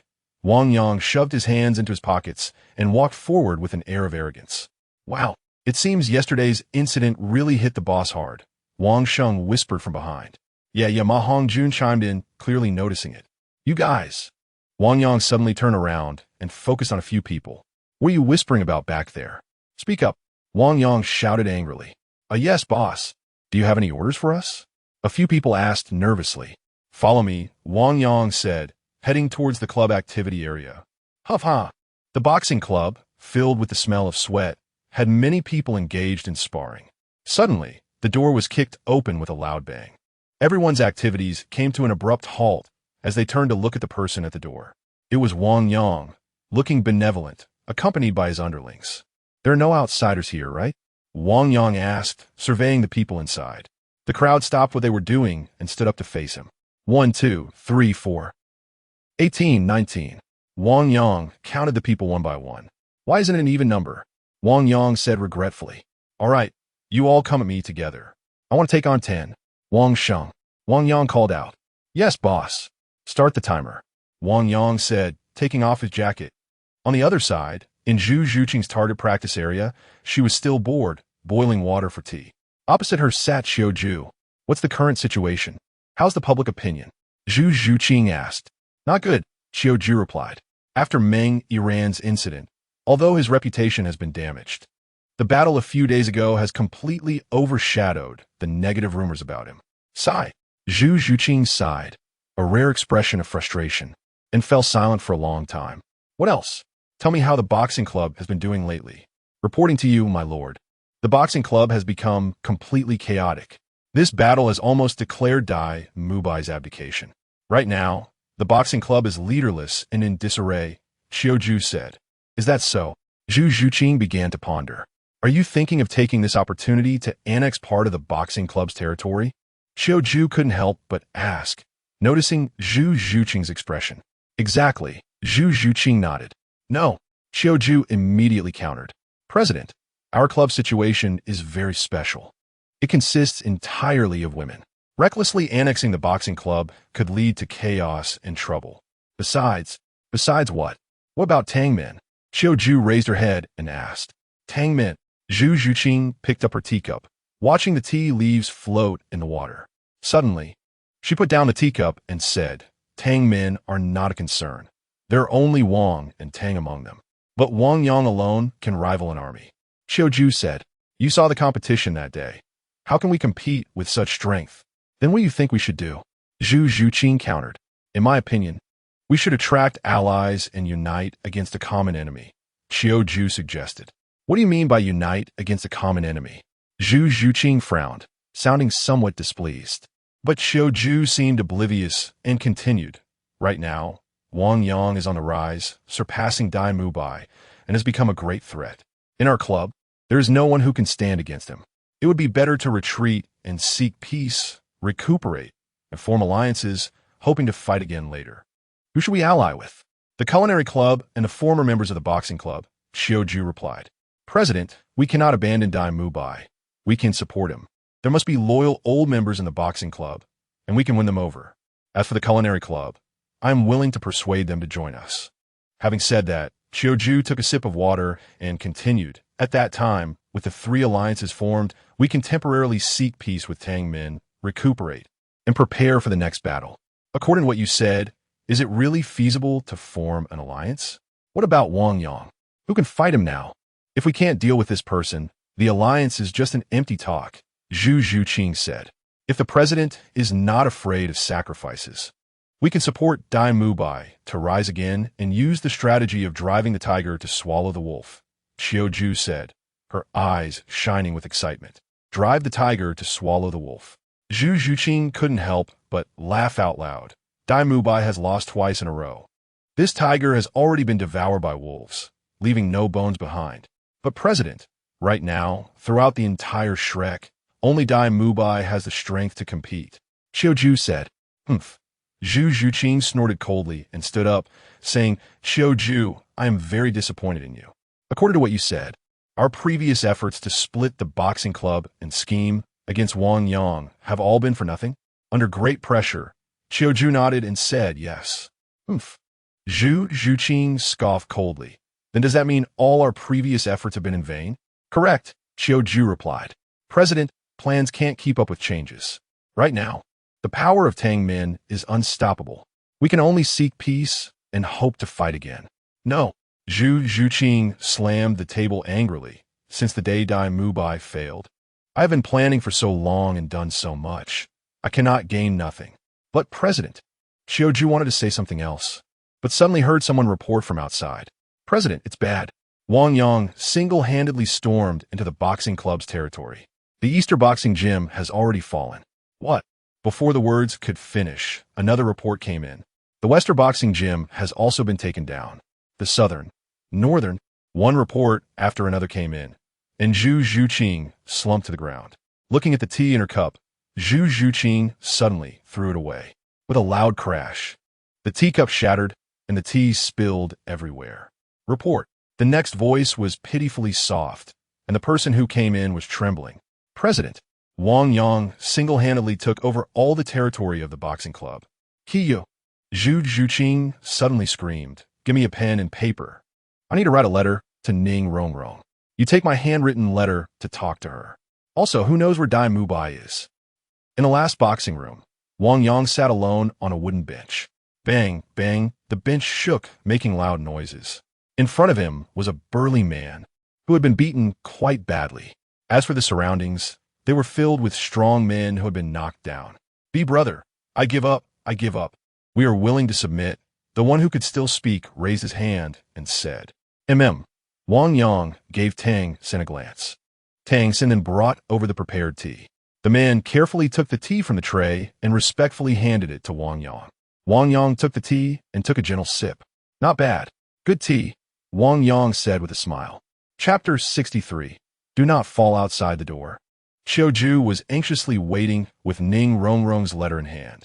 "How's the situation?" she asked impatiently as she saw someone coming out. "Sorry, our president is still in discussion and cannot see you for the time being," replied a burly man in black who came from inside. Hurry up, hurry up." Qiuju paced back and forth, extremely anxious. Inside the tent, Ning Rongrong was listening to her subordinate's report. "So, it can be said that the Tang sect has swallowed the entire boxing club." As this statement was made, the people in the room fell silent. The Tang sect had monopolized all the boxing clubs. Doesn't this mean that their days are numbered too? Oscar, who was on the side, thought silently in his heart. "I didn't expect the boss to act so quickly." However, he couldn't bear to let Ning Rongrong be in such a dangerous situation. So, Oscar stood up and said, "Rongrong, it seems that the cooking club cannot remain as a reclusive hermit any longer, but should seek alliances to ensure its survival." Oscar's words moved Ning Rongrong. Just as she was about to respond, a food system breadmaster named Dazhuang interjected, "It seems you are not from our cooking club. So why are you here at this meeting?" His words almost shut down everything Oscar had just said. It was also this sentence that made Ning Rongrong show a look of realization. "Oscar, you should leave," Ning Rongrong said without hesitation. "What?" Oscar was shocked. Dropping the apple he was holding on the ground. This, I'm wrong," he said. Who here doesn't know that you are from the Tang sect? You only stay here every day because you are after our president's body. How much of your words can be trusted?" Dazhuang stepped forward and said. Dazhuang was stout and imposing. Standing there was enough to intimidate others. Oscar felt he had no way to argue back. "Oscar, you should leave," Ning Rongrong said again. At that moment, Oscar felt a chill in his heart. There was nothing he could do against the collective anger. He had no choice but to leave. The remaining group then began to discuss. Clearly, Dazhuang was leading them. "President, outside. Zhu Zhuqing's people have been waiting for a long time. Should we let her in first?" "All right, let her in," Ning Rongrong said, twisting her body, appearing somewhat anxious and distracted. "We invite our president." Qiuju finally received a response and rushed in. "President Ning, this is our president's handwritten letter seeking an alliance," Qiuju said eagerly. "The newcomers should introduce themselves," Dazhuang said before Ning Rongrong could respond. Hearing this, Qiuju gritted her teeth and said, "President Ning, I am Qiuju, sent by President Zhu Zhuqing to seek an alliance." "Bring the letter up," Ning Rongrong said. She then took the letter from Dazhuang's hand and carefully unfolded it to read. Finally, she sighed and said, "All right, I understand." She then turned to Qiuju and said, "Tell her that we are already allies, and there is no need to establish a formal alliance." "Yes," Qiuju responded and left. "President, right now, the Tang sect is dominant, and the cooking and art clubs should have united long ago," Dazhuang said from below. The others echoed in agreement. "All right, let's send someone over as a return gift," Ning Rongrong said. At this moment, Wang Yang was leisurely sitting in the large room that should belong to Dai Mubai. Beside him were two enchanting women serving him. Looking closely, they were indeed the ZUS sisters. One sister held a cigar while the other was lighting it. After it was lit, she handed it to Wang Yang's mouth, who only needed to open his mouth to smoke. "I don't want to smoke. Enough, you can go." Wang Yang waved his hand at the two sisters beside him. "Yes," they said and began to leave. "Oh, Wang Yang rubbed the sofa underneath him vigorously. So soft. Dai Mubai actually spends his time here every day. If it were me, I wouldn't want to go out to work either, Wang Yang said while rubbing against the sofa. Exactly, Ma Hongjun and Wang Sheng said, still eyeing the two sisters. Meanwhile, the smoke wafted up, releasing an endless fragrance that tempted one to fall into depravity. Big brother, at this moment, Tang San, who had been standing quietly, finally spoke up. As the only one standing among them, he maintained a relatively calm mind. Right now, we have just swallowed Dai Mubai's territory, and the cooking and art clubs will definitely unite. We still have a lot to do, Tang San reminded. Oh, second brother, the boss just worked hard. You should rest now, right? ISNT that so, boss? Wang Sheng said with a smile. Exactly, Ma Hongjun followed suit. I wanted to test this sofa when I came last time, and now I finally have a chance. However, Wang Yang's alertness prevented him from sinking into depravity with the two of them. He stood up and slapped each of them on the head. Ouch! Ouch! Boss! Why did you hit me? Your second brother is right. This place makes it too easy to fall. Let us go back, Wang Yang said. Huh? The two of them cried out in despair. What do you mean, huh? Do you want to be hit more? Wang Yang said angrily. All right. The two quickly shut up, not daring to say a word. Let us go back. Wang Yang waved his hand, leading a few people back. On the way back, Wang Yang began to arrange things. Tang San, the boxing club has been defeated by me, but the subsequent coordination and management work still needs to be done by you. These people are all capable. If there are any willing to join the Tang sect, bring them in. Those who are unwilling should not be forced. After all, forcing them to join could cause trouble, and that would not be worth it. For other aspects of overall management, you will also take the lead. If there are any difficulties, call me, and these two little guys, Wang Sheng and Ma Hongjun, will assist you. How about that? Wang Yang asked. Okay. Tang San nodded in agreement, but then said, Big brother, what is wrong? Is there something else? Wang Yang asked. It's just that the cooking club and the art club. Sigh, a bunch of rabble, not worth mentioning. Wang Yang waved his hand with a smile. But, regarding Meng Iran's incident. Ha ha ha ha ha. Wang Yang laughed loudly. The river flows vast and mighty. If you throw a stone in, can it stop the flow? A trivial skill, not worth worrying about. Good. Hearing this, Tang San seemed to be infected by this momentum as he nodded and smiled. Boss, suddenly, while they were talking, a young man ran over from a distance. Boss, you should hurry back and take a look. Something happened. This young man spoke with a hint of subtle expression in his eyes. Wang Yang and Tang San exchanged glances and hurried back. Chapter 64. Mu Qing's visit done. Qiuju walked in quickly and said, They agreed to the alliance? Zhu Qing asked. Yes. Qiuju nodded heavily and said, Now that the two families have allied, even if he wants to move against us, he will have to think carefully. Qiuju continued, As long as we don't give him an excuse to act against us, this matter will definitely succeed. On the other side, Wang Yang returned home and saw a crowd gathered at his door, peering inside. What are you all looking at? Is it a new bride? Wang Yang couldn't help but ask.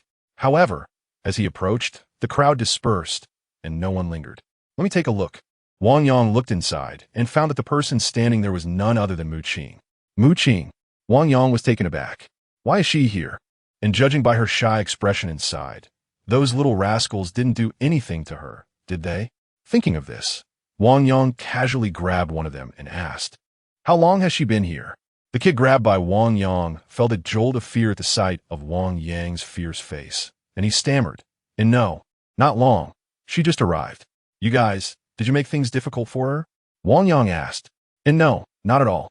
The kid shook his head vigorously like a rattle drum and hurriedly said, Who would dare? Everyone knows your relationship with her within 100 miles. Who would mess with her? Really? Wang Yang glared at him again to scare him. Really not, boss. The person spoke clumsily, and Wang Yang felt he was telling the truth, so he released his grip and said, Get lost, get lost, get lost. Disappear within 3 seconds. As he spoke, everyone fled faster than rabbits. Once those people left, Wang Yang was about to go inside when he suddenly felt something was off. Turning around, he saw Tang San hiding with Wang Sheng and Ma Hongjun around the corner, peeking over. Hey, you little rascals. Wang Yang rolled up his sleeves and walked over. What are you three doing here, watching the show? Wang Yang asked. Big brother, Tang San turned around, but noticed that Wang Sheng and Ma Hongjun had already sensed something was wrong and slipped away. Well, Xiao wants to fight me, so I'll go first, Tang San said as he turned to leave quickly. Once those little rascals were gone, Wang Yang finally entered the house. Big brother Wang? Upon seeing Wang Yang, Mu Qing exclaimed in surprise. Oh, you're here. Wang Yang feigned surprise and said, Quick, sit down. Why are you standing? Those little rascals didn't do anything to you, did they? No. Mu Qing shook her head. Wang Yang looked Mu Qing up and down. Her clothes were much neater and cleaner. Her face looked much better than before, and she appeared to have gained some weight. It was clear that bringing her here was a wise choice. Wang Yang thought to himself that she must be doing well here. Although he hadn't visited Mu Qing in recent days, he had sent word outside, claiming to be Mu Qing's older brother, to warn those who bully the weak to be careful. He estimated that nobody would dare to touch Mu Qing. Meanwhile, outside the house, the kids he had beaten up were sneaking back under Tang San's lead, peeking through the window. Hey, do you think she might be our future sister-in-law? I think it's possible. The boss even sent me out to spread the word that he is her older brother. Oh wow, then this is promising. We need to be careful in the future. Hearing this, Tang San was almost at his breaking point. Big brother, do you know what spying means? Keep it down. Tang San couldn't help but yell. He had always wanted to gather gossip about these two, and now the opportunity had come. The crowd quickly hushed, but their whispers still sounded like buzzing mosquitoes. Inside, Wang Yang and Mu Qing had already heard everything, especially Mu Qing, who had good hearing and caught every word. At that moment, she couldn't help but blush and lowered her head. Seeing this, Wang Yang turned around and opened the door. The few kids outside who were eavesdropping froze when they saw Wang Yang's face, nearly scared silly. Fortunately, Tang San reacted quickly, kicking the kids. I told you not to come, but you insisted on coming. Get lost, get lost. Tang San kicked them while turning to Wang Yang and said, Oh, these little rascals. I'll teach them a lesson for you. After saying that, he kicked them away. Wang Yang watched and closed the door before turning back. As soon as Wang Yang left, Tang San immediately stopped, giving the kids a look that said, You figure it out, and then quietly crawled back. Big brother Wang. Mu Qing spoke, her hands rubbing nervously between her legs, showing her unease. Seeing Mu Qing's demeanor, Wang Yang wasn't in a hurry. He took out a blanket and poured some tea. He never pressured her to speak about what she didn't want to say. Tea, Wang Yang said, pushing the teacup over. Seeing this, Mu Qing hurriedly picked it up and took a sip, but the tea was just poured and was very hot. Sure enough, Mu Qing burned her mouth and exclaimed, Ah, hot, hot. Startled, she lost her grip on the teacup, which fell. Fortunately, Wang Yang was quick and caught the falling teacup just in time, preventing her from getting splashed by the hot tea. Slow down. What are you in a hurry for? This is my territory. No one dares to do anything to you. Take your time, Wang Yang said with a smile. Oh no. Mu Qing crossed her hands and suddenly said, Big brother Wang, I just miss you. Oh. A chorus of gasps came from outside. Tang San heard this and kicked a few of the kids to silence them. Inside, Wang Yang remained calm, sitting in place with a smile still on his face. However, this was just on the surface. In reality, the man was in a complete panic. What's going on? What's going on? Wait. Did she just confess to me? No way. What did she just say? Is it true? Can I hear it again? The kid should be going to kindergarten soon. If you like it, you can come here often. I always welcome you. As Wang Yang spoke, his hand holding the teacup trembled continuously, causing the tea to spill out. Big brother Wang, the tea. Mu Qing couldn't help but exclaim. It's fine. I can assure you I'm holding it steady. Though he said that the clinking of the teacup against the saucer sounded almost like a performance. Chapter 65, Wang Yang managed to steady his restless heart. He quickly regained his composure. The implication of her words should be that he should thank her for her care, or perhaps she encountered some difficulties. With this thought, Wang Yang's agitated heart was somewhat calmed. With a warm smile, he said, Is that so? Big brother misses you too. I haven't been to see you for a while. How have you been?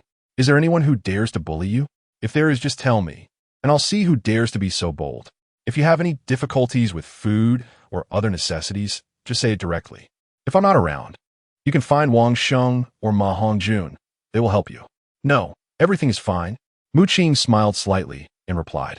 However, when Mu Qing tilted her head, Wang Yang noticed some faint scars on her neck, but he didn't show his anger. Instead, he suppressed the turmoil in his heart. There must be some hidden truth behind this. By the way, how is it getting along with your roommates? Are they good? Wang Yang asked with a smile. Not much. They're all very nice. Mu Qing said with a slight smile. Is that so? Then it's great. Wang Yang replied. However, he still caught a glimpse of a flicker of unease in Mu Qing's eyes when she said that. This further strengthened Wang Yang's suspicion. This girl must have been bullied. She just held on and didn't come to find him. Wang Yang took a slight breath, feeling his negligence. If he had shown a little more concern usually, it wouldn't have come to the point where she had to seek him out. However, he had already let it be known that he was not to be trifled with. Who would be willing to offend him? No matter who it is. He must investigate this matter thoroughly. Looking at Mu Qing, she clearly seemed to have something to say, but ended up remaining silent. Seeing this, Wang Yang decided to probe a little. Mu Qing, I've recently gotten a nice house. It's very warm inside. Winter is coming soon. Would you like to come and stay?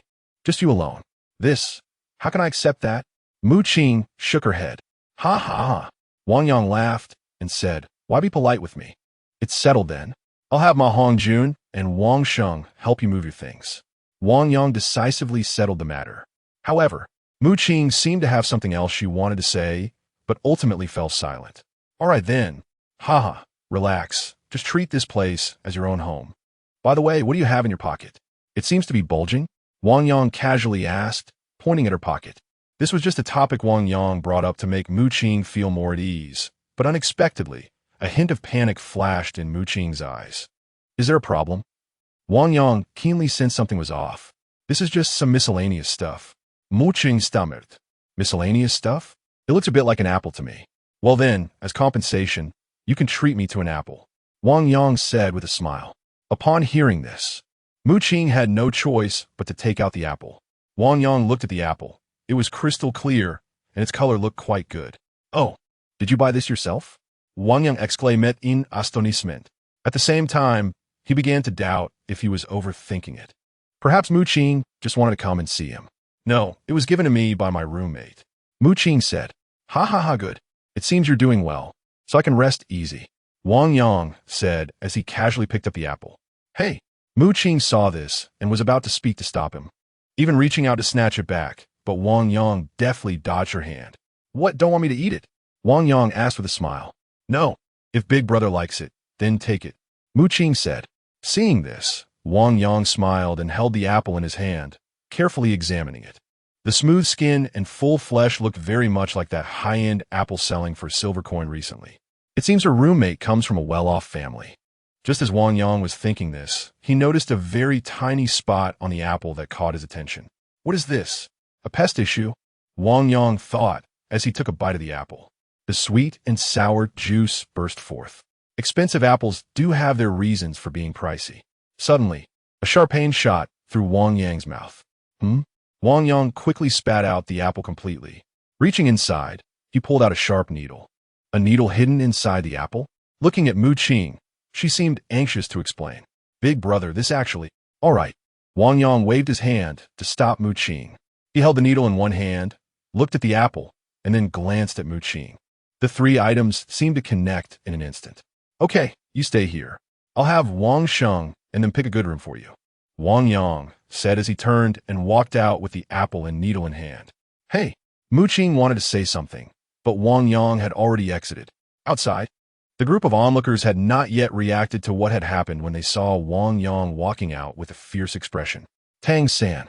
Wang Yang rarely called his full name, startling Tang San. Hey, bring some brothers and come with me to apartment 14. Okay. Huh. Big Brother. Apartment 14 is a girls' dormitory. Tang San couldn't help but ask.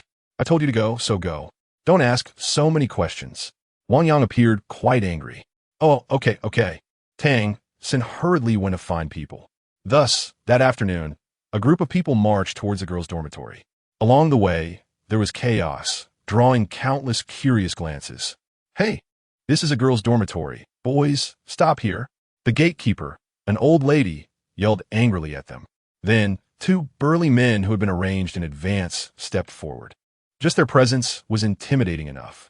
But the old lady was still the old lady. She picked up a mop and knocked the two men down. "Old lady, please stop. We actually came to ask you a question." One of them finally said. "Yes, old lady, look, we brought our books." Hearing this, the old lady finally put down the mop she had been swinging and took the books from them. "Come here, let me take a look," the old lady said as she put on her reading glasses and began to give guidance. Meanwhile, Wang Yang, leading the group inside, caused numerous screams and chaos, finally stopping in front of dormitory 312. Holding the apple and the needle, Wang Yang kicked open the dormitory door. Chapter 66. Taking the blame, the small dormitory was crowded with people, but no one dared to speak out of turn. Wang Yang sat on a small wooden stool, facing a lavishly dressed woman in a pink gown, with two ponytails and expensive jewelry adorning her neck and wrists. Clap, clap, clap. Wang Yang kept tossing the apple in his hand, the sound echoing as it hit his palm. "This and this," he said, revealing both the apple and the needle he had used to pierce his mouth. "Who did this?"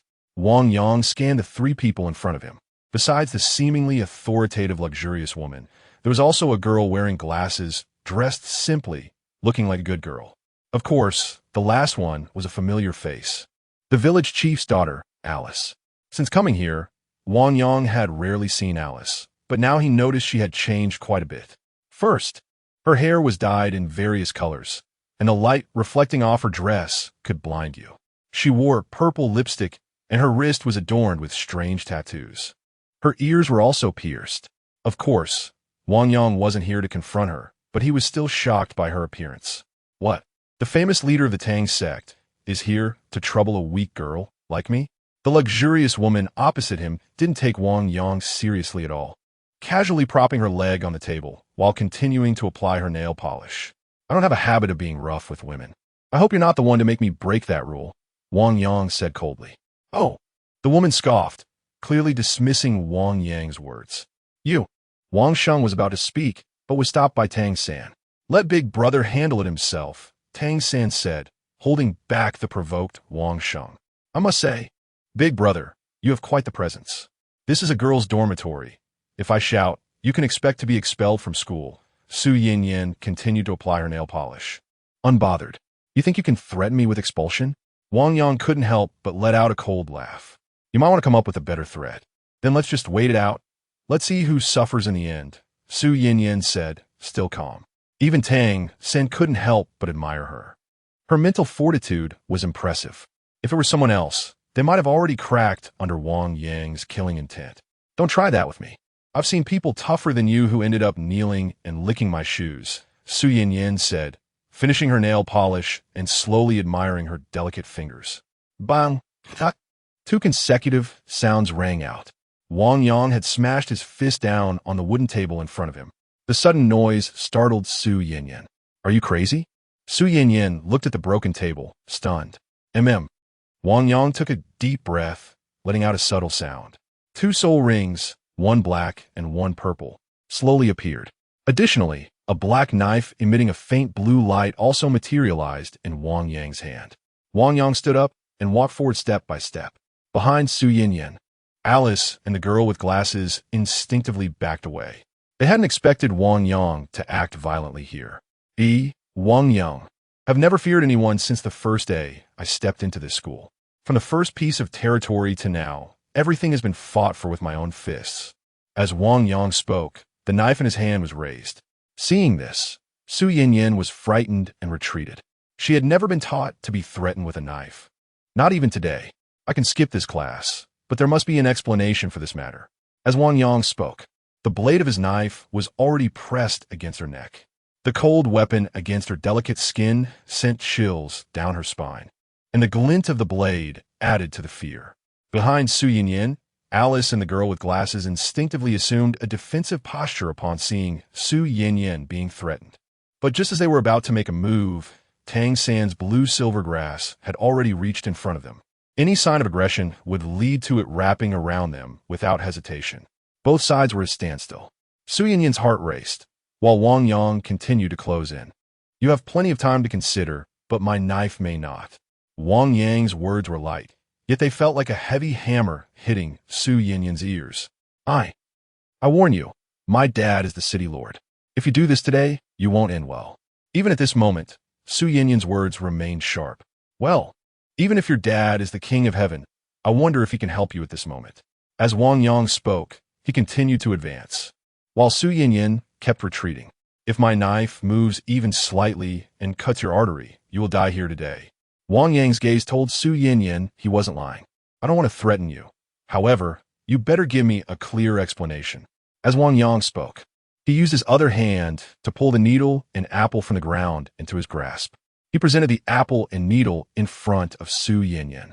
The immense and intangible pressure bore down on Su Yinyan, the girl with glasses, and Alice. The girl with glasses had been sweating from the start, her eyes clouded with fear, while Alice kept swallowing hard. Sweat dripped down Su Yinyan's forehead, seemingly narrating her inner struggles. She bit her lip, silent and pale.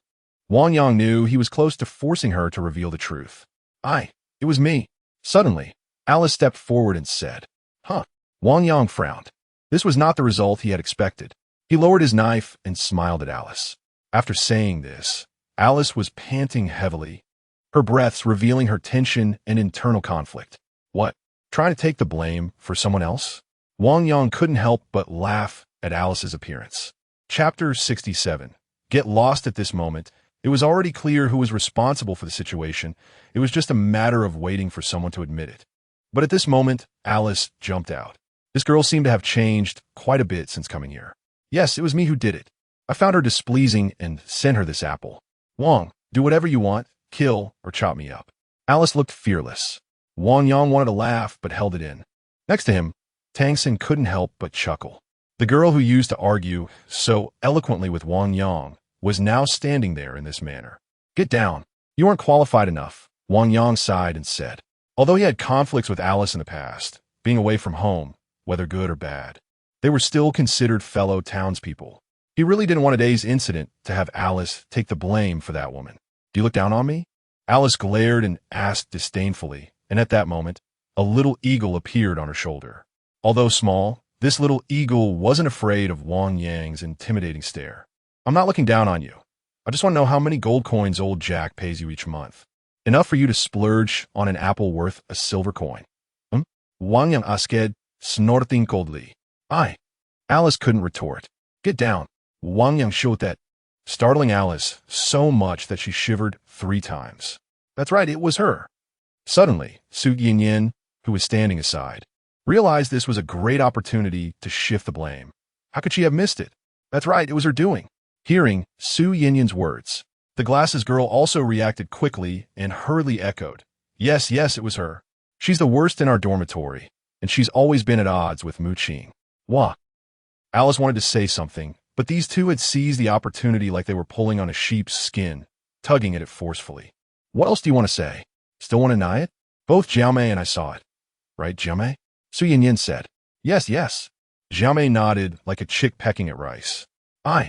Alice suddenly felt as if she had been stabbed in the back. This feeling was fiery and painfully piercing. She hadn't flinched under the immense pressure from Wang Yang earlier, but now tears started to fall uncontrollably. Plop, plop, like grapes landing on the ground in a puddle. Why are you crying? What do you have to cry about? Su Yinyan said, turning to look at Wang Yang. I say, Wang Gaiyou, are you satisfied now? The culprit is her. Take her away. However, shouldn't you give an explanation for barging into our dormitory? Wang Yang felt aggrieved. He had never felt this stifled before. Suddenly, the door opened. Boss, Zhao Wujie is coming. It was Wang Sheng who opened the door, and as he spoke, the wind had already begun to swirl in the hallway. Wang Yang, you dare to barge into the girls' dormitory? Zhao Wujie's booming voice echoed from afar. In a roar, he had already arrived. Wang Yang. Accompanied by Zhao Wujie's furious shout, Su Yinyan displayed a victorious smile. Seeing Zhao Wujie's angry face, Wang Yang simply threw the knife he was holding to the ground and surrendered. It was all me. It has nothing to do with them. Wang Yang raised his hands and said, Oh dear, Director Zhao, you finally made it. This person barged into our dormitory and scared us to death. If you hadn't come, she would have planned to kill me, Su Yinyan said, running over in a flirtatious manner. Zhao Wujie ignored her, casting a complex glance at Wang Yang. All right, come with me. Hey, Director Zhao, you must punish him severely, hit him hard, Punish him to death. Su Yinyin shouted as she followed behind Wang Yang, who was being taken away. Wang Sheng finally couldn't hold back and turned back to give Su Yinyin a hard punch. With a cry of pain, Su Yinyin fell to the ground. Zhao Wujia saw this, but didn't say anything, simply continuing to take Wang Yang forward. Hey, Director Zhao. He hit someone, Su Yinyin said, covering her face as she lay on the ground. I really want to XXXX. Wang Sheng jumped up and slammed Su Yinyin's head. Damn it, Zhao Wujia. Are you going to manage this or not? Su Yinyin shouted angrily with her disheveled hair. But Zhao Wujia still didn't look back, only replied, insulting school leaders a 1,500-word reflection. Bring it to me later. In the teaching office, Wang Yang, Wang Sheng, Ma Hongjun, and Tang San were detained there while Zhao Wujia went out.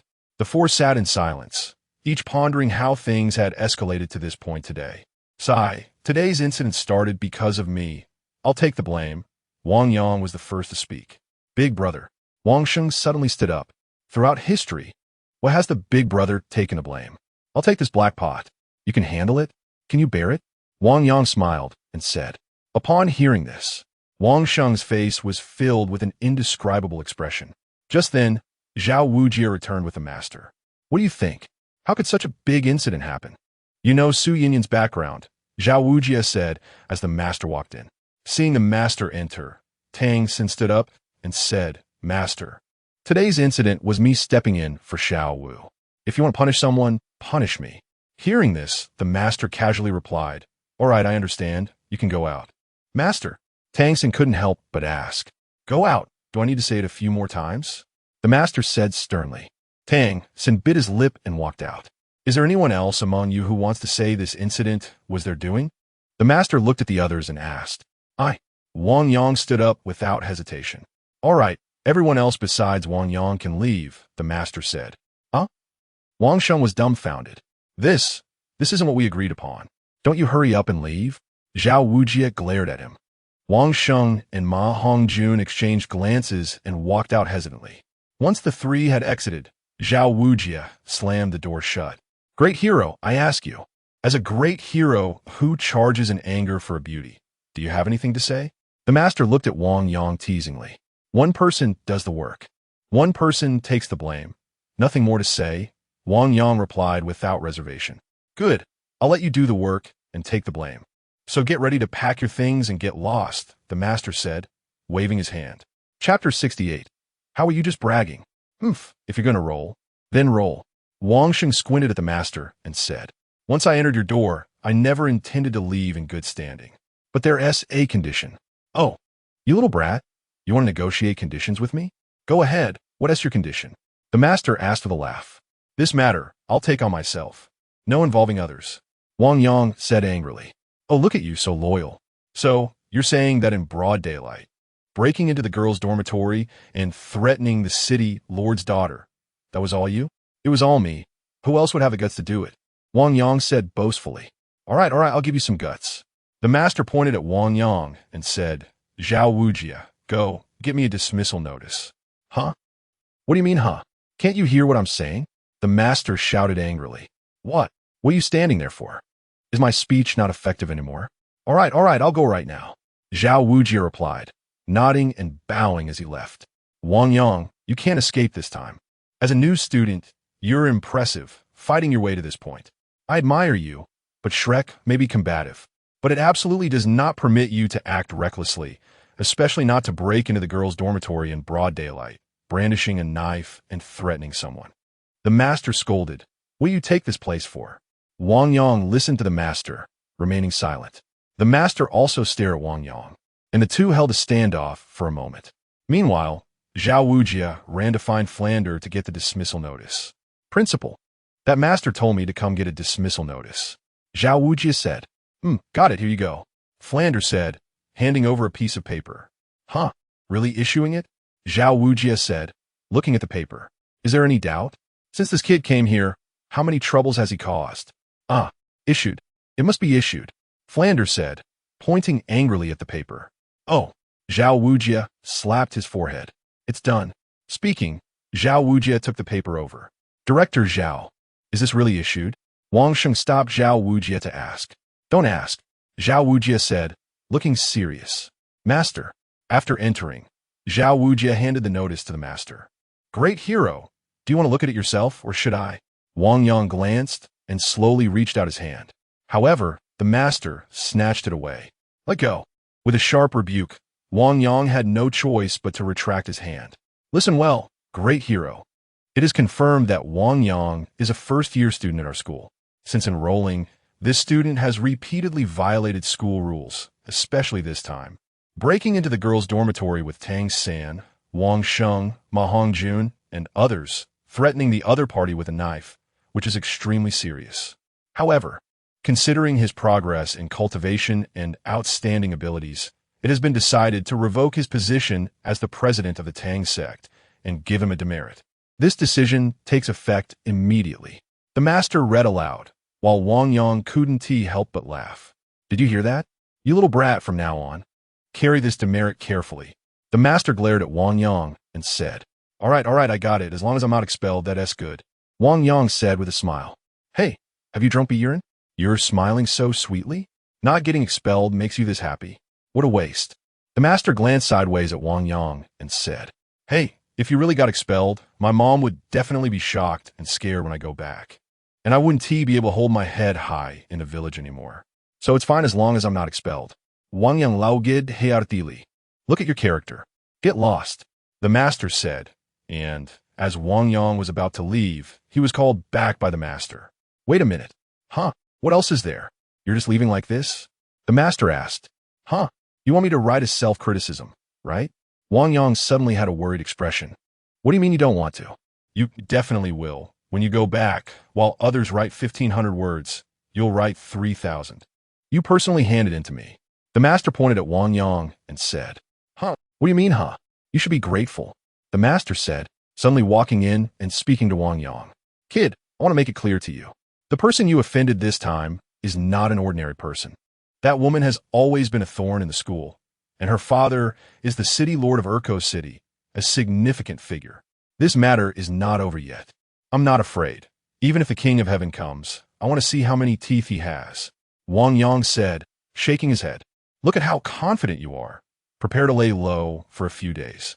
The master said, suddenly grabbing Wang Yang's hand. Right, from now on, make sure to cause trouble properly, huh? Big brother, the master didn't do anything to you, right? When Tang San saw Wang Yang come out, he chased after him to ask. It's nothing. Wang Yang replied, continuing to walk forward. Boss, really nothing? We've all been worried sick. Wang Sheng asked as he caught up. Oh, it's just a trivial matter. Look at how scared you all are. Wang Yang said, slowing down as he spoke. I'll tell you, as soon as you guys went out, that master came at me. Could I be afraid of him? I almost wanted to grab something and fight him. But I thought, this master also cares about face. You know, if he fought me and couldn't he win? Wouldn't he that make him a laughingstock? Wang Yang said, laughing heartily, and the others seemed to be infected by his laughter, smiling as well, the previous gloom dissipating. So, I didn't make a move. The master glared at me, and I glared back. We both glared at each other for a long time. Neither could do anything to the other.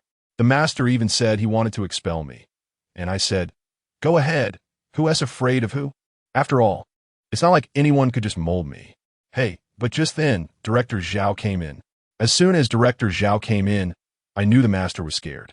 Sure enough, once that punishment decision was announced, hey, it's just a trivial matter. It's not like I lost a position or anything.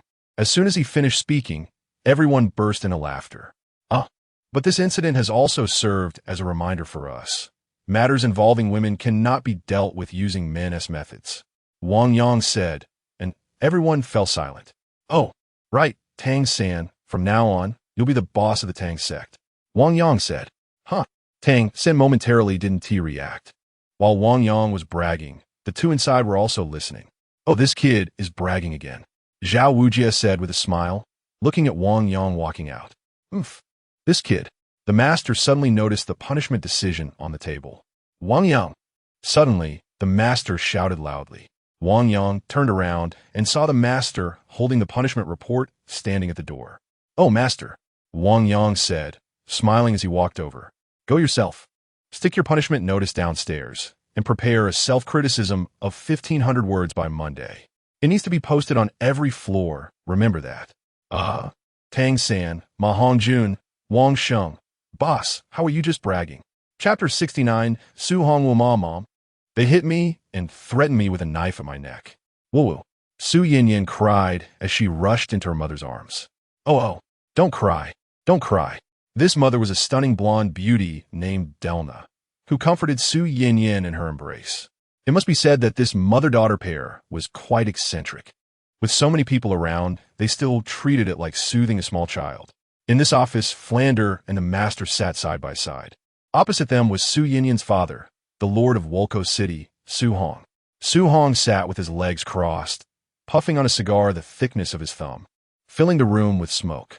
Lord Su, I apologize for the lack of hospitality.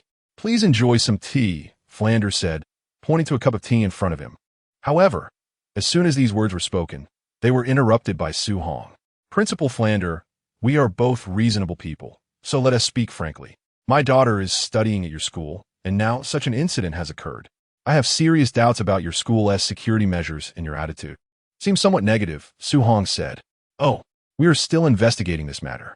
You came all the way here, leaving behind so much official business for your daughter. Why not let us show some local hospitality? You should rest for a while, and we will discuss further. How about that? Flander continued. Hearing this, Su Hong became furious. It was clear that they wanted to drag this out, hoping to downplay the situation. How could he not see through their intentions? Principal Flander, I have already had 3 cups of your tea, and we can eat your food later. But if you don't give me an explanation for today's incident, Su Hong said, placing his cigar into the ashtray and slowly exhaling a puff of smoke. The founding principles of Shrek Academy seem to completely contradict the regulations of the Heaven Dou Empire, Su Hong stated. Upon hearing this, the smiles on the master and Flander's faces gradually faded. After all, this was their territory. There was no reason to be intimidated by an outsider. The teaching principles of Shrek Academy are not for you to criticize, Flander said calmly. Oh, right, indeed it's not. However, regarding my daughter being threatened at your school, what do you intend to explain? Su Hong asked. Lord Su, according to our investigation, your daughter has a long history of bullying other students at school.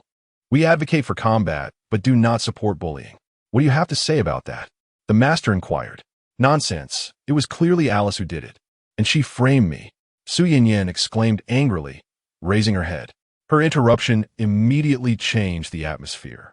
Su Hong's expression also became unstable, and he signaled Delna to take Su Yin outside.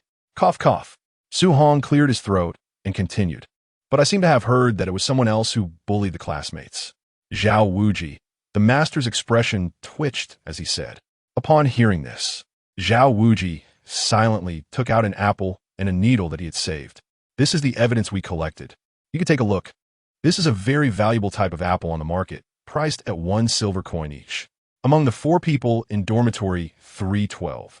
Only your daughter has the ability to buy such apples, the master said indifferently. Su Hong snorted. What can one apple prove? Even if my daughter bought it, she could have given it to someone else, and that person could have used it to harm others. That possibility cannot be ruled out. Flander remained calm, as if he had everything under control. So, the matter is still under investigation. The situation returned to square one, and Su Hong realized he had gone in circles only to be led back by their tactics. Then, what about the person who threatened my daughter? Wang Yang? Tang San? Where have you hidden him? No matter what, he threatened someone with a knife. That cannot be wrong. How are you handling him? You need to give me an explanation. Seeing no progress, Su Hong shifted his questioning. Oh, you mentioned that among these individuals, only Wang Yang is the mastermind, and he is currently under our investigation. The master said, crossing his legs. Upon hearing this, Su Hong stood up immediately. What is there to investigate? He, the murderer, should be arrested and sentenced immediately. Lord Su, why the rush? It's not too late to act once the investigation is clear. Being so hasty now is a bit premature, the master said slowly. What do you mean by premature? I see you are deliberately covering up, wanting to protect the murderer. Su Hong exclaimed anxiously. Upon hearing this, the master and Flander both picked up their teacups to take a sip of tea. Lord Su, why are you so anxious? If this matter is not handled properly, it will harm the children, they said in unison. Yes, Lord Su, we will definitely not let a bad person go, but we also cannot harm a good person. It's not too late to make a decision once everything is settled. Flander and the master harmonized their words to persuade Su Hong. You all fine. If you cannot give me a reasonable explanation, I will find someone to report you.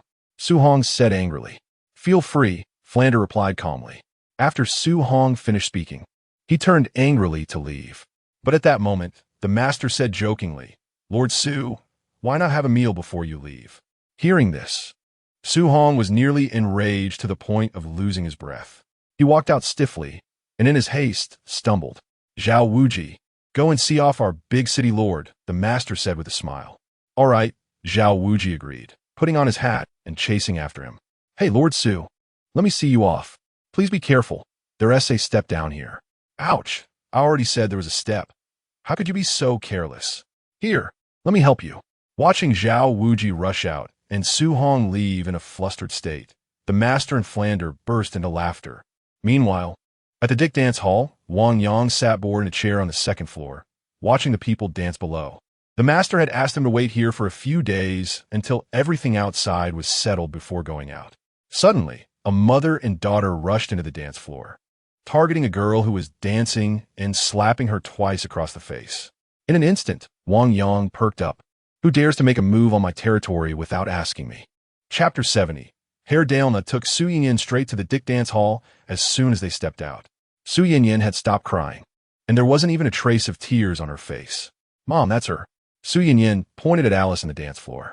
Without saying a word, Dailna rushed into the dance floor, grabbed Alice, and slapped her twice before Alice could react. It's you who framed our Yinyin. I senti it.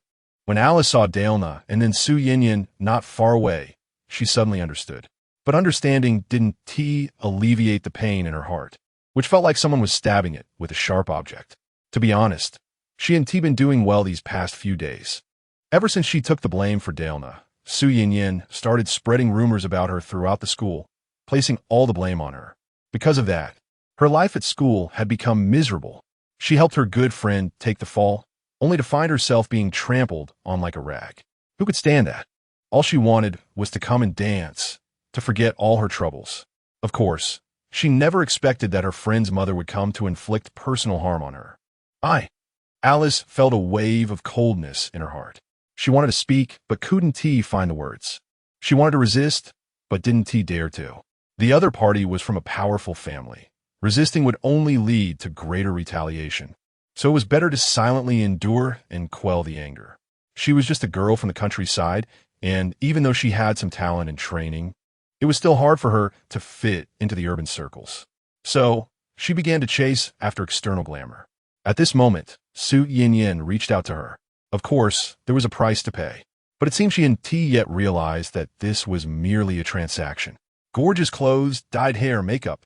These images flashed through Alice's mind like a carousel. But at this moment, the loud music around her couldn't make her dead heart beat again. Hit me. She thought helplessly and painfully. Speak. Dailna jumped up like a hen, pointing at Alice and scolding her. Mom, let me do it.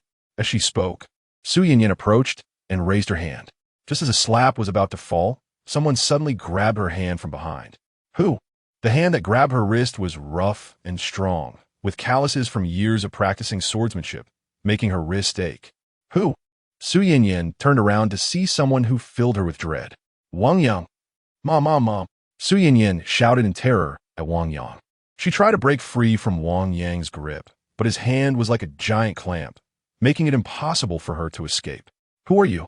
Let go of my daughter. Dailna pointed angrily at Wang Yang. Mom, that's Wang Yang. That's him, Su Yinyin said, pointing at Wang Yang. So it's you. Dailna rolled up her sleeves and walked over. Do you know who I am? You, the bastard from the countryside. How dare you touch my daughter? I'm going to teach you a lesson. As Dailna spoke, she reached out to slap Wang Yang again, with a loud slap. Wang Yang didn't hold back this time and retaliated with a slap of his own. The sound echoed as it left Dailna dazed. He had held back, but if he had gone all out, she would probably have been knocked out. Who hit me? Where is everyone? Dailna spun around looking for someone, but there was no one left. After that slap, Wang Yang had pulled Alice away and slipped away. Mom, where they? Suzanian saute et siten li. unaware that Wang Yang had quietly snuck up behind her. He grabbed her by the back of the neck like lifting a chick and lifted her up. Mom, cough. Cough, cough. A fit of coughing ensued. Let go of my daughter. Douluo saw this and was about to rush over when Wang Yang pushed Su Yanyan forward. Seeing this, Douluo unconsciously stopped in her tracks. Mom, save me, Mom. Su Yanyan cried out, feeling a bit breathless. You let go of my daughter. At this point, Douluo's imposing demeanor as the mayor's wife remained intact. Apologize to her, Wang Yang said, pulling Alice forward. What? You want money? How much? I can give you anything. Douluo refused immediately upon hearing this. Wang Yang, hearing her, had no intention of being polite. He dragged Douluo to a table. With a loud bang, he slammed one of Douluo's arms onto the table, like a butcher placing meat on a chopping block. He gripped the knife in his hand and placed it next to Su Yanyan's arm. I'll count to 3. 1, 2. Apologize, I apologize, Douluo hurriedly said upon hearing this. Wang Yang then released his grip and looked at Douluo. Yes, I'm sorry. Douluo struggled to utter these words. Say it to her, Wang Yang commanded. Don't bully me too. With a loud slap, Wang Yang struck again. Su Yanyan screamed in agony. I'm sorry. Douluo hurriedly apologized to Alice. Wang Yang let out a cold laugh, grabbing Su Yanyan by the back of the neck and tossing her to the ground. Su Yanyan fell to the ground like a pile of mud. Oh dear, daughter. Are you okay? Douluo rushed over upon seeing this. Mom, my hand. As Su Yanyan spoke, tears began to swirl in her eyes.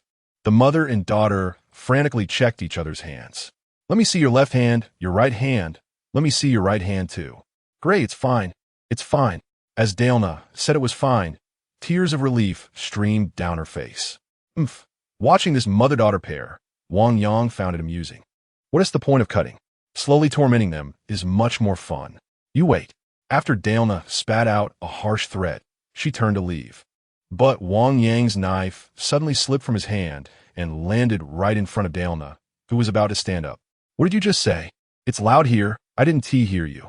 Wang Yang asked with a smile. Yes, I'm sorry. Douluo trembled as she stood up. But Wang Yang had no intention of letting it go. He stood up and walked towards Su Yanyan. What do you want to do? Douluo hurriedly shielded her daughter. Oh, fine, then yours can go too, Wang Yang said with a laugh, reaching out to touch Douluo's hair. Outside the door, Douluo screamed in agony, holding a handful of her own hair. Passers-by thought this bald woman had gone mad. Indeed, Douluo's hair had been completely shaved off, leaving her head completely bald. Chapter 71. Scare all right, don't worry. They won't dare to trouble you again. Wang Yang turned around and said to Alice.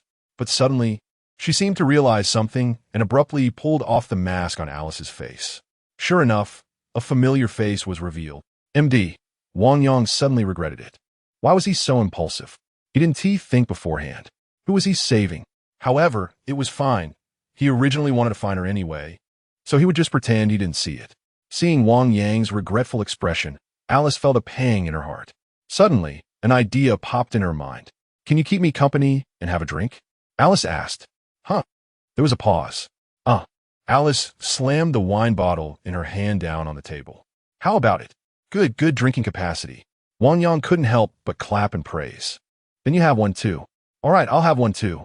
Wang Yang agreed, opened a bottle, and started to chug it. In the drinking scene, there are no distinctions between grievances. Good.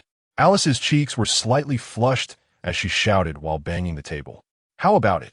Wang Yang also slammed a wine bottle down.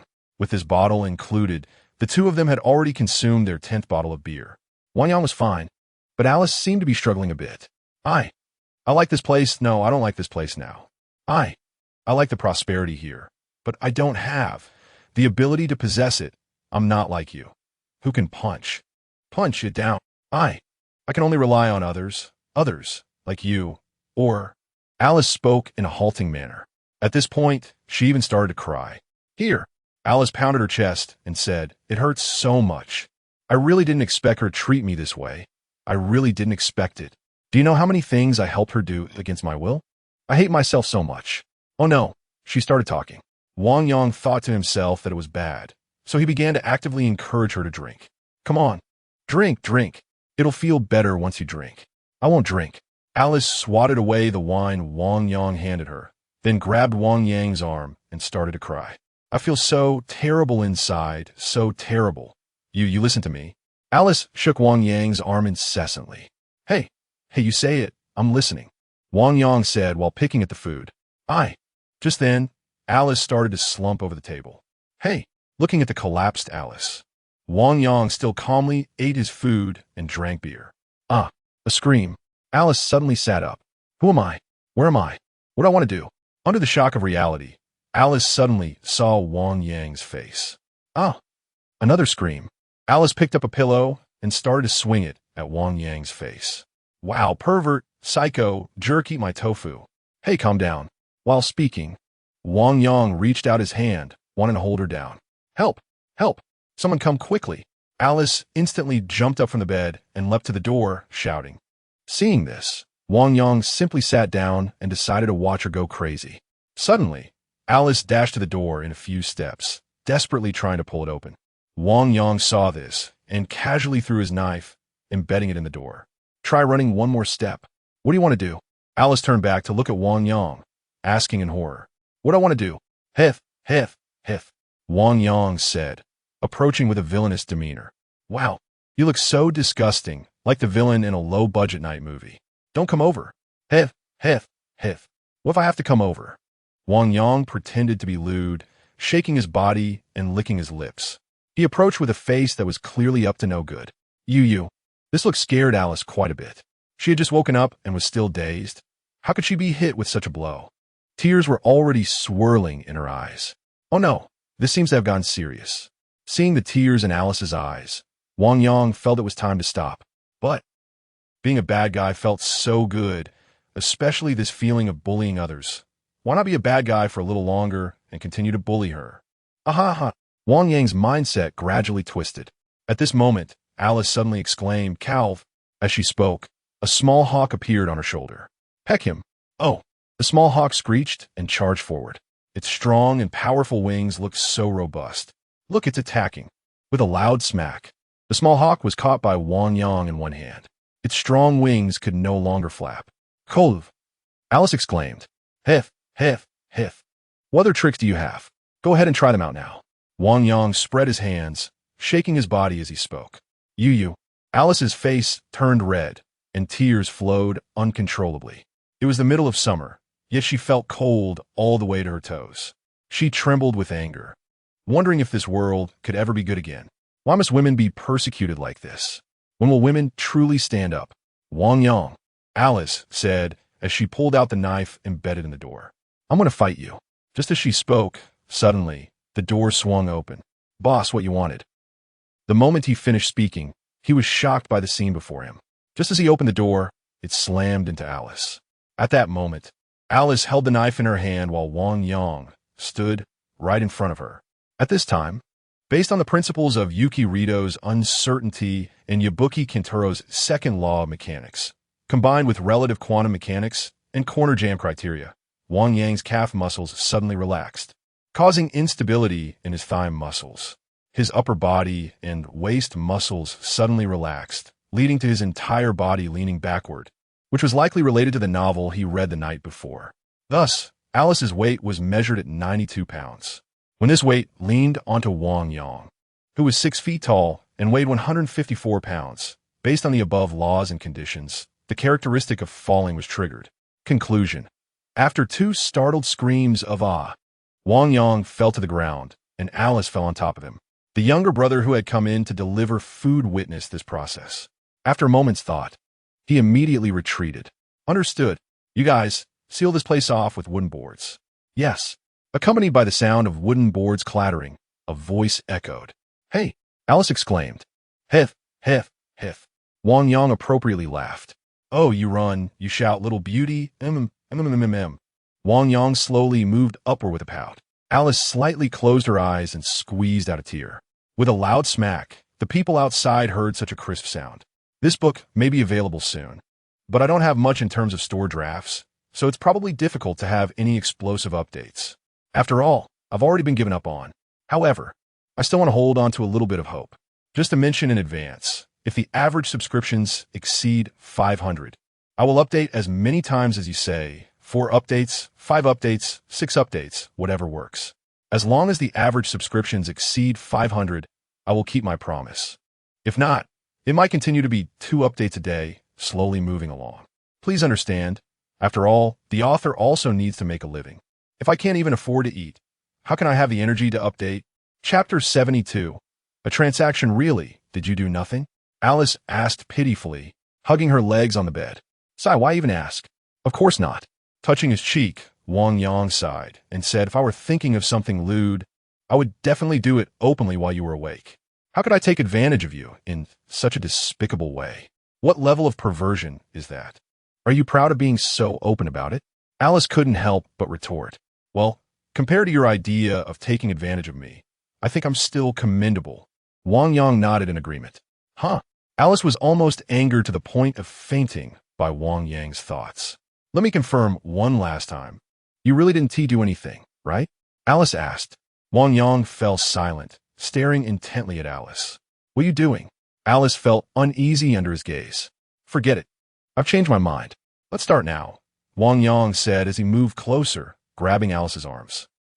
Alice screamed, flailing her arms. Let go of me, she shouted as she pushed Wang Yang away. Since you don't trust me so much, yet you dared to drink with me yesterday, you have quite the nerve, Wang Yang remarked, not continuing to press the issue but looking at Alice. Daring to drink with a man you don't trust at all. Are you that kind of loose woman? Wang Yang asked. What nonsense. I just wanted to let loose for a bit, Alice replied. Let loose, huh? Then how about paying the price for that indulgence now? Come on, let me see that mole on your face, Wang Yang said, preparing to move. Don't come over, Alice exclaimed, kicking her high heels randomly. Silence ensued. Wang Yang was completely still. Alice looked up and saw Wang Yang curled up like a shrimp, his face pale and lips trembling. Are you okay? Alice felt like she might have caused trouble. Someone help. Alice frantically knocked on the door, trying to call someone from outside. Hearing her voice, no one came to open the door. You two, keep a close watch on this, the younger brother who had brought food earlier said as he approached. I didn't expect the boss was into this. Let me go prepare. With that thought, the younger brother ran off to get things ready. Hey, Wang Yang. Don't scare me. Yes, I'm sorry. I didn't mean it. I really didn't mean it, Alice said to Wang Yang, almost in tears. At that moment, suddenly, something was passed in through the window. Alice lunged for it like she had grasped a lifeline. But when she looked closely, it was a whip and candles. What the hell is this? It's over. Alice paced anxiously on the floor. How about I? Alice's words reached her lips, but she couldn't say it. She wanted to ask for help, but how could she say such things? If something happens to you, the Tang sect people will tear me apart. Your mother will be at our door cursing me, and then the whole village will know. I won't be able to live with my face anymore. Have to pay. Wang Yang trembled as he uttered those 2 words. Pay? What for? Money? I can ask my dad to see, Alice replied. Pay me a wife. Wang Yang said. What? You're in this state. Then what about Mu Qing? It's not nice to put that girl in such a position, Alice said. One person does one thing. One person bears the consequences. When Wang Yang shakily said this, it felt like Alice was struck by a thunderbolt. Me? Alice was stunned. No way. Please, I beg you to let me go. You're like this now. Are you asking me to grow old alone with you? What will your mother think? Will I still have a good life? As she spoke, Alice began to cry. Why did you scare me like this? Look where we are now, and I still have to take care of you. They'll point fingers at me later. I can't beat you, and I can't run away. I might as well just die. Just then, Alice suddenly heard a burst of laughter. Looking down, she found it was none other than Wang Yang. At that moment, he looked nothing like he did before. You. Alice was taken aback. On the other side in the art club, in the shooting range, Qing Cha and 2 others. The coal burned the tea water to a boil. Zhu Qing served tea to both of them. Leader Tang, please. Zhu Qing gestured. Don't call me leader, I'm not. Call me Tang San, Tang San said calmly. Okay, Tang San, enjoy your tea, Zhu Qing replied. Tang San then took a sip of tea. Tang San, how's the tea? Zhu Qing asked. President Zhu, there's no need for small talk. Let us get to the point, Tang San said. Oh, what is the matter? Zhu Qing asked. Tang San then took out a portrait he had painted himself. The woman in the portrait was Su Yinyan. Do you recognize this woman? Tang San asked. Zhu Zhuqing frowned involuntarily after taking a glance. This isn't the one who caused my brother to get penalized and dismissed? Tang San confirmed. Young Master Tang.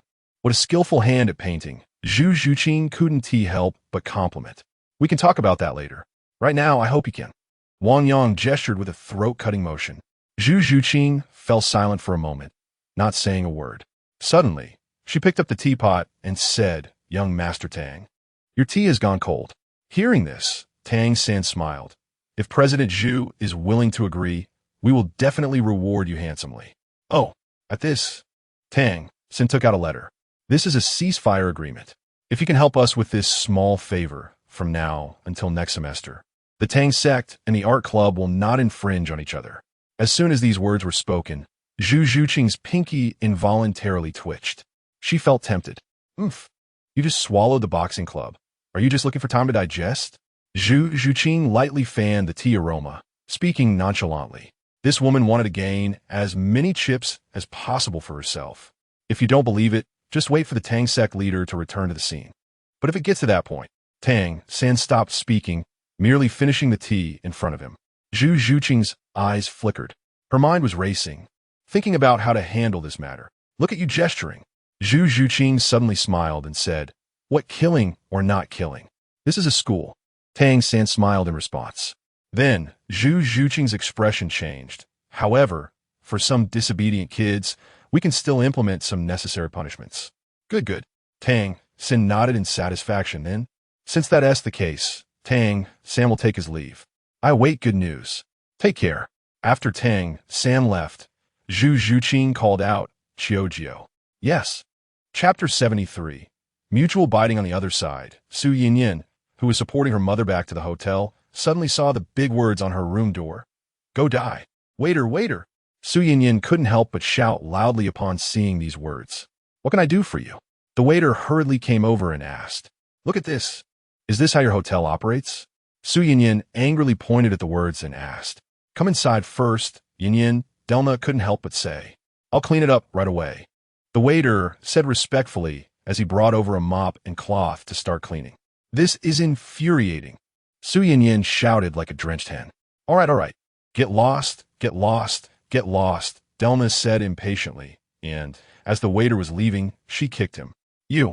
The waiter turned back to look at Delna, and the bucket of dirty water he was holding was suddenly poured over her head. Oh. Delna screamed as she got drenched. What have you done? Delna questioned like a madwoman. Do you know who I am? How dare you treat me like this? The dirty water soaked Delna's hair, causing clumps of it to fall down and reveal her shiny bald head. Apologize now. Kneel and apologize. Su Yinyan jumped up, pointing at the waiter. Go to hell, the waiter said as he flipped the bucket of dirty water over Su Yinyan's head. Su Yinyan was scared by the sudden attack and kept screaming. You're finished, stop right there, Delna said, ready to chase after him. But the waiter was quick on his feet, and in the blink of an eye, he had disappeared without a trace. At that moment, the hotel owner, who had come in response to the commotion, rushed over. Seeing the two women's appearance, he exclaimed, Oh my God. After a flurry of chaos, things finally calmed down. Okay, tell me, find that waiter of yours, Delna, finally calm, asked as she sat on the bed.